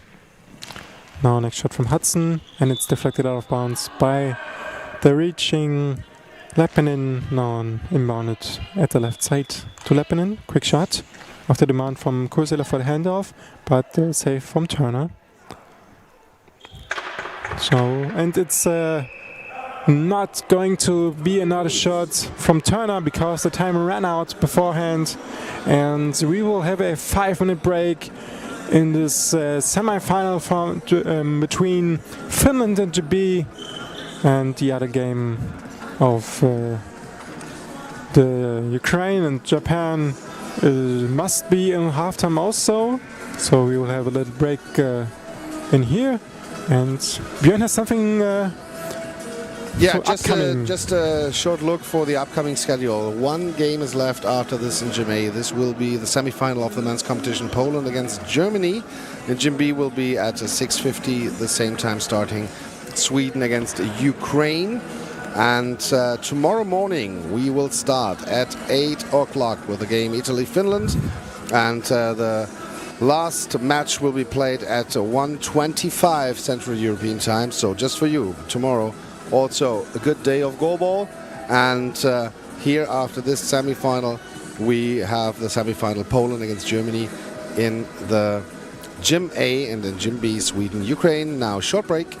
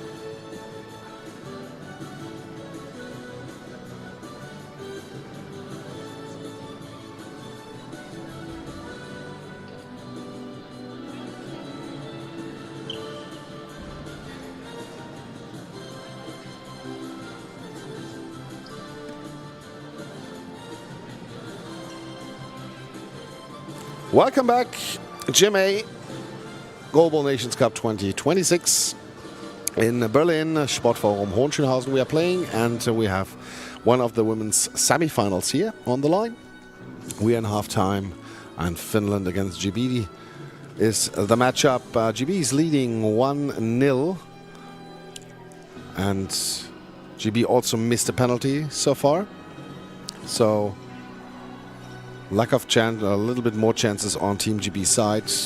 12 minutes are now on the line, and we want to find out who will be one of the finalists tomorrow in this Goalball Nations Cup 2026. And Finland with the blue jerseys and the white numbers from right to left. Now we see big on screen Amandeep Bajwa from the USA as tableside referee. And Team GB will play in the red jerseys with white sleeves from left to right. They have white numbers on their jerseys. And Team GB has the first throw here. And Turner the center, takes the first shot from the half left. She starts, spins, throws, and there is Halme with the block, pass to Kuusela. Kuusela, the right winger for Finland, with the spin, with the shot down the line. Holder jumps into the ball, blocks it left, out of bounds.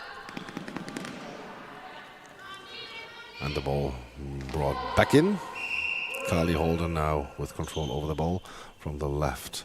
With the spin to the right. She gets the ball deflected, but Leppänen is there on help defense. And now Leppänen from the half right, the left winger down the line and out of bounds. 5 meters before the right post. It went out of bounds. And we see now Hudson from the right side. With the shot down the line, Leppänen is there, catches the ball, stands out, quick response by her, and close to a high ball, but it was saved by Team GB.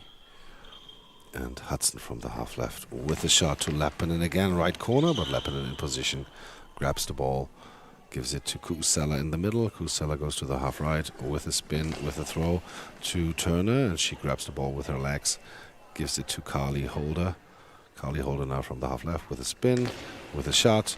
Halme is there, and Halme brings the ball back to Leppänen from the middle. Leppänen starts, shoots the ball into the body of Hudson, and Hudson now with the next shot starts from the right post and throws it bouncing to Leppänen. Leppänen no problem there, and Leppänen from the half left starts, throws, underhand spin, and Holder with problems, and the ball goes over to Finland again.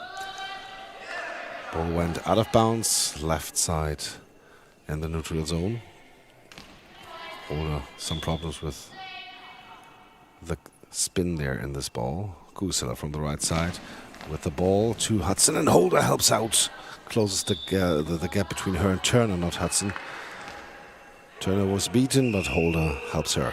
Holder from the left side with the shot, right corner, and there's Leppänen, reaches out, grabs the ball, and again Leppänen from the left side with the throw, and the ball is free at the 6 meter line. Turner finds it, brings it to the clapping Chelsea Hudson.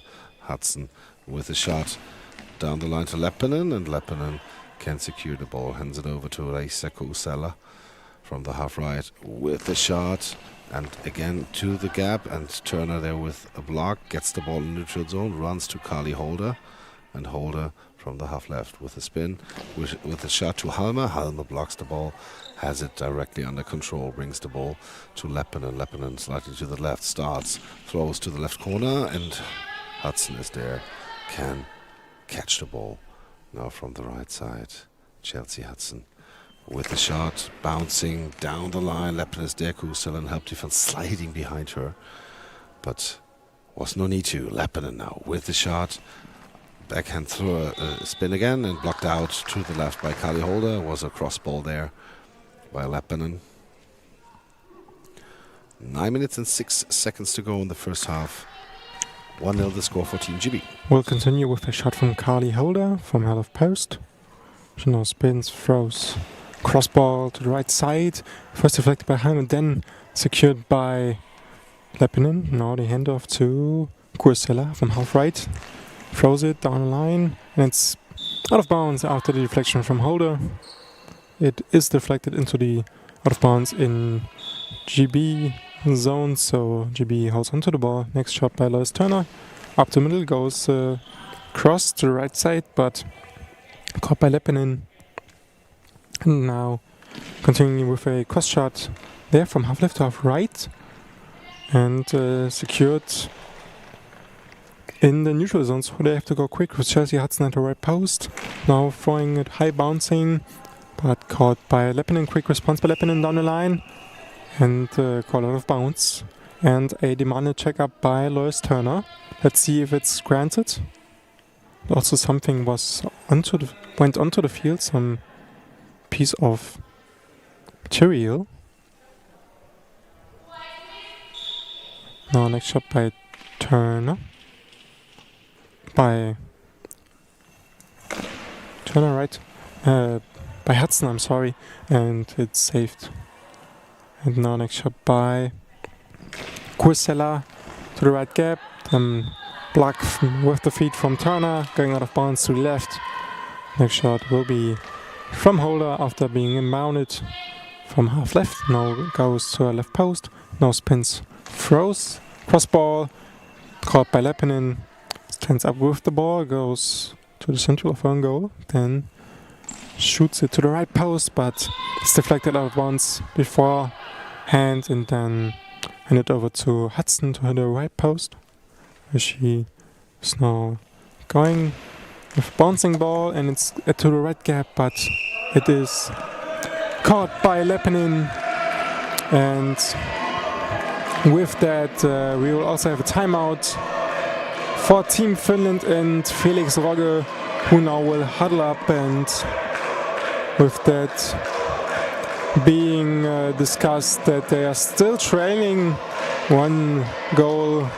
The only goal scored belongs to Great Britain with 7.5 minutes left in the second half of the semi-finals of women's competition. And the ball is on the Finnish side. 5 seconds are left. It was the second timeout taken by Finland, 1 taken by Team GB. So plenty of timeouts left here in this really close game. From the half right now, Kusela with the throw to Holder. Holder can block the ball to the left. It's free. Now she has it and brings it back to Turner. And Turner now with the shot to Halmer, blocks the ball in front of her, guts control. And now to Leppinen. Leppinen with the shot to the right corner again. And she always makes this backhand throw, puts so much spin that it is running outwards, that Holder has some problems there. But she can defend it till now. Now Hudson goes to the right post, starts, throws down the line. Leppinen is there. And Leppinen with a quick response to Hudson and Turner. Turner is there. Turner stands up quickly, but takes her time now. And now Turner with the shot, right corner. And Leppinen reaches out, can't catch the ball. Hands it over to Kusela. Race to Kusela from the half right with the shot, bouncing. Holder is there, blocks the ball. And equipment check is asked for, but game continues. Holder with the throw from left to right. Halmer is there with the feed.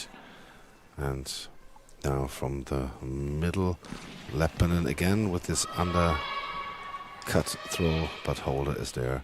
And Hudson gets the ball from the right post. She starts, throws, bouncing. Halmer, Leppinen is there. Leppinen quick response to Hudson, and ball goes out of bounds.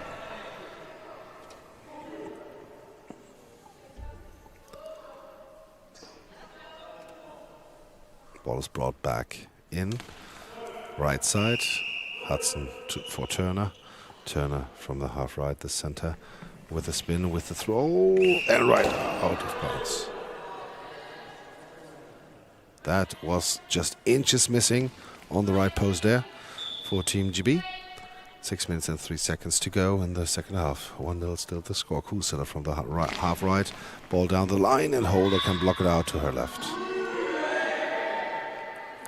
Finnish supporters liked the throw, as you could hear maybe through the Atmo microphones. And Holder from the left side to the right side again, and Leppinen reaches out, has the ball in her hands.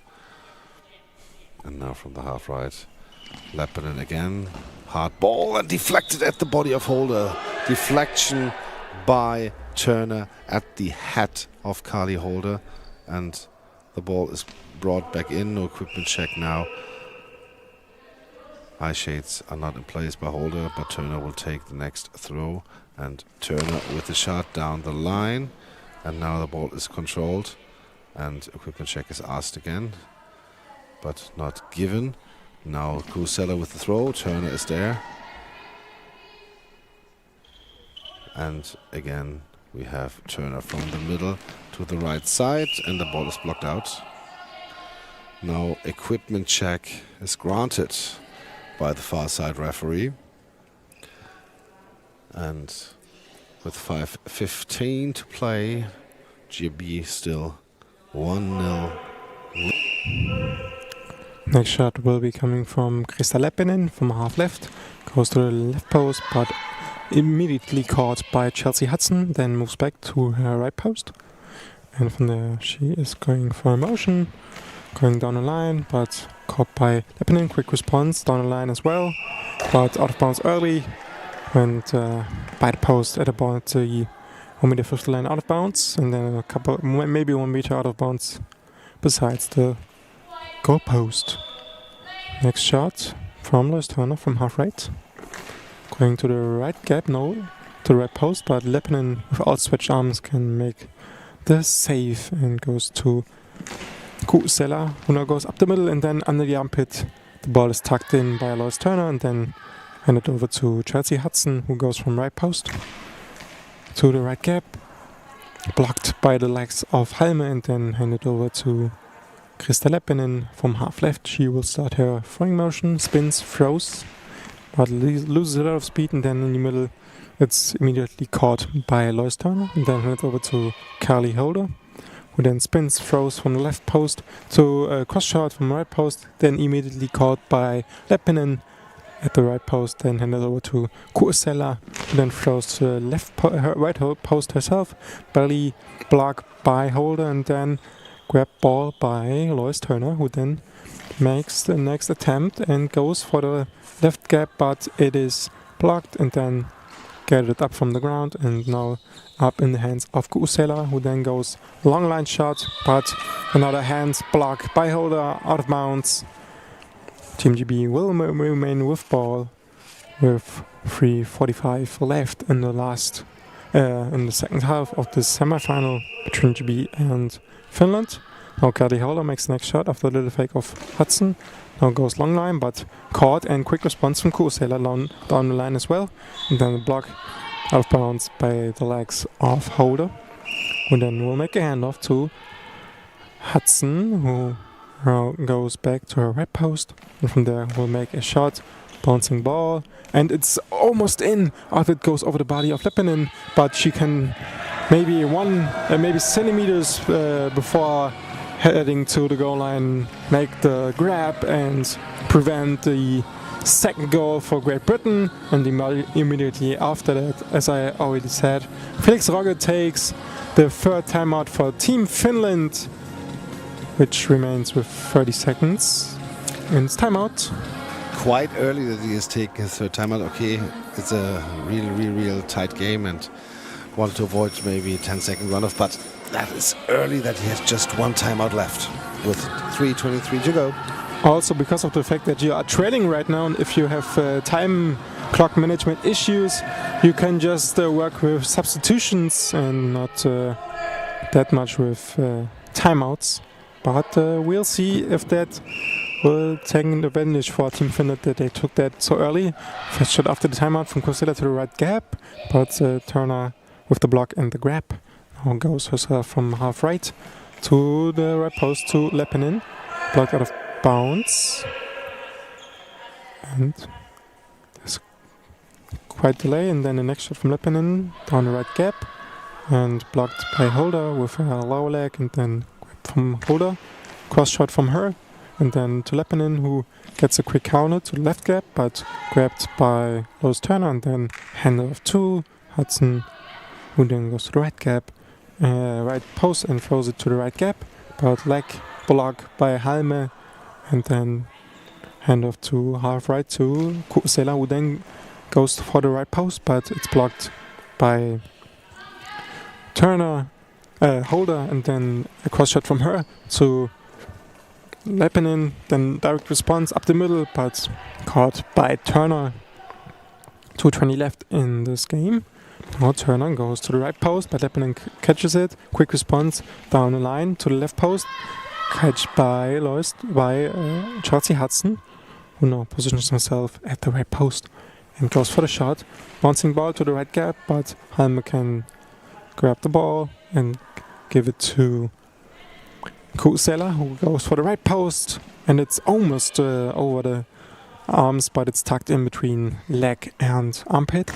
Next shot from Holder goes diagonal, but it's out of bounds, and with 1:47 I make a shift at the commentary table to Björn. Kuusela now for Finland from the half left with the throw close to the line, but Turner is there, can block the ball. And of course, Team GB now tries to get some seconds off the clock. The throw to Halma, and she blocks it, gives it to Leppinen. 1:28 to go. Leppinen from the half right. Next shot, and the ball blocked by Turner again.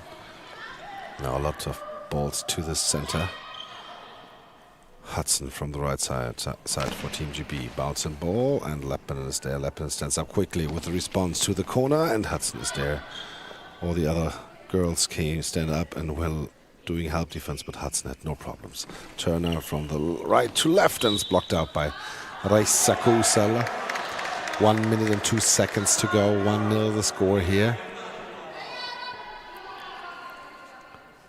In the other gym, I think it was 5-0 for Japan, if I saw it correctly several minutes ago. And Kuusela points to the other goal side with the spin from the right and the ball to the gap, but it's closed. Turner is there, gives the ball to Kali Holder. Kali Holder with the spin, with the throw down to Halma, and she can catch the ball. Timeout taken by Felix Rogge. And so that's the last timeout for Team Finland. Now he has 4 substitutions, I think, left. So he can use those substitutions for stopping the clock. But 45 seconds can be long enough to score at least 1 goal. On the other hand, the Team GB coach, then Gary Lambert, will tell his team, I think, don't make any stupid mistakes. Stay focused, no penalties, just stay focused. And now Finland has to take risk in their throwing game. They have to maybe also play the lines and risk something here. Kuusela from the middle points again, now to the half left. From the middle she starts, and the ball is bouncing into the arms of Hudson. And this was a ball that was at the long ball line. Now Hudson, Turner with his throw, and now Leppinen with a quick response. The ball in the hands. And now timeout taken by Team GB. It's their second timeout. 29 seconds. Now he wants, then Gary Lambert wants to ease everything up. No trading shots here at the moment. Remind the team, we have 10 seconds. If you have the ball direct in your arms, count to 6 and then throw it. And then we are fine. Don't make counterattack after counterattack now. Because 29 seconds, the clock is our friend at the moment. That would I tell the team. And they also have timeouts left, so they even can say, okay, grab the ball, and then we have a little chat about what we are doing next with the next shot. So even that comes into effect. Kali Holder now comes over to the half right.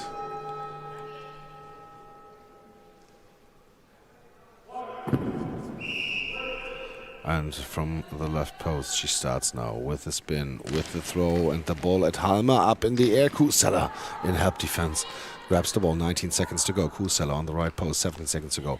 With the shot now on the line. Holder is there and can block the ball out. She grabs it. 13 seconds to go. Timeout taken by Team GB. Their third timeout, as Felix mentioned. Talk about what we do next, and so the ball was in the hands of Holder, but she grabbed it out. So with the touch, there was the stopping the clock whistle. So you have at least 9.5 seconds left now, maybe 9, and now the clock went up from 13 to 14 seconds. It at least shows 14 seconds left. Okay, you mean the shot clock. I thought you mean the game clock. No, the game clock is 14. Yes, okay, no, you mean the shot clock. The shot clock, 10 seconds, yeah. There will be plenty of time for that shot, I think. So that they would take especially 5 to 7 seconds off the clock before they throw the ball.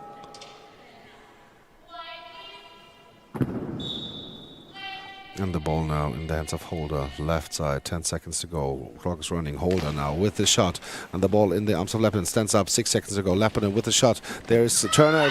She has the ball. 3 seconds, 2 seconds, and timeout. Great Britain. That's strange. To to say the least. Yeah, maybe he was a little afraid that in a cheerful moment, maybe you make a mistake and run with the ball in your own goal. So don't panic, don't rush, and don't be afterwards maybe thinking about, I had a timeout left, why I haven't taken it. So we have another timeout here and 1 second to go, so Team GB will hold on to the ball, I'm pretty sure, and they will advance to the final. And I think they will play Japan, but I will tell you after we've looked it up. And the other game is already done. So now Team GB goes to the final. 1-0 win against Finland, and they will face Japan tomorrow after their 7-0 victory against Ukraine. And this final will be held tomorrow at 12:20. And Team GB will play for gold. We make a short break and then we are back with the last match of today here in Germany. Will be Germany against Poland, and this one will be covered in German. As you know, guys, we have some folks here also listening in the gym, and we want to bring the beautiful sport of goalball closer to them, and that's why we do it in German. But we summarize in certain moments also in English what happened on the pitch, and maybe you learned some German words. Here in a bit.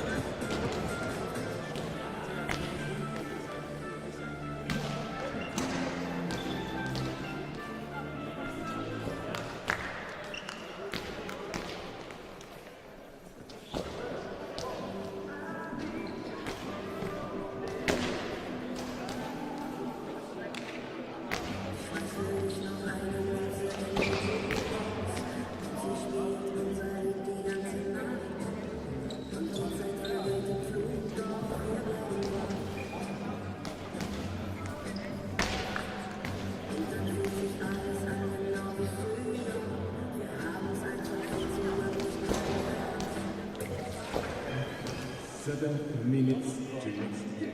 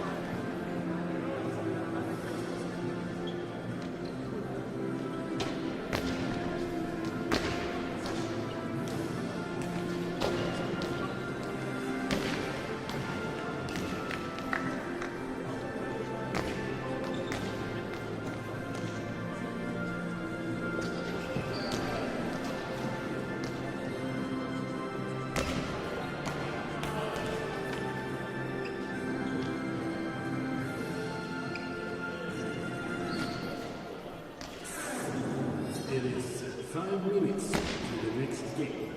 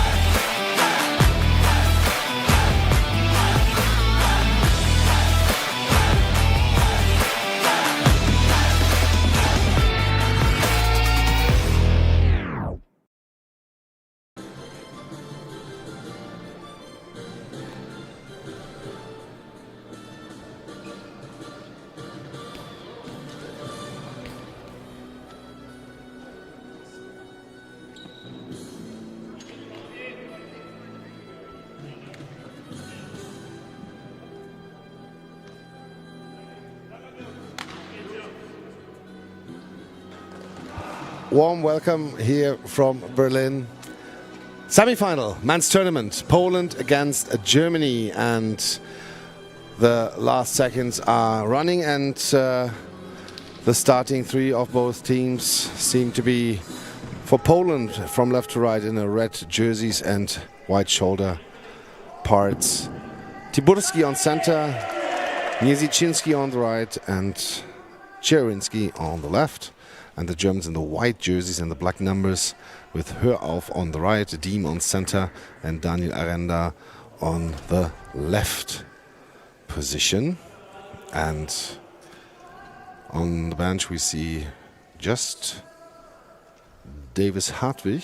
Ruven Schetelich has his long trousers on. So we'll see what happens here in this match in the group stage. Now Czerwinski with a throw into the net right away, 1-0.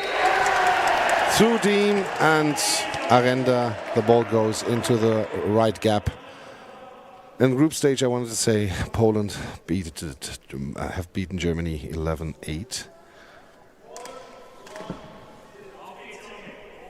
And now Hörauf, the right winger, on the half left. Oh, I totally forgot. It's a German game. Sorry, we switch into German. I totally forgot after this game. Now, the next goal is thrown.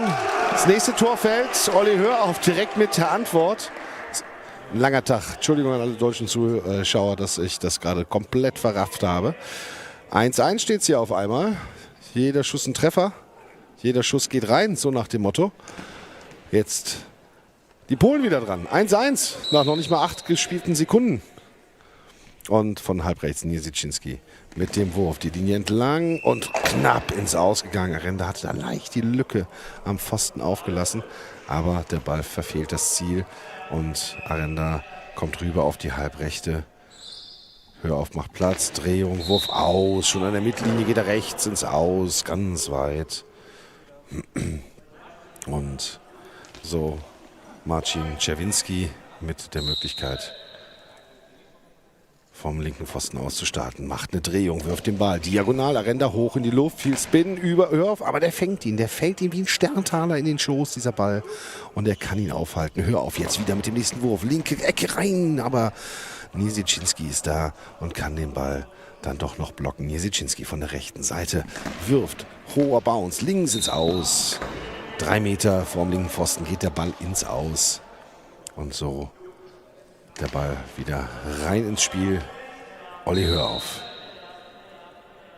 Von links, halb links. Wirft den Ball hart, bouncend, die Linie entlang, aber gefangen von Niezichinski. Czerwinski will den Ball haben. Niezichinski ignoriert es, wirft jetzt selber Richtung Arenda und Diem. Und dem fällt der Ball jetzt auch in die Arme rein, nachdem er ihn erst mit den Beinen geblockt hatte. Und Daniel Arenda von der linken Seite mit einem Wurf Richtung Tiburski. Tiburski kann den Ball festmachen und übergibt dann an Marcin Czerwinski. Von der Mitte wirft er ihn hart Richtung Hörauf und der kann ihn abblocken, nachdem Diem ihn abgefälscht hatte. Da wurde dann richtig scharf der Ball und Hörauf dann in Position und über seiner Brust geht der Ball dann rechts ins Aus. Olli Hörauf, der Hauptangreifer der Deutschen, von der Mitte aus mit einem bouncenden Ball und die Füße von Niezichinski sind da. Und so wieder ein Block von der linken Seite. Czerwinski mit dem Wurf von links nach aufs Zentrum, aber die mit den Füßen da. Arenda sammelt den freien Ball ein, kommt auf die Halbrechte rüber, dreht sich, wirft den Ball Richtung Czerwinski, aber der Ball im Aus. Geht dann doch 3-4 Meter vor dem rechten Pfosten ins Aus. Und Niezichinski holt sich den Ball links ab, kommt wieder auf seine rechte Seite, wirft den Ball Linie entlang. Arenda ist da, hat den Ball und dann geht er wieder an die Latte, orientiert sich am linken Pfosten, dreht, wirft mit Spin und Czerwinski ist da. Und der Ball jetzt bei Czerwinski, der wirft hart Richtung auf und Diem, der Ball ist drin. Über die Hände von Fabian Diem geht das Ding hoch rein ins Netz. Marcin Czerwinski, eine wahre Urgewalt mit seinem Wurf da. Und Hörauf wechselt jetzt mal kurz die Seite für den Wurf, kommt nach links rüber. Dreht, wirft, bounce und der Ball abgewehrt von den Polen. Niezichinski hat den Ball jetzt in den Händen. Und wieder der Wurf links rüber Richtung Diem und der blockt ihn mit der Brust. Kontrolliert rechts ins Aus. 2-1 für die Polen. 9 Minuten, 44 Sekunden gespielt. Und Olli Hörauf kommt Richtung halbrechte Position. Die macht ein bisschen Platz. Hör auf, dreht sich, wirft den Ball. Der bounced auf die Linie und Tiburski hat ihn dann aus der Luft gefischt. Übergibt dann an Czerwinski. Und Czerwinski von der linken Seite mit einem Wurf Richtung Arenda. Der rutscht über seinen Körper und der greift nach und kann ihn noch retten. Greift nach, nachdem er über die Hüfte ging. Und wir haben einen Equipment-Check auf polnischer Seite. Tiburski war die Brille leicht verrutscht und das darf man nicht einfach so richten. Da muss der Schiedsrichter dafür sein Okay geben. Hat er getan. Und so die Deutschen jetzt mit Arenda den nächsten Wurf nehmend. Links am Pfosten. Läuft an, dreht, wirft den Ball. Czerwinski ist dran und kann den Ball aufnehmen. Und Marcin Czerwinski, Fake-Anlauf von der rechten Seite, von links der Wurf. Diem kriegt ihn nicht ins Tor hinein. Unterm Körper von Fabian Diem geht der Ball rein. Er schlägt ein.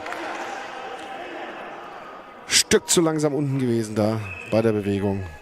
Und so steht es auf einmal 3:1 für Polen. Deutschland von der rechten Seite nach links geworfen. Niesiczynski mit dem Block kontrolliert, rechts ins Aus. Und der Ball jetzt wieder im Spiel. Bartolommej Niesiczynski von halb rechts läuft an, wirft den Ball und Diem blockt ihn, steht auf und klopft auf den Ball, gibt ihn an den Linksaußen Daniel Arenda. Und Arenda von der linken Seite mit einer Drehung, mit einem Wurf und der Ball in den Händen von Tiburski wird gefeiert da von der polnischen Bank. Und Marcin Czerwinski von halb links, harter Wurf, hör auf, gerade noch so da und der Ball rollt nach links. Arenda kann ihn einsammeln. Und Arenda seinerseits jetzt mit dem nächsten Wurf, der Ball in die Arme, nein, unter dem Körper von Tiburski rein ins Tor. Tor für Deutschland. Das ist der Anschluss. Nur noch 3:2 für Polen, 8:35 noch auf der Uhr in der ersten Halbzeit. Also sowas von lange noch zu spielen. Und Marcin Czerwinski bringt den Ball in die Mitte und übergibt ihn dann an Bartolommej Niesiczynski von halb rechts mit dem Wurf. Diem ist da, blockt ihn hoch Richtung 6-Meter-Linie, holt den Ball selber wieder ab, bringt ihn dann zu Olli Hörauf. Und Hörauf atmet durch, dreht, wirft. Der Ball bounced und geht Richtung Czerwinski und der kann ihn noch retten. Nach zweifachem Abfeld. Czerwinski schnelle Antwort, rechts knapp am Tor vorbei. Unberührt geht der Ball ins Aus. Und Arenda nun von der Mitte aus den nächsten Wurf für Deutschland nehmen mit der Drehung. Und Tiburski blockt ihn sich nach vorne, kontrolliert ihn dann und spielt ihn zurück auf Czerwinski. Czerwinski von der linken Seite, harter Wurf, Linie entlang und Hörauf taucht ab. Und der Ball dann auch ausgepfiffen. Hörauf jetzt von halb links mit der nächsten Versuch. Schlacher, harter Wurf, hoch geht er rechts ins Aus. Und so noch 7:55 zu spielen. 3:2 für Polen. Und die starten 1 Meter vom rechten Pfosten. Niesiczynski wirft, aber sicher gehalten durch Arenda. Der startet halb links, wirft dort auf die rechte Schnittstelle. Aber Tiburski hat ihn. Und dann guter Block da von Fabian Diem, nachdem Czerwinski geworfen hatte. Kickt den Ball, blockt ihn ins Aus. Arenda klopft auf den Ball, übergibt ihn an Oliver Hörauf. Der orientiert sich am linken Pfosten und wirft ihn die Linie entlang, aber abgeblockt durch Niesiczynski, der mit dem Rücken einmal gegen Torpfosten, gegen die Torlatte gestoßen, wirft ihn, aber dieser Wurf fordert Daniel Arenda nicht groß heraus und der mit dem Kopf da, aber der Ball wird von der Hüfte abgeblockt, geht jedoch dann ins Aus. Weiterhin 3:2 für Polen. Czerwinski von halb rechts einmal gerade durch auf die andere Seite. Gehalten. Oliver Hörauf. Und der Ball wieder von der Hüfte hochkatapultiert, aber auch in dem Fall wieder ins Ausgegangen. Der Ball von der Torlinienrichterin, wieder reingegeben. Czerwinski von halb links auf das Zentrum, welches von Fabian Diem verteidigt wird, übergibt auf Daniel Arenda aus dem Zentrum heraus und dann ins Ausgeblockt. Gute 5 Meter vor dem Pfosten heraus. Von rechts jetzt das polnische Team Niczyński. Daniel Arenda übergibt auf Hör auf. Die wechseln die Seiten Hör auf. Von halb links. Der bouncende Ball. Gehalten von Niczyński. Der dreht an. Vom Zentrum heraus. Schneller Konter durch Fabian Diem. Ins Aus geblockt durch Marcin Niczyński. Der Ball, muss man ehrlicherweise sagen, wäre auch andernfalls 1,5 Meter vom Pfosten auf der rechten Seite ins Ausgegangen. Niczyński wirft. Daniel Arenda lag da bereits auf der richtigen Position, sichert den Ball, wirft jetzt und der Ball wieder über die Hüfte hoch. Aber der trallt immer, kriegt den Trall und geht immer von der Hüfte dann ins Aus.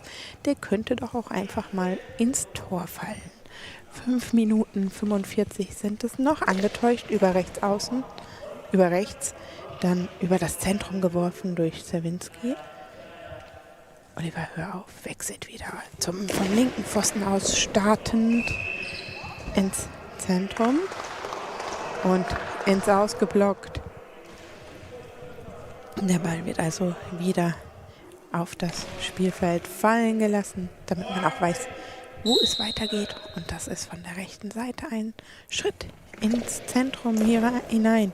Niczyński gehalten durch Arenda, der läuft rückwärts bis zur Mitte des Tors und dann überwindet er zunächst Tiburski, aber hinten dran liegt bereits Niczyński und der blockt den Ball.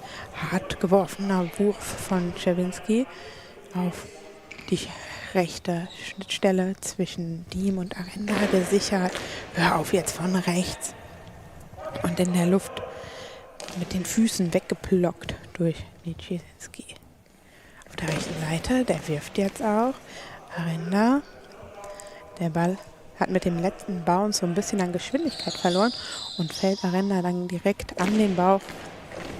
Der mit dem Wurf zurück. Tiburski kann ihn festhalten. Niczyński von links, vom Pfosten. Und Diem blockt den Ball mit seinem oberen Knie ab ins Seitenaus. Von links der Ball jetzt wieder reingegeben. Oliver, hör auf, startet am Pfosten und rausgeblockt. Niczyński den Ball cross über das Spielfeld gespielt. Einmal diagonal auf den polnischen die Top-Offensivkraft, aber auch in der Verteidigung kann er einiges aufweisen. Über die rechte Seite jetzt Niczyński. Und dann ist es Daniel Arenda, der wirft gute 2 Meter nach vorne geblockt durch Tiburski. Der sammelt den Ball auf und übergibt ihn an Niczyński. Der wirft wieder. Den hat Arenda sicher und übergibt ihn, nachdem er zweimal auf den Ball geklopft hat, an Oliver, hör auf. Der startet und gibt dem Ball einen Trall. Der sieht zunächst aus, dass er ihn cross wirft, aber dann kommt er über das Zentrum. Niczyński antwortet mit dem Wurf. Oliver, hör auf. Nun halb rechts. Longball wurde angezeigt. Das erste Penalty dieses Spiels. Zugunsten vielleicht des polnischen Teams, die jetzt den Ball haben und hör auf, muss alleine verteidigen. Macht das auch gut und hält den Wurf von Niczyński 4 Meter vor dem Tor. Zentrale Position macht er sich lang und wehrt den Ball mit dem Bauch ab. Ja, und die deutschen Feiern auf der Bank, Sebastian Müller, einer der Assistant Coaches, macht den ganzen Tag nichts anderes wie Penalty gucken und hatte kurz noch reingegeben und Hörhoff hatte gefaked, wo er hingeht, beim Quiet Please sich anders positioniert und war genau da, wo Niczyński hingeworfen hat. Also Team-Effort da an der Stelle und jetzt hoher Ball. Niczyński kann ihn noch vor der Linie retten, nachdem Niczyński ihn abgewehrt hatte. Und jetzt der Ball in die Arme von Diem, schneller Gegenangriff und Niczyński kann ihn rausblocken an der Stelle und es gibt einen Officials Timeout. Equipment check. So short summary after this block penalty. Poland still 3-2 ahead. 3 minutes and 12 seconds to go. And we switch back into German. Niczyński auf der rechten Seite läuft an, wirft Richtung Gap und dann ist ein Highball gegen ihn gepfiffen worden. Und eben noch ein Penalty gegen einen, jetzt ein Penalty für einen bekommen. Und die große Möglichkeit, die Deutschen kommen da zu dritt zusammen, hier auszugleichen. Bis das Quiet Please kommt, dem Gegner nicht zu zeigen, wer dann werfen könnte. Weil dann darf der Trainer nichts mehr sagen. Jetzt, Quiet Please ist da. Niesiczynski, 4 Meter vor dem eigenen Tor, zentral höher auf, geht auf die rechte Seite. Läuft an, wirft ihn gerade, rein ins Tor. Tor für Deutschland, 3:3, Ausgleich. 3 Minuten und 4 Sekunden noch zu spielen. Und Marcin Czerwinski läuft an von der Mitte, schneller Wurf, Team blockt ihn nach links raus, neutrale Zone, kriegt den vom Aus? Ja, er kriegt ihn vom Aus und bringt ihn zu Arenda. Arenda von der linken Seite, einfach die Linie entlang und ins Aus. 3 Meter vor dem linken Pfosten geht der Ball ins Aus. 2:52 noch auf der Uhr.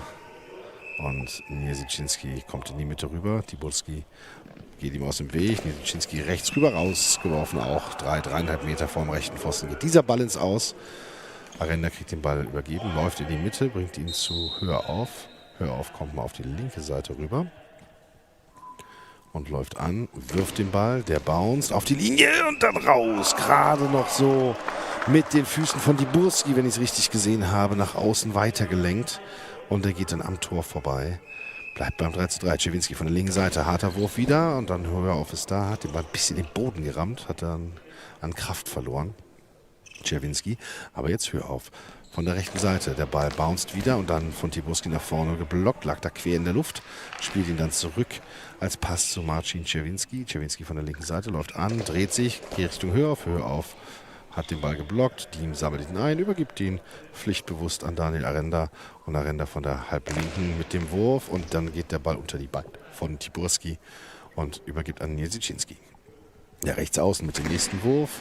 Und da ist Diem, kickt ihn links ins Aus, ganz kontrolliert. 2 Minuten und 1 Sekunde noch auf der Uhr. 3:3 der Spielstand hier in dieser ersten Halbzeit. Im Parallelspiel stand es eben noch 0:0. Ukraine, Schweden und so jetzt auf der halbrechten. Olli Hörauf läuft an, wirft den Ball, Cross links ins Aus. 2 Meter vor dem linken Pfosten geht er ins Aus, dieser Crossball. Und Czerwinski, der links außen, jetzt mal auf halb rechts, läuft an, dreht, der Ball bounced lang und länger. Und wenn ich schon lang und länger sage, dann kann es nur noch ein Longball werden. Longball-Penalty gegen die Polen. Und Stefan Wall setzt sich hin. Sebastian Müller ist der die Ansagen macht. Darf dann da vorne stehen und wieder steht man zu dritt da. Czerwinski mittig am Tor positioniert. Man wartet auf Quiet Please.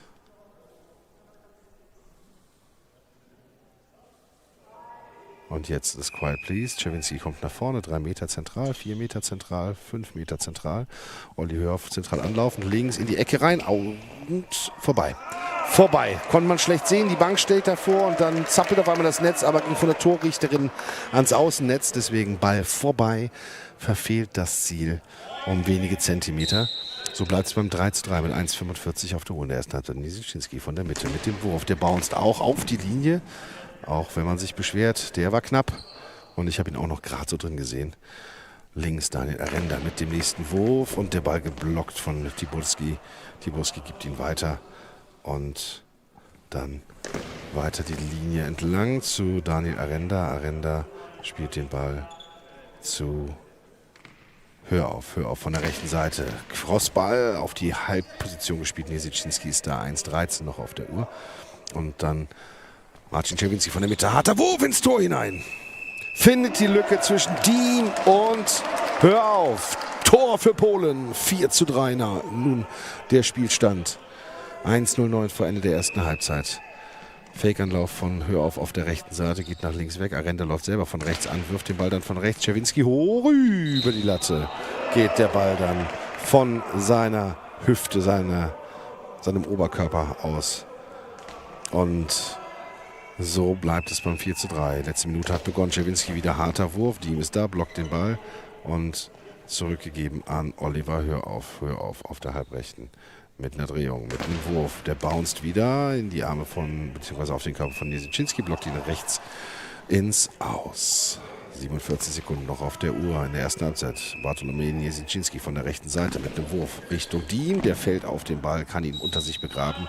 Und Deutschland nimmt seine erste Auszeit in diesem Spiel. So we make a short summary in English. Poland started really well in this game and Germany fought back. Then we had the equalizer here, then a missed penalty by the Germans. And the Polish with Marcin Czerwinski are 4-3 ahead. 42 seconds before the end of the semi-final, and in the other semi-final there's halftime already. Sweden 0, Ukraine 1, so real close game there. And now we have here this timeout taken by the Germans. Let's take a look if they found something special they want to do after this timeout. And now we switch back into German. Mal sehen, ob sie sich was Besonderes überlegt haben. Arenda kann es nicht spielen, weil da noch was gewischt werden muss an der Stelle. Das ist ein Official Timeout jetzt gerade genommen worden. Und so erstmal Feuchtigkeit in der deutschen Zone beseitigt.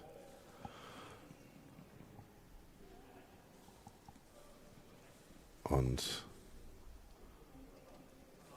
jetzt kann es dann gleich weitergehen. Torrichterin ist wieder in Position. Von halb links nach links rüber, Daniel Arenda. Läuft an, wirft den Ball, der Bounce Richtung Czerwinski, der fängt den Ball auf. Und dann der Ball linke Seite. Czerwinski mit einem Wurf Richtung Arenda, geht ins Aus. Und noch 26 Sekunden in der ersten Halbzeit. Hör auf, wieder mit den Ball in den Händen. Diesmal auf der Halblinken, läuft an, wirft ihn flach bouncen. Niesiczynski ist da, macht die Ecke zu, blockt ihn raus. Und Auszeit genommen von den Polen. Another timeout taken, this time from the Polish side. 17 seconds to play in this first half. 4-3 the score for Poland. And Germans are better now on defense than they were at the beginning of the game, but conceded this one goal by Czerwinski too much, so now they are down 4-3. They had a penalty. They've missed by Olli Herf. Another one was successful by him, and so we also looked in the other gym already, so you know that Ukraine is leading 1-0 in the other semi-final. For you, tomorrow we'll start here in Gym A at 8 o'clock, and then all the placement matches and medal matches will take place until around 3 o'clock. Now it's wiped again, and we switch back into German. Nachdem da wieder an der deutschen Zone trocken gewischt wurde, die Polen jetzt mit dem Angriff. Czerwinski geht auf die linke Seite raus, dreht sich, wirft den Ball Richtung Diem. Hör auf, gerade noch so da, macht die Lücke zu. Und noch 6 Sekunden, hör auf, beeilt sich jetzt, wirft den Ball schnell hoch in die Luft, der Ball tütscht auf, alle laufen nach hinten und kriegen zu dritt das verteidigt. Czerwinski mit dem Wurf, der ist aber zu spät. Die Uhr war vorbei und der Trainer der Polen sagt, hätte auch mal ein bisschen später klopfen können, das wäre ein Tor gewesen, aber muss auch selber dabei lachen, deswegen alles gut. So, we now go into halftime, Poland 4, Germany 3, and we will be back in 4 minutes.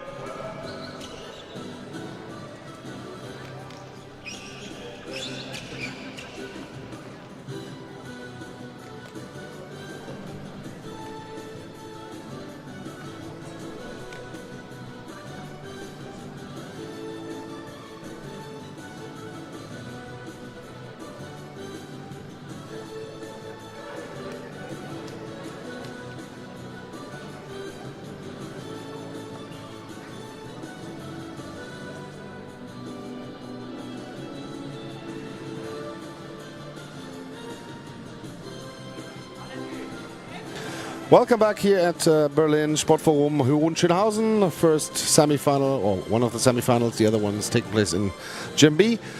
It's Poland against Germany, and as we mentioned several times, the German games we broadcast in German because we are in Germany, and it's also easier for us to describe it in German. And we have listeners in the gym here, right and left next to us, who listen in, and we want to bring the beauty of Goalball to them also in their mother tongue. So we hope you understand that. Now we switch into German. Also, 4:3 der Spielstand.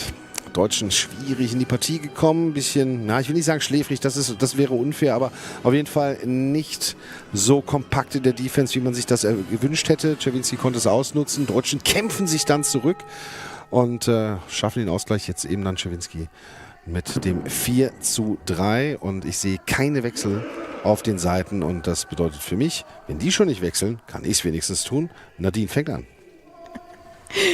Danke dir, du warst natürlich vollkommen richtig, dass auf dem Spielfeld keine Wechsel stattgefunden haben, sodass wir auf deutscher Seite von links nach rechts mit Arenda, Diem und Hörauf starten und die sind jetzt auch in Ballbesitz über Hörauf, der kurz nach links läuft, dann leisen Schrittes wieder nach rechts zurückwirft und der Ball könnte reingehen. Ja, er überquert die Linie, überspringt die Hüfte von Nijinsky, nachdem er den Ball geblockt hat und dann rollt er hinter ihm rein. Er wirft noch seinen linken Arm nach hinten, aber kriegt den Ball nicht gegriffen, bevor er die Linie überrollt.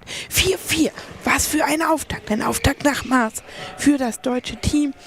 Den Wurf von Czerwinski abgeblockt. Und dann ist es Arenda von der linken Seite, setzt zum Drehwurf an, rausgeblockt, cross geworfen, das heißt diagonal auf den rechten Pfosten gezielt. Czerwinski blockt den Ball raus und der geht.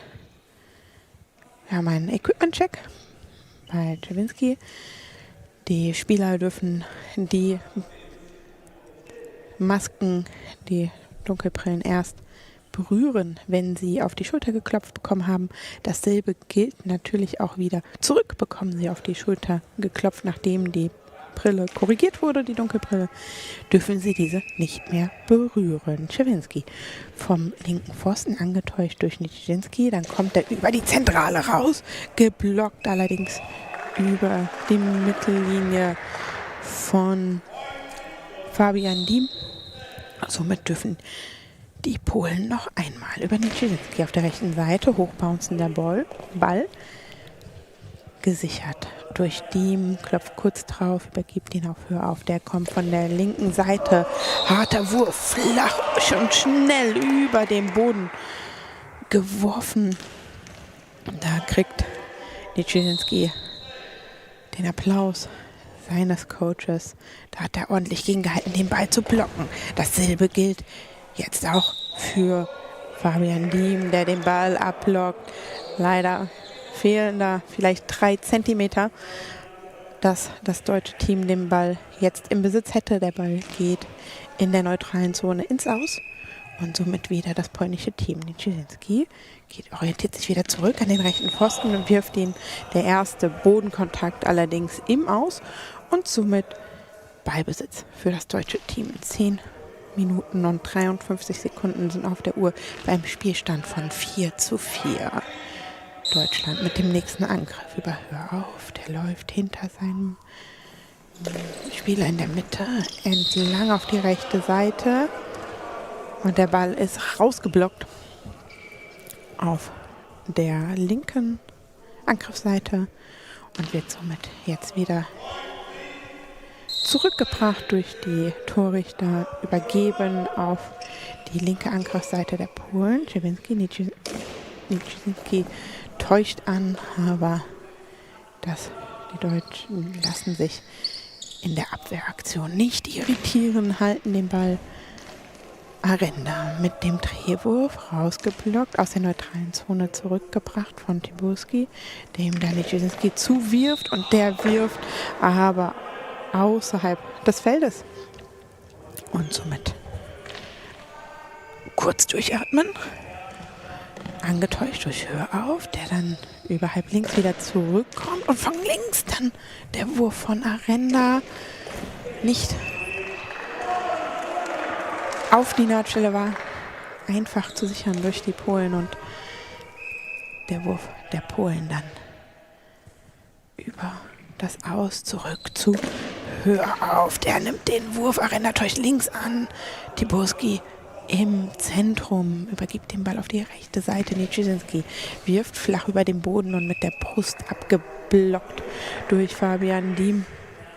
Hat Glück, dass der Ball dann nicht in der neutralen Zone ins Ausgeht und sie somit weiter im Ballbesitz bleiben. Hör auf, Oliver, hör auf. Startet aus der zentralen Position, weicht ein bisschen nach halb rechts aus, wirft auf das Zentrum der Polen. Trifft dort auf Tiburski, der übergibt. Czerwinski rausgeblockt und nach dem Block hat der Ball einen ordentlichen Trall bekommen. Geht ins Aus in der neutralen Zone, übergeben an das polnische Team. Tiburski sitzt in der Mitte. Links wird angetäuscht und rechts kommt Czerwinski. Wieder rausgeblockt, wieder Fabian Diem, der da ordentlich vom Zentrum heraus die Würfe schon mal als erste Instanz rausblockt. Alle Würfe, die in seinem Umfeld einschlagen. Hör auf, hoher Bounce. Und herausgeblockt durch Nijinsky. Der Ball kommt über die rechte Seite wieder rein. 9 Minuten 18 gespielt. Nijinsky übergibt an Czerwinski direkt hinter dem Rücken von Tiburski. Da sprechen sie sich noch ab. Das Ganze kann ein bisschen länger dauern, weil es einen Equipment-Check gibt. Der Boden ist ein bisschen nass. Hinter Oliver Hör auf muss dort trocken gemacht werden. Und dann wird es jetzt gleich weitergehen in die finale Phase hier im Halbfinale zwischen Polen und Deutschland. 7 Minuten noch zu spielen in Gym B. 13:0 führt da die Ukraine gegen Schweden. Jetzt aber zurück in das Spiel. Czerwinski mit einem Wurf auf Diem. Der blockt ihn nach vorne. Über die Mittellinie wieder ein Ball over. Und so bleibt es beim 4:4. Aber nächster Wurf wieder für die Polen. Und von rechts Nijinsky wirft den Ball. Arenda mit dem Block. Links ins Aus. So gibt es einen Angriff nun für die deutsche Mannschaft. Arenda übergibt den Ball an Hör auf, der links rübergekommen ist, um ihn sich abzuholen. Die macht Platz in der Mitte, damit Hör auf jetzt anlaufen kann. Läuft an, hoher, bouncender Ball und dann mit dem rechten Fuß in die Luft gereckt, blockt er ihn ab. Tiburski merkt, dass er mit der normalen Verteidigung nicht ganz rankommt. Das rechte Bein zuckt gleich nach oben raus. Und so blockt er ihn nach rechts raus. Czerwinski von der rechten Seite mit einem schnellen Wurf. Diem ist da, blockt nach vorne, neutrale Zone, 6 Meter Linie, hat den Ball bekommen, läuft nach hinten, übergibt ihn an Hör auf. Und Hör auf jetzt von der Halbrechten wieder mit einem Drehwurf und den Ball links rüber. Und Nijinsky, ich weiß nicht, ob er müde wird, aber es wird immer mehr, dass er so leicht auf den Bauch nach vorne fällt. So hat er auch das Tor kassiert zum 4:4.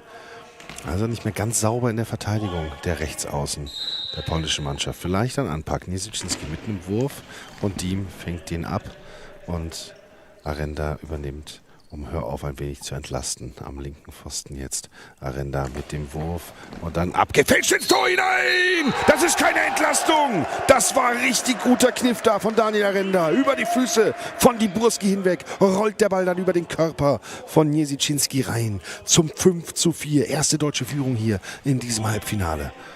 Und Czerwinski, der sieht aus, als hätte er Wut im Bauch. Der geht jetzt in die Mitte, geht auf halb rechts, läuft an, haut das Ding Richtung Diem, rutscht durch ins Tor hinein. Der sah nicht nur aus, als hätte er Wut im Bauch, die hatte er auch und kriegt es hin, unter Diems Körper den Ball durchzustecken mit einem harten Wurf. 5:5 der Spielstand, 8:28. Hör auf von der Halblinken mit einem Wurf, hoch in die Luft, rechts nach außen, abgewehrt ins Aus von Nijinsky. Und Nijinsky sucht den Ball gerade, hat ihn jetzt gefunden. Rechts am Pfosten läuft er an, wirft den Ball und der Ball abgefälscht in den Bauch von Olli Hör auf, der kann dann zupacken. Und Hör auf jetzt von halb rechts läuft seinerseits an mit einer Drehung, mit einem Wurf und der Ball geht an Czerwinskis Beine. Der rettet ihn nämlich vor der Linie, weil Nijinsky ihn abgefälscht hatte. Czerwinski von links nach rechts, Arenda ist da, blockt ihn links ins Aus. 8 Minuten noch auf der Uhr. Und der Ball nun auf Seiten der Deutschen. Arenda wird den Wurf nehmen. Hör auf, ruht sich neben dem Tor gerade ein bisschen aus, um Platz zu machen für Arenda, der nämlich rechts rüberkommt. Und er läuft an, dreht, wirft den Ball und der Ball unter dem Arm von Tiburski festgemacht worden. Czerwinski von halb rechts mit einem schnellen Wurf auf Arenda, der bleibt aber cool, steht auf, bringt den Ball zu Hör auf. Und Olli Hör auf geht mal nach links rüber und läuft an und wirft den Ball bouncend Richtung und dann am Tor vorbei, Richtung Tiburski auf die Füße und dann abgefälscht Richtung Tor, aber am Tor vorbei. Wieder eine Möglichkeit hier für die deutsche Mannschaft. Niesiczynski von der rechten Seite mit dem Wurf. Diem ist da, blockt nach vorne weg, neutrale Zone, kann den Ball holen. Bringt ihn nicht zu Hör auf, sondern es wird Timeout gegeben hier an der Stelle von der deutschen Mannschaft gezogen. Zweites Timeout an der Stelle. Und Reno Tide, Stefan Weil, Sebastian Müller, alle sind sie da. Genauso wie Davis Hartwig, der anscheinend einzige Auswechselspieler bei Rufen Schiedelich. Sieht fast wie in Zivil aus mit seiner gelben Warnweste und den langen Trainingsanzug, den er da anhat. Weiß nicht, ob er sich verletzt hat oder ob es eine Vorsichtsmaßnahme ist, um ihn morgen nochmal zu bringen. Wir versuchen es vielleicht bilateral heute beim Abendessen herauszufinden, um euch dann morgen auf Stand bringen zu können. Währenddessen der Ball bei Olli Hör auf. Die Timeout ist fast abgelaufen. Und jetzt warten die Schiedsrichter, weil wieder das Klopfen von der Box dann immer kommt, wenn die Musik aus. Hör auf mit dem Wurf. Tiburski mit dem Block Richtung Mittellinie und der ist drüben. Der ist drüben. Das ist ein Ballover. Der gehört der deutschen Mannschaft, der Ball. Und so wird er jetzt auch wieder rübergegeben zu Daniel Arenda.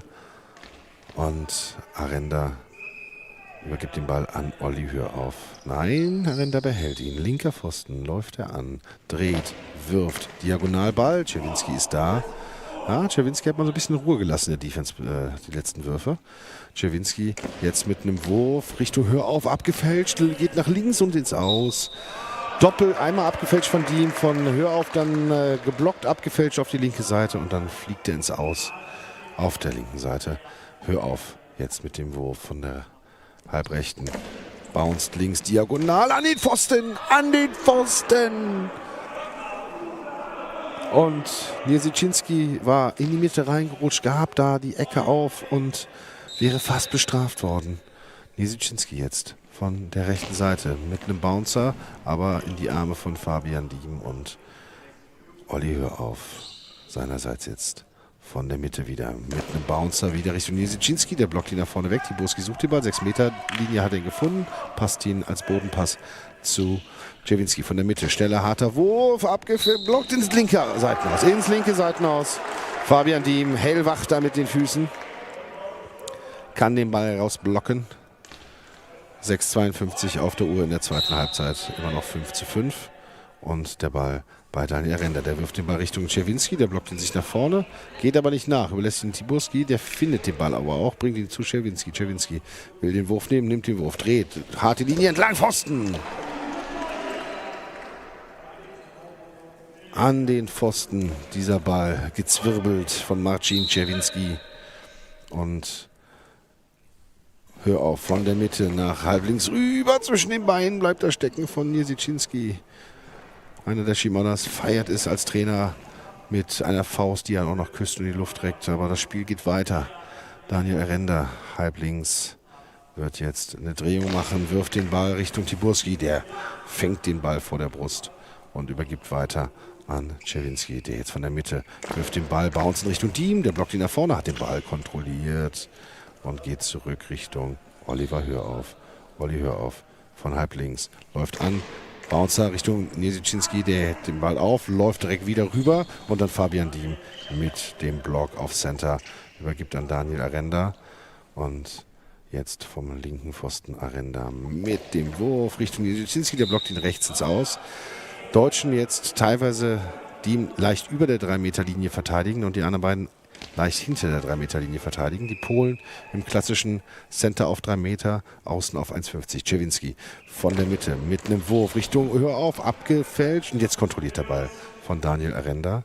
5:34 noch auf der Uhr und jetzt Arenda mit einem Wurf geblockt von Tiburski. Tiburski übergibt an Niesiczynski. Niesiczynski von der rechten Seite den nächsten Wurf und Diem ist da, übernimmt den Ball, verteilt ihn auf die rechte Seite zu Oliver Hörhoff. Der geht rechts, fast an den Pfosten ran, macht eine Drehung, wirft den Ball, bounce diagonal ins Tor hinein, findet die Lücke, Tor für Deutschland. Olli Hörhoff zwischen Tiburski und Niesiczynski hindurch, die da übrigens Bein verteidigen. Und die Lücke hat sich Oliver Hörhoff ausgeguckt. Hat er, glaube ich, zum zweiten Mal mindestens getroffen heute in diesem Spiel. 6:5 für Deutschland. Czerwinski will die Antwort, wirft ihn hart rechts ins Aus. Eben Wut im Bauch, direkt die Antwort jetzt. Total verzogen, dieser Angriff von Marcin Czerwinski. Jetzt geht es darum für die Deutschen, keine Fehler machen und die Polen auf Abstand halten. Rechter Pfosten, Hörhoff, nimmt den Wurf, dreht, wirft, bounced wieder Richtung Czerwinski, ausgeblockt. Von den Rippen ging er nach oben. Und Auswechslung auf Seiten der polnischen Mannschaft. Substitution on the side of Poland. Niesiczynski is going out and number 19 is coming in. This is Filip Glaskiewicz. Germany now leads 6-5. 4 minutes and 54 seconds to go. Germany is better in the second half, started better in the second half than in the first, but we have a tight game here. It's too close to call and we switch back into German. And I'll substitute as well to Nadine. Glaskiewicz wird jetzt da an den Pfosten, an die Latte geleitet, nimmt auf der linken Seite seinen Platz ein, während auf der rechten Czerwinski sich nun einfindet. Der wirft direkt aus seiner neuen Position. Timeout Germany. Ich denke, da möchte direkt der Trainer seinem Team die Info mitgeben, dass die Positionen gewechselt wurden und callt dieses Timeout dadurch erst einmal, um das Team entsprechend auf die neue Spielsituation einzustellen. David, weil ist da erfahren genug, um zu wissen, wann er das Timeout nimmt. Stefan Weil. Oh, Entschuldigung. Davis war oben drüber. Genau. Stefan Weil. Entschuldigt vielmals an dieser Stelle. Oh weh, oh weh. Ich bin so angespannt in diesem Halbfinale, dass es mir da einfach wegrutscht. Gleichzeitig nutze ich kurz die 3 Sekunden, sind es noch 6 Sekunden, sind noch das dritte Timeout der Deutschen gezogen. 4 Minuten 47 vom Ende der zweiten Hälfte. Hör auf. 1 Meter vom rechten Pfosten entfernt. Man wartet auch hier auf das Geräusch der Box. Und jetzt geht es los. Vom Zentrum aus nun startend zieht er den Ball in die Schnittstelle. Aber gesichert durch den neuen Mann. Und Czerwinski haut den Ball die Linie entlang, aber rausgeblockt durch Arenda. Der kriegt den Ball jetzt auch wieder durch die Torrichterin, läuft wieder zurück zu seinem Pfosten, täuscht es erst an und wirft dann von dort einen harten Ball und fordert den neuen Mann Glaskiewicz heraus, der mit dem rechten Arm jetzt zum Wurf ansetzt, geblockt durch Fabian Diem. Der übergibt auf Hörhoff, der wechselt auf die linke Seite von halb links, zieht auf das Zentrum auf Tiburski, der übergibt natürlich an Czerwinski auf die rechte Seite und der findet die kleine Lücke zwischen Diem und Arenda und der Ball hüpft da zwischen ihnen durch. Müsste eigentlich beide fast touchiert haben, weil Platz war da nicht wirklich und netzt ein zum 6:6. Arenda von der linken Seite aus, geworfen, gesichert durch Tiburski, bringt den Ball zurück zu Czerwinski. Der wirft diesmal, geblockt und der Ball rollt nach rechts. Hörhoff kann ihn aufnehmen und wirft. Und der Ball hätte reingehen können, wirft da genau auf den rechten Pfosten, fokussiert ihn. Aber da ist natürlich noch ein polnischer Spieler davor, in Form von Glaskiewicz, der, nachdem er geworfen hat, nun wieder in die Verteidigung geht und von Arenda geprüft wird, blockt den Ball 1,5 Meter vorm Pfosten ins Seitenaus. Das polnische Team wird jetzt über die linke Seite angreifen. Glaskiewicz verlagert nach rechts, von halb rechts starten mit einem Drehwurf. Und das war ein ein Longball-Penalty gegen das polnische Team. Der dritte Penalty müsste es sein. Jeweils einer ist reingegangen und einer nicht. Mal schauen, was das deutsche Team draus macht. Olli, hör auf. Weicht aus auf die rechte Seite. Gleichgewicht geht 3 Meter nach vorne und dann hat er den Wurf. Da setzt er sich förmlich fast auf den Ball, der da reingeworfen wurde. Durch Olli, hör auf. Jetzt muss das deutsche Team dranbleiben und sich weiter durchbeißen. Das Glück ist ihnen gerade nicht so hold, aber stetig und kontinuierlich weiterarbeiten, wie im gesamten Verlauf der Partie das deutsche Team schon gezeigt hat. Olli, hör auf. Jetzt mit der Brust rausgeblockt durch Klaschkewitsch. 3 Minuten und 2 Sekunden sind es noch. Und während Klaschkewitsch jetzt den Ball bekommt, nimmt das deutsche Team wieder die Verteidigungsposition ein. Czerwinski täuscht an. Klaschkewitsch wirft. Fabian Die mit dem schnellen Konter. Das ist ja sein Ding. Schnell vom Zentrum heraus zu kontern, wenn er den Ball sicher in seinen Händen trägt. Diesmal nicht zum Erfolg. Czerwinski. Die blockt den Ball ins Seitenaus.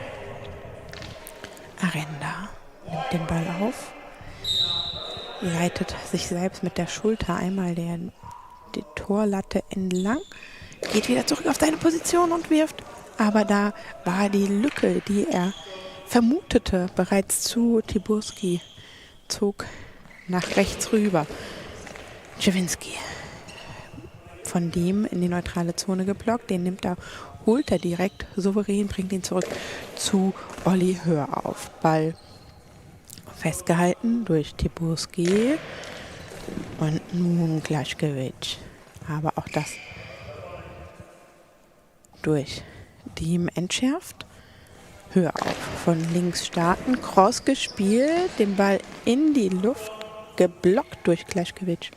Der Ball geht zurück zu Czerwinski. Der muss jetzt ein bisschen schnell machen, damit die Zeit nicht runterläuft, die 10 Sekunden.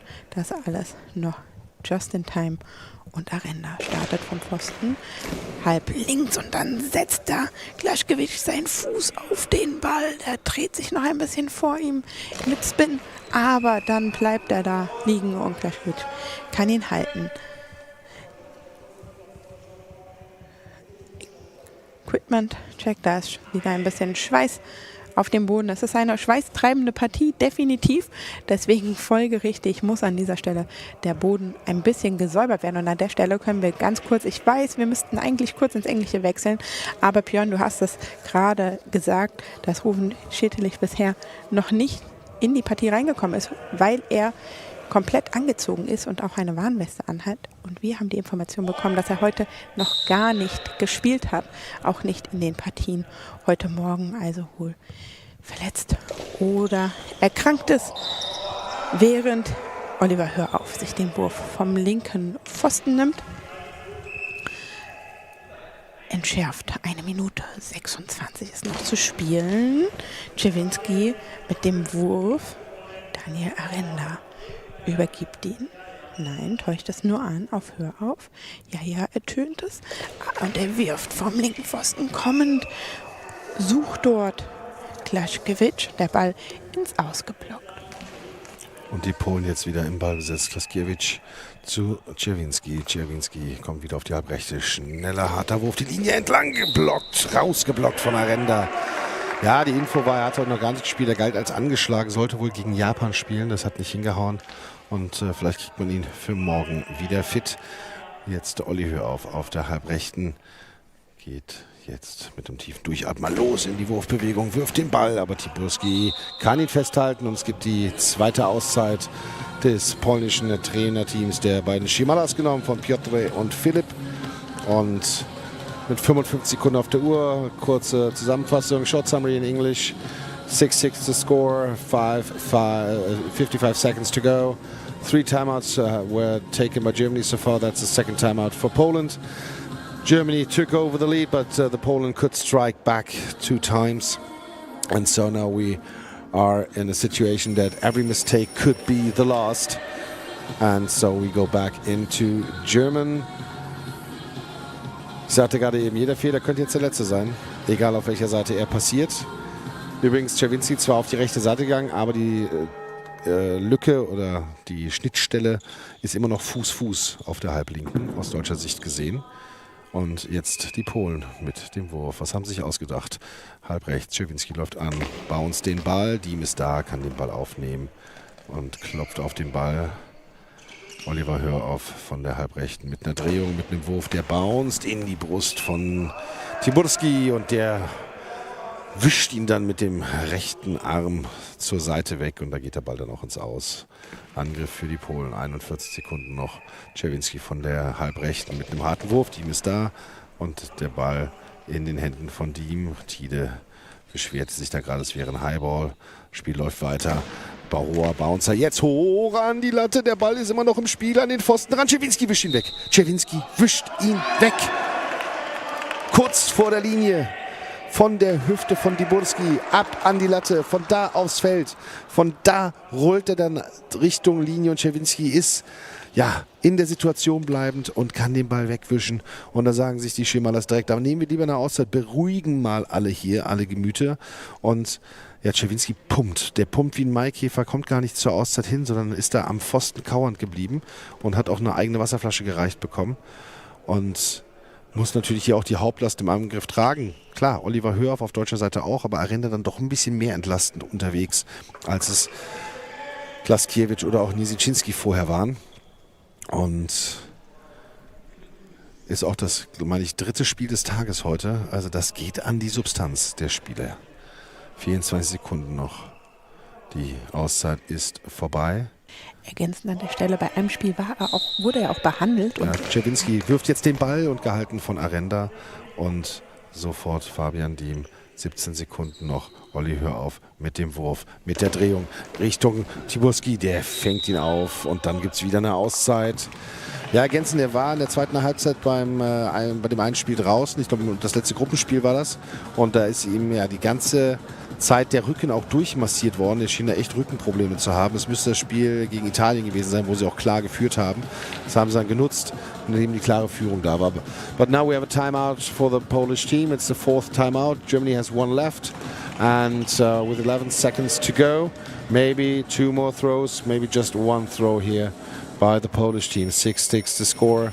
And now this nail biter maybe goes to overtime, maybe comes to an end right now. We will find out in the next 10 seconds. Timeout now is over. And back to German. Czerwinski nimmt natürlich diesen Wurf, hat den Ball in der Hand und will ihn gar nicht hergeben und läuft jetzt von der Mitte aus an. Geht leicht nach rechts rüber, wirft ihn hart die Linie. Arenda ist da, blockt ihn, Ball ist frei. 4 Sekunden auf der Uhr, 3 Sekunden auf der Uhr. Dann Timeout genommen von Deutschland. Dieses letzte Timeout, 3 Sekunden sind es noch. Und wir schauen mal auf die andere Halle. Gym B, Sweden lost against Ukraine 1-4. So Ukraine will be in the final tomorrow. And with 3 seconds on the clock, the Germans have taken their final timeout in this regular time.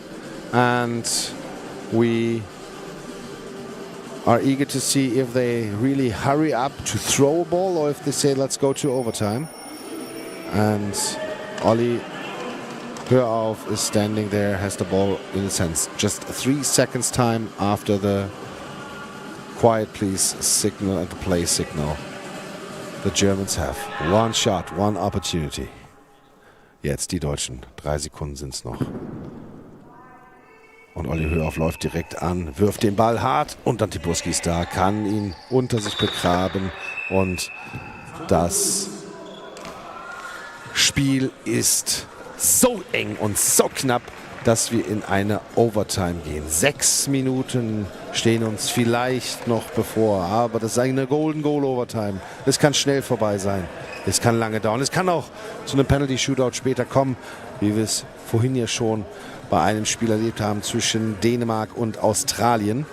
Und von daher bleibt dabei, letztes Spiel des Abends, das bietet nochmal alles. Und von daher jetzt, die Seiten werden nicht gewechselt. Kurze Pause hier, 4 Minuten 38 und wir verabschieden uns auch für ein paar Minuten.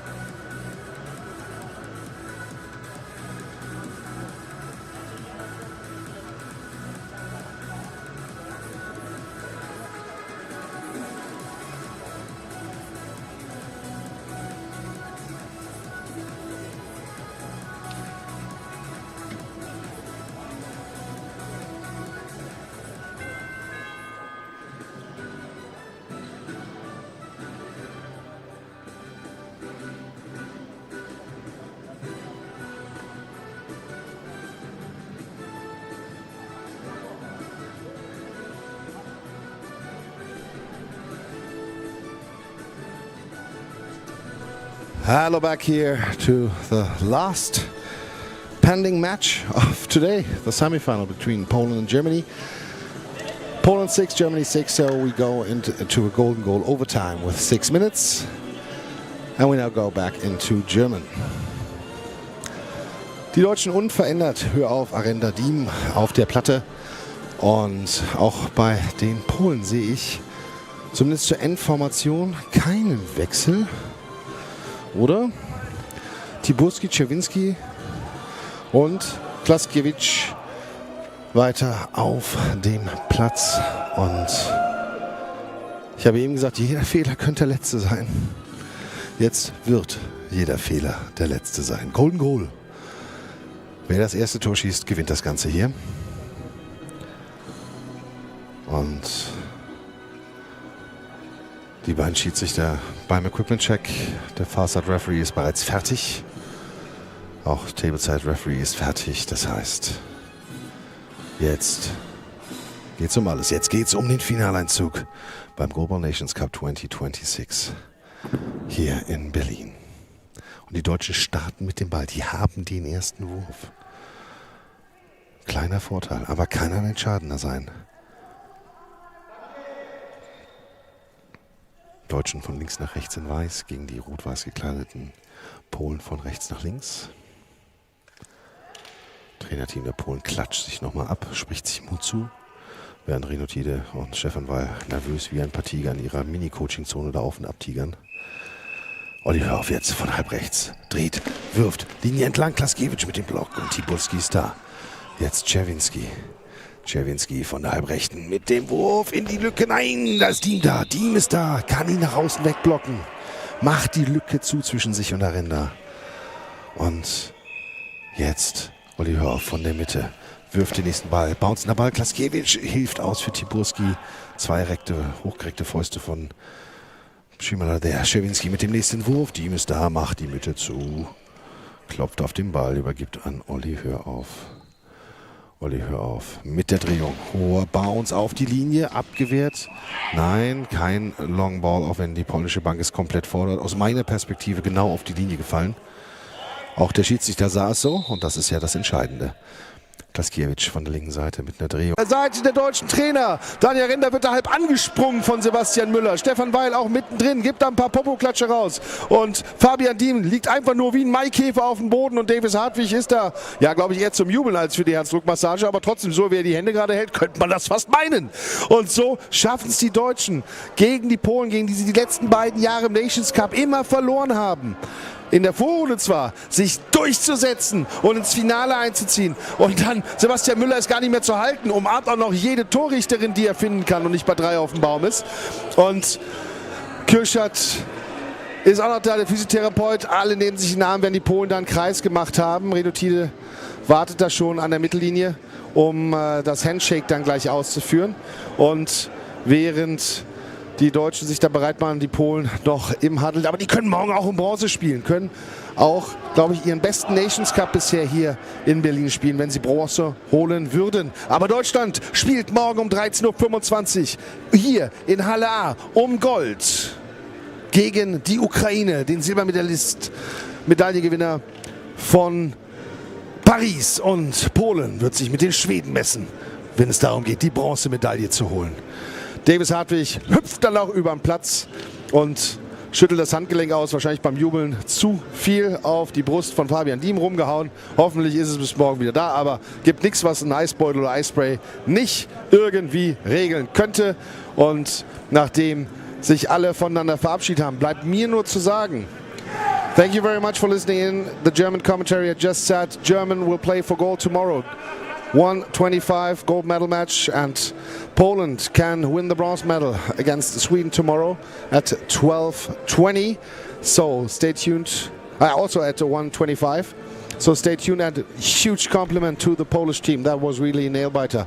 After 36 seconds in the overtime, Daniel Render was the man of the match, hitting the ball over the hands of Klaskiewicz with the crossbar from the left to the right, and then the ball hit the net. So Germany is in the final. Thank you very, very much for listening in, and stay tuned tomorrow at 8 o'clock. We'll be back with the Goalball Nations Cup 2026 in Berlin. Bye-bye.